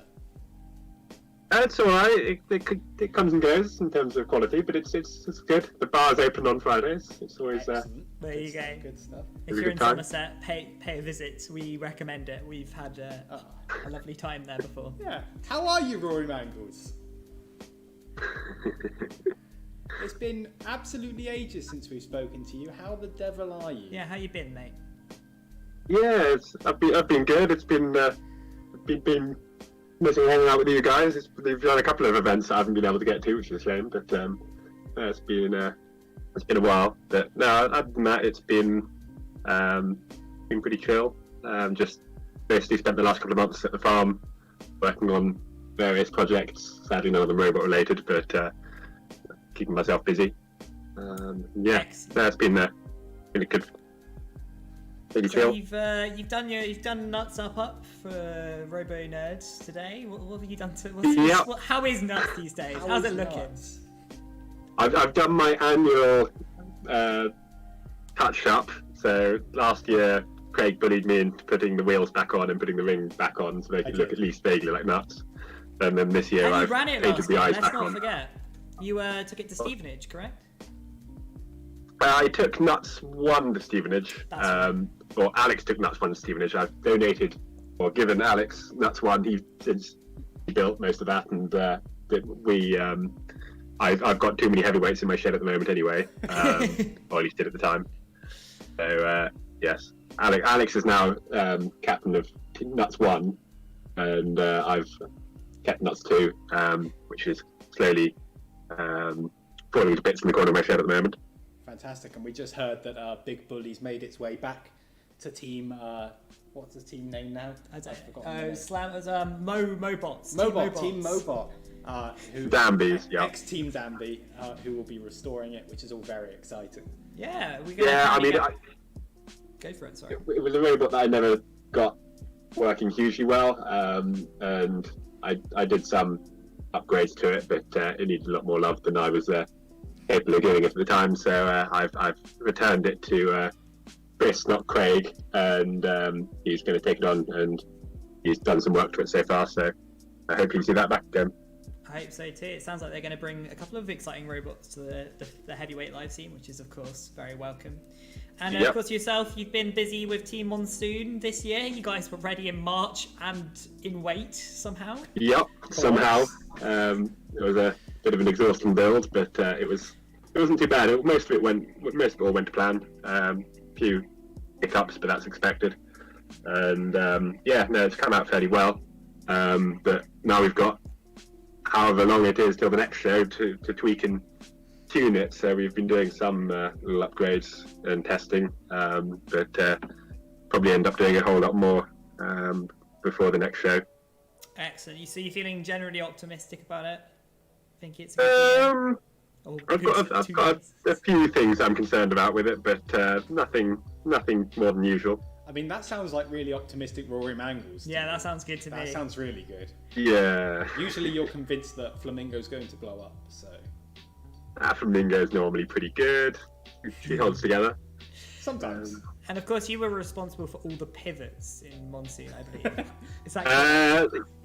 Basically, if there's any bad ideas in Monsoon, I'm probably responsible for them. Rory Mangles is a terrible influence. He seems like the most responsible roboteer viewers, but he is a terrible influence on everything. I've learned over the years that instead of doing the silly ideas yourself, it's much better to persuade other people to do the silly ideas. So that's what goes wrong. I hear Sam Elliott has got something like 8 to 10 Beetle motors now because you've convinced him to build Thomas the Dank engine. It's a great idea. I'm sold. And of course, for people who don't know, you were basically a lot of the brains and the brawn behind Two-Headed Death Flamingo are our heavyweight, which of course you and Shaky, big up at the early stage on that. So yeah. How was that was built on your farm originally? How was that original build? Yeah, I mean, Mingo's still one of my favourite designs / builds. It just all went together and worked so well, and it's just great. But that was going to be for Robot Wars Series 11, and we all built it got it all ready, got it to a live show, got it, it was a beautiful thing, and then yes, sadly But it's fine because But- obviously you'll be ditching Team Monsoon to join Team Flamingo for Battlebots 2021. Well, And we'll now have to it's see how time it to move goes. on to some questions. Moving on to some questions from YouTube. Moving on to some quick fire questions for the wonderful Rory Mangles. What Right. have we got? I love when Craig looks at the comments and he's not ready. So From Jamie, any more hacky racer builds on the horizon? For those who don't know, hacky racers, mad cars that they drive. I do now more than robots. Problem with hacky races, unlike robots, once you've built 2 or so, you don't end up destroying them as frequently as robots. So now once you've built 2 of them, it's kind of difficult to justify building any more. You don't burn through them like robots. they're not trashing. I've just been upgrading the ones I have over the last couple of months. So hopefully, when there's some more events back on, they'll be much better and ready to go. Very fair. Very good. I have a question actually, Rory. The Coopers said their favourite experience at Robot Wars was Matilda throwing nuts out the arena with its arse. So what's your take on that? Well, the Coopers always took Robot Wars very seriously, so I feel that nuts was ever an insult to their purest spirit. So I can see that they would be glad to see it go out in such a fashion. But we got revenge the next series, so. How overjoyed were you when you took out Carbide? I think it was more just general, not understand, total lack of expectation of that happening and general shock of anything happening. I don't think it was excitement necessarily. It was just like, what, why, how, what is happening. Yes, it was a long week, that one. It was. So robot stuff, obviously not the biggest priority for you right now. I understand, but you did build a new Beetle this year. I understand. What was it called? Trash I did. Yeah, the mighty Trash Panda. Yeah, I mean that's currently in bits on the shelf behind me, and if there's any other Beetle weight events, it just needs new tires and a couple of possibly a rebuilt weapon mechanism with some not so terrible motors. But yeah, no, that would be good to go. Yeah, we want to see that beefy weapon on Trash Panda. And of course, you've mentioned that you were thinking about building a featherweight, and of course, there was a lot of support for that. So if you were to build a featherweight Rory Mangles, what would it be, and why? I haven't really decided yet because I was going to do Angry Steve, which is Steve with the chainsaw, but chainsaws don't really work in your arena, and it would be Yeah, as long as you keep it off the ground, we're fine with the chainsaw as well. No, it's got to be below the tip speed limit. Oh yeah, it's got to spin at 14 miles an hour. Yeah, and where would fun with that? I want a 50-60 chainsaw, but so I'll have to come up with something. It'll probably be something daft. But that sounds pretty amazing. If you could ever make that happen anyway, I just want to see a 50-60 chainsaw. 50-60 Blackbot, however, that would be fun. That sounds like Make it happen. Make it happen. Make it happen. Trash Panda Feather Edition. 2 very quick questions to finish off our chat with you, Mr. Mangles. First off, from Caleb Kempson, are you keeping the beard? Well, that's a good question. I haven't decided yet, but we'll see how long it lasts. But It looks good, man. it's been there for lockdown, hasn't it? And it's been trusty. It's strong. As someone who can't grow their own, I recommend it. You can grow a beard for yourself and for Craig.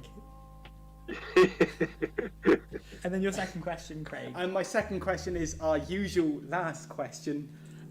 If you had one piece of advice for an aspiring builder, someone starting out, someone who might be watching this stream perhaps, what would your one piece of advice be? Don't do it. No. Probably start Beetle stuff. Beetles are pretty good these days. And yeah, check out the BBB shop. It's a pretty good place. They've got a lot of advice on there, lots of information and parts. So yeah, just head over to bbb.com or whatever it is. And I don't know your web address. I promise we didn't. It is a handy place. But yes, Beetles are the best. That's correct, Rory. Everyone knows that. Well, thank you so much for coming on, Rory Mangles. It's been fantastic to speak to you, and we hope to catch up. You're welcome. Good to hear from you again. We love you, Rory Mangles. I'll see you for some stand-up paddleboarding next weekend, my dude. Yes, boy. It's gonna be good. Very good. Bye, See Rory. you later, Rory. And I've hung up on Rory. Fantastic. So basically that brings us to nearly the end of RoboNerd TV. We, as just mentioned, are the Bristol Bot Builders, or 2/3 of the Bristol Bot Builders. You can check us out at bristolbotbuilders.com. Yes, please do. If you're thinking of building a robot, and this is not an ad, this is just us wanting to get the scene thriving, as you guys have by watching this video for 10 hours or whatever. If you want to get building, we've made loads of guides and loads of recommended parts from across the world. So bristolbotbuilders.com, have a look at the guides, because we really want to get more people building. That's why we've got builders in the name, is we want people building robots, because that's how this scene thrives. And we're always down for a chat if you ever need any help. Yeah, join the Facebook group, drop us a message. We'd love to hang out. But to wrap up today, we've got one more video, and it's an interview with Andrew Marchant by Jimjamatic. Jimjamatic. We won't be back afterwards. No, we're signing off now. We're signing off. This is us done for the day. Thank you so much for tuning in. It's been an absolutely wild day. Yeah, thank you everyone. You've been fantastic. And of course, don't forget to check out Creators Week. It's going to be 7 p.m. every night on this YouTube channel. Brilliant videos from people in the community. And there's some stuff all over YouTube as well. Just type in RoboNerd. There's all sorts of things going on. There's all sorts of mad stuff going on for the next week. This has been an insane 3 months of prep. I'm so happy that you guys have all enjoyed it. Thank you so much for tuning in. And we'll speak to you all real damn soon. Yeah, so goodbye from us and over to Jimjamatic. Bye everyone. See you later. Hello there, Jimjamatic here. Welcome to a very special event I have on here for RoboNerd, obviously. I've got a very special guest with me here. It is Andrew Marchant from Team Tornado. Hello there. Hi there. How are you doing? I'm doing alright. It's a big thank you for joining me on for this interview, because I never thought I'd be here talking to I did talk to you at RoboNerd actually briefly, I recall. Yes, I vaguely remember. It was a while ago now, nearly a year ago. Yeah, RIP physical RoboNerd 2020. There'll be more in the future, I'm sure, and we'll see each other again then. Oh, definitely, I imagine. Before I start, I want to make a little announcement. A quick thing. So, thank to Simon Harrison for giving me this opportunity in the first place. So I have to give a big thanks to Simon as well, and also for all this RoboNerd preparation. It's been a big task, so massive thank you to Simon as well for this even happening in the first place. So, Andrew, the first question I have is essentially, I guess, the most obvious first question is, where did the idea to enter Robot Wars start? Because you came in Series 4, but did you have any plans to enter an earlier series, or was it more Series 4 worked out well for you timing-wise? Well, I think Series 4 was just how the timing fell.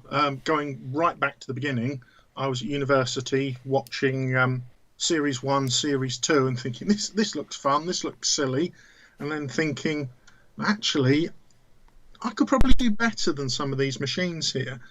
I'd come from a background of messing about with radio-controlled cars when I was younger, and had a few of them, and my friends had them, and would have a backpack full of battery packs, and would load the backpack up and go down the road and find some dirt tracks or something to drive the cars over until we ran all the batteries out, and then go home and charge them all again. So I thought I can probably drive one of these things better than these guys. Let's see what happens. Okay, end of the show. It says join the Robot Wars Club. Okay, did that. Ticking the box on the form which said I'm interested in building a robot, and they want to send in an outline of your robot, what your ideas are, and so I did all that. And at that point, Mentorn, remember this is the end of Series 2.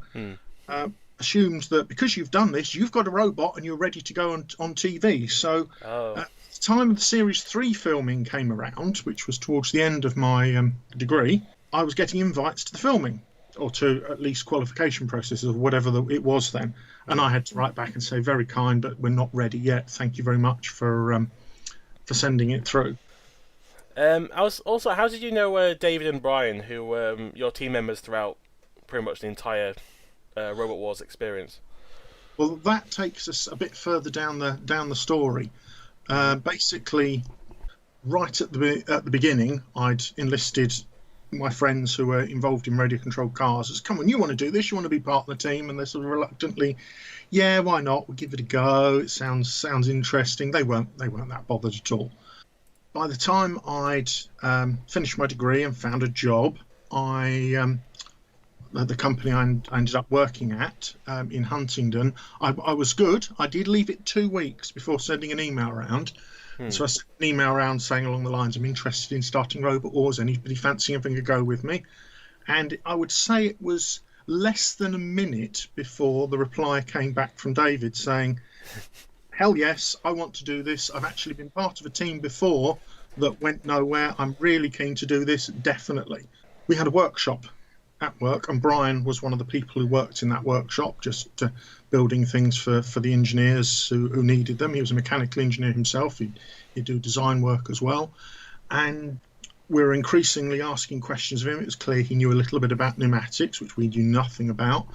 And I think it was about 6 months on, because I started in August, and then around Christmas time, he said, yeah, okay, I'll join the team. I'll bring some mechanical knowledge to it, and that's where it came from. And also Brian and I got chatting because we're both Land Rover people.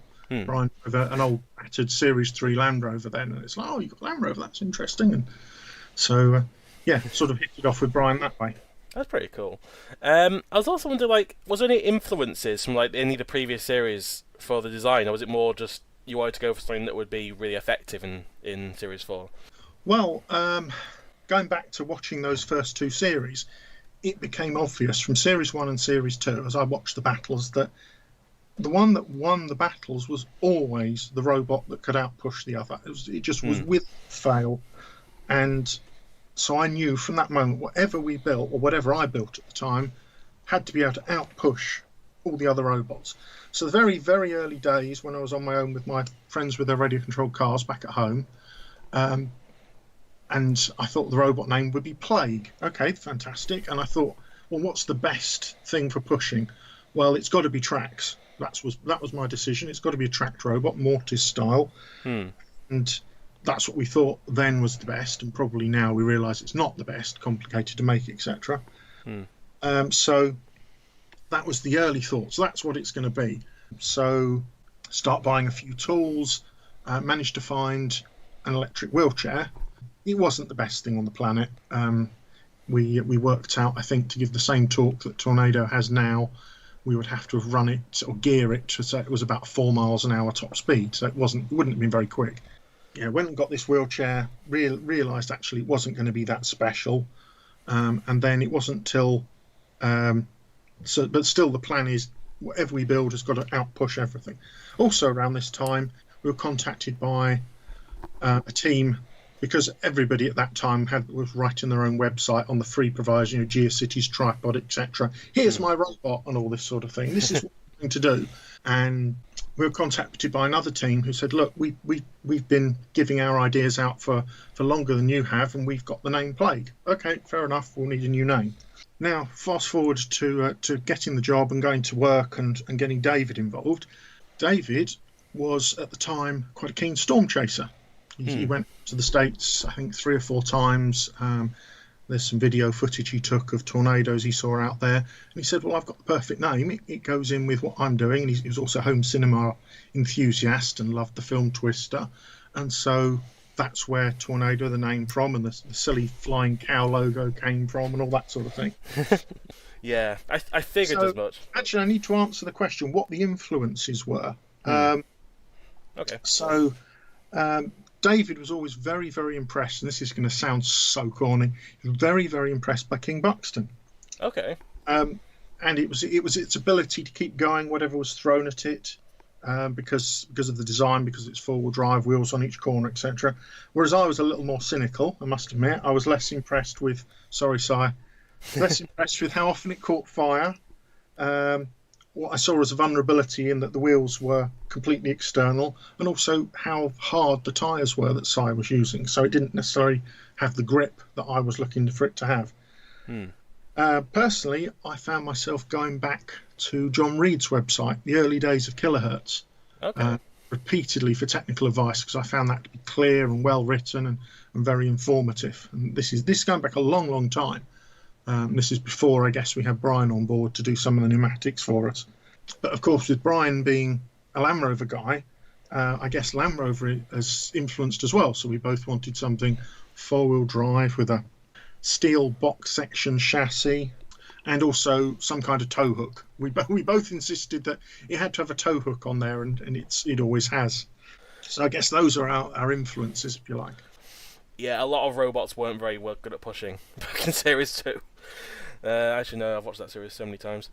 So what was the qualification process like for Series 4? Because I believe Series 4 was the first time where they actually had the robots fighting each other, as opposed to just doing an obstacle course and saying, "Oh, you move, you can get into the series." Well, for us, it was all we knew. We were told to turn up to qualifying and show our machine. We have to say we found it pretty easy to follow, fairly logical. And what you got to remember back then is probably 9 out of 10 robot applications. Going back to that, me saying about putting my ideas down on paper as part of the Robot Wars Club, and then automatically they assumed you're building a robot. 9 out of 10 robots were probably a pair of wheelchair motors sat on a shelf in somebody's garage, and they never did anything. It's a bit of an aside, but people have asked me in the past, what do I think is a good robot?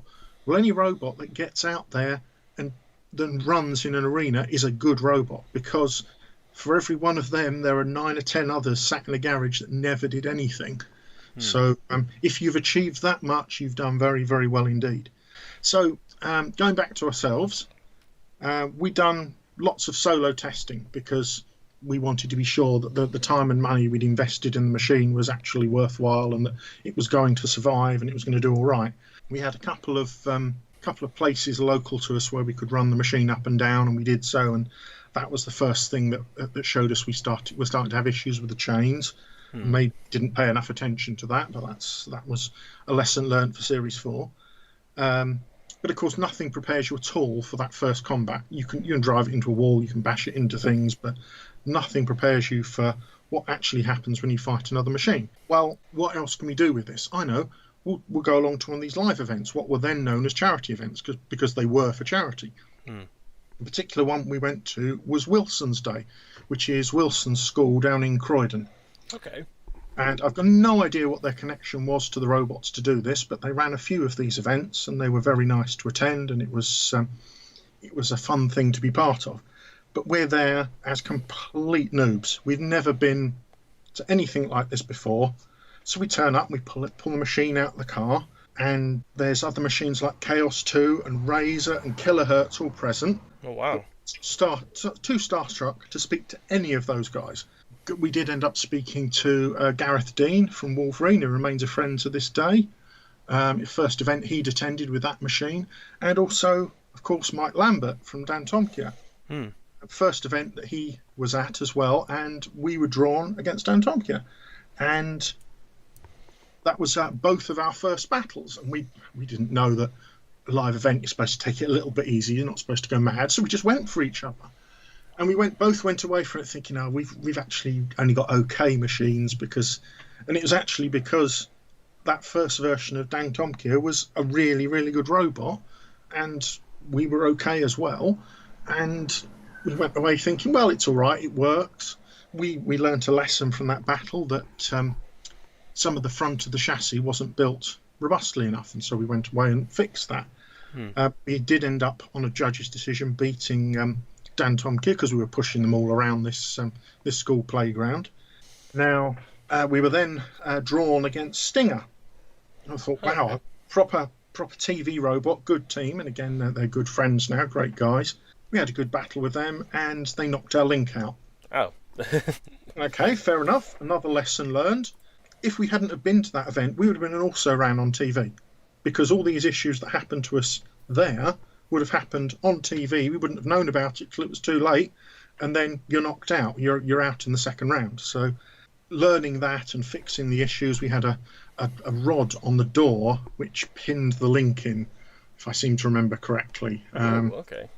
We had like a flap you accessed on the top of the robot to get to the link, and we beefed up the front end of the chassis after it all getting severely battered up against Dantomkia. Back to qualification. So it was a long, long day. The there's lots of waiting around, but you've got to remember the producer's position, that they want to see which of these machines is any good, and actually which ones they want on TV as well, because then they may have a perfectly running machine, but it's so slow that they're not interested, or it's boring to look at, or they've got 10 wedges already or whatever. And naively we thought then, oh, they're only going to do it based on, does this machine work, and does it fall within the technical rules. And if you read our diary now, it's a bit cringeworthy. There's a lot of references to how many robots were running there with technical infringements. Well, to be honest, we had a technical infringement as well. Our the high pressure side of our pneumatics wasn't built to a reasonable standard. Oh, right. Initially, the people who gave us a gas charge at the qualifiers didn't pick up on it, and so we were charged up to the full 750,000 psi or whatever it was we could have. We realised we'd quite impressed the tech guys with what we'd built, because they were sending people to saying they were saying, look, go over there and have a look at what these guys have done. That's an idea of how you've got to build your machine. That it's I'm thinking, okay, have we done something right here? Apparently we had. So for our qualifier, we were put up against a robot called T2R Special, which was Tantrum in Series 2. It's T2. T2 in Series 3. And unfortunately, for them, the fight lasted maybe 45 seconds. Once the fight started, we were over their side of the arena before they'd barely moved, bashing them into the side of the arena wall, causing them a significant amount of damage. Remember, this is our Series 4 machine, so it's just spikes. It's just a flat front with spikes and that horrendous pneumatic spike toothpick thing that we had. I think what impressed the judges and the producers the most was that how quick Tornado was. And even Matt Irvin came up to us, one of the tech guys, and this pleased Brian no end, because Matt Irvin had worked on Doctor Who, and Brian's very, very keen on Doctor Who. And he said, that's a really quick robot. Well done, guys. Really like that. He was really pleased with it. And they asked us, okay, and in hindsight realised this is a test as well. They asked us, how quick can you be ready to go in again? I said, we've just got to swap the batteries over again, 15 minutes. So you were there ready to fill in and give the crowd some entertainment. Because these qualifiers did have an audience and you could get tickets to them and go see these machines. And occasionally you would get a technical demo from a well-known machine, but obviously most of them are unknown machines. We ended up chatting to the Hypnodisc guys, but both of us just sat there ready in case we were needed. We weren't. So, yeah, there's always that possibility in the back of your mind. We could have met Hypnodisc in the qualifiers. That's an interesting thought. If we'd been needed. Thankfully, we weren't. So, yes, that was how we found the qualifiers, and it was a long day. We were fairly confident because we'd won our fight, and at the time they'd mentioned that they were impressed with our machine. They'd had no technical issues that they'd mentioned to us, only finding out later about this thing with the pneumatics. As for like Series 4 and all, obviously, since it was your first series, did you have like any expectations, or particularly when you knew when you were up against in your heat? Because you were against you were in Gemini's heat for Series 4. Well, we only found out who we were up against on the day when we got there for the filming. We had no idea before that. How did we expect to do? Well, I think at that time we didn't really know if the machine was any good. Bear in mind the filming is only a week after the qualifier that we did. Oh, right. Obviously the expectations take every battle as it came, but was it quite a really cool feeling when you realised we're actually semi-finalists in our first series? Like, yes, it definitely was.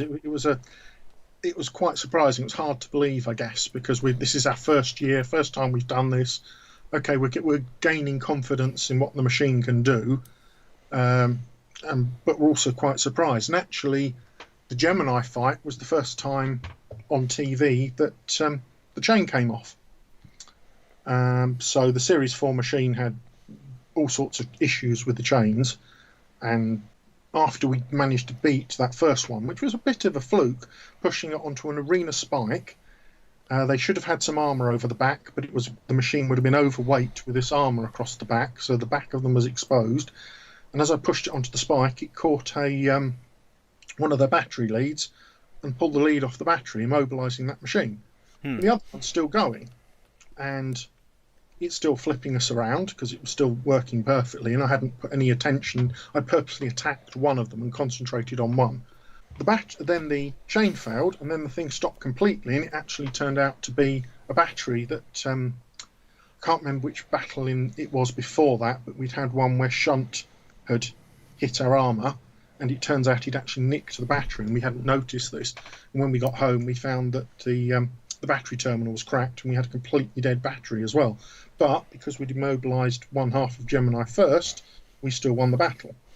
Yeah, and also, even in the semi-finals, you ended up becoming in the long list of out of the arenas by Chaos 2. Yes, that was quite a privilege, to be honest. And the first time we really met George and got to know George.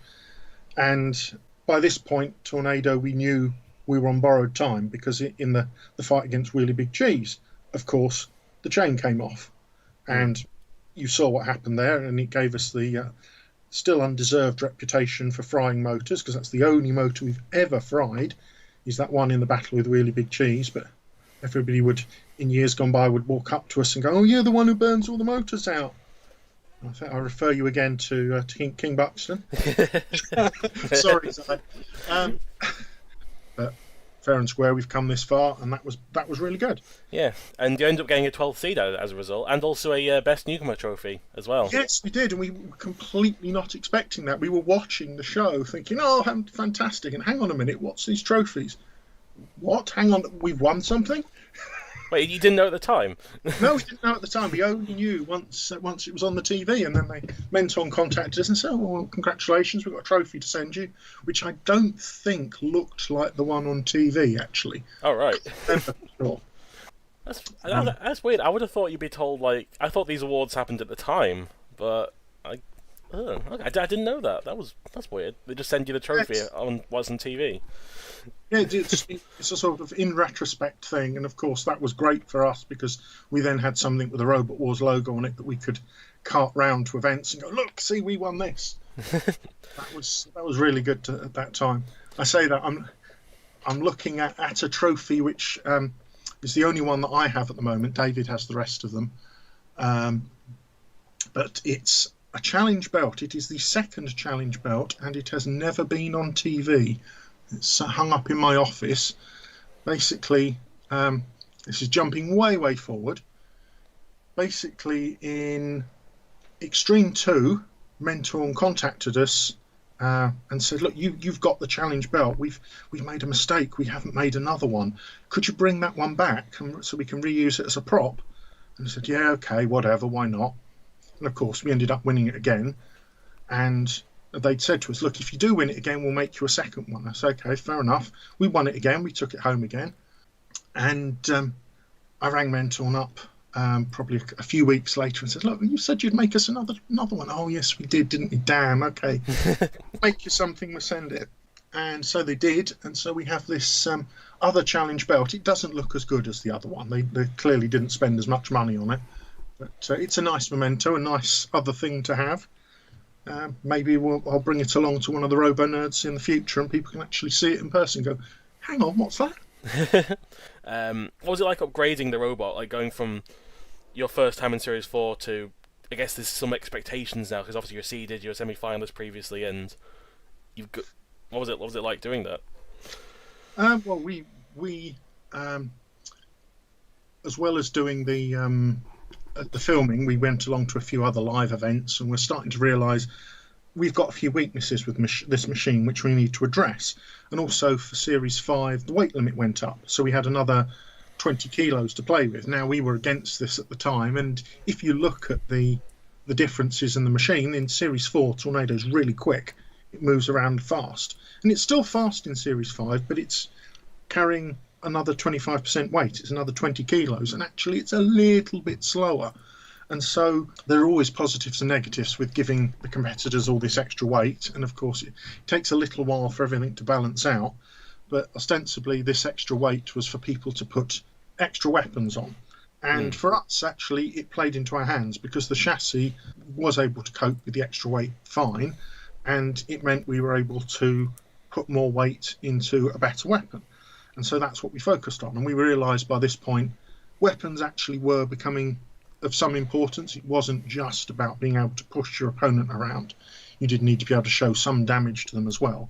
We put a lot of time into designing our little vertical spinning disc, spinning drum, whatever you want to call it, and getting it to have as much rotational inertia as possible, so it would store as much energy as it possibly could, and at the same time gearing it so it would spin up as quickly as we could. So that was building that weapon was sort of the key upgrade for Series 5. So we made the spikes on the front and back, removable, replaceable things, and we had a batch of them made, and actually that batch was the only ones we had made. In fact, there's an interesting story on those spikes. I drew the drawing up, and I was learning CAD at work, just AutoCAD 2D stuff, nothing special, but I could fly it okay then. And I drew the drawing, and I showed people who knew drawing within the company, said, yeah, that all makes perfect sense. And I said, is it clear that this part is round, this part is square? Absolutely clear, it's obvious. You've even gone to the point of putting sections on, indicating that. No problem at all. And sent it out to quote for sort of 3 or 4 local engineering companies that we tended to use at work. All of them came back with a quote. One of them was a little bit cheaper, so we went with that one. And they then came back to us and said, we need to revise this quote. I thought, well, hang on a minute, why do you need to revise it? Well, this is square, not round. I said, yeah, it says on the drawing it's square. There are sections on the drawing showing it's square. If you've quoted based on that drawing and you've not interpreted it right, how's that my fault? You need to honour your quote. And to their credit, they did. They honoured their quote, produced all our spikes, even though it cost them more to do it. And that one batch of spikes lasted us for the whole time we had the robot. We still probably have in our spares a few brand new unused ones. That is amazing. I never thought a big story about spikes would be so interesting. That's brilliant. I just suddenly think of these little asides that it's the sort of thing the RoboNerd specialises in, isn't it? It's the sort of thing that people don't know about, but it's the crazy stuff you come across with robots. Or maybe it's not crazy, maybe it's just a little bit annoying and dull. But anyway, we went there. Actually, 2 things I will mention, actually. One is regarding Series 5, one actually is moving on to the next series, actually. But how did it feel like? Obviously, excluding, because Extreme, you got a lot of battles. You had the Challenge Belt, you had, I think you also qualified for, you had the All-Stars. But as for the main series, how did it feel to just lose to Diotoir in the second round? That was humbling, and it taught us a valuable lesson. We frankly got a bit big for our boots because we'd been doing all the live events and been being relatively successful of those. You mentioned the scoop weapon. That weapon was built to do live events because we built the spinning disc for Extreme, the first parts of Extreme. Fantastic, we've got the robot now with this wonderful weapon, which we can't use at live events because it's a spinning weapon. Okay, let's throw some scrap together and build something which we can just bolt to the front of the robot. And it literally was bits of scrap. We've got a bit of inch-thick bar, throw that in there. A bit of this, we've got a gap there to fill. Okay, throw a few bits of scrap in there, weld them together. Bit of plate that we had lying around. And I just built this thing on the bench, on the front of the robot, and took it to live events. And it turned out to be our most useful weapon, shall we say, against many opponents, despite it being less of an active weapon. It was incredibly a useful thing. And so, we've been using that at live events and doing well with it. And so we're going into Series 5 thinking, we were all right with this. We made a fatal mistake. We didn't strip the robot down. We thought, it's running fine. We'll just take it with us. We've got spare parts. We know what we're doing. We've been doing this a while now.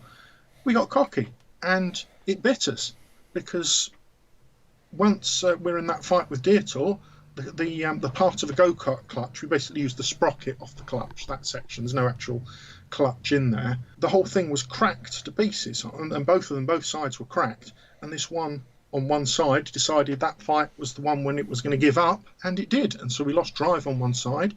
Diotoir's nice design was lifting the front of the machine up, so only the rear tyres are sat on the ground trying to push against them, and then you've got one-wheel drive against a pretty good two-wheel drive.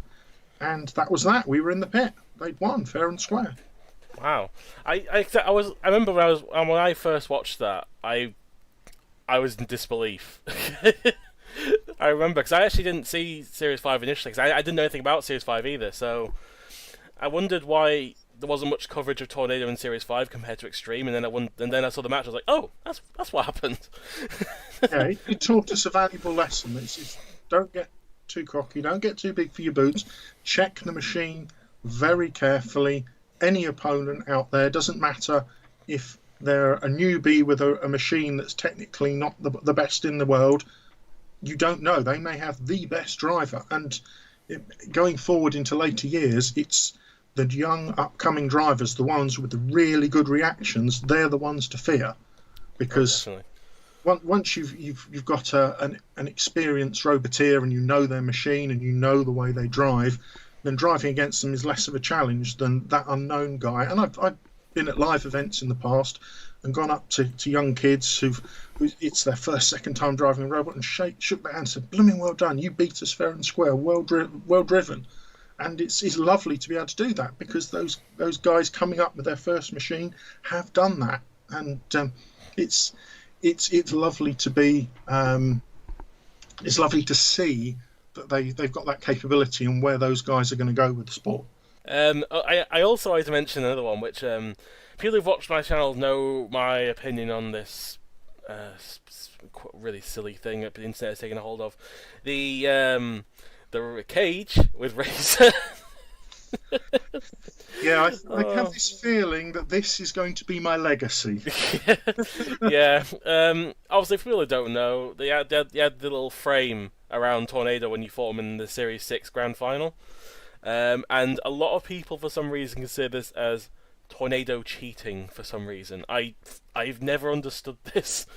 It's because a lot of people, because Razer's a fan favourite, and I think a lot of people just want an excuse to have a reason why Razer didn't win. When, I mean, I'm not sure. Curious. I mean, obviously the producers wouldn't have had a problem with you using it, but did they mention anything about the frame, or they weren't really that bothered at all? Well, what we call our anti-crusher weapon, because it wasn't just designed to combat Razer, it was designed to combat any crusher. The fact that we only ever came up against Razer in competition, and there wasn't really that many other successful crushers in Robot Wars is by the by. It had actually been used once before against Razer. The first time we'd had the thing out, it was in TNN Extreme Warriors, which was filmed at Shepperton, and we were one of, I think, about 8 or 10 UK teams that were invited to this because it was all American teams. They were flown over here and their machines were flown over, and we took part in the International Championship, as they called it. You initially started off fighting an American robot, but then if 2 UK robots went through, you ended up fighting each other. And so we had our first fight against Razer.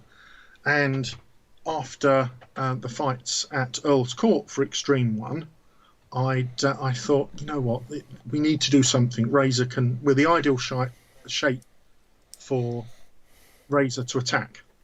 So we're flat, and we've got relatively thin armour on top, and they can just set their crusher a few centimetres above us and then just go straight in, and they've got us. And once they're into us, that's it. We can't do anything about it. We may as well just let go of the controls. And actually, to minimise damage to the chains, there was times that I actually did that. I just let go of the controls, and the fights ended up being not the most exciting fights on the planet. So I thought, we need to do something about this. Now, what do the rules allow us to do? Okay, we've got interchangeable weapons rules. Thought, well, what do we need to do? Well, we need to have a spinning weapon, something that can actually cause them some damage. We're not in a position where we need to be worried about being flipped over unless a house robot decides to do it, or we go into a melee with them, which is very unlikely. So we don't need to be in a position where we've got heavy armour top or bottom, so we'll reduce the armour thickness and we'll increase what weight we've got to build this thing. And essentially what I thought was, well, if we can keep them away from the parts of the machine that are required for it to move around, then we've at least got a chance. It wasn't the most effective spinning weapon, but it did mean that we were able to control the battle in TNN Extreme Warriors, push them around. They couldn't get their crushing beak to anything that mattered in the machine. And although it went to a judge's decision, we were given that fight. Did you know anything about like the actual, like how, like the internet deemed this like cage, or did you not really like know much about it until later on? If I had £1 for every kid that's called me a cheat, via email, on the internet, in person to my face, put it this way, there'd be a much nicer car on my drive. As like I say, this is my legacy. At the time, we had the rule book in front of us. We knew what we couldn't do. We had the interchangeable weapons rule. We had maximum size limits, and there was no other rules that this thing would infringe. And the retrospective rules that Mentorn introduced of it needs to be an active weapon. Well, it had an active weapon on it. The only thing that made it illegal for Series 7 was that they changed the maximum size rules. And sorry, guys, that's entirely my fault, but I don't think anybody was actually exploiting the size of the machines at that point that the anti-crusher weapon was. And of course, that size is much, much, much bigger than the size of the pit. I can understand the reaction being, yes, that's not right. That's something I think is cheating, because they don't understand actually the rules allowed it.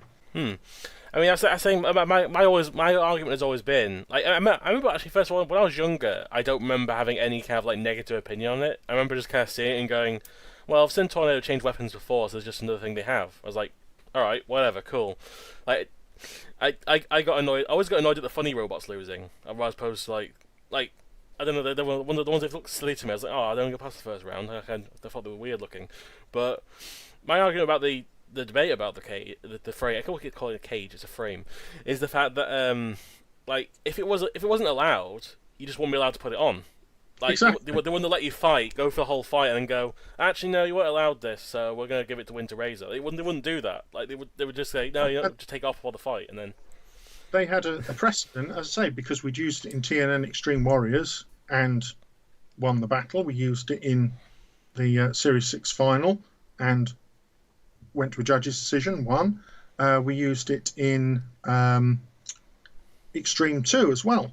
Was it the All-Star Championship? I can't remember which one it was. And Razer, I believe that's the one where Razer were initially given the title, but they came and handed it us supposedly because they supposedly thought we'd won. And, well, dare I say, I don't think Razer was in a position to continue doing any other battles at that point. They burnt the speed controllers and motors out, and the thing had a black cloth sat over it, sat in the pits, and that was frankly the last time we saw it run at a televised competition. So yeah, we'd had previous precedent that this was an acceptable thing under the rules, and that if we were fighting a crusher, it was the weapon to bring out. So you're adapting your machine to be the best it can be against the opponents, and I think. We also see that in more recent series, in that people will bring attachments and armour to suit different types of opponent.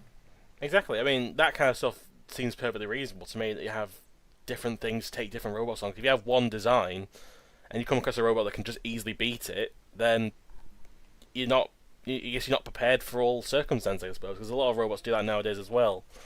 But I never saw a problem with it, really. It just shows you how powerful the Razer fan base really is sometimes. Yeah, it's the fact that it's, well, getting on for 20 years on, and it is still being talked about, it is still being passionately debated, shows that people have strong feelings about it. And I guess one question you haven't asked is, do I regret doing it? Well, no, of course I don't, because we won the series because of this weapon we came up with, and we won other championships because of this weapon. Would we be talked about less if I hadn't done it? Of course we would. We'd just be that Rambot that did okay in some series, not one that had won that won Series 6. So no, I don't regret doing it at all. It's as I say, I think it's my legacy. People are still talking about it this day, and they will carry on talking about it, and that's absolutely fine. The Razer fanboys will forever be salty. Yeah, like, I think just to me, when I was watching a lot of Razer, I mean, I still respect Razer, obviously, but it's sometimes when I watch some of the fights, I'm kind of like... So do I. It crushes, and it wins. You look at Tornado. Tornado is fabulously effective, and it won a lot of things. Razer, fabulously effective, won a lot of things, and it's beautiful to look at the same time. Oh, definitely. That's a key difference between the two machines. Tornado's functional, Razor's functional and beautiful. And I always had respect for that team's capability of producing that. I guess moving outside of Road Wars, did you ever have any temptations to come back for the reboot, or were those, or did you not really have any interest coming back for the reboot series? Well, I was certainly tempted. The thing is, we knew about that it was going to happen months before it was public. I can't really say how long before, but we definitely knew a long time before people were contacting us saying, "Are you doing it? Are you doing it?" The problem was the circumstances just weren't right at the time, and it was the right choice for the team not to have taken part, because I didn't want to take the old machine along and just go along as an also-ran, to go along as cannon fodder, which by that time it would have been. Tornado's not built to modern standards. It's why the machine was retired after Series 7, after a few years of live events, because it was getting to the point where fixing it was too much hassle, too much work. Basically, yeah, the timing was awful. I was due to move house the week before filming was happening. That was booked. I had a rental contract running out, knew where I was going, everything was organised for that. So not really in a position to be building a robot at that point and taking it to a filming. And the actual week of the filming, I was also booked on a charity event, driving Land Rovers, raising money for Macmillan Cancer Support. Okay. When they're actually filming it. So actually, it would be quite a challenge to have got out of that, and that was something I enjoyed doing as well. Timing-wise, it didn't work out. I said Tornado was outdated. Really, it needed a new machine. Then you had things like the rule changes. Things like the weight limit was up to 117 kilos. And I already said, wasn't that impressed when it went from 80 to 100 to 117. Well, I commented at the time, are they going to provide everybody with an engine crane to lift these things? Because already well above the limit that you're supposed to lift in a working environment, and actually now they're getting to the point that even a few of you are going to struggle to move these things around. And also the filming location was Glasgow, and we're thinking that's an awful long way away, and all these things are adding up, and we're thinking this just isn't practical. There's no way we can do this, even if we wanted to. But as you can tell by the fact that I put a statement on our website that we would get contacted a lot, and putting that out there did calm it down a bit. To answer the question in short, there was a temptation to come back for Series 8, but it just wasn't practical for us to do so. That's fair enough. Also, there was also, aside from Road Wars, there was also a few extra competitions that you've taken part in. One of which is related to Road Wars, is Techno Games, because you appeared as Storm Chaser. How different was it compared to like Road Wars in terms of like doing that event? Obviously, the events are not full combat. What happened was Techno Games was produced by Mentor, the same producers, and I think they'd had 2 series by then, which hadn't. Excuse me if I'm wrong, and it's 3 series or something. But there were series beforehand where it had all been schools entries or individuals entries into sporting type events, so machines built specifically to do these robotic sports. And some machines which are, to this day are iconic, and I've gone and forgotten the name of it. Oh, there it is. Rate 8 with Skeletron. Ah, yeah, Skeletron. Skeletron to this day appears at live events, and it's an absolutely fantastic machine. Really, really good machine. And yet there were other things which were, in that particular sport, the rope climbing one, particular event, were much quicker, but they weren't as spectacular. But that's probably one of the more successful Techno Games events.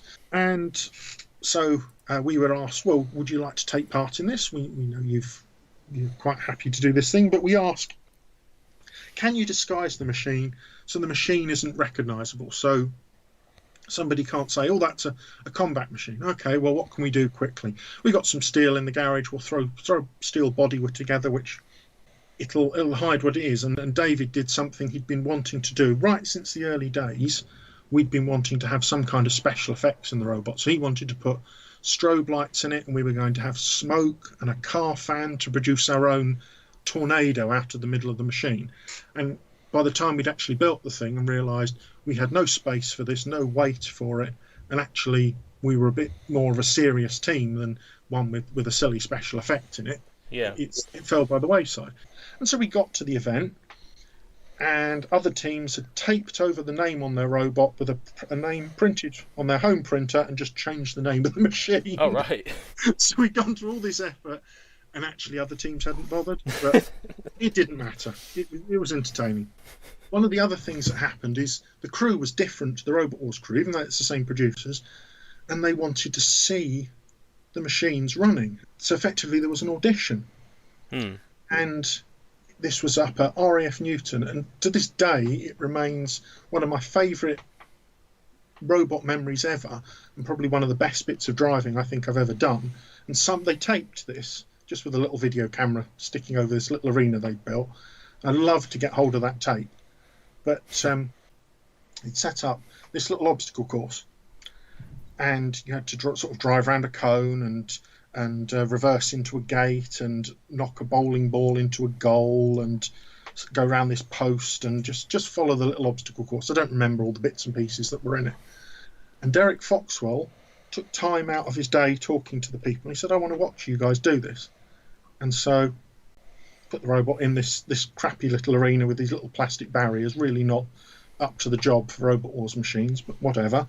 None of them had weapons on, of course. So just drove it around this little course, did exactly everything they'd asked, and it was on RAF Newton's concrete floor. So it was really slippery, so the robot's sliding everywhere. So by this time I'm just having fun. I'm just throwing the thing around, power sliding it around the corners, and just doing everything I can. Throw the bowling ball into the goal, finish up, end it. And Derek turns to me and says, show him it wasn't a fluke, do it again. And so I just drive it around, do it all again, exactly as I get to the goal. Oh, what do I do? Oh, I just pretend to put a bowling ball in, do it again, and go and park the thing again. But also with Technogames, you also joined the Photon Storm team for Battlebots, I believe, along with Ed Hoppett and Alan Young. That was another thing I was lucky enough to have done. This is way after the filming. Ed had entered Photon Storm, which of course everybody knows was originally Tiberius, in Battlebots, and I'd paid all the shipping and everything over there. He'd got sponsors to help him, which was fantastic. Frankly, if you're going to do Battlebots, you need sponsorship. The unfortunate problem he had was at relatively short notice, his teammate Tim and Tim's wife Meryl, who were both going to come out there, also good friends, for whatever reason, I think it was a family issue, they were unable to come out. And so Ed contacted me and said, look, I've got this booked, I need team members, are you available? Happened that I was, and I could do it. And so I said, yeah. So went out as part of the team to run this Photon Storm machine. Now, what was the Battlebot experience like?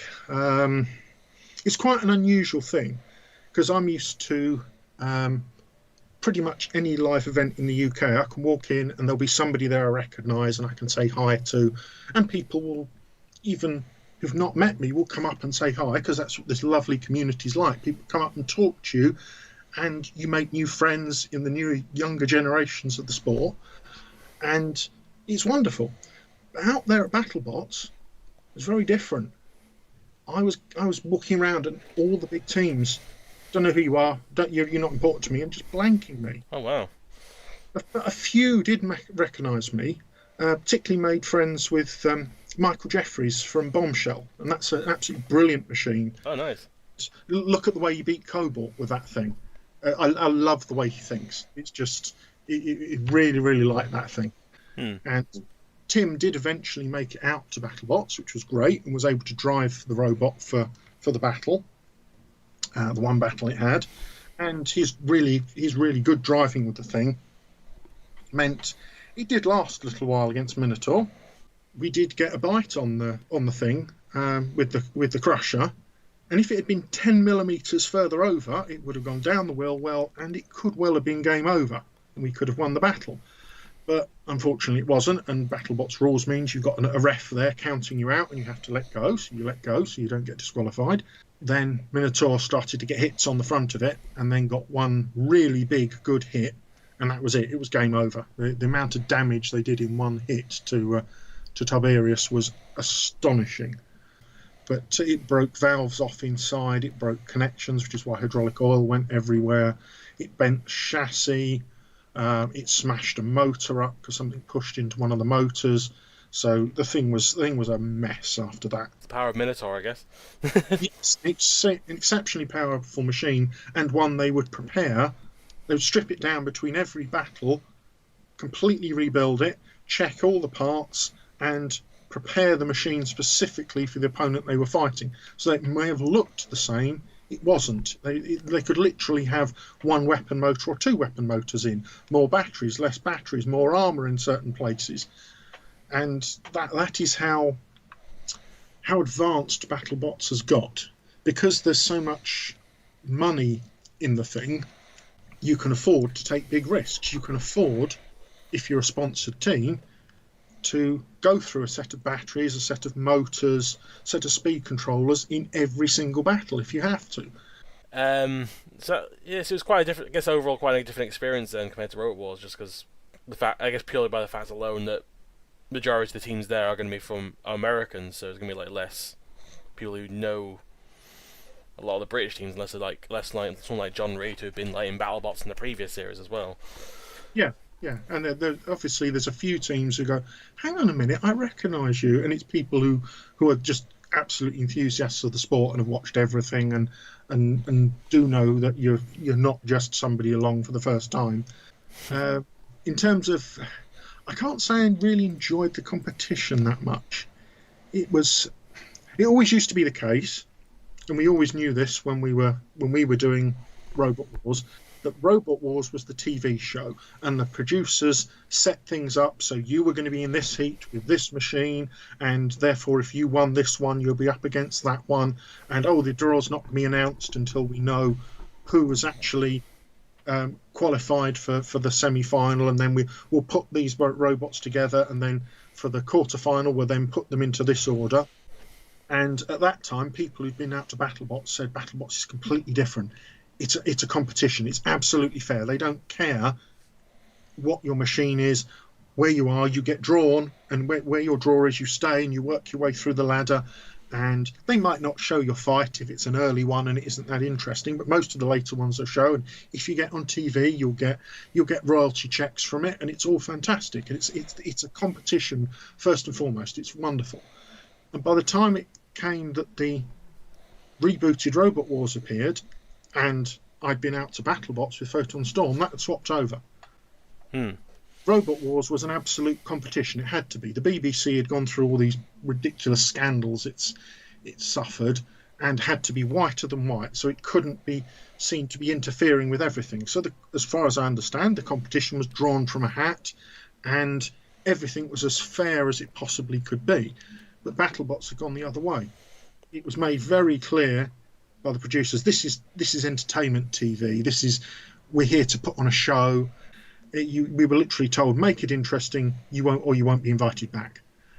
It had reached the point where Battlebots was the TV show and Robot Wars was the competition, and the way that flip was very interesting. That is quite. I never thought I'd see the swap around like over the years. Yeah. That is interesting. That I also. I guess I want to briefly mention, of course, the stuff regarding the FRA. Now, the question, I guess, really is it's regarding the safety document about FRA. If I go into more detail about that. Oh goodness, that's going back a few years. So this is after, well after Series 7, when live events have been going for a couple of years. Left over from the TV show, there's this pool of people who've built spinning disc robots, but they can't battle them because the arenas aren't up to the job. And they're saying, well, we'd really like to be able to bring our machines out and run them. And then there's those of us who are on the live event circuit who are saying, yes, true, but you haven't got an arena safe to run them in. And also, we're now used to being in a situation where we don't have to go home every weekend and spend the entire week fixing the machine because of damage it's taken from a spinner. It's got chucked around by a flipper, it might have a few scratches on it, but essentially it's intact and still running. There are also some small but notable safety issues that have happened at some of these live events. And then there were minor injuries amongst roboteers in arming up procedures and things like this. Little things, but enough to think, well, actually, we want to be able to do this for a while. We don't want there to be issues happening, because it takes one serious accident. To this day, it would take one serious accident for the health and safety to come along and go, no, this is illegal now, can't do this, and stop everything involved with the sport. Yeah. I don't think we ever went to any events which were really, really dangerous, but we heard of some that were a bit iffy, and there were some we went to where we thought, if it wasn't for this situation or where people had been stood, this could have been pretty bad. Yeah. So we got together with a group of other roboteers who were thinking, look, what should the safety standards be that we're working to? And a document started circulating that people were starting to put together, thinking about some of these rules. And we got hold of this and we looked at this and we thought this is lacking a little bit. And so as a team, we probably spent a week of evenings just going through this, thinking through the implications, and we basically overhauled this document completely and then released it back to the community, and it was pretty well received. We didn't have the time to be spending looking after it all the time and making updates that everybody agreed on. So Sam from the Shredder team volunteered to be its custodian and looked after it for a while. And indeed, our website links to their defunct website as to where the document was stored for a while.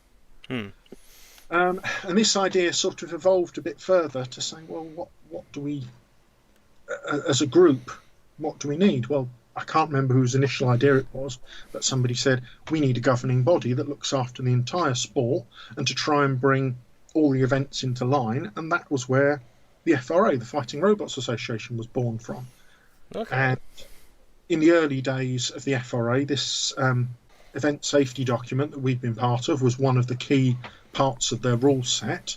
And initially it was a bit of a challenge to get all the event organisers on board, because some of them thought, well, I know exactly what I'm doing, I don't need you to tell me what I'm doing. But gradually I think everybody came round to realising it was just there to make sure everybody was safe. Before we end this, sorry, is there anything else you wanted to add about overall how you felt, or how do you feel about like your experience of Robo? Did you enjoy it? I'm assuming you obviously did enjoy it. Yeah, it was. It is, as I say, I think that moment in Series 6 is my legacy from this. It's a very interesting thing to have done, and its value shouldn't be underestimated by the community. A good example is you go for a job, you want to put Robot Wars on your CV, even if you've only built a kit robot or you've built an ant weight, a lower weight class machine, you've built something, because employers out there are looking for something that makes a candidate stand out in some way, something that shows you're the person who does more than just sit behind your computer and play computer games or just sit around watching TV. And Robot Wars is such a fantastic example of that, because it shows that you can design something. You've got hands-on practical skills, because even if you buy a kit machine, you've got to have practical machine skills to build that thing, to get it to work, and then to maintain it. It shows if you're going into battles with these things, you've got the ability to think under pressure. And if you're working in a team, it shows you can work with other people to make this happen. Yeah. And now I can think of, obviously I'm an engineer, I've spent interviews for technical jobs where I spent most of the interview talking about Robot Wars, not talking about the job I'm going for. You might cover that for a minute or so, and I've walked out there and I've got the job because I've shown that I can do these things and I can do something different and something interesting. And so yeah, for all those people out there who are building these beetles, for heaven's sake, get it on your CV. Beetles, feathers, ants, all these lower weight classes that people are starting off in. Get it on your CV. That's always a good point. It's always best to get as many people involved in this kind of sport as well, because it's still going strong and live events and online to this day. I mean, it's kind of what some of me and a lot of my friends do online when talking about Robo Wars combat and stuff. So it's always good. It's always nice to like hear it from a roboteers perspective as well. You're also doing something different that not everybody does, and that is, again, you point that out to an employer, in that you're there and you're producing this content for the whole community to enjoy, and you're publishing it, you're coming up with the questions, you're doing the interviewing. You've just shown that you could run a business meeting, for example. Wow. I never thought of it that way. Don't think of it that way, but you don't think of it that way, but that's the sort of skill that you're showing that you've got. And it's, I guess what I'm saying is people don't realise the value to what Robot Wars and the whole community brings to their skill set. Well, I have now seen things in a different perspective. I love it. That's brilliant. I never thought of it that way. Well, thank you once again, Andrew, for doing this. It's been an absolute pleasure talking to you. All the insight we've had. It's no problem. My pleasure as well. It's been great to talk about it after all these years. I'm sure everyone will love listening to this. I'm quite curious what will end up being in the edit and what won't be. So it'll be interesting. And I mentioned this probably that first bit said probably edited out, but I will be having this on my channel at some point as one of my Robo Tales episodes. So stay tuned to that. When I'll probably release it after this is released on RoboNerd. So I'll let that air first before I have the kind of uncut edition, I guess, so to speak. But yeah, so I've been Jimjamatic, obviously, and we've been Andrew Marchant from Team Tornado. Thank you once again, and see you later, guys. Bye. See you, everybody. Bye.